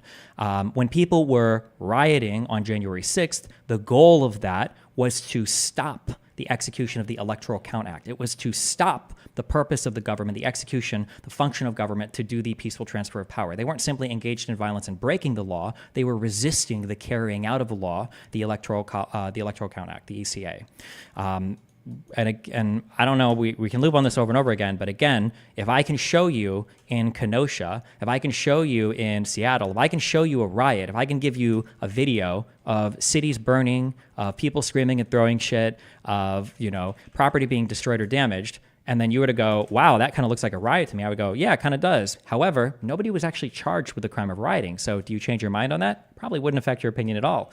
Again, whether or not you levy a particular charge at a person is way different than whether or not a particular event was a thing. Remember, when you levy a charge at somebody, a criminal charge, what you're really saying is that you can take a person, an individual, and prove beyond a reasonable doubt that no reasonable mind would agree that something else could have happened in front of a jury. That's what criminal court is for. Proving that somebody engaged in a crime beyond a reasonable doubt in a criminal court is not the standard that we use to declare a particular thing a thing. You don't have to prove in criminal court beyond a reasonable doubt that a thing was an insurrection or that a thing was a riot unless we were charging somebody with an actual crime. Okay, that's 1:50 on the clock. So that concludes round 3. And I'm going to turn it to you, gentlemen. You guys can let me know what you want. We can either do another round of 3 minutes uninterrupted debating, if you guys want to formulate your arguments a bit more, because I know there is some. I would like to do one more round if we could. Or Destiny, are you okay with that? Sure. Okay, and then after that, so we'll go into a 4th round with the 3-minute debate time limit where no interruptions. Then after that, we can get into the 5 minutes of discourse between you two where you can actually speak. But is that fair for everybody? Sure. Sure. Cool. All right, so I will go ahead and reset the clock. This will be round 4. Take it away, Andrew. Yeah, so this is an absurd argument. We'll go right back to Destiny's logic again. He says just because somebody wasn't charged with X doesn't mean X didn't happen. This is the same. This is complete and total obfuscation, by the way, because ultimately what's going on here is that these do fit the criteria much better for a riot. And under the purview of rioting, these are the types of charges which were levied at these people. Destiny says specifically under point 2, he said, and he didn't answer to this. He said, resisting any law or interfering with the course of a government proceeding wouldn't fit rioting. Yes, it does fit rioting. It fits rioting better than anything else I can think of. Yes, you are immediately, upon rioting, resisting the law, and you are obstructing the law immediately. That is what a riot is. It's an unlawful assembly. So how he could say this, in fact, each point, he concedes on point 1, an assemblage that would fit a riot. An assemblage would fit a riot. That's point 1. He agrees. Okay. Point 3, by force or intimidation, he agrees on point 3 that is a riot. He agrees on point 4. He conceded on that as well. And then he just conceded on point 2. He couldn't exactly tell us why resisting any law or interfering with the course of a government proceeding wouldn't fit a riot. Of course it fits a riot. All of these, in fact, fit the events of January 6th perfectly. Perfectly. And if he's conceding that, hey, these fit a riot perfectly, the events of January 6th were a riot under this definition, which he essentially has conceded is true, then the charges were appropriate that this was a riot and not an insurrection. This could not have been an insurrection. His own definition proves that this is more akin to a riot. He still hasn't really told us, by the way, what an insurrection is, just these kind of 4 nebulous points. But these 4 nebulous points fit a riot perfectly. Perfectly. And he's basically conceded to 3 of them on the outset. And then on the second, he's basically conceded that as well. Because resisting any law or interfering with the course of a government proceeding would fit a riot by its very nature. The reason it would fit a riot by its very nature is because it's immediately an unlawful assembly. You're resisting the law. You're resisting the police. You're resisting.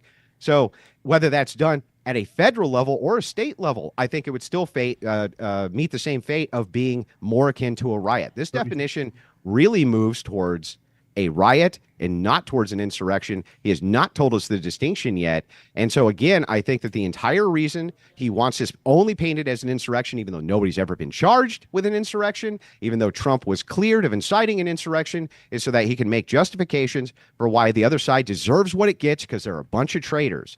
Thus far, no, I'm sorry. This definition nor this logic adds up. The logic of saying, well, just because they weren't charged with a thing doesn't mean it wasn't the thing. Fine, but that doesn't mean it was the thing either. And by your criteria, it seems like it was this other thing. Okay, that's 3 minutes and 10 seconds. I will make the clock the same for you, Destiny, to keep it fair. I will start the timer if you're ready now. Yeah, I guess we're just going to loop on these points. Resisting a law is not the same thing as breaking a law. If you could show me that there was a particular riot where people assembled and the goal of that riot was when they were rioting, they wanted to riot to make rioting legal, and that they had gathered, in order to change the law in a particular area, and they were going to use force and intimidation to do it. We're here to riot today because we're going to make rioting legal. Then sure, then we could argue that that's probably an insurrection. But I mean, these are the 4 elements that were historically understood at the time. Nobody had any issues at the time charging people with crimes of insurrection. Nobody had any confusion at the time historically. There was Shays Rebellions, the Whiskey Insurrection, the Burr Insurrection, John Brown's raids. You had convictions of, like a Pennsylvania farmer, I think, set fire to a house of a tax collector in 1794. He was charged with insurrection. John Freese and friends made a show of arms that resulted in the release of persons charged with federal tax evasion. That was considered an insurrection. In 1847, when Hispanic and Native Americans attacked occupying American officials in New Mexico, that was considered an insurrection. In 1851, when Pennsylvanians obstructed official efforts to capture an alleged fugitive slave, that was an insurrection. In 1856, when there were rival forces in the United States that were violently resisting the laws on slavery, that was considered insurrection.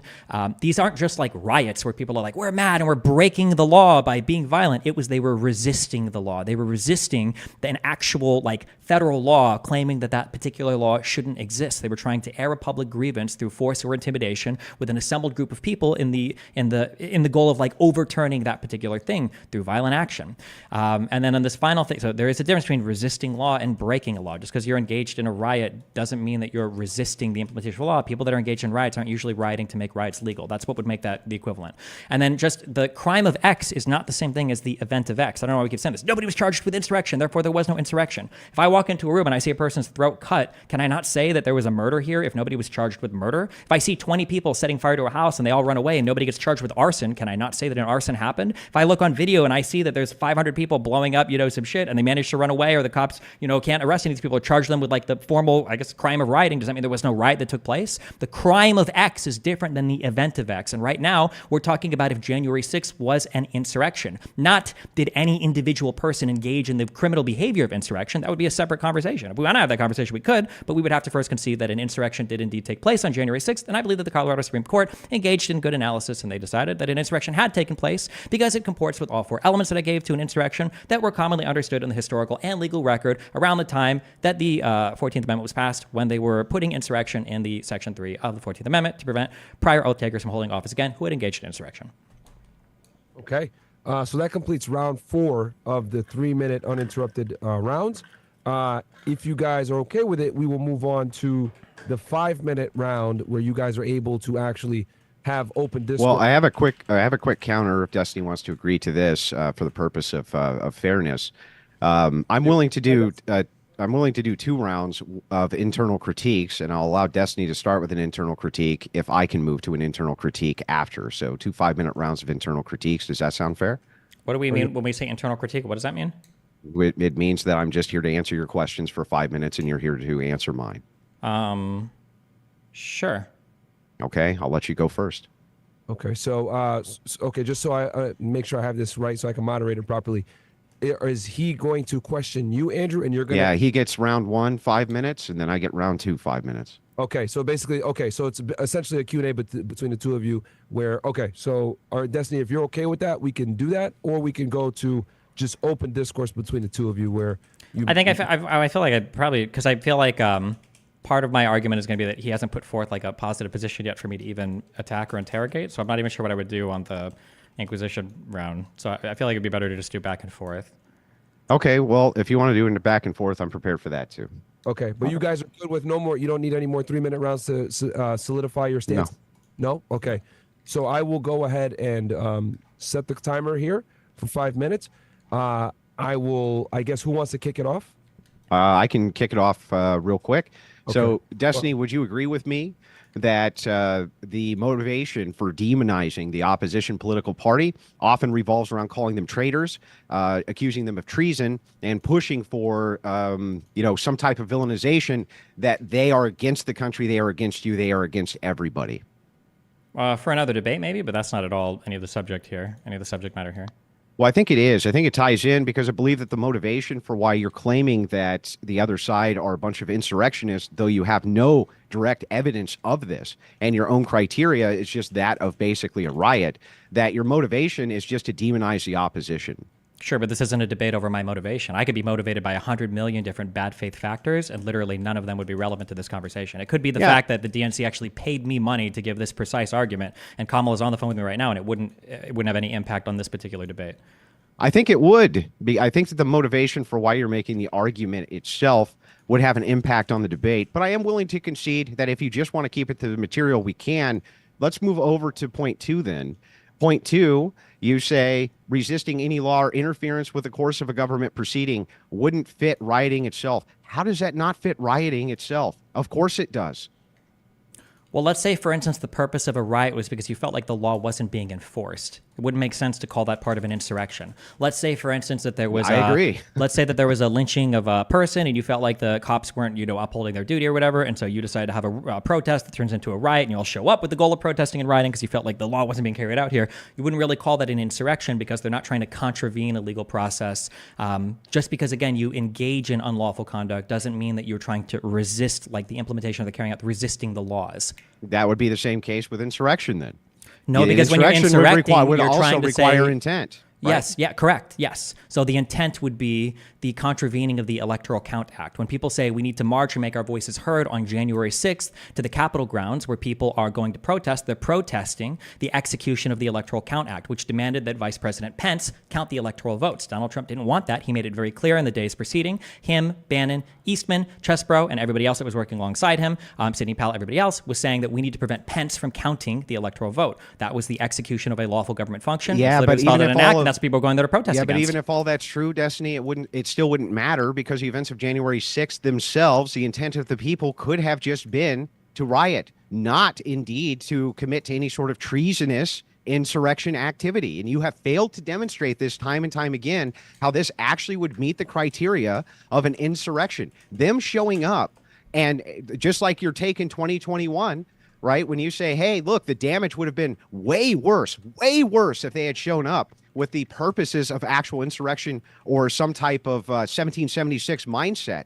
This is the most armed nation on planet Earth. How in the world can you say these people showed up specifically in order to do that? That makes no sense, man. None of this law, none of that argumentation was sequitur. People they obviously showed up to protest the certification of the vote. They were called there by Donald Trump If on it's January a non 6th. sequitur, then you in 2021 were using a non sequitur when you made the argument that from the appearance of this, it could not have been an insurrection. 2021 Destiny was incorrect because 2021 Destiny didn't have the historical context to understand an insurrection. If you want to bring him on here and talk to him, you can, but I don't agree with everything that I said. You're not. You. I am 2024 Destiny. I have learned more things. I have done more studying. I've read more papers, and I've done more research on this. There is actually a strong understanding of what an insurrection is, and there was a strong historical understanding of what an insurrection is. And the idea that a bunch of people were called on January 6th, the date wasn't a mistake. When Donald Trump sent them down there to protest, when he said, we need Mike Pence to do the right thing, what was he talking about? He wanted him to contravene the law, and that's what people marched down there for them to do. Donald Trump said 30 minutes before this began that this needed to remain a peaceful protest. No, he didn't. He never said that. He did. I actually have the tweet. I have the tweet. He did say that. In the speech, he said to fight like hell, and in the speech, he said that we need to go down. I'm talking about his tweets. Why would I say? Why is a tweet why would a person dispositive? put out a tweet to be peaceful if their intent was insurrection, Destiny? Why would a person call a protest on January 6th? What do you think they were protesting? What do you mean? They call protest. People call protests all the time. That doesn't mean we're not talking about other protests. I'm asking you, what was the purpose of the protest on January 6th? The purpose of the protest was to go out and show support for Donald J. Trump. For what? Well, there was a variety of reasons. Wait. Are you telling me we can't understand what the January 6th protest was about? No. Are you saying there wasn't a variety of reasons why people didn't show up? Nope. I think there was one clear reason. Oh, there's only one reason why everybody showed up. Correct. 10 seconds. Okay, what is the one clear reason? There was not a variety of reasons. Some people didn't show up just because they wanted to see what was happening. Some people didn't show up just to support the president. Some people didn't show up because they really like to go to protest. Everybody showed up for one reason. Right? I didn't say everybody showed up for one reason. I said they were called there for one reason, and that was to protest the certification of the election. Guys, that is time. I'm happy to let this play out longer if you guys want, and add an extra minute to the clock. Are you guys okay with that? Yeah, we can add an extra minute. I'm fine with that. Clock, and this is still round one of the open discourse, but just try to limit it to 1 minute, and then we'll go into round two of it, and we can go from there. And if we need more rounds at the 5 minute mark, we can now do that. So I have a problem with him ascribing motivation to all. He says there's one clear reason why everybody showed up. That's clearly not true. That doesn't even logically make sense. He could never demonstrate in a million years that there was only one clear reason why everybody showed up. That's a nonsensical argument, Destiny. That's not the argument that I'm making. If the debate was the argument you made. If the debate is whether or not January 6th is an insurrection, not did every single person on January 6th engage in the crime of insurrection, or did every single person on January 6th go with the intent to commit an insurrection. Did you say there was one clear reason? I said that there was a clear reason why people were called there, because there was. Donald Trump called people there to protest not on January 5th and not on January 7th and not in a random part of D.C. and not in a random part of the country. He called them on January 6th to the ellipses that was less than a mile walk away from the Capitol building, which is where he sent every single person after his speech. He called them there on the day of the certification of the votes after spending days trying to pressure Pence to overturn the election. He told them that they need to go and protest for the lawful slates of electors to be counted, the illegitimate ones that he submitted, and people went there. They engaged in violent behavior, and they managed to delay the certification of the election, which is exactly what they were. So then, do you admit then that they happened to do exactly what? Even if I grant your logic, they happened to do every single thing that an insurrection called for without actually engaging in an insurrection. Give me a chance to respond. So I not only do I concede nothing, but your logic. We ran out of time on that round. So what I'll do is this: I can see that this is a dynamic conversation, and clearly it's going to go out the bounds sometimes of a time round. So what I'm going to do is I'm just going to go ahead and set the clock for 10 minutes. That completes round one of the open discourse. But I see that this is a dynamic argument, and me just stopping it randomly at 5 minutes would probably be stupid. So I'm going to let it play out. I'll put 10 minutes on the clock and have you guys go at it. Is that okay with both of you? Yeah, I'm fine with that. Sure. Destiny, are you okay with that? Yeah. Okay. Yeah. So, because I don't want to interrupt you guys again like that. So I'll just go ahead and put 10 minutes on the clock. And I will start it right now. You guys, you can pick right off where you left off. Yeah. And sorry about that. So to respond, right, and I'll be more charitable with the time back your way now that we have 10 minutes, Destiny, but it's actually an illogical argument to make, to say even if Donald Trump had some certain intent in his head, that would not mean that the people who were showing up for the protest had that intent. So the thing is like for both ways, it's a double entendre for your own logic. Either one, you claim, wait a second, there's one clear reason everybody showed up, or two, no, there was no clear reason why everybody showed up. They had multiple motivations, even if Trump himself had a different motivation. This is illogical argumentation. I'm sorry, but this would never be applied to anything. If somebody says, hey guys, we're all going to show up so that we can go and I'm making the argument right now. If somebody were to make the call and say, hey guys, we're all going to show up to go and blow this building up, and a bunch of people showed up, and then a bunch of them marched with the crowd, and then they all went and a building got blown up, we wouldn't say like, oh, well, we don't know what the intention of the crowd was. We don't know what the intention of the leader there was. We don't know what actually happened there because we can't divine the intention of every single individual person. That's a ridiculous we can say that's, you can call it a straw man, but the idea that in order for me, okay, hold on. What would I need to show then? What would I? No, wait, hold on. What would I need to show? What would I need to show?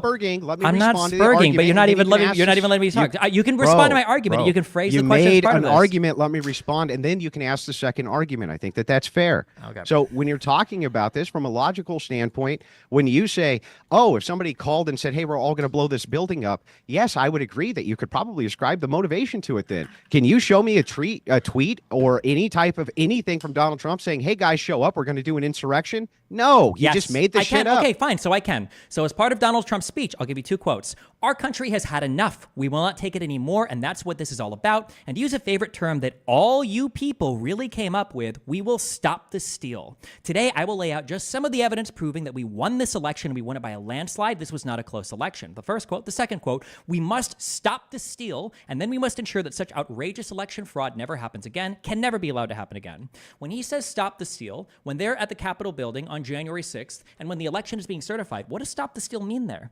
Wait a second. So first of all, you're attributing to Donald Trump's rhetoric here something which he may not have intended. None of that actually shows or demonstrates that he was calling for an insurrection on the Capitol. You are just kind of ascribing that motivation onto it for the purposes of convenience. You have to show me there where he calls, like your example was, if I say we're all going to show up and blow up this building, that was your example, and then people show up and do it, we can understand their motivation. I agree. You have to show me where he says, okay, guys, we're all going to show up and do an insurrection. You can't then take words that don't say anything about an insurrection and say, but I think he meant that, though. So then just before I answer this, what would I have to show you to show that an insurrection was what Trump was planning? What kind of evidence you would have to need? You would have to give me the criteria first and foremost of something which fit the criteria of an insurrection better than some other thing. And you would have to make it refutable to that thing from what people were charged under. So if the criteria is, I'm going to give you what I think an insurrection is, and it fits a different criteria better than an insurrection, and under that criteria, that's what people were basically charged under, then it sounds like the other thing makes more sense than an insurrection. So we're going with the argument totally that for seems X event to have happened, like some person needs to have been charged with the crime? No, your logic there is faulty. Then as well. why do you have the second element there for me proving? Let me respond. Hold on, you can't just talk for 20 minutes and then as soon as I say one sentence, you ramble for another 20 minutes. You can't ask me a question and then move to another question. I can ask you a question and then ask another question as part of my question. I'm able to do that. Yeah, but I wasn't even able to respond. You gave 2 elements to what I needed to prove. The second one was that I have to show why people weren't charged with a crime. I've answered this thing 50 million times. We can center on just as one point if you want. Just because somebody hasn't been charged with the crime of X doesn't mean that an event related to X didn't occur. This is true of but the opposite would equally be true. The opposite is also true. Just because they weren't charged with the crime of X doesn't mean they committed the crime of X either, I'm not Destiny. making that argument. You're using this argument as a way to negate my argument. Just because I'm not making it's called a counter argument. Yes. No, hold on. That would be like you saying John couldn't have murdered Jane because John wasn't there, and then I say, well, no, that's not true, and then you going, well, just because John was there doesn't mean that he murdered Jane. Nope, that's the not opposite. The element that I'm giving. Nope, the opposite is true. I've given you 4 clear things. Wait. No, wait. Hang on. The opposite is true. Argument that, or give me a definition of insurrection, or do you think Stop. it's an undefinable thing? Hang on. The opposite is true. I'm not saying that. So you say, oh, John murdered Jane, but that can't be true because he also may not have murdered Jane. You're making the claim John murdered Jane. And so I say, okay, that's your claim that he murdered Jane. Can you define for me what the criteria would be in which you would consider this to be murder? And you go, well, and then you define for me something that is not murder or fits some other criteria better. Would not a rational human being, including you, take that and understand, wait, if it fits this other criteria better, it probably isn't actually murder? What part of my... Can you give me an example? I'm just curious, and I shouldn't even engage with this because just up to this point, you've given me no definition of insurrection. You seem unwilling to commit to a single definition. It's not my burden. Yeah, I understand that, but I'm just saying you've given me no definition of gonna, insurrection. You seem unwilling to do so. So then my question would be, proof. can you give me a it's riot? Not my burden. Can you give me a riot that would fit all 4 points that I've given of not what my I've burden defined to do. insurrection? Well, then you must accept my definition of insurrection. I don't need to accept. Why would I need to accept your definition? Because you're saying that my definition of insurrection isn't valid because it also applies to riots, and I'm telling you very clearly, no, it doesn't, because riots don't typically happen in a planned manner to contravene the execution of some government function or the implementation of some particular law. That's so not I'm what your asking definition you, says. I Your definition said says under point 2, resisting some any law or interfering with the course of a government proceeding. Correct. Yeah, so you're just changing your definition. I'm not resisting. Do you think that resisting a law is the same thing as breaking a law? I think that it could be synonymous inside of people's minds, but no, I could see the distinction with merit. But when you say resisting any law or interfering with the course of a government proceeding, that sure sounds like a fucking riot to me, Destiny. Okay, can you give me an example of a riot where that happens? Where BLM burned down a police station. That seems like it's resisting the law. Yeah, so that's what law were they resisting the implementation of? What law were they resisting? resisting? The law of arson, the law of rioting, all sorts of laws. So you're telling me that those riots were trying to make it so that arson was legal? Can you point me to a tweet? Can you point me to a statement where somebody was saying we're rioting because we think that the laws against arson are illegal? Wait a second. Can you show me in your definition where it says that the purpose of the insurrection is so that they can make something else legal? Because that's nowhere in your definition. Resisting any law or interfering with the course of a government proceeding. Doesn't say anything about making something else legal. You just made it up. No, you're saying that they're resisting the law of arson. Nobody is arguing that the law of arson is bad. Just because you're breaking a law doesn't mean you're resisting the law. What's the or? What's the or? The or for what? 3 minutes? It says or interfering with the course of a government proceeding.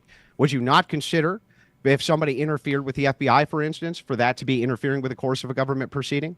Or if somebody interfered with police officers, that would be interfering with the course of a government proceeding? Police officers are not federal police officers. If you want to talk about interfering with, if you want to talk about, if you want to, where you are, because we're talking about January 6th. We have your definition. It's not Where did January 6th happen? But it does. We have your definition. Why would I be arguing about the definition of an insurrection in a state when we're talking about an insurrection that happened on the Capitol grounds? Can you show me in your definition where it says it must be federal? I don't need to. We're talking about an insurrection that occurred on federal grounds. It doesn't matter. So then any of the criteria which would apply at the state level would still apply at the federal level for rioting. I don't know if insurrections are state defined. I'm not aware of that in the historical record. Can you point somewhere where you can't have a state insurrection? I'm not aware of some. Can you show me where in the historical record where that's ever been I'm just asking why you couldn't have one. Because I'm not aware of any having occurred historically. That doesn't mean you couldn't have one. You just claimed that it's possible. I didn't make a claim. Oh, okay. Then no one is claiming here that an insurrection in a state is possible. No, you are making a claim. Right. You're making a claim. I'm making a positive claim that there could be a federal insurrection because I have a historical record of there being statements about insurrections federally and historically. I've never had a statement about a state insurrection. I'm not aware of any of those. If you are aware of one of those, not being aware of any doesn't mean that the criteria could not apply to a state insurrection, correct? That's correct, but we are talking about an insurrection that happened on federal grounds, so we're obviously talking about federal insurrections. Your definition doesn't require federal anything. That's not what your definition requires. Okay, I think if the only holdout you have is that your definition of resisting a particular law just means that you are breaking a law, then I think I'm satisfied at ending it. No, it's not. Or interfering with the course of a government proceeding. This could be localized or non-localized. It can't be. No one here has made any claims about a non-federal insurrection. Okay, well, if those are your two holdouts that you think what does or interfering with the course of a government proceeding mean? What does that mean? The record that I'm invoking, we're especially talking about things relating to insurrection, and we're talking about the invocation of insurrection, which is my understanding has only ever happened in federal law and in stuff relating to the United States government, not a state government. If you want to show me it happening or show me a historical record or a state constitution or a state criminal statute that references insurrection, then we can talk about that if you want to. What does or interfering with the course of a government proceeding mean, Destiny? Or interfering with the course of the implementation or the execution of some particular federal law. It has to be federal? Yes, because we're talking about the federal government. No, that doesn't mean it. Hang on. Yeah. So you're doing a classic kind of Destiny bait and switch where you say in this particular case it would because that's what we're talking about. Okay, that's fair, but that doesn't mean that that's what the definition says. The definition itself does not say that it must be federal. It doesn't say that. What definition are you even referring to here? It doesn't say that anywhere. What does or interfering with the course of a government proceeding mean? What does it mean? That real quick, guys. That is 10 minutes. We'll what I could do is, because I see that there's a discussion here between federal, if an insurrection can be federal or state, I will go ahead and reset the clock. I think maybe this is something that we can kind of hone in on. Can an insurrection be, obviously we're talking about it from federal level, but can also be at a state level. Do you guys want to shift that conversation to there and make this round specifically for that? Are you guys okay with that? I don't know. A state insurrection. I'm just not even aware of that even being a thing. I don't think I've ever heard of it. Well, I don't know, Destiny. Were the DC cops local? I'll put the clock for the DC cops were federal. No, all of them were federal, eh? The District of Columbia is federal. Yes, so they it's have federal. they have no state police there at all? What state police would they have there? I don't know. I'm just asking. I don't believe so, no. I'm pretty sure even the National Guard there directly, like the chain of command goes up to the president, not a state governor. Do states have state governments? Yes. Okay, well, I don't understand why you couldn't have an insurrection against a state government by You this should definition. consult the historical record and come with an example next time. Well, just because you never have one, I'm asking you if you can. I'm not here to debate whether or not you can have an insurrection against a state government. I'm here to debate whether or not January 6th was an insurrection because January 6th. No, this is like asking if a murder occurred on January 6th. In that case, I would only be talking about murder as it's defined in federal law, not in state law. We're talking about an insurrection on whether or not January 6th was an insurrection or not. So I'm only going to be appealing to federal law or federal historical understandings of an insurrection against the United States. So I don't know why we're saying, well, what about a state insurrection? I don't know. I'm not even aware if a state insurrection is a possible thing. I've never heard of that reference before. It's not semantic. It's legal and it's historical, and that's where the understanding is rooted. No, I'm fine with a semantic distinction. I'm not saying there's anything wrong with it. I'm actually just trying to make one.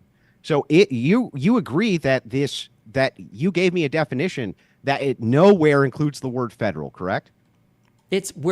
I also didn't give you a definition that includes the word human, or that includes the words like in this present point of time and not like in the future or time traveling in the past, or that doesn't include like dimension C138, or that like there's a million other things that I didn't include. Because I don't know what that has to do with anything. Because why would I include the definition of against the United States when we're talking about an insurrection that happened on federal grounds? Because if you want, I could simply add. Okay, well in that case, I will simply add on my second part. Aren't you appealing to a state court, for instance? Like what are you talking about here? Appealing to a state court for what? Aren't you appealing to a state court for this definition? Isn't that what you said? Did I get that wrong? I'm appealing to right now. I'm appealing to federal history. What are you talking about? Well, I'm asking, where did you get this definition? Let's start with that. There's a writer who studied I think it was constitutional law specializing in the 14th Amendment. His name is Mark Graber, and these are the 4 qualifications that he basically lists out, and then he goes through a number of historical examples to say as much. There's also a much longer paper written about the I think it's like the sweeping power of Section 3, written by I think Baud and Paulson, who write like a 130-page paper where they go through listing like the historical understanding of insurrection. If you want, we can dive through any part of the paper, or we can dive through any part of the definition. Does he say in this paper that it's a requirement that this be done at the federal level? I don't think anybody talks about state insurrections. I don't think you can levy war or engage in insurrection against a state. I'm just not aware of that. I've never heard of that brought up before. Yeah, like, I don't think, like for instance, asking. like when you say treason, if I were to give you a definition of treason, I don't know if you can commit treason against like the state of Iowa. I think that's only a federal crime. I have no idea either. This is why I'm asking. I can't say for sure because maybe there is evidence of it out there, but I didn't come prepared to debate that because it's a debate about federal insurrection on January 6th. I'm doing an internal critique to try to figure out if this is consistent across the board, your definition. I'm not even saying that there's necessarily anything wrong with it, but what I am saying is that there's something wrong with the fact that it seems to fit rioting far better than it would in insurrection. So if we go over these one at a time, an assemblage would fit a riot. That's what Destiny says. By force or intimidation fits a riot. That's what Destiny says. Well, it's an assemblage of people for a common purpose. Okay, yeah. An assemblage of people. Yes. Mm-hmm. So riot. They come for a common purpose. Okay, and then 2 is to resist any law or interfering with the course of a government proceeding. Right, resisting a law. Resisting a law. That's not just breaking a law, but you're there to resist a particular law. There's one you really don't like, and then 3, you're showing up for force or intimidation. We have the or there. We have the or interfering with the course of a government proceeding. Wouldn't that be even resisting police? Wouldn't that qualify for that? No, a government proceeding would be like the Senate confirming like an officer of the executive agency, or like you would have to demonstrate that. I don't believe that that's true. I think that you can interfere with government proceedings, even even absent there being some actual proceeding that you're interfering with. I think that well, if you would this like can to be done with introduce just localized laws. That's fine. And if you would like to introduce your own unique definition of insurrection, you can do Why that. would I but need to I'm do that? We because have I'm yours. unaware in the historical record of anybody suggesting that interfering with police officers is a matter of insurrection or can lead to an element of insurrection. I'm just Are not there aware of laws it. against rioting? I don't know. I'm not sure. I know there's laws against like things that happen in rioting. I don't know if there's like Yeah. a law of rioting. Are you resisting those laws when you're rioting? No. You're not resisting those laws when No, you're rioting? unless you're literally rioting No. to say we should make rioting legal or we need to get rid of the prohibition on rioting. And wait, why would that be a qualification to resist the laws? Because Destiny? breaking the law and do you acknowledge that breaking the law and resisting the law are not the same thing? Well, tell me what the distinction is so I'm not confused anymore. Breaking a law is when you do something that's illegal, and resisting the law is saying that this particular law shouldn't exist. Yeah, okay, but if you're rioting, how do you go about resisting a law? Well, you could riot for the purpose of overturning a particular law. You might say, Yeah, I but don't you're like resisting other laws then, right? No, you're not. You're not saying that rioting should be made legal. Yeah, but even if you weren't, you would still be resisting laws that were on the books against rioting. So if I can't divorce, okay, we can just disagree here. If you think that resisting and breaking the law are the same thing, we're at an impasse. I We didn't can't say go that they're the same thing. I said that necessarily, if you're rioting, to resist some other external law. So let's say I think You can, hold on. Do you agree? We can do this really easy. Do you agree that you can engage in rioting? No. Do you agree that you can engage in rioting and accept that you might get arrested for rioting? Yeah. Then that defeats your entire argument. You can How? engage in rioting without resisting the law of rioting, understanding that, well, I'm going to riot, but I might be arrested Actually, for that it. makes my argument. That makes my argument. So the thing is that even if I concede that it's true, that you could be, rioting with the expectation that you get arrested for this X thing, right? You could do this for murder as well. You could do this for basically anything. You could commit any crime with the expectation that you could be arrested for the crime itself. But that would not say that you're not resisting whatever the current laws were that were on the books about that crime. You're saying that the necessity here is that you are resisting some other thing. Fine, but you're also resisting laws by the very nature of rioting. So I don't know why you would have to have something which is externalized while you yourself are still breaking laws. I don't How are you resisting the law? How are you resisting laws of rioting by rioting? What does resist mean to you, though? How are you defining resist? Yeah. So assuming, I can give you an example of this. Let us assume for a second that people are rioting in an abortion clinic because they want abortion overturned. I think this is the spirit of your argument, right? Yeah. So they're rioting in an abortion clinic. They want abortion to be overturned. You would agree with me then that they are pushing against abortion, but they're still breaking laws while they're rioting, right? So they are resisting current laws, even though they're resisting another current law. And I don't think that you would consider that to be an insurrection, even though it could fit all of the criteria of these elements. It's an assemblage, for sure. You're resisting some other law that you don't like, or you're interfering with the course of a government proceeding.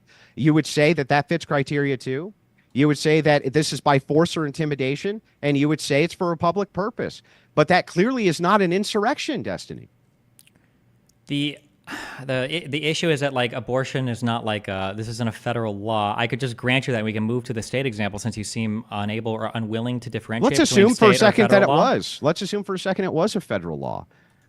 Okay, you know what? Actually, we can do that. Let's say that the federal government passed a law either allowing or not allowing all abortion. Okay, the government either allows it, everybody can have an abortion whenever they want, or nobody can have an abortion. Okay, let's say that I gather a group of people and I say, listen, okay, fuck this abortion law. We're all going to get together and we're going to go protest. Okay, and we're protesting. The goal of our protest, all right, is we want to get rid of the abortion thing, whether it was passed or made illegal, okay? We want to get rid of this law.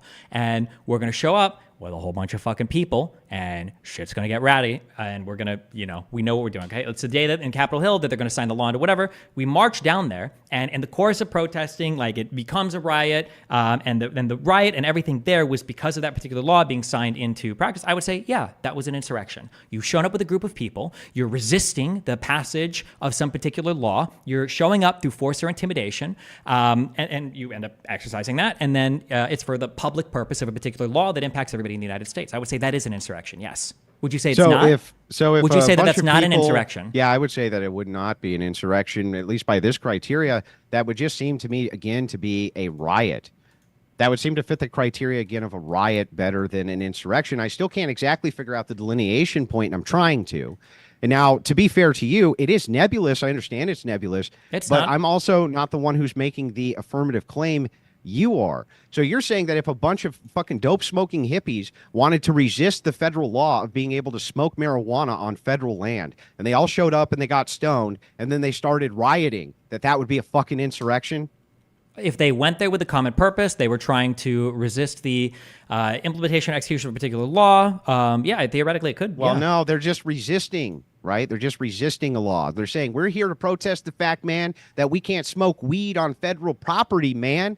So they all grab their blunts and they start toking up in protest, right? And then they start a fire. What do you have? I need and kick some stuff. And so kick some stuff. Do you think that is that? Hang on, I just want to make sure. You think it could be yes? That would yes. be an insurrection. The historical record, it could be yes. Do you have any Lord. definition of insurrection whatsoever, or do you just think Don't they're not need to real? give you a counter definition. If you're not going to give me a counter definition, I can give you the riot definition doesn't include necessarily a public purpose. I've already given examples of riots that wouldn't fit my definition of insurrection, and I really only need to give one, and I automatically win. A riot could very much be in response to a particular sports team winning a game. Boom. That's an example of a riot. It doesn't fit my definition of an insurrection. I've differentiated the two, and unless you're going to give me any countervailing definitions, I automatically satisfy that element of my but I already claim. did. Or and then interfering with the course of a government proceeding in and of itself. I think that the necessity of rioting in and of itself. What if you blockade a federal highway? Wait, the necessity of rioting in and of itself. Wait, what? I No, think, hold on, yeah, wait. To be clear, that I just rioting- do you rioting acknowledge? itself, Do you you're acknowledge breaking that I crimes just by gave rioting. you? Do you acknowledge that I just gave you an example of a riot that wouldn't be an insurrection under my definitions? So I think that would even be appropriate. I think that you could give me tons of definitions of riots that would not fit this definition of an insurrection. Okay. But that would not mean that this definition doesn't fit the definition of riot better than insurrection. You understand? Wait, so if somebody was protesting and it got really violent after a sports game, how would my definition fit that better than insurrection? Fit that better? What than if they were blockading a federal highway? Would that be interfering with the course of government proceedings because there's a federal law that says you can't blockade byways on federal highways? I mean, this is the thing. I don't know. I don't think that counts as a proceeding. So, do you see what I mean, though? This becomes so broad that we can begin to just add all sorts of things and call them insurrections. What is the government proceeding? So, let me give you an example. So if we're going to be totally good faith here, right, which I've been trying to be this entire debate, and I think you would concede that, if we're going to be really good faith here, do you really believe that if a bunch of hippies showed up to smoke a bunch of dope on federal property, okay, and a few of them got wild and started a fire and kicked some shit, right? And fucking, I don't know, somebody got beat up with a bat because there was tens of thousands of them who showed up for that protest. Do you really believe that that would fit the criteria of what most people think of, including you, as an insurrection? If they didn't go there united by like a particular public purpose, the if public they weren't purpose there, was they were going against this federal law. They don't want the federal law. They're resisting that just federal so that we don't law. have to waste any more time on this. If you want to stack this enough, all I'm going to end up doing is saying that, like, yes, this would agree as I would agree that this would be an insurrection. You have it. You're not able to demonstrate. This is why I'm asking you, like, historically, can you give me an example of an event that you don't think I would want to classify as an insurrection? I don't that would think I need classify to, as because an I insurrection. think- But if you're so just going to here's- give me so examples where you're just going to don't make need you're going to to. build Well, these here, I events can more and give- more I'm and say, gonna well, give would you that the be an ultimate insurrection? example Also, right like, now. yeah, I would say that was an insurrection. Sure. Nobody in good faith anywhere is going to agree with you that if a bunch of hippies showed up to resist the marijuana law on federal property and then a few of them started a riot, that they would consider that insurrection against the United States. I don't believe you believe it. I don't believe your audience believes it. I don't believe anybody believes it. So if that is the case, that it's so broad that will encapsulate that, I'm actually fine leaving the debate there too. Okay. I mean, again, it doesn't really matter what we would consider to be an insurrection. The only thing that really matters is what the historical record says at the time was considered an insurrection. And Yeah, well, I don't know, I literally because think nobody's prosecuting anybody for it. So you don't have to. Well, you're just retreading. Technically, I think this might be a gish gallows when you keep bringing up arguments that have been rebuked over and over and over again. I don't think you can it keep was bringing it gish up over and gallows. over and over again. But again, we agree that like we can walk in and see, wow, this person was murdered, and go, oh, really? Who was charged with murder? Okay, fuck. Or wow, there sure is a riot here. We saw that a riot happened. Well, who was charged with rioting? Well, fuck, I guess. Like you don't need a charge of a particular crime, and the barrier or the bar for charging somebody with a particular crime is probably a lot higher than declaring an event a thing itself. It just doesn't make any sense to say because somebody hasn't been charged with a particular thing, a certain also event doesn't didn't make any exist. sense to say We're not that talking just about criminal because- charges. It also doesn't make any sense that to say that because they haven't been charged with a particular thing, that means they're guilty of the particular thing either. I'm That's not. the flaw in That's that my argument. I've pointed it criteria. out multiple My times. criteria Your is not. criteria doesn't you can keep actually repeating flow something. with this My correctly. criteria is not because they weren't charged. That's why it was an insurrection. I would never use that as part of my criteria. I don't know why. Yeah, well, hippies everywhere. Don't show up to federal property to protest by smoking weed. And because if a couple of you start a fire, you're going to get brought up on insurrection charges and nobody ever. That's insane. We're not. No, I don't know why we keep bringing up insurrection charges. No one is talking about a criminal charge or a criminal proceeding here. That's not. Yeah, what's criminal charge or criminal proceeding. That would be a charge, right? Yeah, That's why I'm bringing nobody's up criminal talking about that charges. here. Nobody's talking about criminal charges here or criminal proceedings here. So but you would still consider that an insurrection, right? An insurrection doesn't have to be a criminal matter. I just want to make sure that you would still consider that an insurrection. If all four elements of what I said were met, then yes. All right, fine. Well, then I'll leave the debate there. I'm good with that. So what I'll do, and so we went 7 rounds here, and I was just timing it and everything else like that. I see that there's obviously a difference of opinion in definitions of what fits what, etc. So what I'll do is I'll go to closing arguments. I'll put. Are you both okay with 3 minutes on the clock to make your closing argument? Sure. Or I can make it a little bit longer if you guys want, and then we can close that after that. Yeah, whatever you guys want to do, I'm fine with. Are you okay with 3, or do you want more? 3's probably fine. 3 minutes? Okay. Who wants to go first? Well, I opened first, so usually person who opens closes last. Okay. So, Destiny, I'll turn it to you. I'll put 3 minutes on the clock, and you can put your closing arguments here. And this was a fantastic discussion. Obviously, you have a good debate when the chat is like, if almost 50-50. So I'll go ahead and turn it to you, Destiny, and you can give us your closing arguments, and then I'll go turn it to Andrew. Yeah, I mean, historically, there have been examples of things that were considered insurrections that were incredibly small in nature, right? I don't know if anybody died at all in the Whiskey Rebellion. I'm pretty sure everybody that got arrested for that was acquitted. It was just people basically essentially protesting the whiskey tax laws. This wasn't a massive deal that had explosions and gunfire and deaths everywhere. I think that we just don't tend to view things as insurrections as much anymore because we don't tend to have insurrections as much anymore because that's kind of become the new norm as the United States has, traveled through or journeyed through time. I think that the 4 elements that I gave, I think were pretty clearly met on January 6th. I think I've demonstrated that we can imagine a ton of events that are riots that wouldn't fit the 4 elements. I understand that Andrew has a really hard time understanding the difference between resisting a law versus just breaking a law. Just because somebody goes out and they engage in rioting doesn't mean that they are trying to resist the law of rioting, that they're trying to make it so that rioting is legal, that that's the goal of that particular riot. Oftentimes, riots can be said to come together to protest other types of things where people feel like the law isn't being executed in a reasonable manner. To say that a bunch of people that show up and end up rioting as a result of a protest that's against, say, a cop they feel like wasn't fairly prosecuted is the same as a bunch of people showing up to resist the certification of the vote as laid out in the Electoral Count Act is just not at all the same thing. But we can continue to misread the second element of this, and I understand why, and that's because if you grant the definition or any definition of insurrection, January 6th almost certainly follows from it, and the only way to escape January 6th as being labeled as an insurrection is to use either a ridiculous type of definition that literally nobody historically has ever agreed to, and again, you will never find historical citations, people that use these very unique and contrived definitions of insurrection, or you set the bar of evidence as being unbelievably high, which is saying something like Donald Trump needed to say, hey, everybody, we're going to go do an insurrection, and absent that, even if he's telling people to fight like hell, even if he's tweeting the day before, Vice President Pence has the ability to overturn the election, even if he's saying, we need to go down and march and fight like hell and take our country back, none of these things are going to matter if they don't actually use the word insurrection, which I guess means there's no such thing as an insurrection ever having occurred in all of U.S. history. I would say that if you argue with somebody who doesn't believe in a particular definition of insurrection, ask them, has any insurrection ever occurred ever? Which would you consider an insurrection? And then once they start to consider something as an insurrection, say, hey, well, what are the elements that make this an insurrection? Or even more, you could say, historically, what have judges and lawmakers considered an insurrection? People like Andrew will never do that. Instead, they will just play word games all day and try to say, well, riots fit, and what about states, and all these other things that aren't really relevant to defining an insurrection, which, however you define it, January 6th clearly was. All right. Okay. That was 2 minutes and 30 seconds.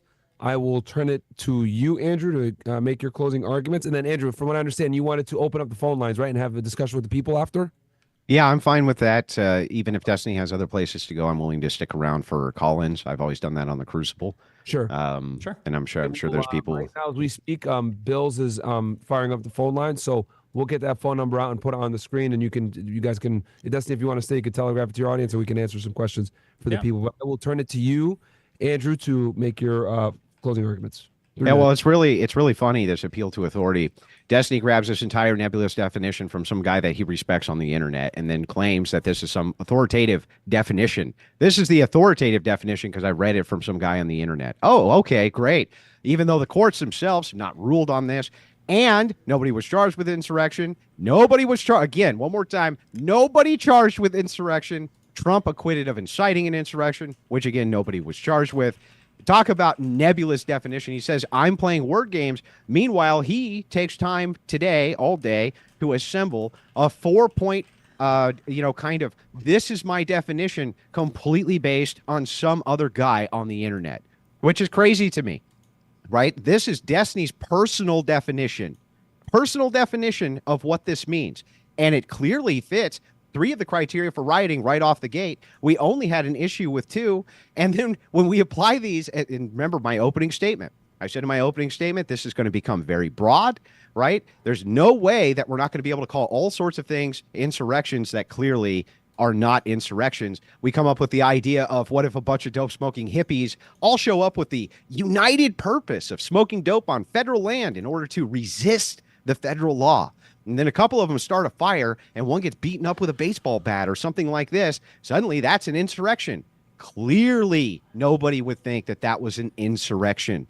Clearly, nobody would think that that's a completely unreasonable standard, right? But it's the Destiny standard. And the reason, again, that he had to have such a broad definition, the reason that he needed this, and he needed me to come in and give him some definition he could do an internal critique on, is because his idea that this was an insurrection is only there specifically to villainize the opposition for the purposes of demonization so that when bad things happen to them, he can call them traitors. That's it. That's the whole game. It's been his whole game now for a while.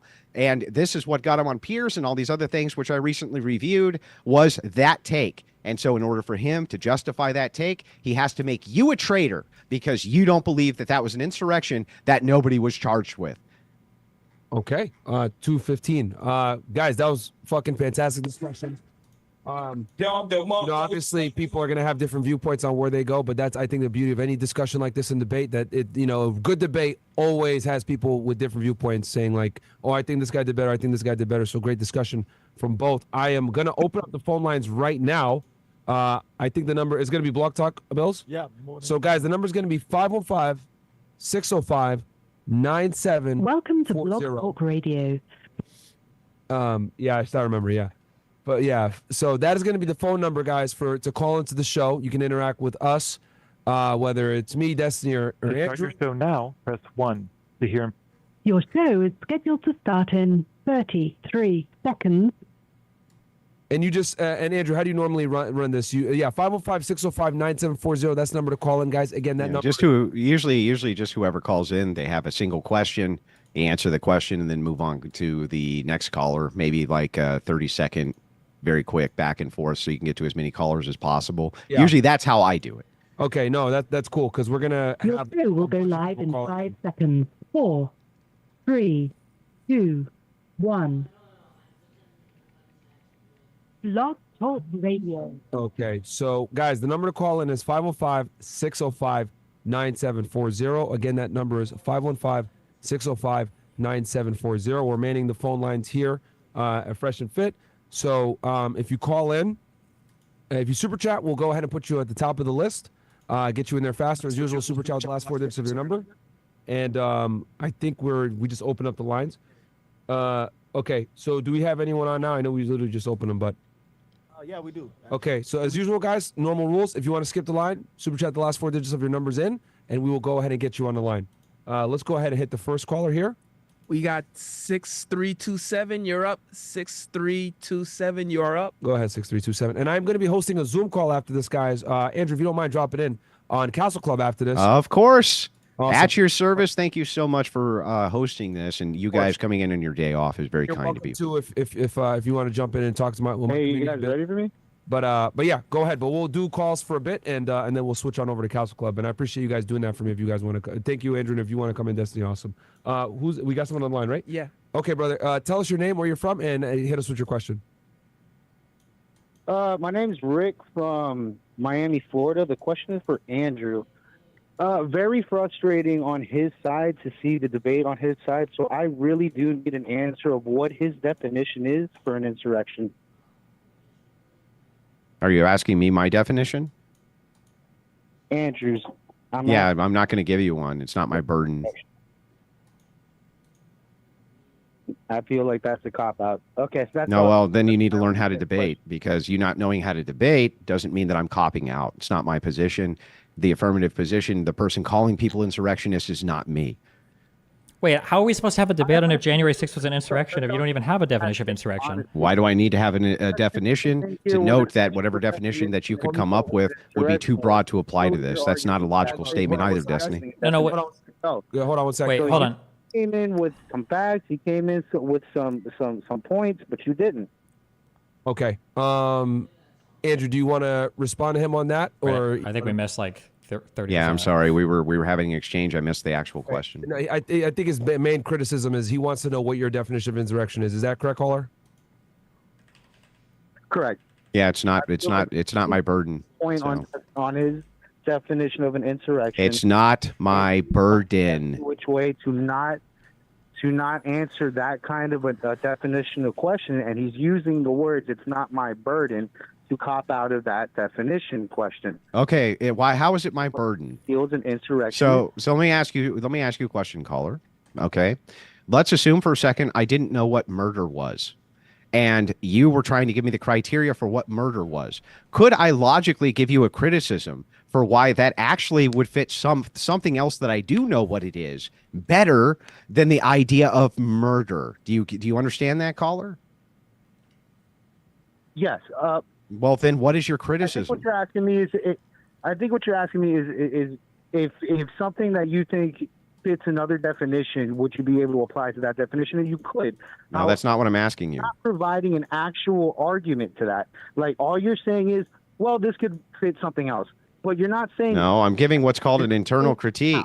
An internal Here. critique doesn't necessitate an argument. Hold on, this So doesn't make sense. you can give an internal criticism. If the debate has to do with whether or not a person was murdered, if that's the debate, was John murdered, and the entire debate is just you critiquing another person's definition of murder, but you're unwilling to put forth your own definition of murder, the implication is that you were never prepared to debate the actual topic of the debate, which is if somebody That's not was the murdered. implication. That doesn't even make any sense. So, Destiny, let me ask you a counter question. My argument is that is arguing in bad faith. Okay, That's not thank you. only is that not arguing in bad faith, it's arguing in the best faith. No, okay, wait, what is Destiny, the- Destiny knew for sure that he had the burden, not me. That's Destiny's thing. Next call. Let's get the next call. Oh, no, wait, real quick, hold on, because this has to be answered. Hold on. How could you possibly deal with the topic if you don't have a definition of insurrection? Well, let's try. I was just getting to that. So let me ask you, Destiny. Let us assume for a second that you weren't sure exactly what murder meant. You weren't exactly sure what the criteria was. Another person was calling this group of people a murderer, right? You had kind of an idea maybe of what that was. And so you went to them and you said, okay, can you tell me what you mean by murder? And they gave you some other criteria that fit way better with something other than their definition of murder. Why would that be illogical or in any way unreasonable? That's not illogical and that's not unreasonable, but that would Right. only mean that you would be successful if the debate is Destiny's definition of insurrection satisfactory insofar as defining January 6th as an insurrection? But that wasn't the debate topic. As It long as wasn't it just fits- my definition of insurrection. Yeah, it the debate was. okay, wait. So do you agree that the prompt of the debate was January 6th an insurrection? Yeah, why does that mean that I How have can to... you answer that? Wait, do you not have to answer Yes. the prompt to a debate? Yeah, so I'm not taking that. I'm neutral on it. It could have been. I was willing to. Oh, you have concede no that- position? I was willing to concede that it could have been. I said right in my opening, in good faith, I'll make concessions based under A, B, and C criteria if he can make these demonstrations. You never did. Okay, so then just to be clear then, just so we're all... So the prompt for the debate was January 6th an insurrection? And I came in with a positive and you came in with no position. No, it wasn't no position. It was that it's possible that it was. It's possible that it wasn't. That's no And I was position. willing to hear you. No, it's a neutral position. That's not no position. That's no Neutral position. is a If somebody's position. looking... Okay. I'm sorry, is neutral not a position? Not really, no. Oh, no, not really. Does that mean no or yes, Destiny? Is neutral a position or isn't it? For the purposes of having a debate, no. Oh, for the purposes of having a debate, you can't have a neutral position. Destiny, somebody hosted Stephen a Bonnell debate- III, the Yep. best leftist debater on planet Yep. Earth, ladies and gentlemen, neutral on a debate topic Yep. is not a position. Not to have as a debater. That's correct. If there was a debate saying, is God real? And one person shows up and say, I'm arguing the affirmative. God is real. And the other person says, I'm a neutral position on that. Yeah, Oh, I it guess could be you've a good never. I debate. guess you've never debated with an agnostic before who's neutral. They're Not in neutral a on it. debate on what that would be a debate on agnosticism or Gnosticism, No, not a wouldn't. debate It could on be a whether or not debate God on if is God real is or not real. real. Why couldn't you go into a debate agnostic about God being real or not real, Destiny? Can you explain that real quick? Because I'd love to hear it. definitionally, an agnostic doesn't take a position on or doesn't think they can have knowledge of They the do existence take a of position. God. They take a They don't neutral have a knowledge position. of God. So why would you debate a Gnostic person or somebody, an That agnostic makes- person, or that somebody makes on no sense. Gnosticism who doesn't have a position on the existence Oh, of God so, existing so or not? agnostics can't have a neutral position about whether or not God exists or not. You wouldn't according listen to Stephen a debate Bonnell somebody, III. a person who's agnostic, you wouldn't listen to the debate on whether or not God is real or not. They would say, oh, well, I can't have information about the existence of God. And you go, okay, well, I guess you wouldn't have this Oh, debate. well, then I guess 50% of the debates on modern day debate are incorrect because people have a neutral position, an agnostic position, like Matt Dillahunty, a guy you talk to about whether or not God is real, where Matt Dillahunty says, listen, I'm agnostic on it. He could be real. You just haven't demonstrated to me that he's real. Matt Dillahunty's wrong in all of those debates, right, Destiny? He would be if that was the prompt of the debate. Yes, if the prompt of the debate was, is God real or not real? I'm And you doing the come in and you triangle. go, I'm oh, doing the You triangle. come in and you go, oh, well, I'm agnostic. Then you'd go, okay, well, why the fuck are you in this debate? You don't have a position on it. Then bring in somebody that feels an atheist who wants to have a strong position of like he's not real, and then a theist who has a strong position he is real. That makes no sense. You can still Okay. have a neutral position. That's absurd. I don't know. How in the world are you the world's best leftist debater if you don't know you can take a neutral position? in This is like debate? saying you want to have a debate between two people between who is God or what is God, and one person is Catholic and the other person is an atheist. It's a nonsense position. Everybody knows this. This is like a debate game. Oh, right everybody now. knows it, This so is a it's debate true. game. Yeah. Just like everybody knows it's an insurrection, even though they can't charge I didn't anybody say with an everybody knows insurrection. it's an insurrection. Right? I said the historical record says it's an insurrection, but Uh-huh. Okay. So what I'll do here is we'll move to the next caller Yeah, here. go for it. Let's Mo, you got it up? 5584, you're up. 5584, you're up. All right. Welcome to the show, 5584. You got Myron Gaines, Destiny, and Andrew Wilson in the house. Hit us with your question, please, quickly, because we got a lot of people on the line. Holy shit. Hello? Yeah, go ahead, bro. You're on air. 70. Can you hear me? Yeah, we can hear you, man. You're on air. Oh, hello. Well, damn. Well, never.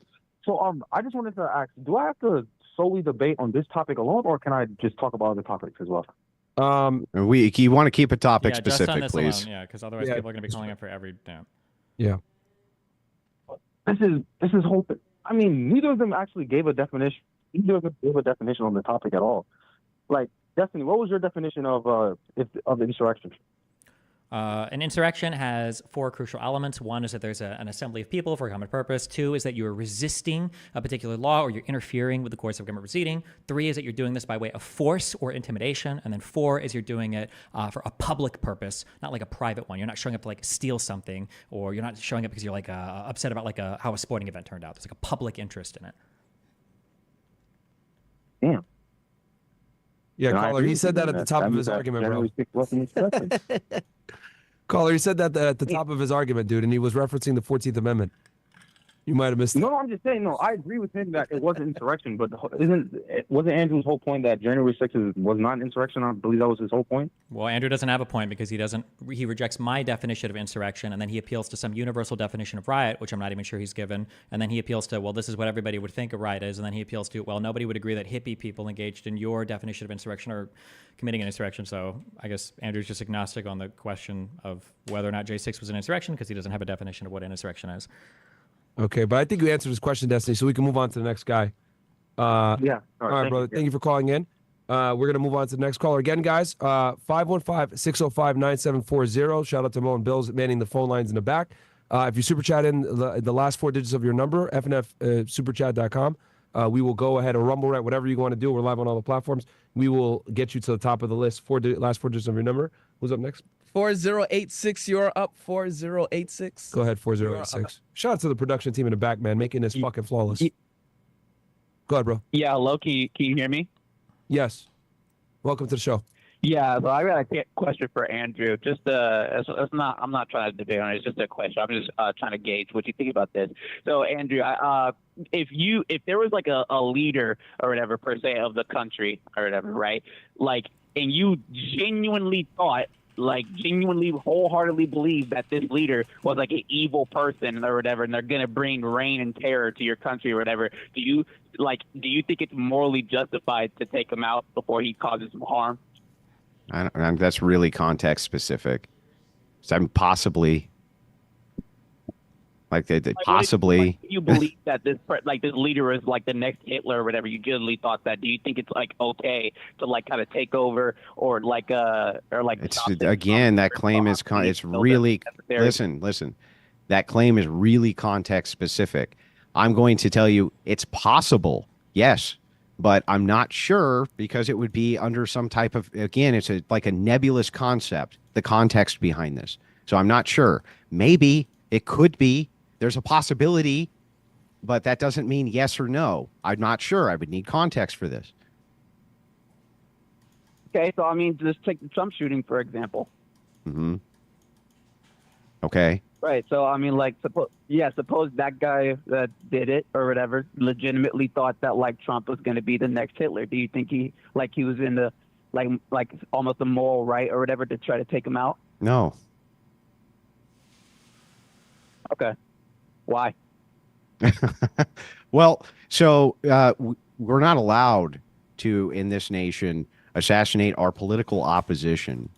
And if you want to know why that would be immoral, it's because that would be murder. But if you want to know why that would be illegal, it's because there's a crime against, killing people. That's why it would be illegal. It's a crime. You can't kill people. Okay, so that's fine. So let's just take. Just to be clear, I don't think assassinations are allowed in any country. I think they're usually not okay. But okay, hold on. I just want to ask: do you think it's okay to just stop them from taking office, like just physically force and prevent them from taking office? I mean, I'm trying to follow this. Maybe it could be, but what do you mean? You mean is it okay to physically stop Trump from taking office? If a bunch of people pulled up and just like forcibly, physically, we're say like we're not going to allow you to be president because we think you're going to be awful. Do you think it's okay to do that? Yeah, that would be criminal. Yeah, you can't do that. No. Okay. All right. That's it. Thank you. No problem, man. We'll move on to the next caller. Again, 515-605-9740. Super chat, last 4 digits of your number to cut the line. Go ahead, Mo. 3990. You're up. Go ahead, 3990. Hello, everyone. Can you guys hear me? Yes. Okay. Andrew, I have a question. Can you define me a chair? Do you want? Well, it depends on. This is like the sandwich argument, right? So, what is a sandwich? What is a chair? This kind of thing. So, when you look at the essence of a thing, right? It is possible that all definitions could fall short to an essence of a thing, but that doesn't mean we can't recognize the essence of a thing. Which is why, if we were to take the idea of, a bunch of hippies smoking a fucking blunt in a forest somewhere to resist federal law, and then they started burning the forest down because a couple of them got too rowdy. Calling that an insurrection wouldn't fit the spirit of what that means. So while you're looking at both the definition, you're also looking at the application. So when you ask, can I define a chair? Sure. Can I give you a definition of a chair which you can't pick apart? Likely not. But isn't that what you're doing right now? No, it's not what I'm doing right now. Because there's still an essence to the thing. There's still something which we're perceiving to the thing, which makes it a chair. The same way it makes it an insurrection. So if it fits the criterion of a riot better, and when we see it as a riot, and everybody sees it as a riot more than they do an insurrection, which is why it was charged that way, it seems like it falls under riot better. Who's charged for a riot? Well, they're charged under the purview of rioting. I thought they were charged for like trespassing and stuff. Yeah, well, trespassing as well. So these That's are not a these riot, though. Well, these are going to be tangential laws. What is a tangential law? What does that mean? So if let's say for a second that you're arrested for for trespassing, right? Certainly that's not going to fit the definition of an insurrection, right? Is there is there a federal crime? Is there a federal crime for rioting? Well, maybe not, but it would be under purview of what rioting is. I don't know what that means. Purview of what rioting is when we talk about criminal charges. I don't know what that means. Okay, well, you agree with me? There is rioting. I don't know if rioting is a public or is a federal crime. I'm not sure. Yeah, I know. Okay, I get that. But do you agree with me there is rioting? I agree that riots exist. Yeah. Yeah, and do you agree that you and I could likely agree on what a riot is? I don't know. You don't want to give definitions for anything. Well, I mean, if I gave you examples, do you think we could agree? Like, if I showed BLM footage of their riots, do you think that you would agree that those were riots? No, I would ask you very specifically, was anybody charged with a riot? And if they weren't, then I would say that by your earlier definitions of insurrection, these must not have been riots. You mean can't show me somebody charged with a crime what of definitions rioting. did I give you of insurrection? You made it sound like a necessary element of an insurrection having occurred was an individual being charged with a crime of insurrection. You repeated this like 20 times. That never happened. Then why did you bring that up over and over and over again? Because, well, no. So you're conflating two different ideas.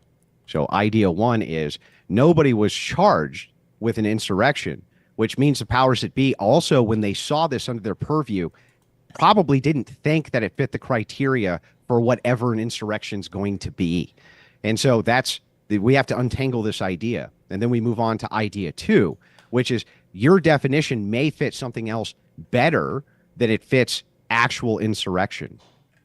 Okay. Then you'd have to show me for a particular BLM riot that somebody was charged with the crime of rioting. And if they weren't charged with that and they were charged with something else, I'd say, oh, people probably didn't think there was a riot. They just felt like a couple people. Demonstrate for me how this was actually an insurrection. I already did. I laid out four necessary elements, that things that wouldn't encompass a riot. And well, I would say that Chaz and Chop was like open rebellion or insurrection. Okay. And then I would ask you, no, because I would ask you for a single historical example, either judicially, legally, or through any kind of like historical writing, where they say that you can engage in an insurrection against a state. I'm not aware of that being possible. I don't think insurrections are defined for states. But if you can show me an example, then I say, oh, okay, fine. Then Chaz was an insurrection. Yeah, okay, but the definition itself, right? If I were to define it that way, right, as like Chaz Chop, and I'm not, right? But I'm saying I can at least look at that and say this is something akin to this, of what I would expect to see under the criteria of X, Y, and Z. That's my point. Maybe, but you never gave me a definition for insurrection, so I'm not sure. I mean, it's a good thing that Andrew doesn't think there are no riots during the BLM protest because no one got convicted. So that's a good takeaway, I guess. But thank you, guys. That's it.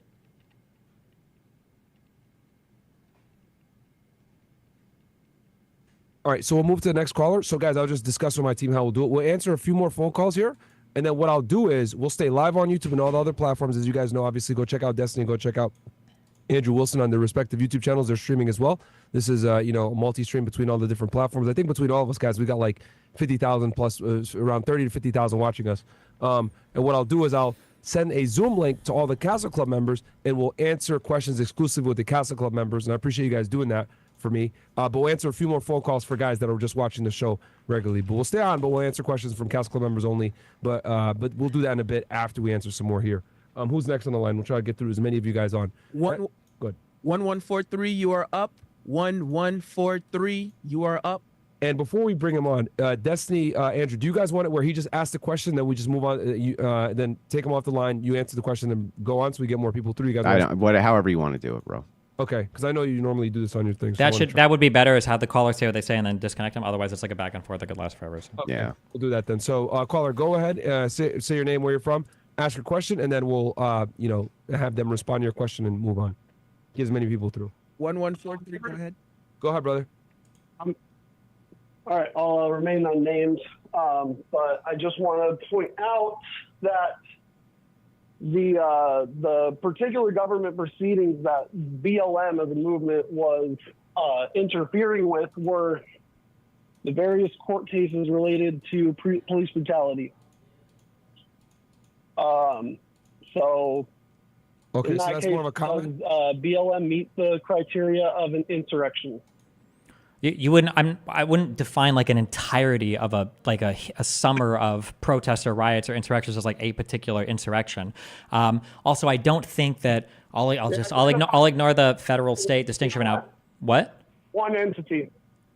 Sure, but if we look consistently as BLM through the whole summer. Do what? Say that again. And they profess themselves in favor of a certain type of outcome in various court cases relating to police brutality, and demanded forcefully with intimidation that the government bend to what they wanted the outcome to be. How does this not make BLM an insurrection?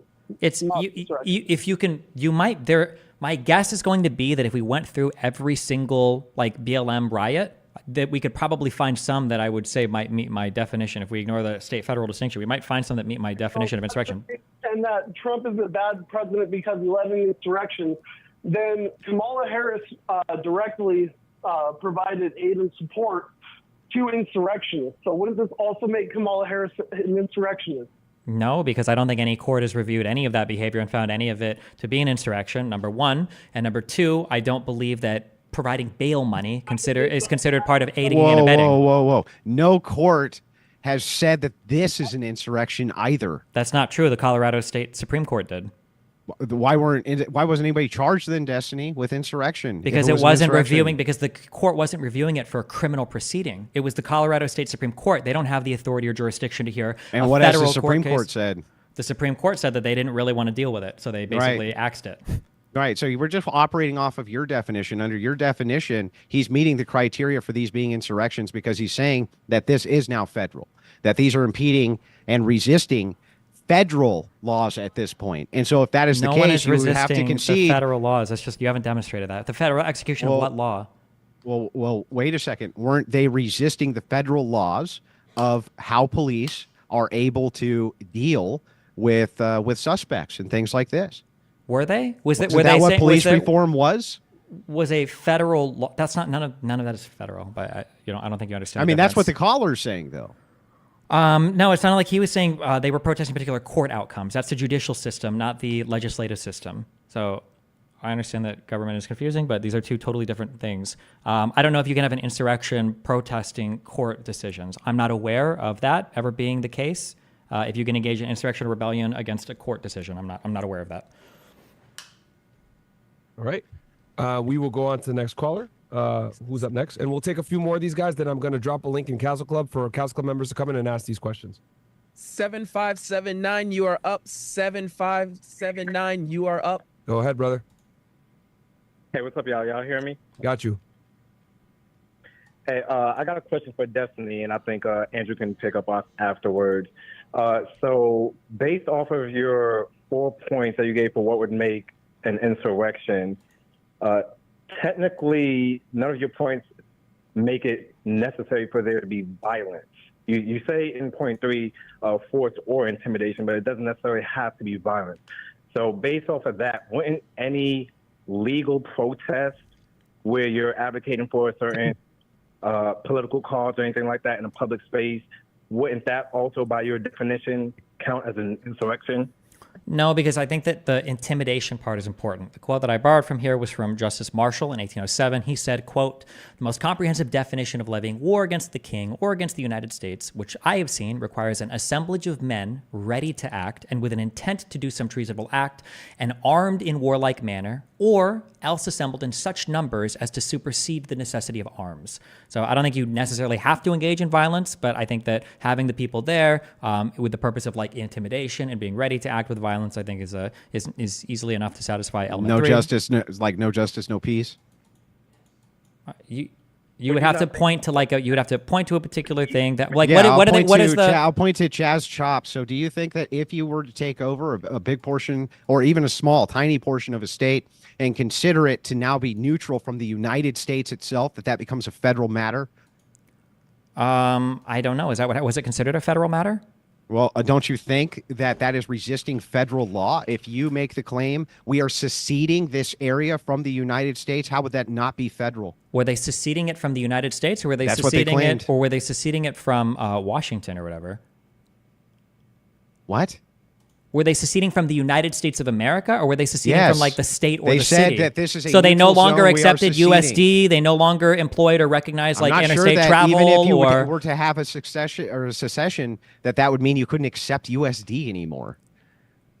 Okay, I don't know enough. Why would that matter? Because it seems like if you're going to secede from a country, it feels like part of that would be like establishing your own government, establishing your own like foreign relations. Yeah, but and ambassadors. you can still have USD, and they did. They were trying to do that. They had their own armed militant group who was there armed, definitely intimidating, refused to allow people to come in and out of the zone.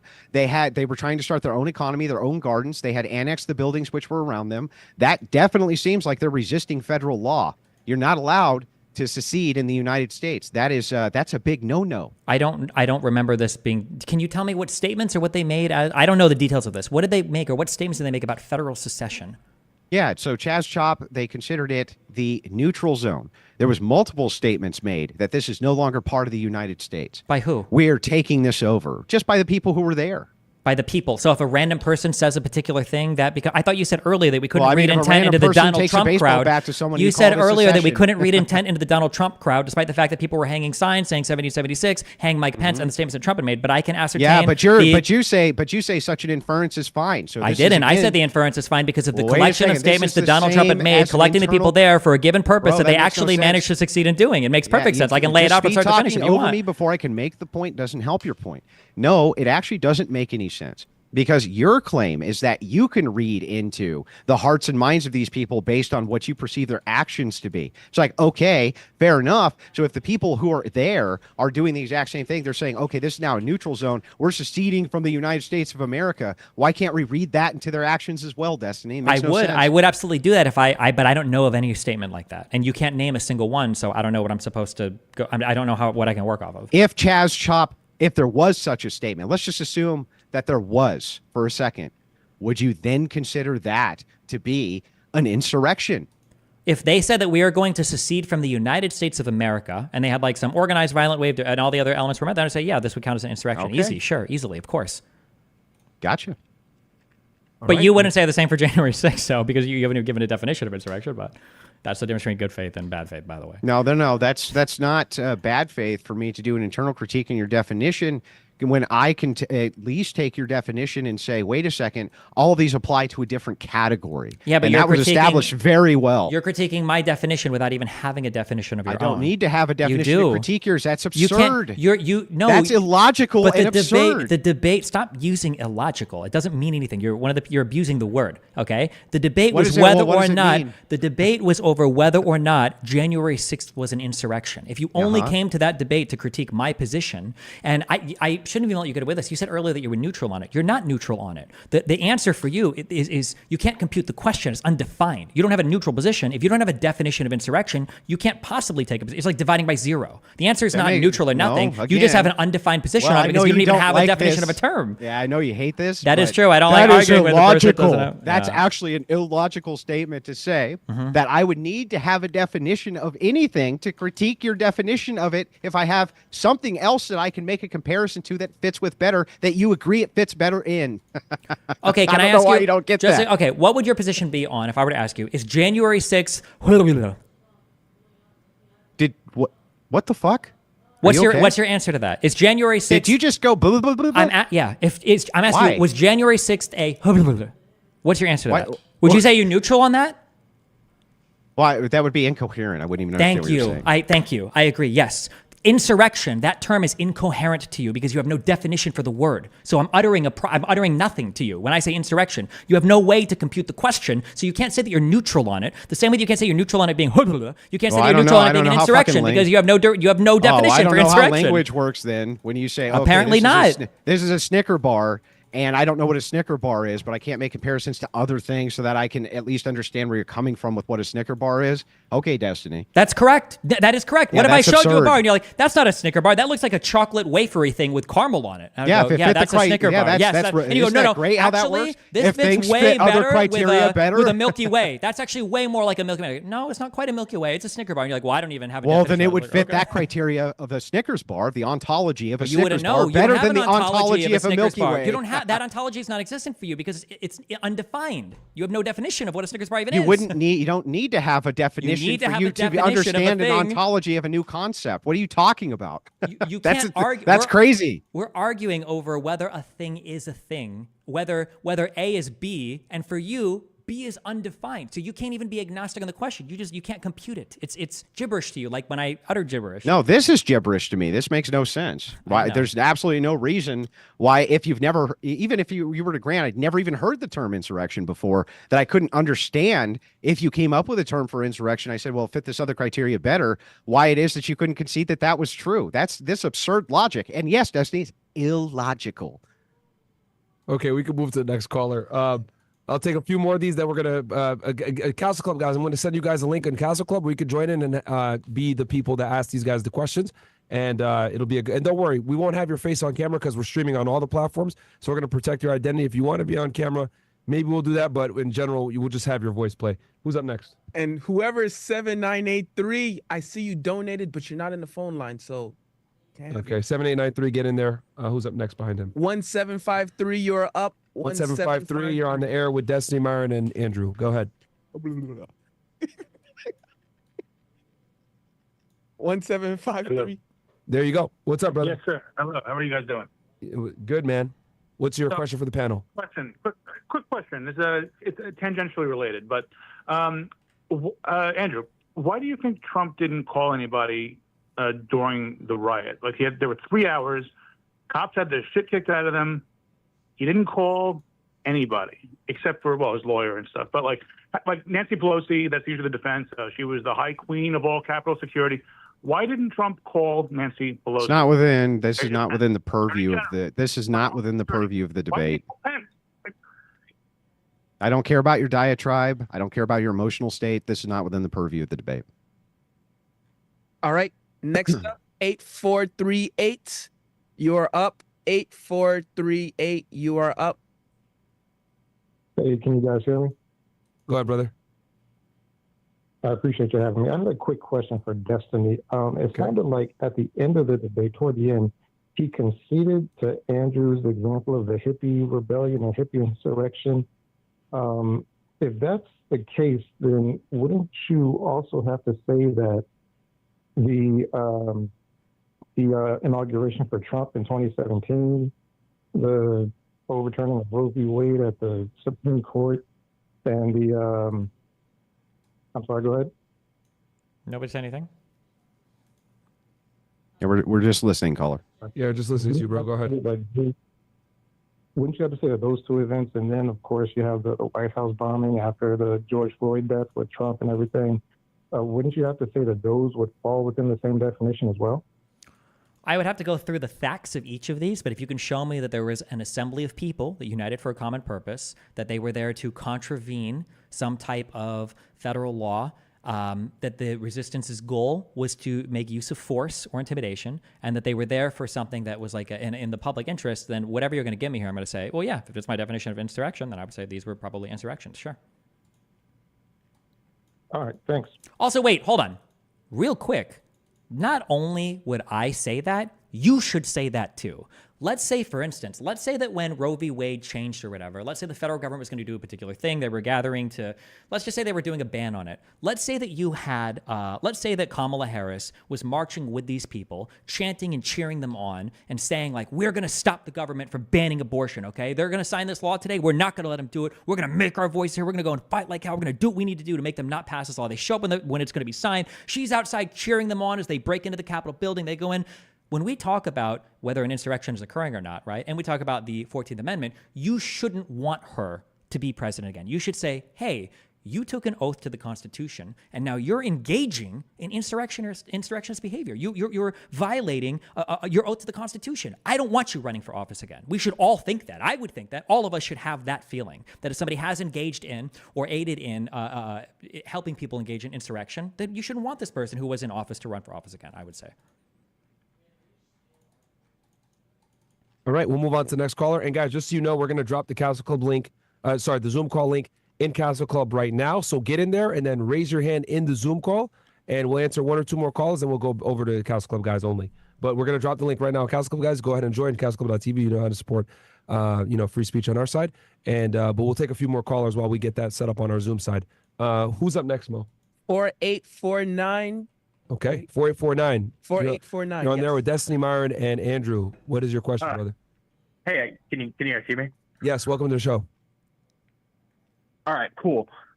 So this whole debate was over a definition of was this event the thing of insurrection? So if you were to pick something like, we'll say there's a shape, and we were going to debate whether this shape was a square or not. Andrew's argument seems to be that, oh, well, that maybe fits the definition of a rhombus or a parallelogram better, and that the basically those definitions are mutually exclusive. I think that a lot of people would agree that the January 6th event does fall under the definition of a riot, but that doesn't necessarily mean that it also wasn't an insurrection.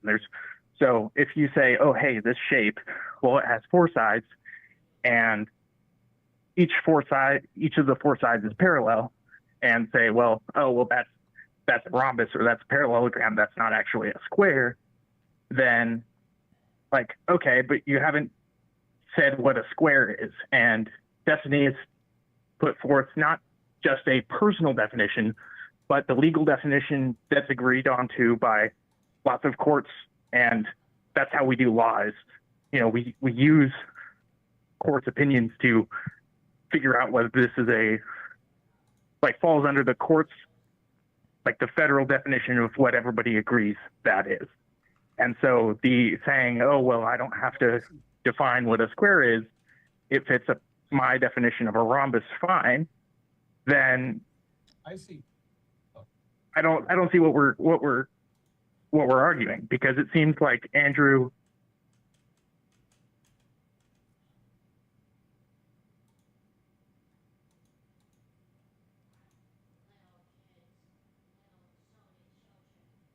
within that definition. So you cut out, caller. agrees, but he doesn't like to Bro, hang on. You cut out.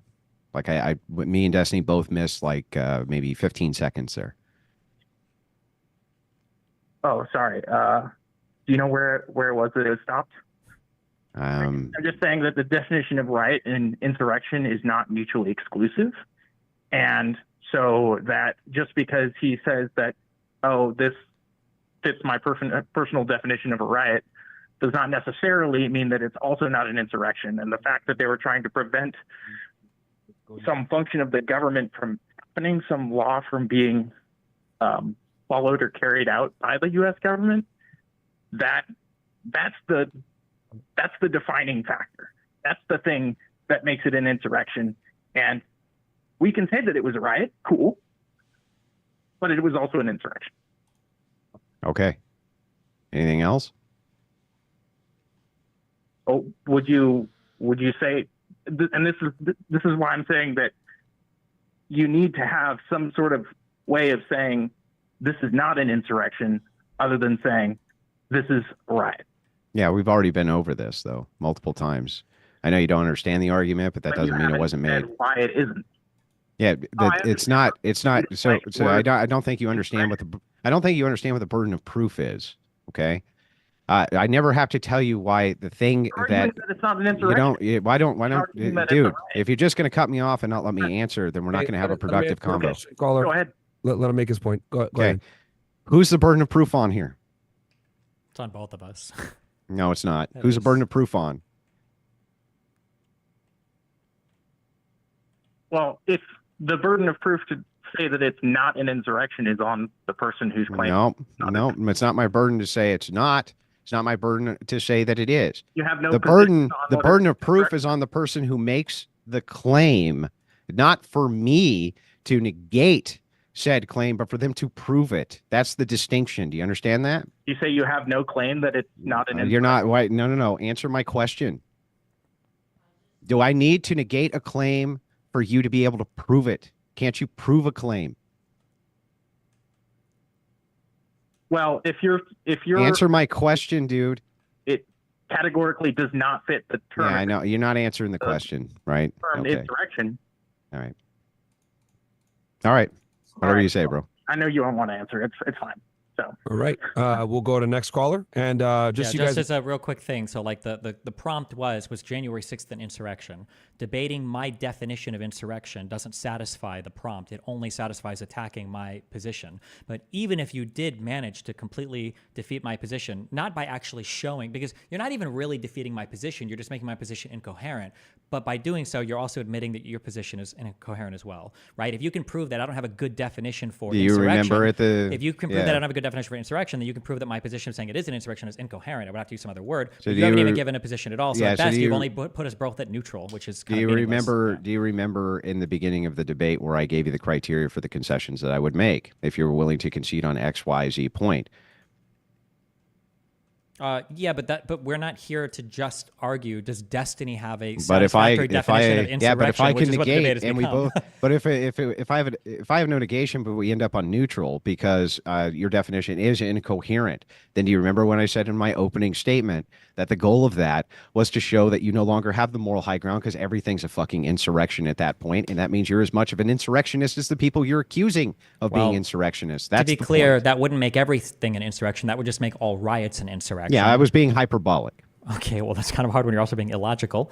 But No, the I idea wasn't being is illogical. that all you're doing is reducing us both to the same position, which seems odd at the end of the day. But okay. Why? Depends on what the goal of the debate is. In this The particular goal was case, to show that both of us are neutral on whether January 6th was an insurrection. You know that you don't actually believe that. You believe it wasn't, right? If you're neutral, you're neutral on whether or not January 6th is an insurrection, your claim is voided. But then so would yours be, unless your claim is What you don't claim have a am I position. making? Well, my claim is if only you're, that. if you're a My claim is challenger, only that if you're you a can't challenger, demonstrate it was. if I say that January 6th was an insurrection, you wanted to challenge that position. Generally, the challenge would be that January 6th wasn't an insurrection. Yeah, not that January 6th, like that January 6th doesn't comport with Destiny's definition of insurrection, or I think Destiny's definition of insurrection is incoherent. That's a different kind of debate. Well, no, I don't think it's a different kind of debate. And saying loaded things like, well, generally this means doesn't mean anything. So ultimately, if I can generally, what thing means if I can what? reduce this to a neutral position, then your claim that this was an insurrection is false. Okay, but then your claim that it wasn't an insurrection is also false. I never made such a claim. What is your claim? Your claim is just that you're neutral. You have no position on it. My claim was that I could be swayed either way. But that's not what the debate. The debate wasn't here to sway you. Me. Well, no, you can't be convinced because you can't even accept a definition of insurrection. So that's just not true. I can be convinced, and you just saying you can't be convinced doesn't mean anything again. So are you unconvinced by historical courts that have convicted people or used these definitions of insurrection in order to write legislation or in order to write constitutional amendments? What do you think the founding fathers meant? Not founding fathers, I guess. What do you think the framers of Section 3 of the 14th Amendment meant when they said insurrection? What do you think? I think that they're tying it to rebellion. Why would they? But they very clearly. Because every time I saw it, it seemed to coexist with rebellion. Every single time I see this, it seems like it's a lead towards rebellion. If you agree that it meant rebellion, why would there be so many people that draw distinctions between insurrection and rebellion? Yeah, until it comes to charging time. When it comes to charging time, it seems that if they can't draw it Hold on. Why do you rebellion, keep, just because you're talking about charges, criminal court and calling a well, thing a if thing you're are going to two appeal different things. if you're going to appeal to authorities here based around legal definitions, it's perfectly acceptable for me to appeal to the legal authorities, which are refusing to charge under this criteria, Destiny. They're refusing to charge under this criteria for insurrection, and it seems every definition that I can find for this is somehow vaguely associated with rebellion. Yeah, it's associated with it because I believed every rebellion started with an insurrection, but that doesn't mean that every rebellion is an insurrection. That's why they use rebellion or insurrection, for instance, in Section 2 of the Second Confiscation Act. You can't give any historical things, though. So I think if there was, so, for instance, they say in any rebellion or insurrection, inciting and setting foot on, assisting or engaging in any rebellion or insurrection, which is set under Section 2 of the Second Confiscation Act. They're two different things. That's why they use. But the reason I think that the Supreme Court especially didn't want to hear this is because they would end up like you giving a definition which was so broad that it would encompass all sorts of things that we don't really perceive of as being insurrections, because we really associate insurrection and rebellion with the same kind of idea, which is exactly why I don't believe for a second, while you're over there saying you're good faith, that you believe for a second that if a bunch of dope smoking hippies to, kind of resist federal law went and smoked a bunch of joints on federal property and a couple of them got rowdy, you would believe that that was an insurrection. I don't believe you. I simply don't If a bunch of believe people smoking weed went and started setting fire to forests in the United States, America, on federal property because they were trying to get them to overturn. No, a couple of them did. They started a small fire, let's say. Right? Not a huge blazing forest fire. Just started a small fire. There was a little bit of rioting there, right? Somebody got beat up. A couple of them had maybe some melee weapons. I don't think we would associate that with rebellion, and so I don't think we would associate that with insurrection, Why- which is what I what- think what- we associate with rebellion. I'm sorry, because I don't know the logical structures of argumentation as well as you do. When you say people probably wouldn't do that, what kind of an argument are we making there? When you say that like people probably wouldn't think that's an insurrection, what kind of logical appeal are we making to challenge my definition? The people probably wouldn't think appeal. Yeah, so what is that? What structure are we So following? hang on. So we'll again, we're going to untangle two different ideas. So I already gave you the critique of your definition. When you ask me Andrew, what do you associate with this thing, which is your direct question? What types of things do you associate with this? I tell you. Then I say, if that's the type of thing that I associate with it, I also think most people associate that type of thing with it as well. So these are two different I don't care ideas. what most people, I'm looking at the legal and historical understanding of it, right? So in the Amy Warwick Prize case, the Supreme Court said insurrection against a government may or may not culminate in an organized rebellion, but a civil war always begins by insurrection against the lawful authority of the government. A rebellion Civil was War the did not begin. The Civil War didn't begin with an No, insurrection? a civil war did not begin because of J6. That it says insurrection against a government may or may not Yes. culminate in an organized rebellion. That's correct. So it could So there was an still- insurrection against the government. It didn't culminate in a rebellion, but those Yes, are two different that's- things. yes, and I can this is- show you Supreme Court cases where they've said they're two Sure. different things. So your idea here of, well, they probably Sure, thought they were the but same your doesn't really definition, seem. Unfortunately, it's too nebulous here for us to associate this specifically with only the idea of insurrection when there's other ideas that fit it better. Is there a single historical scholar, Supreme Court case, writer or framer or lawmaker ever that you can cite to that says that there is a nebulous, there's no understanding of what insurrection is? Well, actually, yes. So the Supreme Court justices themselves have stated this. I do have a quote from one of the Supreme Court justices who said, this is not an easy thing to tackle because the idea of it is contested and somewhat nebulous. I believe, in What was fact, the- that was Justice, now I'm paraphrasing, but I believe that was Justice Roberts who said that. And what was the full quote here?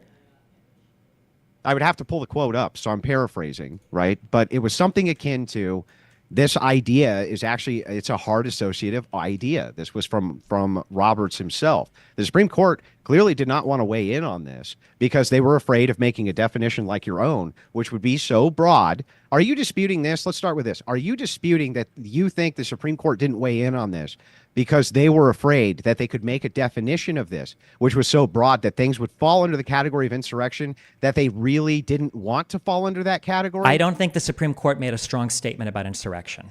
Yeah, what do you think, though? I'm asking you what you actually think. They didn't really rule on the insurrection part. I know they didn't rule on it, but why do you think they really didn't want to hear it? Why do you think it is that this is kind of such a hard concept for people to kind of get their minds around? It's because it is somewhat nebulous. It is associated with rebellion. And yes, there's precedents for these things, but the precedents don't directly apply to what J6 was. It doesn't matter. The issue wasn't the issue. Hang on, man. Let me finish my point, Okay. and then you can respond. Mm-hmm. Other things do seem to associate with it better.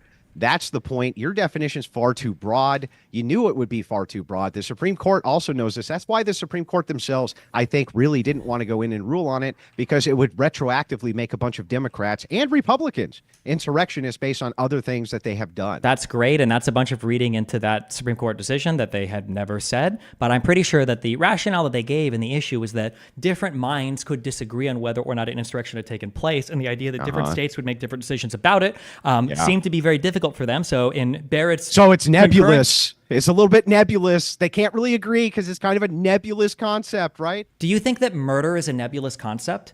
I think that justification for murder can be very nebulous. Do you if it think that comes to- murder is a Stop, nebulous stop, bro, concept? stop. Why Let are you me ask rambling? the question. No, I asked you a question. Do you think murder is a nebulous concept? I'm answering the question. Do you think So murder gotta is a let me nebulous concept? I'm trying to answer the question. Whenever you're ready to let me answer. All right, I'm just going to repeat it when you're done rambling. But Okay, well, I'm not going to ramble. I'm going to give you an actual direct answer. Certain aspects of murder, when it comes to justification, can be very nebulous. Yes, like right to retreat laws can be very nebulous.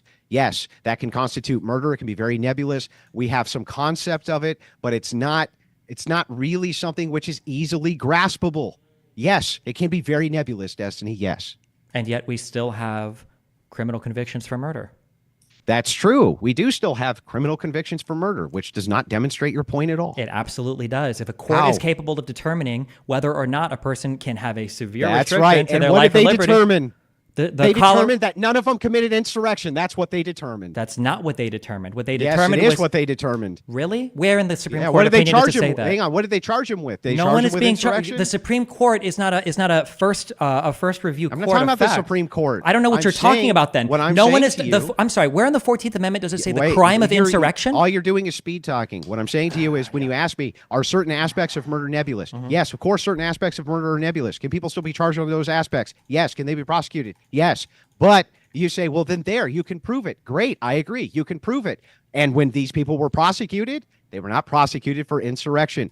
So clearly, they didn't think it was insurrection, or at least it seems like they didn't think it was insurrection because they certainly didn't charge anybody with that. Gotcha. Just as a quick spiel or whatever, because Andrew has no concept of how law or courts or anything works in the United States, the 14th Amendment has absolutely nothing to do with somebody being charged with a criminal conviction of insurrection. Criminal conviction of insurrection has nothing to do with any of this. And the question before the court in Trump v. Anderson wasn't whether or not somebody had engaged in the crime of insurrection. And the big issue that they cited to for why they rejected that case was because Section 5 of the 14th Amendment said that Congress can pass laws in order to implement something, and they interpreted it as meaning Section 3 could be implemented via the Section 5 power of the Congress, and that's why they threw that case out. They didn't Total make a bait and ruling. switch. It's not a bait and switch. It's just a basic It is. understanding of Here's how why courts it's a work. bait- But nope, all I was saying was that you saying, well, it's nebulous, therefore a court can't decide that question. Courts deal with nebulous things literally all of the time. That wasn't the my idea claim that either. a court can't deal with something that's nebulous like insurrection Wasn't when my courts deal claim. with things like murder or affirmative defenses like self-defense or anything else is a ridiculous claim, and it shows a fundamental misunderstanding of what courts are even supposed to do. Yeah, what courts except are that wasn't capable my of doing. claim. So here's the great kind of Destiny bait and switch, right? He just did a typical bait and switch. What he did was he said this. He said, Andrew,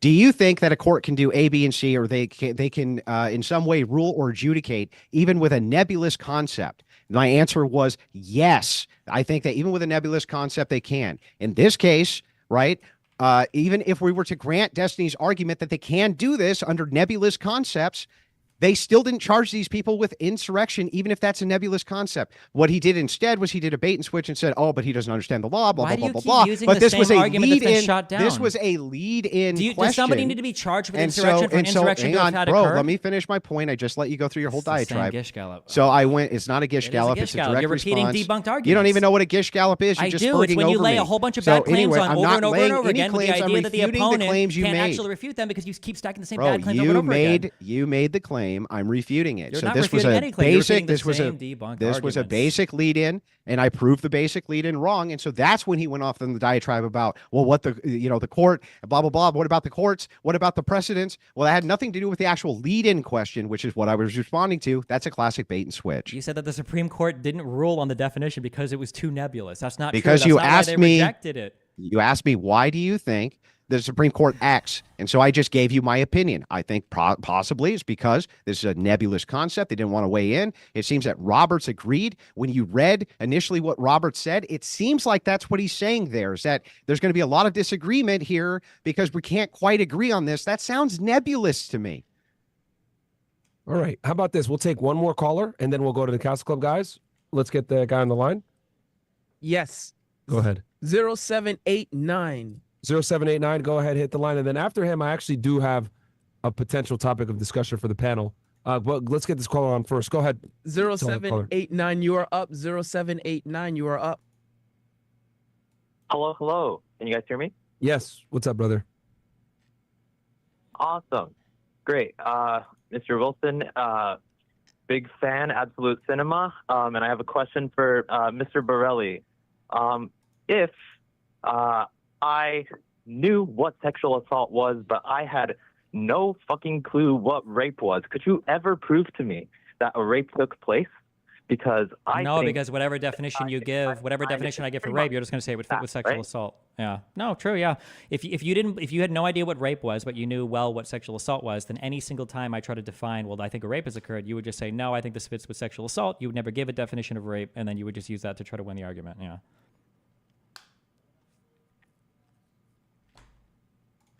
You left? I think you left. Okay. Yeah. All right. So we'll go ahead and start switching on over to the Castle Club members. I'll hit a couple of these hands, and then I do have something that I was going to bring up to the panel. Who's the first person on, Bills? All right, we're going to go ahead. And just for the guys on Castle Club that are waiting, we're not going to put you on camera because we're live on YouTube and all the platforms, so I want to protect your guys' identities. But we'll go ahead and get the first person in that had something, Bills. Do we have them ready? Yeah, locals only. Yeah, Castle Club. Yeah, same thing. Yeah. Oh no, not for the stream. Damn. Uh. That's what I was just confirming, bro. Yeah, no. I meant as in like it's fine. Go ahead.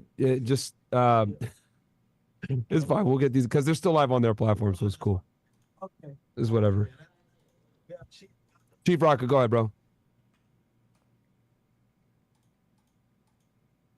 Chief Rocker, going once,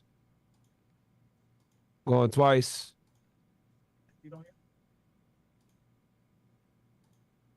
Yeah. Damn, guys, but I didn't want to get off YouTube. Fuck, guys, come on, man. It's fine. Who's up next?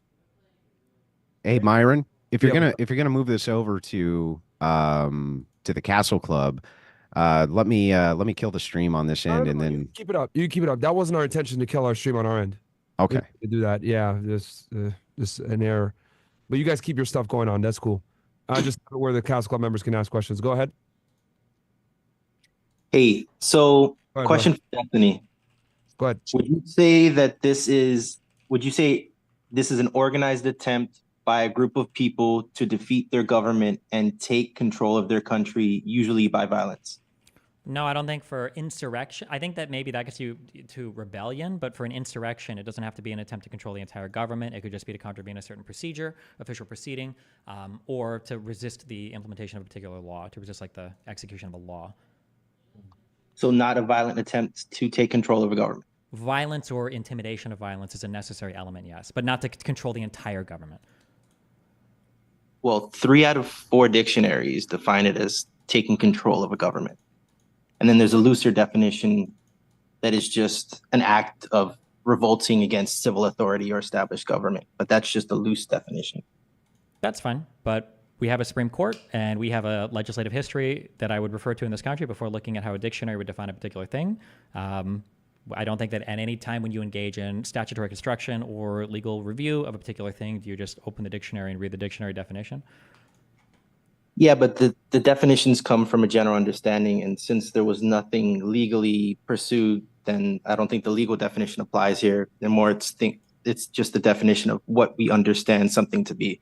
That's why I'm bringing this up. Well, even if you wanted to appeal to a dictionary definition, you'd be appealing to dictionary definitions at the time that insurrection was enshrined in constitutional amendment. That's what you'd be looking for. And then number 2, there were things that were declared insurrections, and there were people that were forgiven of like crimes of insurrection. So there is a legislative and there is a judicial history of understanding what that is. Okay, thank you. Yep. So real quick, so this is what we're gonna do. We're gonna end the stream on our end. You guys stay like you are. We're gonna continue running the show because you guys are live. We're gonna come back on YouTube because we did not mean to end our stream on YouTube and Rumble. So we're gonna restart it back up. Castle Club members, you guys are still gonna go in and get your questions answered. We'll still be running everything. We're just gonna end the stream on our end, but we're still gonna be live on Zoom and everything else like that. So nothing really changes. We'll just fix some stuff on our back end. But let's get the next person on Castle Club. And I apologize about that, guys. I did not mean to end our YouTube stream at all. Or our Rumble. That was a mistake that we made on our side. So, okay. Who's the next person on Castle Club? Let's get them on. Or even we could go back to phone lines if we need to. Yeah. Oh, no. We got Castle Club. We got a Castle Club guy? All right, let him ask this thing while we restart the stream. Who's up next? Wait, here's it's me, Rico. Oh, okay. All right, go ahead. Destiny, real quick, I have a question for you. Do you support the imprisonment of Americans without a trial? Depends on what you mean by imprisonment. Like police officers Like, are allowed to arrest you and hold you while you're pending a trial date. I think there's it's like 60 or 90 days or something is your constitutional rights or whatever. I think that might vary from like state to state, but in general, no, I'm opposed to people being held without trial. But there's also like the Patriot Act stuff as well. So I mean, it would depend on the circumstance. Okay. Tell them on Rumble. All right, that's good enough. In general, I don't think people should be held without trial. In general, I think that's probably not good. But I know there are specific circumstances where, like pretrial stuff, you can be held for a while you're awaiting formal charges. And then for the Patriot Act, if there are like matters of national security, they might be able to hold you without trial for some indefinite period. I'm not sure if that applies to citizens as well, but. All right, who's up next? Okay, Eric Richardson, go ahead. Hey, We I got got a to question restart the for stream. Destiny. Can you Go hear ahead. me? Go ahead, brother. Go ahead. All right. So, Destiny. So, if someone is protesting for or against a particular law that would directly affect them, would you agree that a protest is a type of political fight? Yeah. A type of political fight, I guess. That's a pretty. Like they're fighting for their rights, right? I guess sure. Yeah, you can protest things. Yeah. Okay, so if a fight doesn't necessarily need to be violent, why then do you attribute Trump's words prior to January 6th as calling for violence when he didn't directly incite violence in his language? I don't know if he directly incited violence. I think that's a fundamentally different question. I think that Donald Trump called people there on January 6th to protest the certification of the vote because he had led everybody to believe that that certification could be stopped either with Pence or with enough force applied, I guess. And as the insurrection was ongoing, Donald Trump was making calls to lawmakers to try to continue to encourage them to delay the certification of the vote. So it seems like there was a plan in mind the entire time. It was even more extensive than that.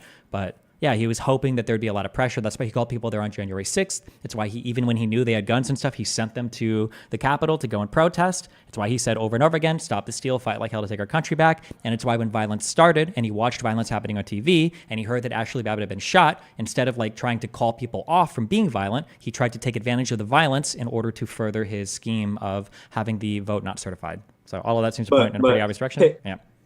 Picking up to what Andrew had said, similar to that, he didn't, like I said, he didn't incite them to violence, right? He was calling to fight, yes, fight for the election that he believes he was robbed from. That doesn't necessarily mean that he was wanting a violent outcome. And Andrew had pointed out that when the events did escalate to a violent nature, he did tweet to be peaceful. So to that point, Trump's motivation in the events of that day isn't in line with an insurrection. He wasn't trying to do an insurrection. He was just wanting a protest. So now, here's like, yeah, so there's two different ways. Into that is a different point. Yeah, there's two different ways to look at this. I think this is a very simple analysis. I can't believe that there is, I don't think reasonable minds disagree here. But if we were to look at a man who wanted a peaceful protest, and you were to look at a man who didn't want a peaceful protest, who wanted an insurrection, Donald Trump takes every single action of the man who wanted an insurrection, but didn't obviously want to be like legally charged for it by saying, go and be violent, right? He called everybody there on a particular day. He was already enacting a plot, both in the background and publicly, to pressure Pence to toss out the vote. He was encouraging people to protest on the day, saying, stop the steal, leading people to believe over months that the election had been stolen. And when violence broke out on the Capitol grounds, even after Babbitt was killed, he was making phone calls to legislatures to have them stall the electoral vote. These are the actions of a man who wanted violence, saw violence happening, and everything was happening the way that he wanted, except he didn't ultimately completely stall the vote. If Donald Trump didn't want violence, he either one, probably wouldn't have called them there on the 6th. That's obviously going to be a huge red flag. Two, as soon as it got violent, he would have made calls to the National Guard to figure out like, hey, what's going on? Can I get people down there? Three, when multiple people were going into his office to ask him, hey, can you please tweet to get these people to fuck off, to stop? He would have done it immediately instead of waiting until after Ashley Babbitt was dead, instead of waiting for hours of violence to rage on. And four, he would have said right at the very beginning, at the very second anybody complained about anything, he would have reminded people to like, hey, like either leave, don't go in, don't do this particular thing, stop this now or go home, instead of, again, waiting and capitalizing on the violence by making phone calls to people. Remember, when McCarthy called him, Donald Trump literally said, sounds like these people are a hell of a lot more mad than you are about this. Like, this is a man who is taking advantage of the violence every step of the way. You can't possibly look at this guy and think, man, he really wanted them to be peaceful, when he's taking advantage of the violence the whole time and doing nothing to stop it, when it's easily within his power to do so. So since you say then that, he essentially all but called for the insurrection by choosing his words carefully, or, however you want to say it, that my counter question to that would be, how could someone in his position want to peacefully protest the results of the election without you then saying it was an insurrection, being that it was the people at the site who ended up being violent, not because he called for it, it just turned into that. So how could Trump have otherwise called for a peaceful protest without you saying it was an insurrection? Well, one is sending them to the place where the vote was being certified is already a huge red flag. Number one. Number two is you've spent really months getting all these people to believe that the election was stolen with no evidence. Number three is you've used multiple parts of your government to engage in lies over and over again about there being evidence of voter fraud, which there wasn't, and he knowingly lied about all of these things.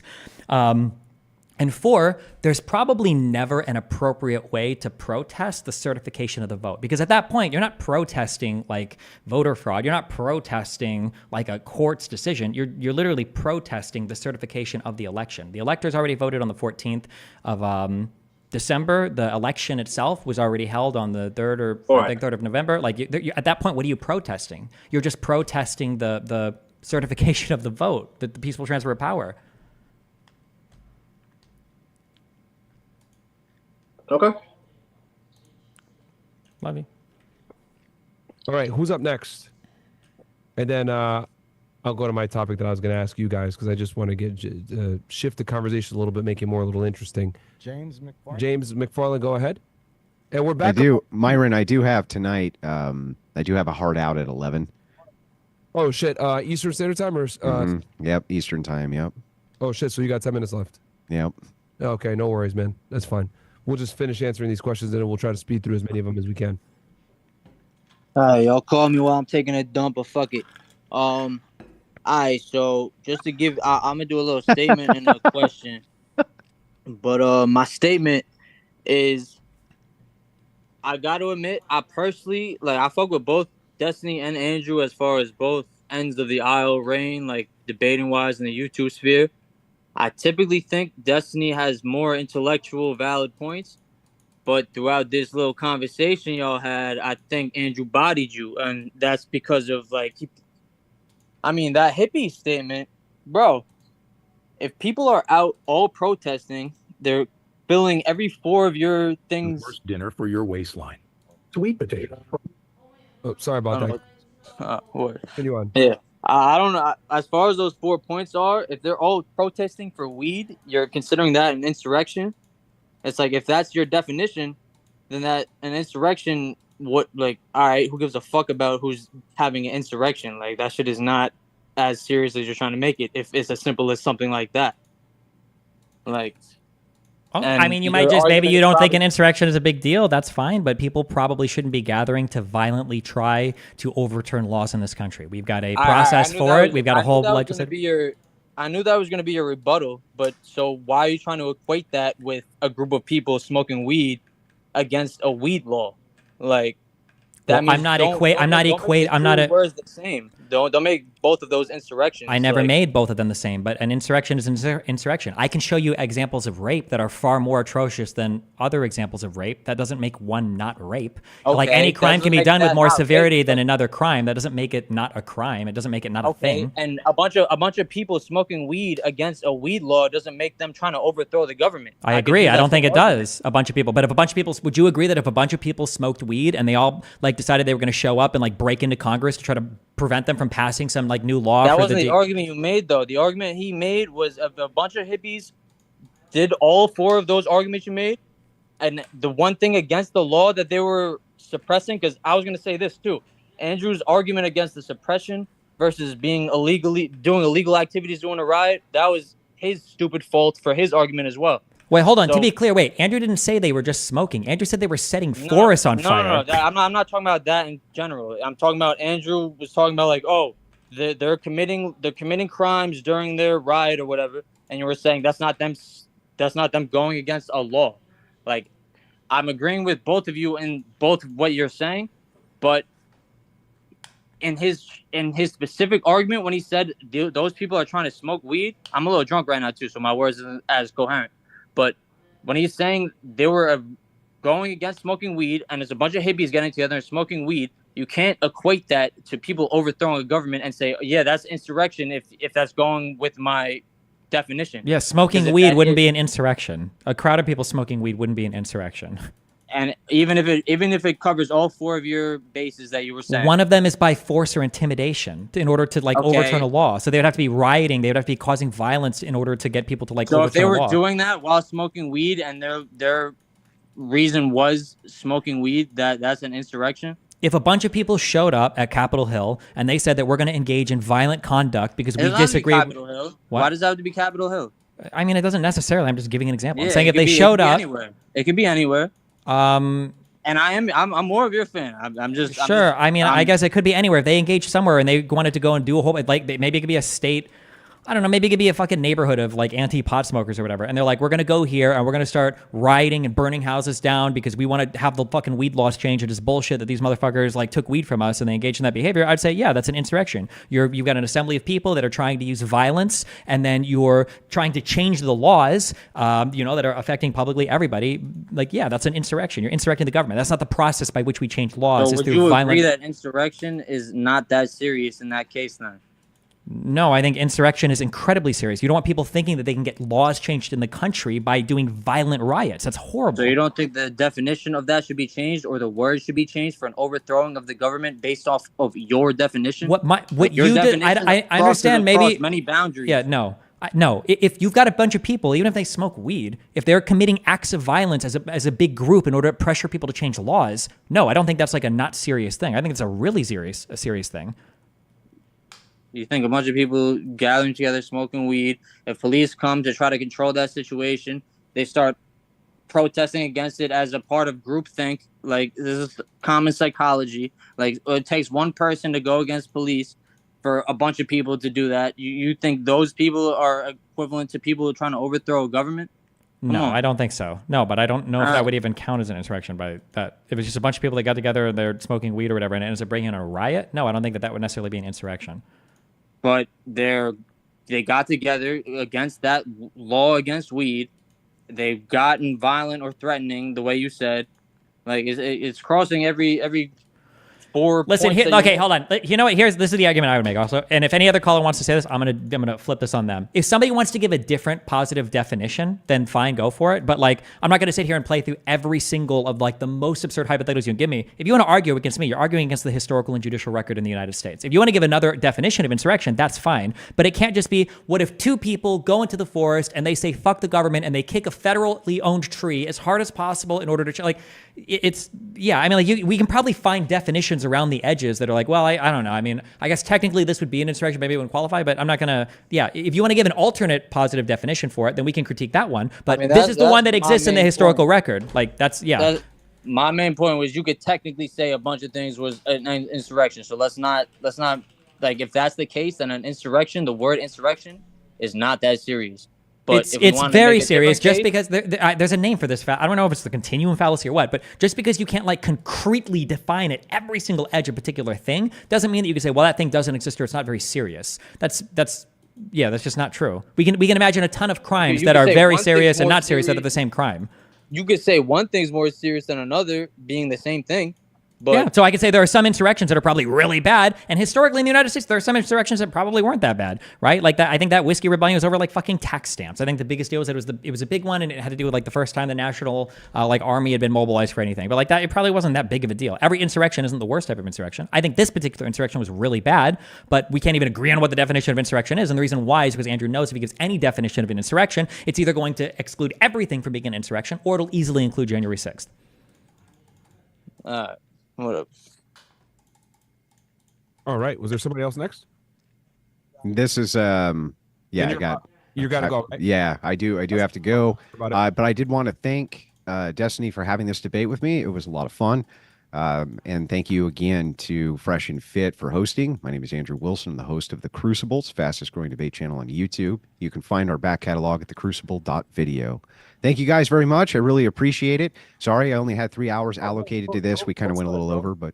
And if your people want to continue to watch the stream, they can come on over to either Fresh and Fit or Are you on YouTube right now? Yeah, we're live back on YouTube. Yeah, I'll set up a raid so that they can come on over, okay? If you're going to do an after show or something. Yeah. I think me and Destiny were just going to have a conversation because I was going to talk to Destiny about some stuff too, and then the Couch Club members can chime in. But yeah, we're live back on YouTube and everything. You can send your people over to us or Destiny, whichever you prefer.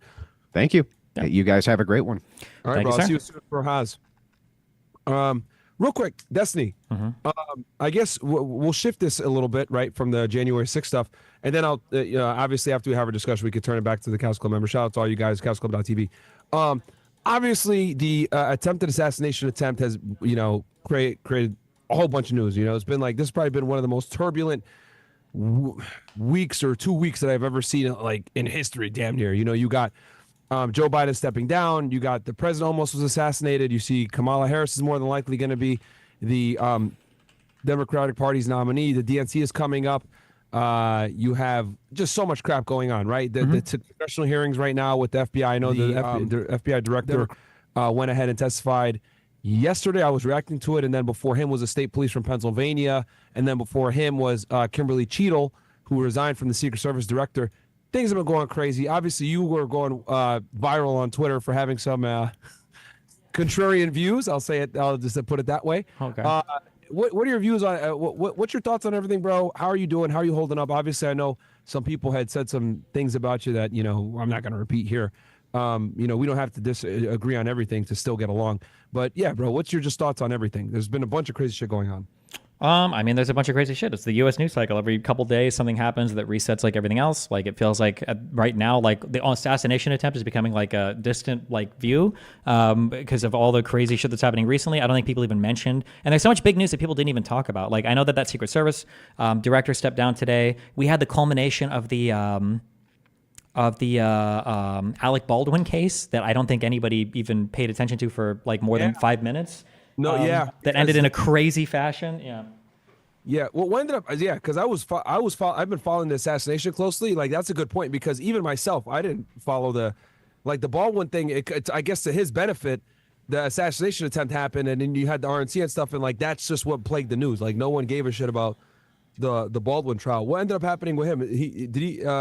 Did he get acquitted, or what happened? I think it was a Brady violation from the prosecution. They had some they had some evidence that was turned over to them that they probably should have made available to the defense, and they didn't. And the defense wanted to question them about it, and the DA, the prosecutor, she decided to take the stand because she wanted to defend their conduct. And then after she did it, she got cross-examined, or no, it wouldn't be cross-examined. She just got questioned, and it was a disaster. Yeah. Oh my God! And for those that are unaware, like, if you got Brady violations in your investigation or your case, kiss your case goodbye, man. Whenever you don't comply with discovery, that creates like really big issues. I mean, you could get disbarred for that shit, guys. Yeah. And then the case was ultimately dismissed with prejudice, so they can't bring it back. It's like done now. Yeah, it was pretty wacky. Yeah. Holy shit! He got the OJ treatment pretty much. Yeah, I guess. Yeah. Everybody walked away. Yeah. Holy crap. That's literally just like the OJ case, with Furman and everything else that happened, where he was able to walk because, just sloppy handling of evidence. And in this case, you got sloppy prosecutorial, people. So that fucks it up. What about what are your thoughts on the assassination, bro? There's a lot of speculation that there was a second shooter involved. A lot of people don't believe as though Crooks acted alone. Obviously this, you look at JFK, Oswald, people don't believe that narrative either. What's your thoughts on that? Did you think I don't see any evidence that there was any broader conspiracy involved. I think that if anybody really was trying to do a conspiracy to get Trump, I don't think it would have been some 20-year-old retarded dipshit that's prone on a roof 100 yards away that misses those shots. But people will now, where conservatives have put us in the media landscape, literally nothing will ever happen again that doesn't have a conspiracy behind it, whether that means space lasers causing fires in Hawaii or bioweapons labs in Ukraine or whatever the fuck else anywhere else. Like, yeah, every single thing is going to be something, or a coup in the DNC, or yeah. Yeah. For me, looking at the evidence, to me, it looks right now, and of course my mind is open to be changed. But right now, it just strikes me as a single shooter. The FBI testified yesterday that right now it looks like a single shooter. And for those that are wondering, it's a cover-up, guys, trust me, with a case that has this type of media coverage, the FBI would love nothing more than to be able to say, we identified co-conspirators and we're going to go make an arrest. Like, that actually helps them. It doesn't benefit them to say it's a solo shooter. So, because at the end of the day, these federal law enforcement agencies do want status, they do want recognition, they do want praise, and most importantly, that leads to funding from Capitol Hill. So a lot of times they want to be able to say, we did X, Y, Z, do the press release and, walk the perp, etc. So I think that in itself defeats a lot of these, insider, conspiracy theories, whatever.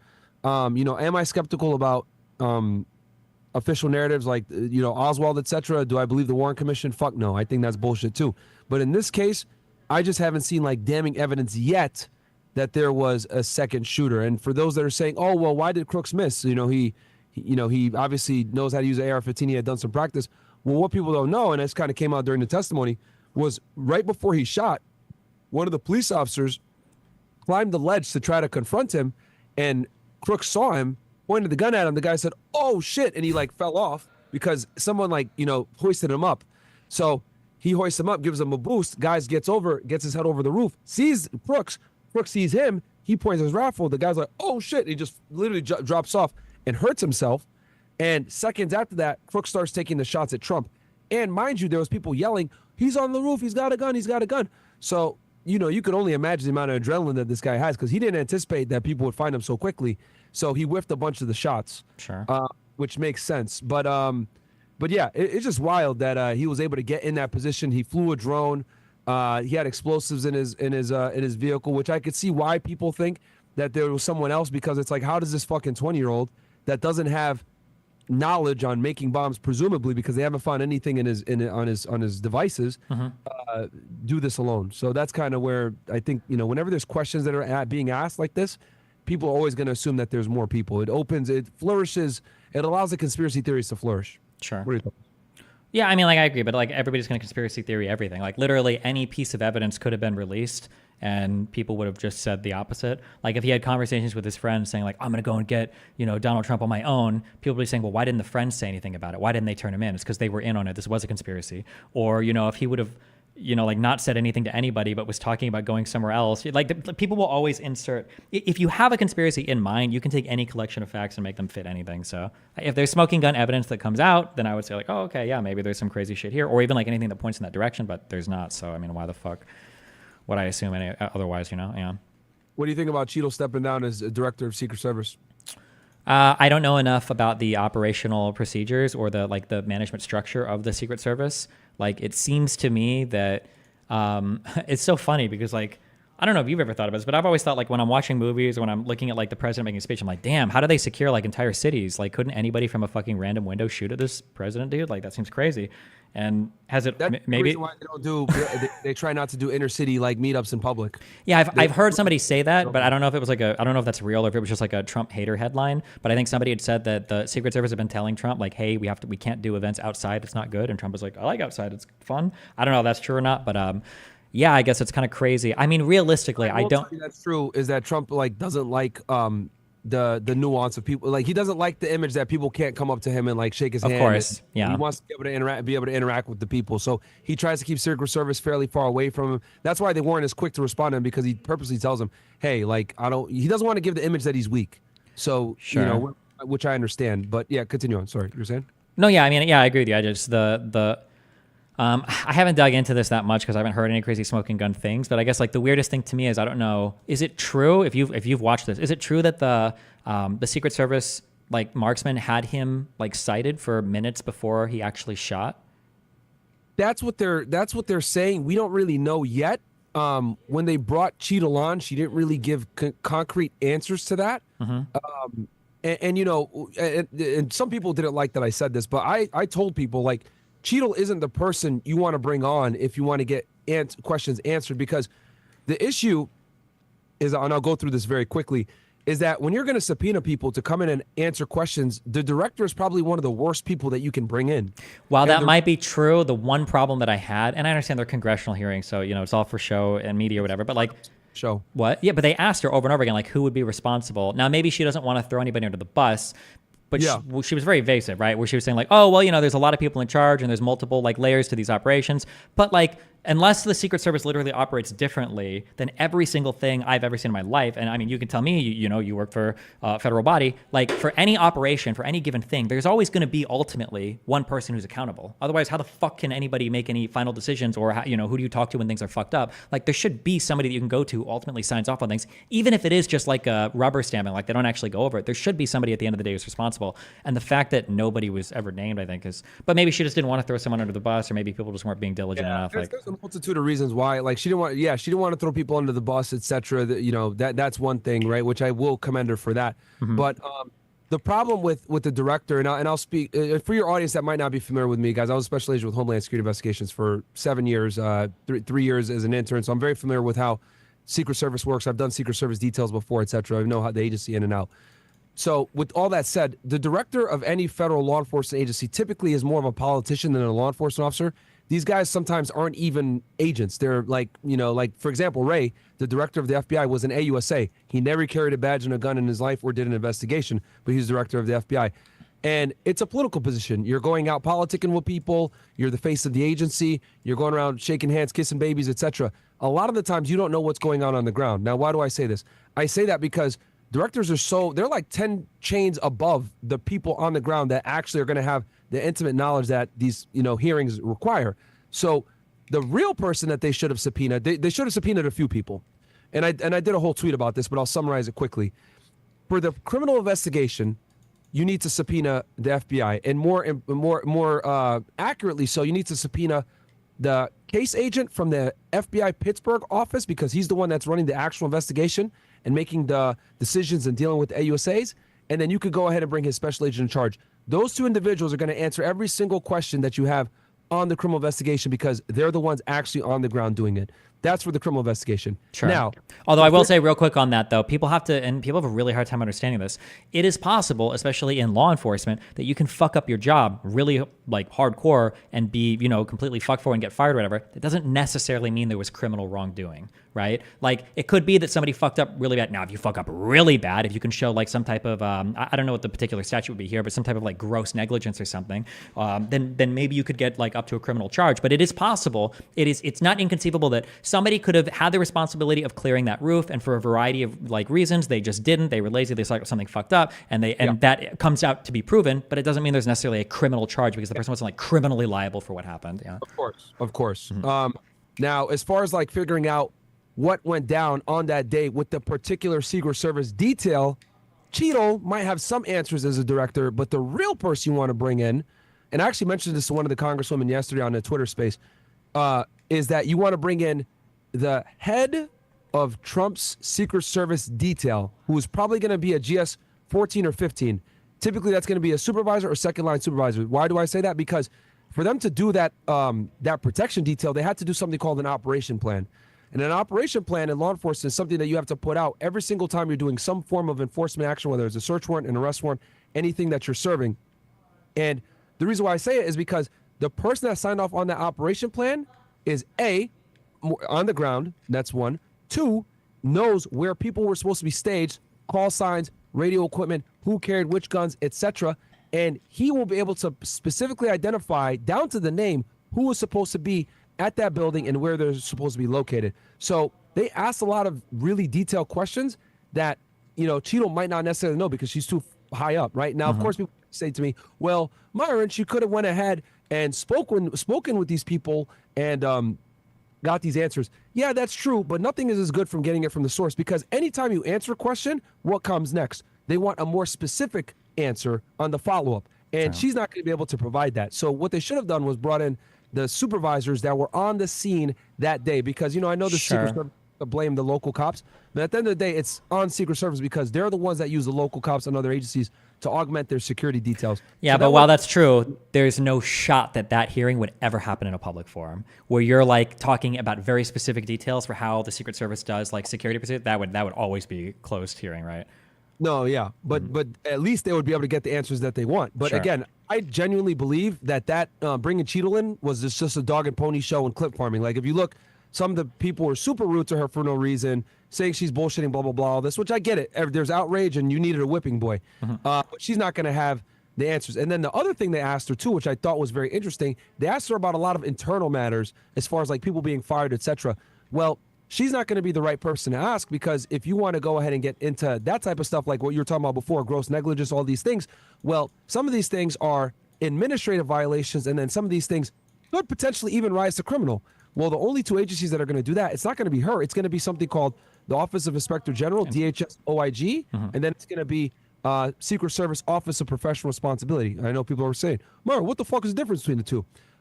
Secret Service OPR is going to be handling the administrative stuff. They're going to make sure that the guy that shot the fucking dude was using the proper weapon. It's within Secret Service guidelines. It's a service weapon. He was using the right ammunition. Admin shit.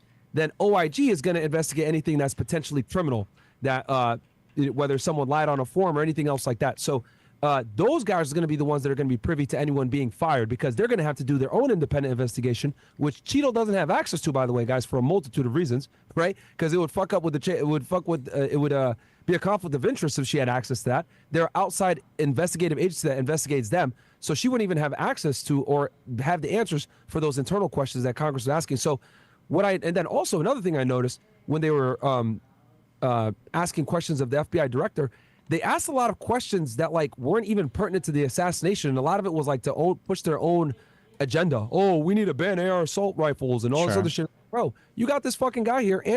Ask him the question about the case. Why are you talking about gun laws and shit like that? That doesn't have to do with the topic at hand. So a lot of these people are, trying to get reelected and do a dog and pony show, which obviously I get what it is, but it's like, bro, the American people deserve better. Like, ask real pertinent questions to the actual assassination, which is why this guy's fucking here. Same thing with Cheeto. Sure. They're asking about FBI, DEI, and all this other stuff that's like non-relevant, which I thought was ridiculous. I don't know if you had seen any of the hearings. I watched a little bit of them asking her questions about like who was ultimately responsible for the plan, but that was it. Yeah, the open congressional hearings are kind of boring to me. Usually, like you said, it's just people are literally farming for TikTok clips. Like that's it. Yeah. Yeah. Like AOC and all these people, Mace, like they were just looking to, with Cheeto especially, bro. Like they were just trying to cook her. You need to resign and all this other shit, and there were like 200,000 people watching. You can see it in the YouTube chat. People like woo, like cheering it on and shit. Mm-hmm. So, it's human nature to want to watch things crash in slow motion, right? So that's what it is. So how you been dealing with the backlash, bro? How you holding up? Obviously, people been fucking getting mad at you on Twitter and shit like that. So, it's all good. I usually piss people off on the internet. It was Muslims a month ago. Before that, it was I don't even know who it was before that. Yeah, always fighting everybody. Yeah, fuck it. When you get back on Kick, man? I got abandoned like 4 or 5 days. I think I've been there for. Yeah. Bro, one thing I've noticed about them, dude, is like they say they ban someone, but it never sticks ever. They've banned, I think, aren't Zerka and Heel Mike gone forever? I don't know. Are they back? Well, I don't know. Maybe someone could double check. But like, dude, it's like every other week they're banning like Neon or Jack Doherty or one of these guys. Then they're back like within a few days. Sure. I mean, Twitch does it too with streamers who get banned like 20 times for sexual outfits and shit. So yeah, Yeah, I'm happy Twitch let, I know you and Sneeko don't get along, but like they let Sneeko back on, which I was stoked for. Like I didn't realize that you can come back on Twitch even after you've been banned. Like, do they have some kind of policy or something like that? Do they have what'd you say, a policy? Yeah, do they have like a policy where like after a certain amount of time you can come back? Well, I mean, you're technically never permanently banned. It's only indefinitely, so you can apply for an appeal every 6 months, and then that's it. But yeah, I mean, they've rejected 4 of mine, so who knows? Maybe someday we'll see. It happens, man. What's your thoughts on the whole Mr. Beast and his what was this guy's friend or something? Assistant? I don't even know. I don't give a fuck. People obsess so much over like the inappropriate jokes and shit online, and whether I don't care. If they actually like were doing weird, creepy shit in DMs with like a minor or like trading nudes or trying to fuck him in real life, I think that's really bad and that should be called out. But otherwise, I don't give a fuck. I don't know. I'm from back in the day, like on the internet, we see some wild shit, and if nobody can actually show any wrongdoing or any smoking guns, I don't really care that much. Yeah, I think the reason why there's so much outrage with it is because they went after Dr. Disrespect hard. So okay, but that's because Dr. Disrespect, I'm pretty sure, is accused of like trying to arrange a meeting with a minor that he was like trying to fuck in DMs and was like having multiple inappropriate conversations with. Like, well, nobody knows because no one saw the chats. Well, yeah, but I mean, like those can't be leaked, right? Yeah, and I think the bigger thing here, which I think is like the weirder thing, is that Twitch had this information from 2017. And they only leaked it once Dr. Disrespect started to be critical of a certain agenda. I don't know about that, but also keep in mind, Twitch didn't leak it. It was just some ex-employee from Twitch. I think, wasn't it Cody Connors or something? Yeah, but the point is that it had been there for years, and it didn't get leaked until he started criticizing a certain agenda, which I thought was, impeccable timing. I don't know if that's true or not, but what was it? Because like no one had known about this until... I mean, you could say it's a coincidence, but the fact is that he made these comments, and then 2-3 days later, next thing you know, people are saying that he had texted a minor on Twitch, and Twitch knew about this because remember that he got kicked off Twitch for a bit, and then they settled out of court or whatever, and he came back, and it was because of this matter. But he never came back to Twitch, right? No, I think he did. No, definitely not. He did. Nope, absolutely not. When he got banned last time over, trust me, when he got banned, what was this 4 years ago, or I don't remember how many years ago, but when he got banned, no, he was gone. I don't know. Someone in the chat confirmed for us or whatever, but I know there was some kind of settlement out of court.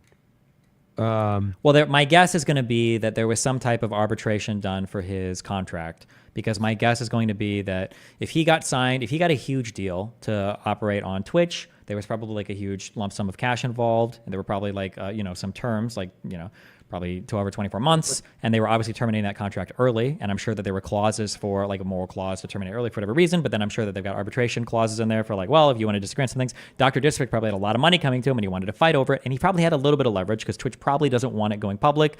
That big streamers they've signed have been inappropriate with minors and DMs, so when their settlement, I doubt it was like some legal, like it wasn't like some criminal court thing. They were just like probably settling the terms of his contract before he left the platform.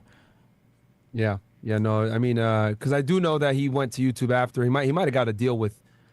Does YouTube do deals with people like that? YouTube was doing deals at the time, but I'm pretty sure the execs were communicating with each other, and nobody cut deals with Dr. Disrespect, because Dr. Disrespect was salty because at the time YouTube was cutting deals with people, and they explicitly did not cut a deal with him. Yeah, I don't even think they cut deals with people anymore, though. It's like no, they don't. No, they haven't for I don't think a couple of years. I don't think. Yeah, it's been a bit like that's not something that I think they do anymore, because they're like, yo, we're just gonna make money on ads anyway, so that's kind of what it is. What else to do with you, bro? It's been a while since we've spoken. Nothing much. I've just been reading and. How's Israel? It was a fun, good time. Yeah, but I've just been reading and studying and all this fucking boring shit, and then having boring debates about law. And you prepared for another debate? Yeah, well, it's going to be all this insurrection shit, basically. That's going to be my big focus for the next. Another one? You're going to do another one with somebody else instead of Andrew?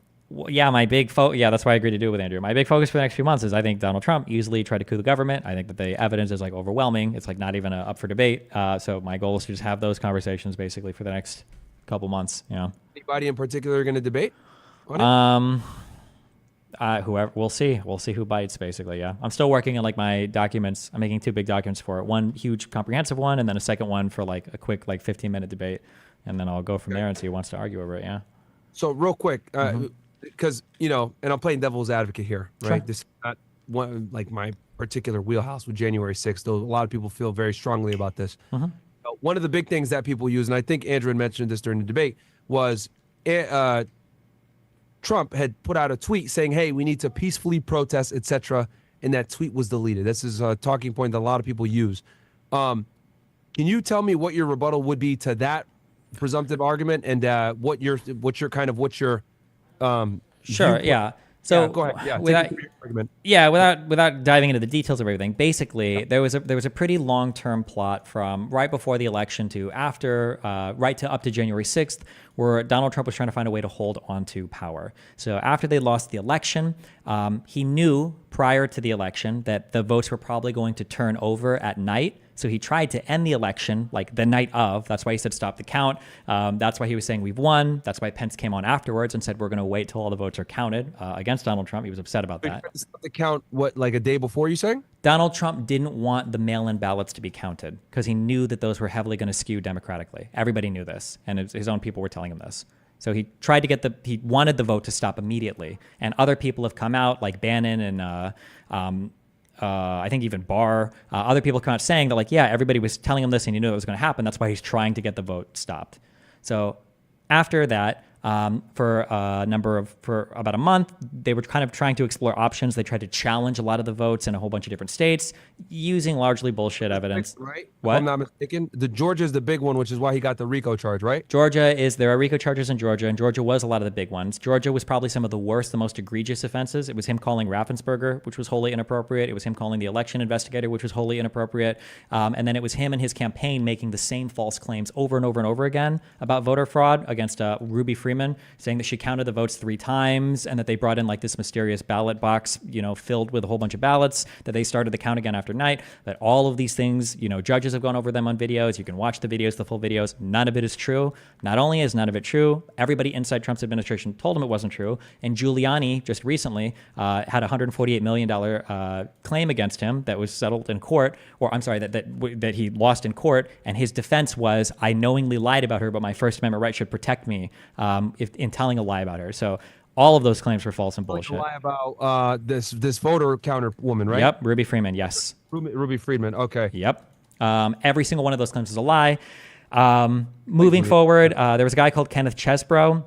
And then through Eastman, they basically concocted this legal theory that was going to make it so that if they could have basically Pence act against the Electoral Count Act, which is supposed to say how the vice president counts the votes on January 6th, that they can use Pence to unilaterally throw the vote out or count the wrong votes or just give it to the House delegation by doing stuff that they were going to claim was like constitutionally possible, but was against He refused, right? Huh? Which is what he refused to do that, which is why Trump was very angry at him. Correct. He did refuse. Yeah.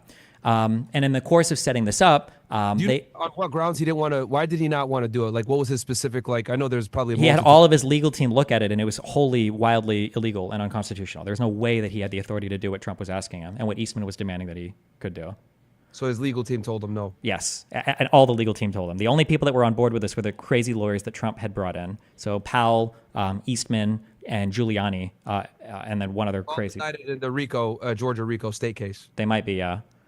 Yeah, Giuliani was indicted in it, which is ironic because he was one of the founders, people yeah. that actually implemented the RICO Mhm. in the 80s.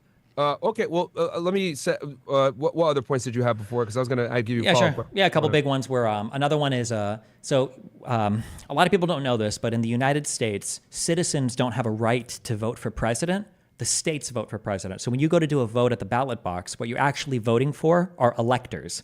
And when you vote for a particular candidate, you're voting for the electors that will on December 14th get together and actually certify their vote and transmit it to Congress for the counting on January 6th.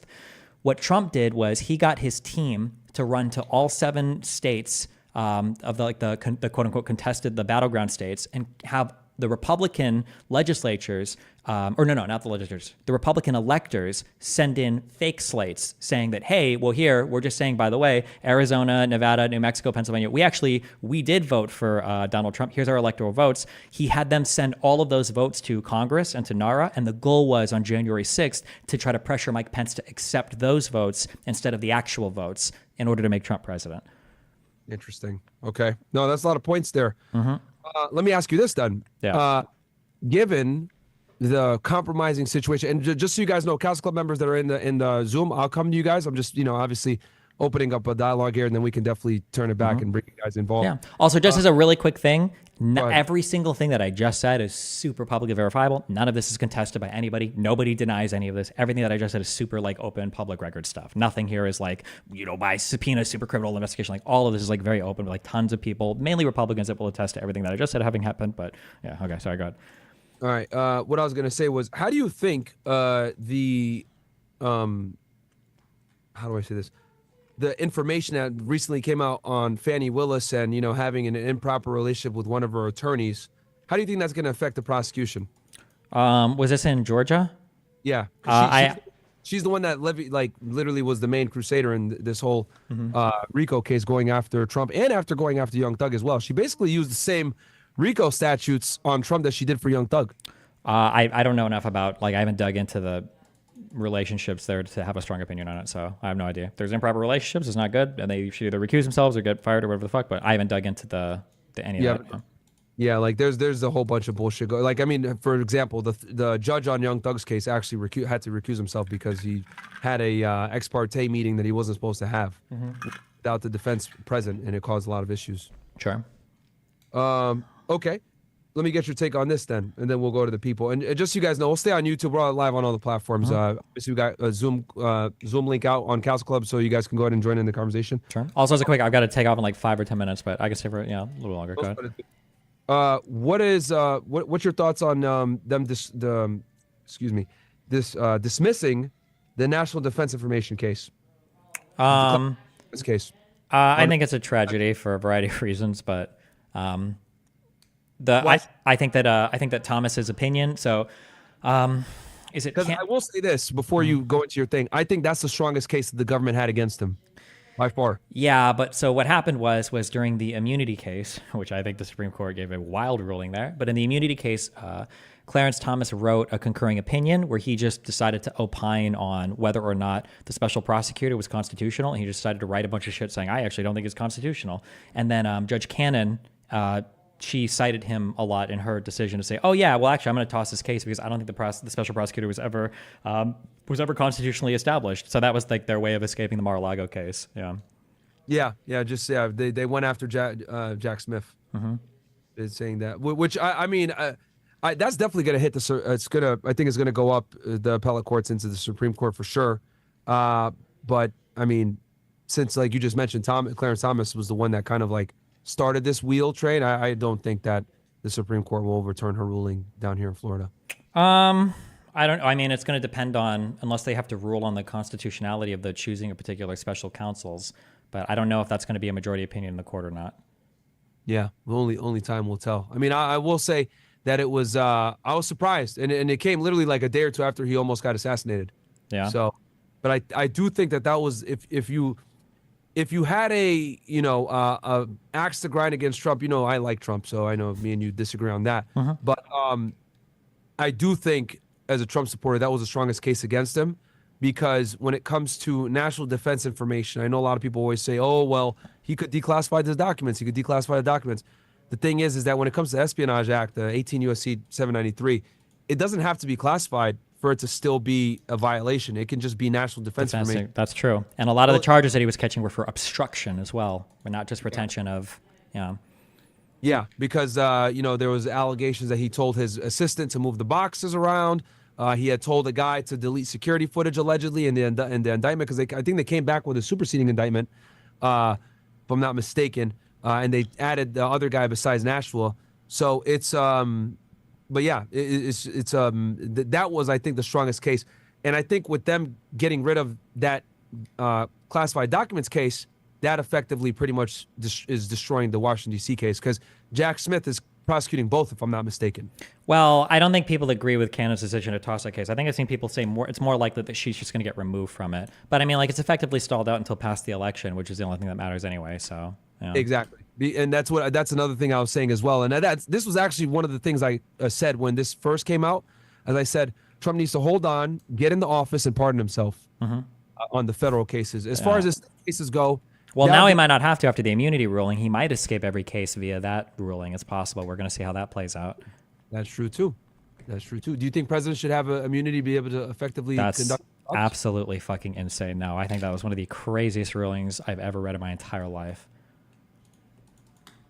Well, would you not say that? Because let's be honest here. We all know that, the president and super high-ranking officials do fucked up shit all the time. I mean, for example, like, if I'm not mistaken, Obama ordered a drone strike that killed a U.S. citizen, right? And he was never but there's a difference here, right? You were fed, the legal process, right? So when Obama goes to the Office of Legal Counsel to solicit an opinion to see if he thinks that he has the legal authority to do a particular thing, and when Obama didn't say, like, when I do this decision, no court can review what I do, I think that is meaningfully different than when a president embarks in a what is really a private capacity to further entrench his own power in acts that we would clearly say are criminal acts. Like, I think that regardless of whether you like Obama or not, like, you would agree with this. Let's say that it came out that Obama's wife had cheated on him with this guy and he drone strike the dude. I think everybody in the U.S. would be like, bro, what the fuck? That would be like, nobody would be saying, well, hold on. I mean, it is in his power to drone strike people, right? People are like, no, what the fuck? You can't do that, right? Whether or not you think that the president should have the ability to do that, he was probably operating as the commander-in-chief of the United States with ownership of these. Yeah. So I think it's a lot different than a lot of the conduct for Trump. Nobody is saying that I think that Trump was legitimately acting as the interest, of the president of the United States when he was telling his attorney generals, I need you to send out fake letters to all the states saying we found voter fraud, which is what that immunity protected him from, one of the actions that Roberts declared. So yeah, I don't know. Yeah, because basically for the immunity clause, all they need to display is that the president was acting under some official capacity, right? And he'll be immune, which you can make the argument, right? And I know this would be a debatable thing and you might not agree with it, but you could make the argument by him calling and saying, we need to fucking figure out if this is legit election, get where these votes come from, etc. You could make the argument that was him acting in an official capacity because he's trying to ensure that election integrity. Yeah, I mean, like, I would say it's not a good argument, but every court will now have to. Yes, because now the defense is immediately going to be, well, we're presumptively immune. It's the power of the president. You need to argue why intruding on this, not only do you have to make whatever argument that there's a crime here, you have to show that intruding on this won't have a negative impact on my acts in the future, that this intrusion isn't going to inhibit my ability to operate as the executive going forward, which is, but. Yeah, no, for sure. I'll hit some of these Castle Club people quick. I know you're short on time. Yeah, go for it. Yeah, all right. So let's get as many people through as we can. Guys, hit us with a quick question or a comment, and then I'll move on and get as many of you guys through. Shout out to all you guys on Castle Club. Go ahead. We got Adrian. Go ahead, Adrian. Hello, can you guys hear me? Got you, man. Go ahead, hit us with Yeah, what's up, guys? Just wanted to say one quick thing here. Destiny. What's up? No matter what happened, I mean, let's go back to January 6th, first of all. Mm-hmm. When you have people being let in by the Capitol Police, okay, there's video footage of this. There's cameras. We know there were bad agents in there. We don't even know who Ray Epps is. I mean, we have to take a step back and forget about your definition, Andrew's definition of insurrection. These people were let in. Trump called for a peaceful protest. Sure, it was deleted, whatever. Trump called everyone to go back to their homes. They said to leave the Capitol. Nancy Pelosi also said that the Capitol Police should stay down, even when Trump called for the Capitol Police to come in. Okay, and also, I mean, this is just ridiculous. I mean, it was not an insurrection. These people were let in, and the only person that died was the woman who was shot by the cop. There was no investigation on the cop, and I mean, what are your thoughts on that? Because I don't think it was an insurrection at all. Yeah, every single fact you brought up, I think was incorrect. So when you say that we know there were bad agents, there's no proof of that at all. When you talk about people being led around, the first people that got into the building broke into the building. For people that were being led around, it was because you had like tens of thousands of protesters and then people that were starting to pour into the building, and you had like, what was it, like fucking 100 cops or whatever? No, hold on. Like you there can was see cops letting them inside the building. The only people that were led. If you want. I understand. If you want to go and if you want to come on my stream, we can rewatch every single video if you want. You will lose this argument. Okay, guaranteed. The first people that got in broke into the building. There were people that were kind of like led around and guided into like some fucking Senate chambers and bullshit afterwards. Because the the guy cops, with the bullhorn. But that's because the cops didn't have the manpower to deal with everybody. So they were just kind of like shepherding people around to places where there weren't congressmen, where there weren't lawmakers that were trying to retreat. So the first people in the building indisputably broke in. We know that. And when cops were leading people around, you can literally watch one of the videos where I think it's the black cop is going up the stairs and he looks to the left, and I think there are literally lawmakers down the hall, and he kind of like pushes a guy and goes to the right. It's because they're leading people through, which is common even in like when it comes to riots and stuff. Police will lead people down streets or down corridors to crowd them into certain areas. They just didn't have the manpower to deal with that event. When you say we know that Ray Epps was there, we know that the day before Ray Epps shouted stupid stuff, and that's on camera for sure. But there's a lot of people. Yeah, we call him a fed also. That's fine. There's no evidence of that whatsoever. There were a lot of people that were calling out for going into the Capitol and everything. Again, all the video footage is available on Rumble. You can see the day of. There are people like Nick Fuentes who very suspiciously didn't catch any public charges, really makes you wonder, who were shouting like, let's go in, whatever. You can see him on video, everybody shouting it. On the day of, you do not see Ray Epps anywhere calling for violence. Every video that I've seen of Ray Epps on the day of January 6th is usually him telling people to be chill or calm down. There's only one video that shows somebody breaking down a fence, and you see Ray Epps saying... Nope. Whatever you were about to say is not true. Ray Epps is not heard saying anything. You can go find the video you want to rewatch it. I'm not interested. Hold on, wait. I'm going through all your points. You said a bunch of points. Let me respond to them, okay? I've watched all these videos on stream before in extensive detail. I read the Revolver article. I talked to the author of the article because he was in that debate with me, with Greenwald and Alex Jones, okay? You cannot hear Epps say anything about go and attack or go and do anything. You hear him whisper into a guy's ear, and then eventually somebody else comes forward and pushes over the fence, and people say he was telling them to attack, but there's no evidence of that. And all the video footage you see on January 6th is him telling people, chill out, calm down, okay? You mentioned that Trump called for a peaceful protest with a deleted tweet. I don't know where this is. I haven't seen this before. I don't know where this deleted tweet is. I could try to pull it up for you. Yeah, if you can find it, that's great. However, while the riot was raging on, okay, while the insurrection was raging on, there were multiple people that ran to the Oval Office begging Trump, Trump Jr., Ivanka, I think even Meadows, I think Cipollone, like so many people went and they're like, you have to stop this riot. You have to stop this insurrection. You have to stop this violence. Please tweet. Please do something. He didn't do anything. Which is what he did. No, he didn't. He waited. Which is what he did, yeah.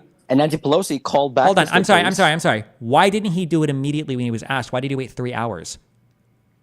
There is no answer to Was that it 3 question. hours? It Wait, was hold 3 on. hours. Why No, did no, Nancy Pelosi not have the Capitol Police there? That's Why it. did Wait, Nancy hold on. Pelosi We're not have even the at. Capitol Hold Police on. there? We're not at that part yet. The ultimate authority to deploy the National Guard there, the chain of command goes all the way up to Donald Trump because this is federal property. Okay, so Donald Trump sat and he watched on TV for at least 3 hours while that protest turned into a riot, turned into an insurrection, and the only thing that him and Giuliani did was he made calls to lawmakers, many of which are reported. McCarthy, other Republicans will tell you, he made calls to lawmakers telling, hey, maybe you should delay the certification of the vote. It wasn't until 3 hours after the violence started that he finally made the tweet, once it was winding down, saying like, okay, hey guys, I think it's time to go home. So that tweet that he did where he called people to go home, this is after hours of begging by so many different people in his White House counsel and his family were begging him to tweet. It took hours for him to do that.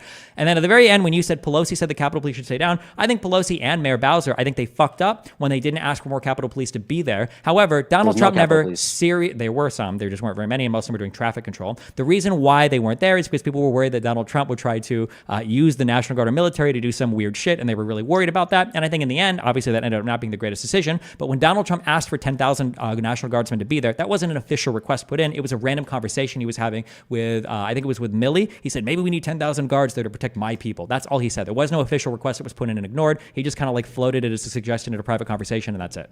That's all the points. Yeah. Okay, you just said like 10,000 things in like times 2 speed, but let's just go over this 1 second. They had a committee, a January 6th committee, who just reviewed everything you just Hold said. on, Adrian, we do have a lot of people waiting, bro. Adrian, we do have a lot of people waiting. All right. You know what I mean? That's fine. Go ahead. Take Harrison next. Harrison's been waiting. All right, Harrison, go ahead. And I do have the tweet here, Destiny. I'll pull it up on screen and show you. Okay. Go ahead, Harrison. I don't know if you can see that there. It says, Donald J. Trump, I'm asking everyone at the U.S. Capitol to remain peaceful, no violence. Remember, we are the party of law and order. Respect the law and our great men and women in blue. Thank you. What time? When? Do you know what time that tweet was? That is a good question. Let me see if I get a timestamp. At 3:13. Yeah, wait. So it had already turned into a violent. It was already like rioting at that point. This is the one. This is the one that he put in when people were begging him to tweet at people to go home. They were like, "Please tell your people to go home," and he ends up putting that tweet out that basically just encourages them to stay there. Was it at 3:13 p.m.? Okay. Okay. So who's up next? Is it Harrison? Okay, Harrison, go ahead, bro, and let's speed through these so I can get as many people as possible. So I know Destiny's on some tight timeline here. So hey, good evening, guys. Can you hear me? Yeah, we got you, bro. Guys, hit us with your question and/or comment. Hey, so I was kind of curious for Destiny. I had watched your interview with Pierce Morgan the other day, and you had said that you did not want to disavow the shooting of Trump. Are you willing to talk about that tonight? Because I think that was a really low thing to do, considering who he is, what he's done for the country, and you're kind of just a small little person. It's a whole thing to get into, but just basically, conservatives don't take responsibility for literally any of the violent rhetoric or actions they've engaged in the United States. So the idea that they would ask for sympathy when something happens, I think, is a little bit ridiculous. When you look at the rhetoric around January 6th, when you look at the rhetoric around Paul Pelosi, when you look at the rhetoric around literally anything else, conservatives seem to be gleefully shouting and making jokes about and making fun of and calling conspiracy on everything. So yeah, I don't think anybody owes them any kind of sympathy or anything if a bad event is happening to their side. I mean, it's not good. You shouldn't want like violence or assassination attempts or anything in the United States. Nobody should celebrate that. It's not a good thing. We shouldn't want that. But I mean, like the conservative rhetoric is literally taking us there, has taken us there. The shooter was a Republican. I mean, what do you want me to say? Well, you know, but also at the same time, you had Kamala Harris during the whole Black Lives Matter riots, encouraging more riots, encouraging more violence. So in my eyes, I don't know how you would be able to even comprehend that Trump is actually inciting more violence when you have the left literally going on TV and advertising to go ahead and be disruptive to Republicans. Go ahead and what is that when we say Kamala Harris was encouraging rioting? What are we citing to there, or what statements? So that was during the Black Lives Matter during COVID. Mm-hmm. I'm aware Black Lives Matter and the protests during COVID. Yeah. Correct. And so, you know, but I'm asking, what did she say? What were her statements where she was like inciting? Was she saying like, you guys need to go and blow up courthouses, or you guys need to go and she was encouraging the supposed quote unquote peaceful protests, which in turn anybody with half a brain could see that those were not peaceful.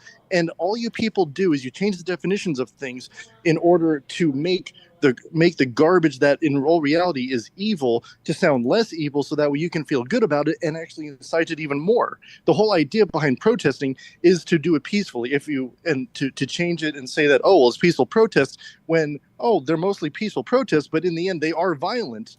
Well, You know, wait. how If Kamala Harris saying that, like, well, listen, you guys need to be peaceful at least. If her saying that still counts as her ordering violence, I guess, why wouldn't you say for the same for Donald Trump when he tweeted out, you guys need to remain at the Capitol and be peaceful when the people had already started rioting there and all they continued to do was riot and then Ashley Babbitt died? But the thing is that he never did say to continue the riots. Kamala Harris incited it and actually encouraged it.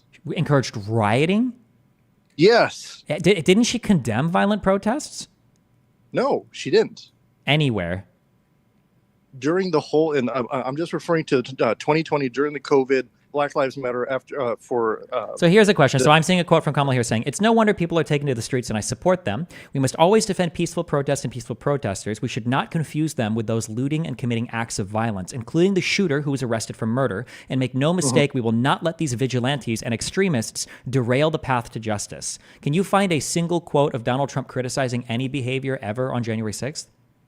Well, I'm obviously not equipped to go and research that because I've been listening to you guys for the past couple hours. Okay. But well, I'm just demonstrating this was a statement of her supporting peaceful protests and condemning violent protests. But I'll move on to the next just so I can get as many people through. But hey, thank you guys for chiming in. Absolutely. Real quick, Destiny, are you going to the DNC? I don't know. We'll see. Okay. All right. Well, obviously, I know you're not going to vote Trump. What are your thoughts on Kamala taking the helm and more than likely being the Democratic nominee? We'll see how it works in a couple weeks. So far, it's gone better than I expected it to. But I think that conservatives are having an issue, not to sound like a woke tard or whatever, and conservatives don't have to listen to me. But I think that conservatives are making a huge strategic error right now and being like so fucking unhinged in their racism and sexism against Kamala. I think that they need to stick to way different kinds of attacks, and they're going like mega unhinged right now, and it's probably going to hurt them if they continue it. But so in that way, I guess Kamala was a good choice on my end. But I guess we'll see what happens. Are you going to vote in November? Yeah, for sure. Okay. Well, I would peg you more like careful libertarian, left leaning. Well, I mean, would you agree with that assessment?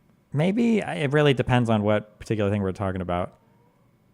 Okay. Yeah, because to me, you strike me as like more libertarian, but like on the left side. Whereas like for me, I'm kind of the opposite. I'm libertarian, but more far, people call me far right, whatever the fuck. But sure. Yeah. But okay. So you are gonna obviously you're gonna vote Kamala, I'm assuming. Or whoever the Dems put on the ticket. Hell yeah. Whoever the Dems pick up on the ticket. Fair enough. Okay. Who do we got here? We got Lewis. Go ahead, Fernando. Lewis. Yeah, Marin, I wanted to ask, what do you think about like Israel and Netanyahu having significant influence over the U.S. and like why are all the presidential candidates Zionists? Like, what's your opinion on that? Well, I will say this. I reacted to his speech yesterday, and they stood up 81 times and gave him a standing ovation. So after every sentence, they gave him an ovation. So that should tell you everything that you need to know there. What are your thoughts, Destiny? Did you watch this? I didn't. My take's going to be hugely unpopular here. Old people like Israel because Israel's like the democracy in the Middle East, and they saw Israel as like this underdog getting bullied by all these Arab countries. That's why old people in the U.S. love Israel. That's not going to change ever until they all get old and die. Love them. What? No, the boomers absolutely support Israel. Yeah, yes. Israel sucks at propaganda. Jews suck at propaganda. They suck at controlling the media. I think that's been demonstrated like with extreme efficacy in the past like 7 or 8 years. They cannot control any media narrative to save their life. Nobody will believe me on that now, but that's fine. But I think that the people to look out for are, I would say, it's Qatar, Iran, China, and Russia. I think for like controlling media narratives. I think those are the huge things that we have to look at going forward. But we'll see. And Louis, to answer your question, bro, I genuinely don't believe that you can ever, well, maybe in the future one day, but nowadays you can't be a politician in the United States of any real consequence unless you, support AIPAC. That's just the reality nowadays. So maybe things will change later, but for now, that's just one of the realities of being any type of politician in the United States with real influence. Jacob, we got you next. And we could definitely have a discussion on that, Destiny, which I won't even get into like with the news and stuff because we're on YouTube and obviously it's a very long conversation. I know we're short for time here, but that could be another day. Jacob, what's up, bro?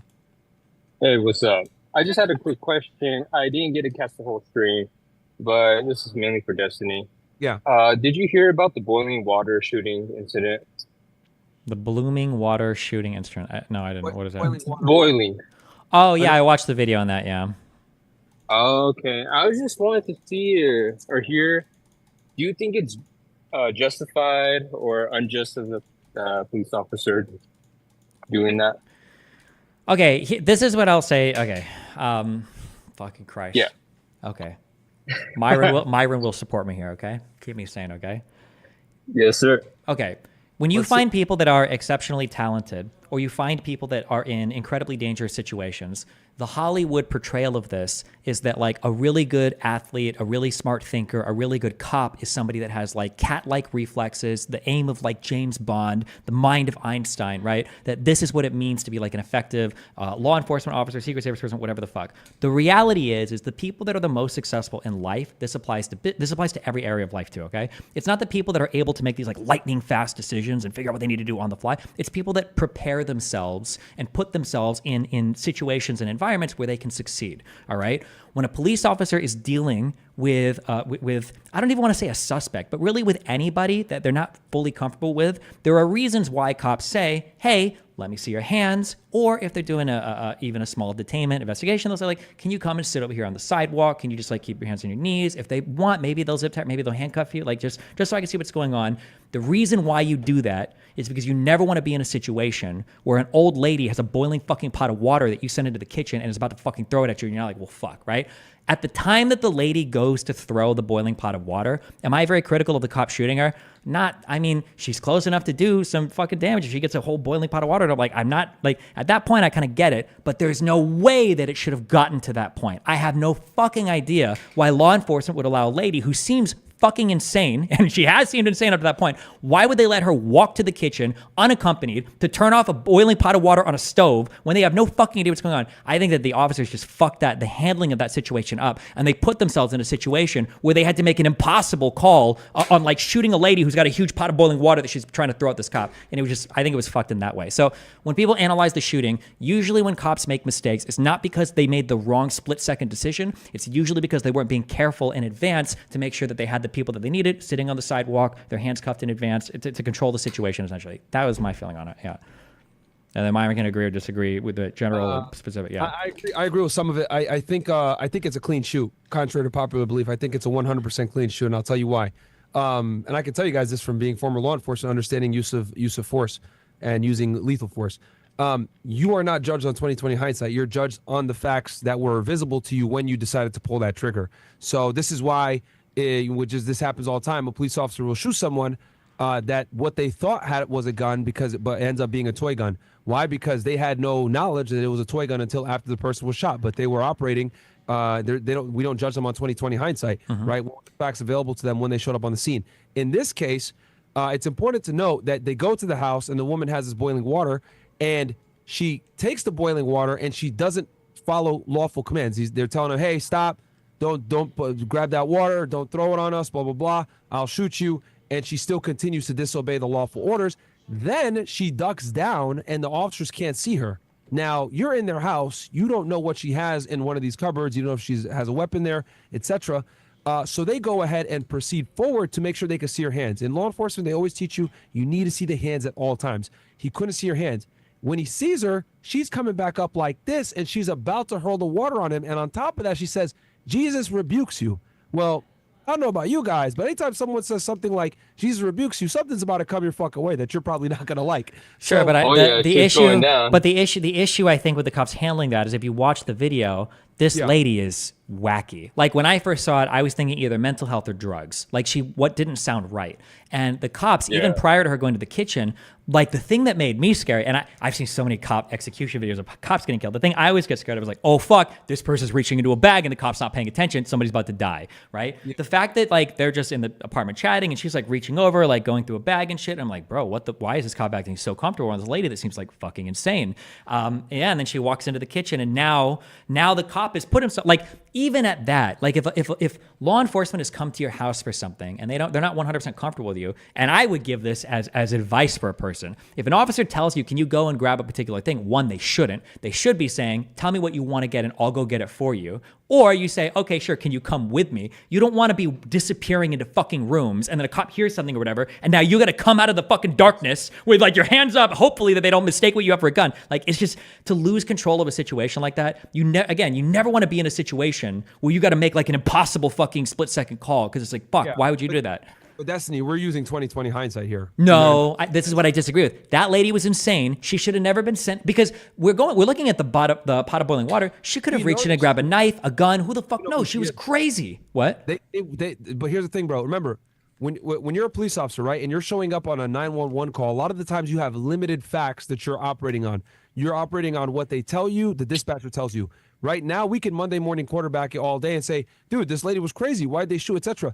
He might have not known that when he rolled up to the scene. No, I understand what you're saying. I've seen enough drunk people. I've seen enough people on drugs. I've seen enough crazy people. And I've seen enough cops. I know that cop knew. Unless that guy was an actual green as fuck, the most rookie motherfucker ever who's never been in a bad neighborhood. That lady, and you can watch me watch the video. As soon as that cop answered the door and he's like, hey, did you call 911? And she's like, oh dear, oh no, what's happening? And the cop's like, are you okay? Did you? And she's like, oh, I don't know. And she's like, this lady is fucked. Me and you agree to disagree, but like insanity isn't an excuse. Like whether the person is sane-minded or not, the police officer or the law enforcement official still has the right to defend themselves regardless of the person's mental capacity. Because like I said before, they don't know what her mental capacity is, right? Of course you can infer, this dude's a little off, whatever it may be. But regardless, if someone grabs a weapon, and I would argue that boiling hot water is a deadly weapon, you can absolutely use lethal force to combat that. And she did try to.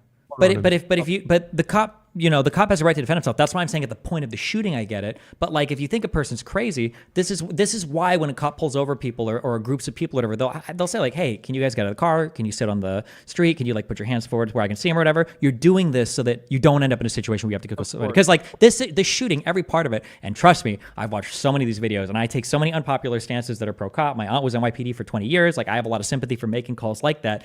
This was a situation where as soon as they opened the door, that lady was fucking insane. She was even on the phone with a guy who sounded like a mental health caretaker. She was fucking wild. And the idea that they just let her wander around her house, I think it was totally preventable. She was fucking crazy. And I'll tell you why. Well, the thing is, so when you're showing up on a 911 call, right, and you're going to someone's house, it's not really because when you're on the job, they teach you to de-escalate and keep things as chill as possible. Going to someone's home when on a 911 call and telling them what they can and can't do, though yes, you can absolutely do that.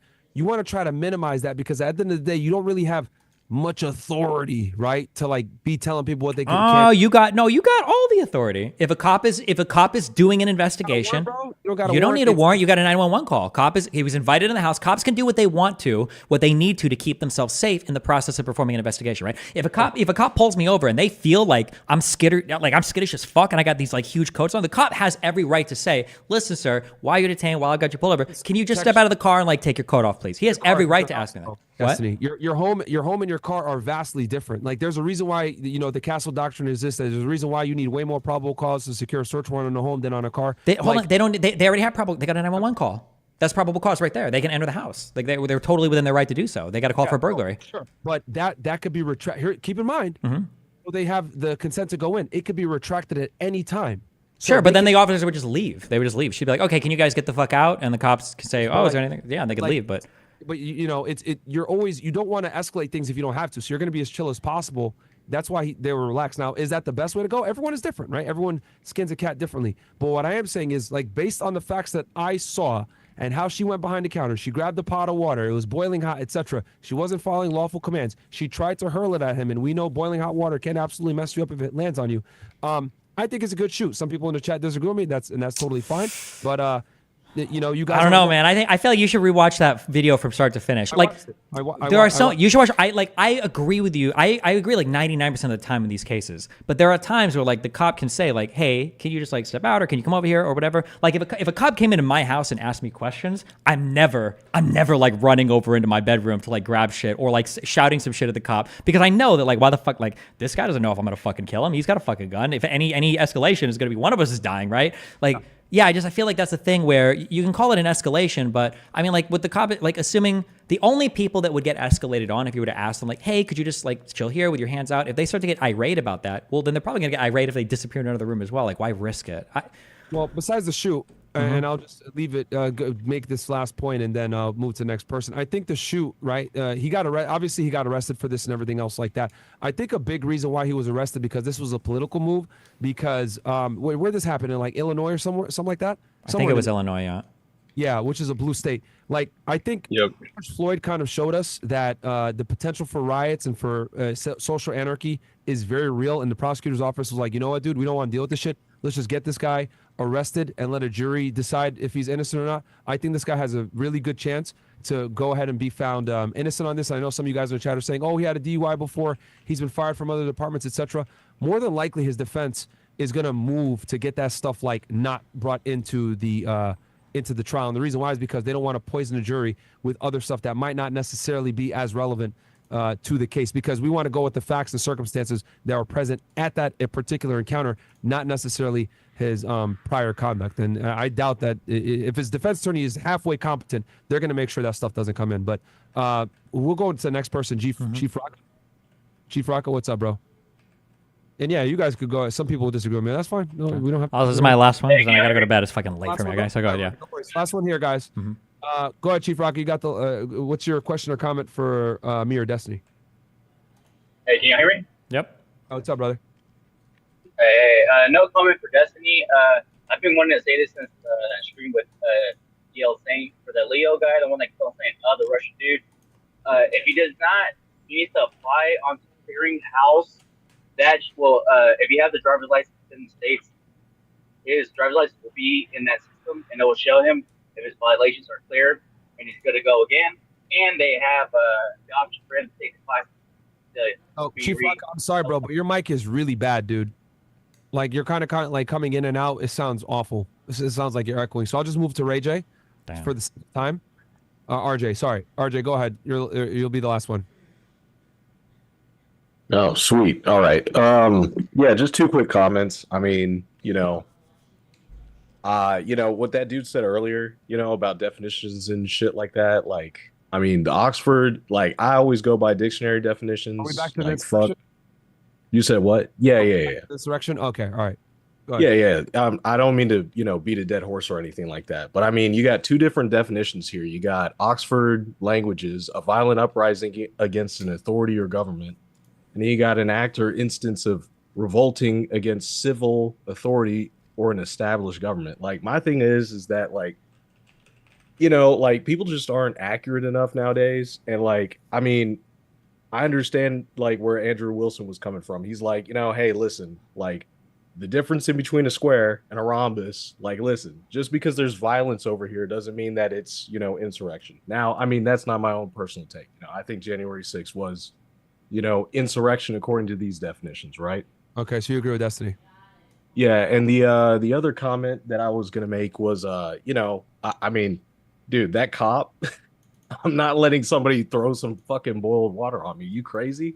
Yeah, dude. Like, I know, whenever I was like 12 years old, like, my dad, I saw this guy, we were watching the news. This guy, he like shoots this guy who like comes at him, right? Pulls the gun, whips it out, bam, right? And my kid ass was like, well, Dad, I would wrestle him. I'd put him on the ground. I'd show him. And my dad was like, he just looked at me with that sideways look. He was like, dude, you have no clue what you would have done. And like, the older I get, like, the more accurate that becomes. So like, those were just the two comments I want to make. People just. No worries, man. Cool. Destiny, we should do this more, bro. Where we just fucking yap on current events. Because we have different viewpoints on shit, but we're obviously able to articulate our points and let the audience decide what they agree with and what they don't agree with. Yeah, sure. But, it's like, especially copper law related shit. Yeah, it's pretty interesting. Yeah, so. no, we could definitely do this periodically. Give me ones in the chat if you guys would like that. Me and Destiny chopping it up every now and then, talking about current events and giving different perspectives on shit. But no, I think Destiny guys is gonna go to sleep. I'm gonna end the stream here too. We'll be back live tomorrow at 7:30, and we'll probably do a Zoom call after that, and then we'll have an after hours for you guys. Destiny, where can the people find you, bro? YouTube or kick.com/Destiny, yeah. Boom. And, dude, obviously, I know you're getting a lot of fucking heat right now and everything else like that. Like I said, even though me and you don't agree on everything, I respect you as a colleague, and I don't wish anything bad happen to you. And, for these weirdos that are trying to make threats against your life, whatever, fuck them, bro. So just be safe, okay? Yeah, good luck. Good luck on the new podcast and everything, too. Yeah. I appreciate that, man. Yeah, see you later. I appreciate that, brother. Yep. I'll see you, man. I'll text you. We'll set something up in the future. Sure thing. All right. Bye. Hey, man. Peace. Okay, fuck me. I'm so fucking tired. I love you guys. Man, what a crazy That was a more Andrew Wilson debate than I thought it would be. Jesus.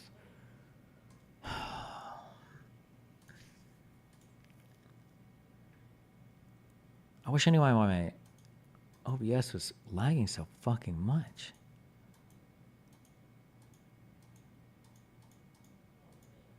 If I have a 1080 Ti, I wonder if the I wonder if me using hardware encoding is worth it, or is the 1080 Ti too old and it'll be suck shit? I don't know. All right. I love you guys. It's been fun. Ripping a cappuccino, cappuccino. Is the new connections up already? Oh shit, true.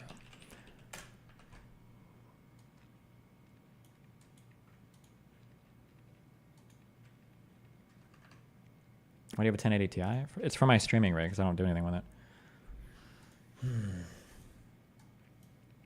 Liar, con, back, down, support, symbol, minus, loot, champion, strike, ding, right, base, up, endorse, left.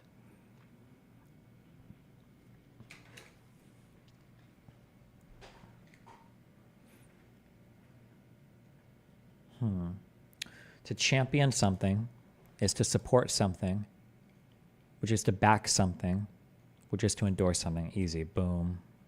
Boom.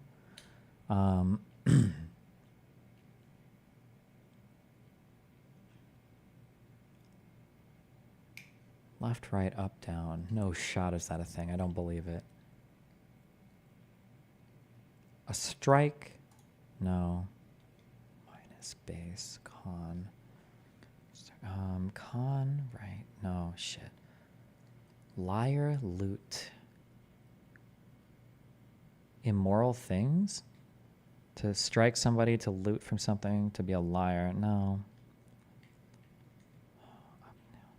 Up, down, left, right is not.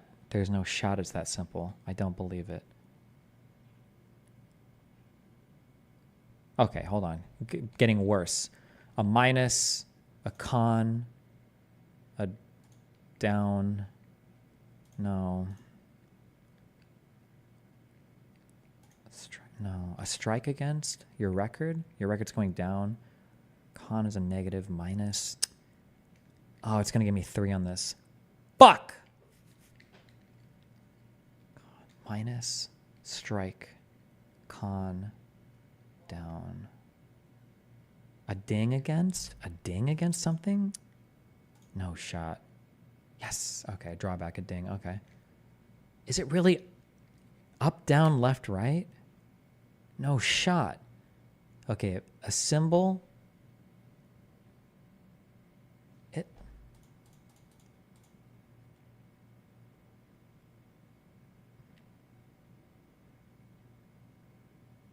Okay.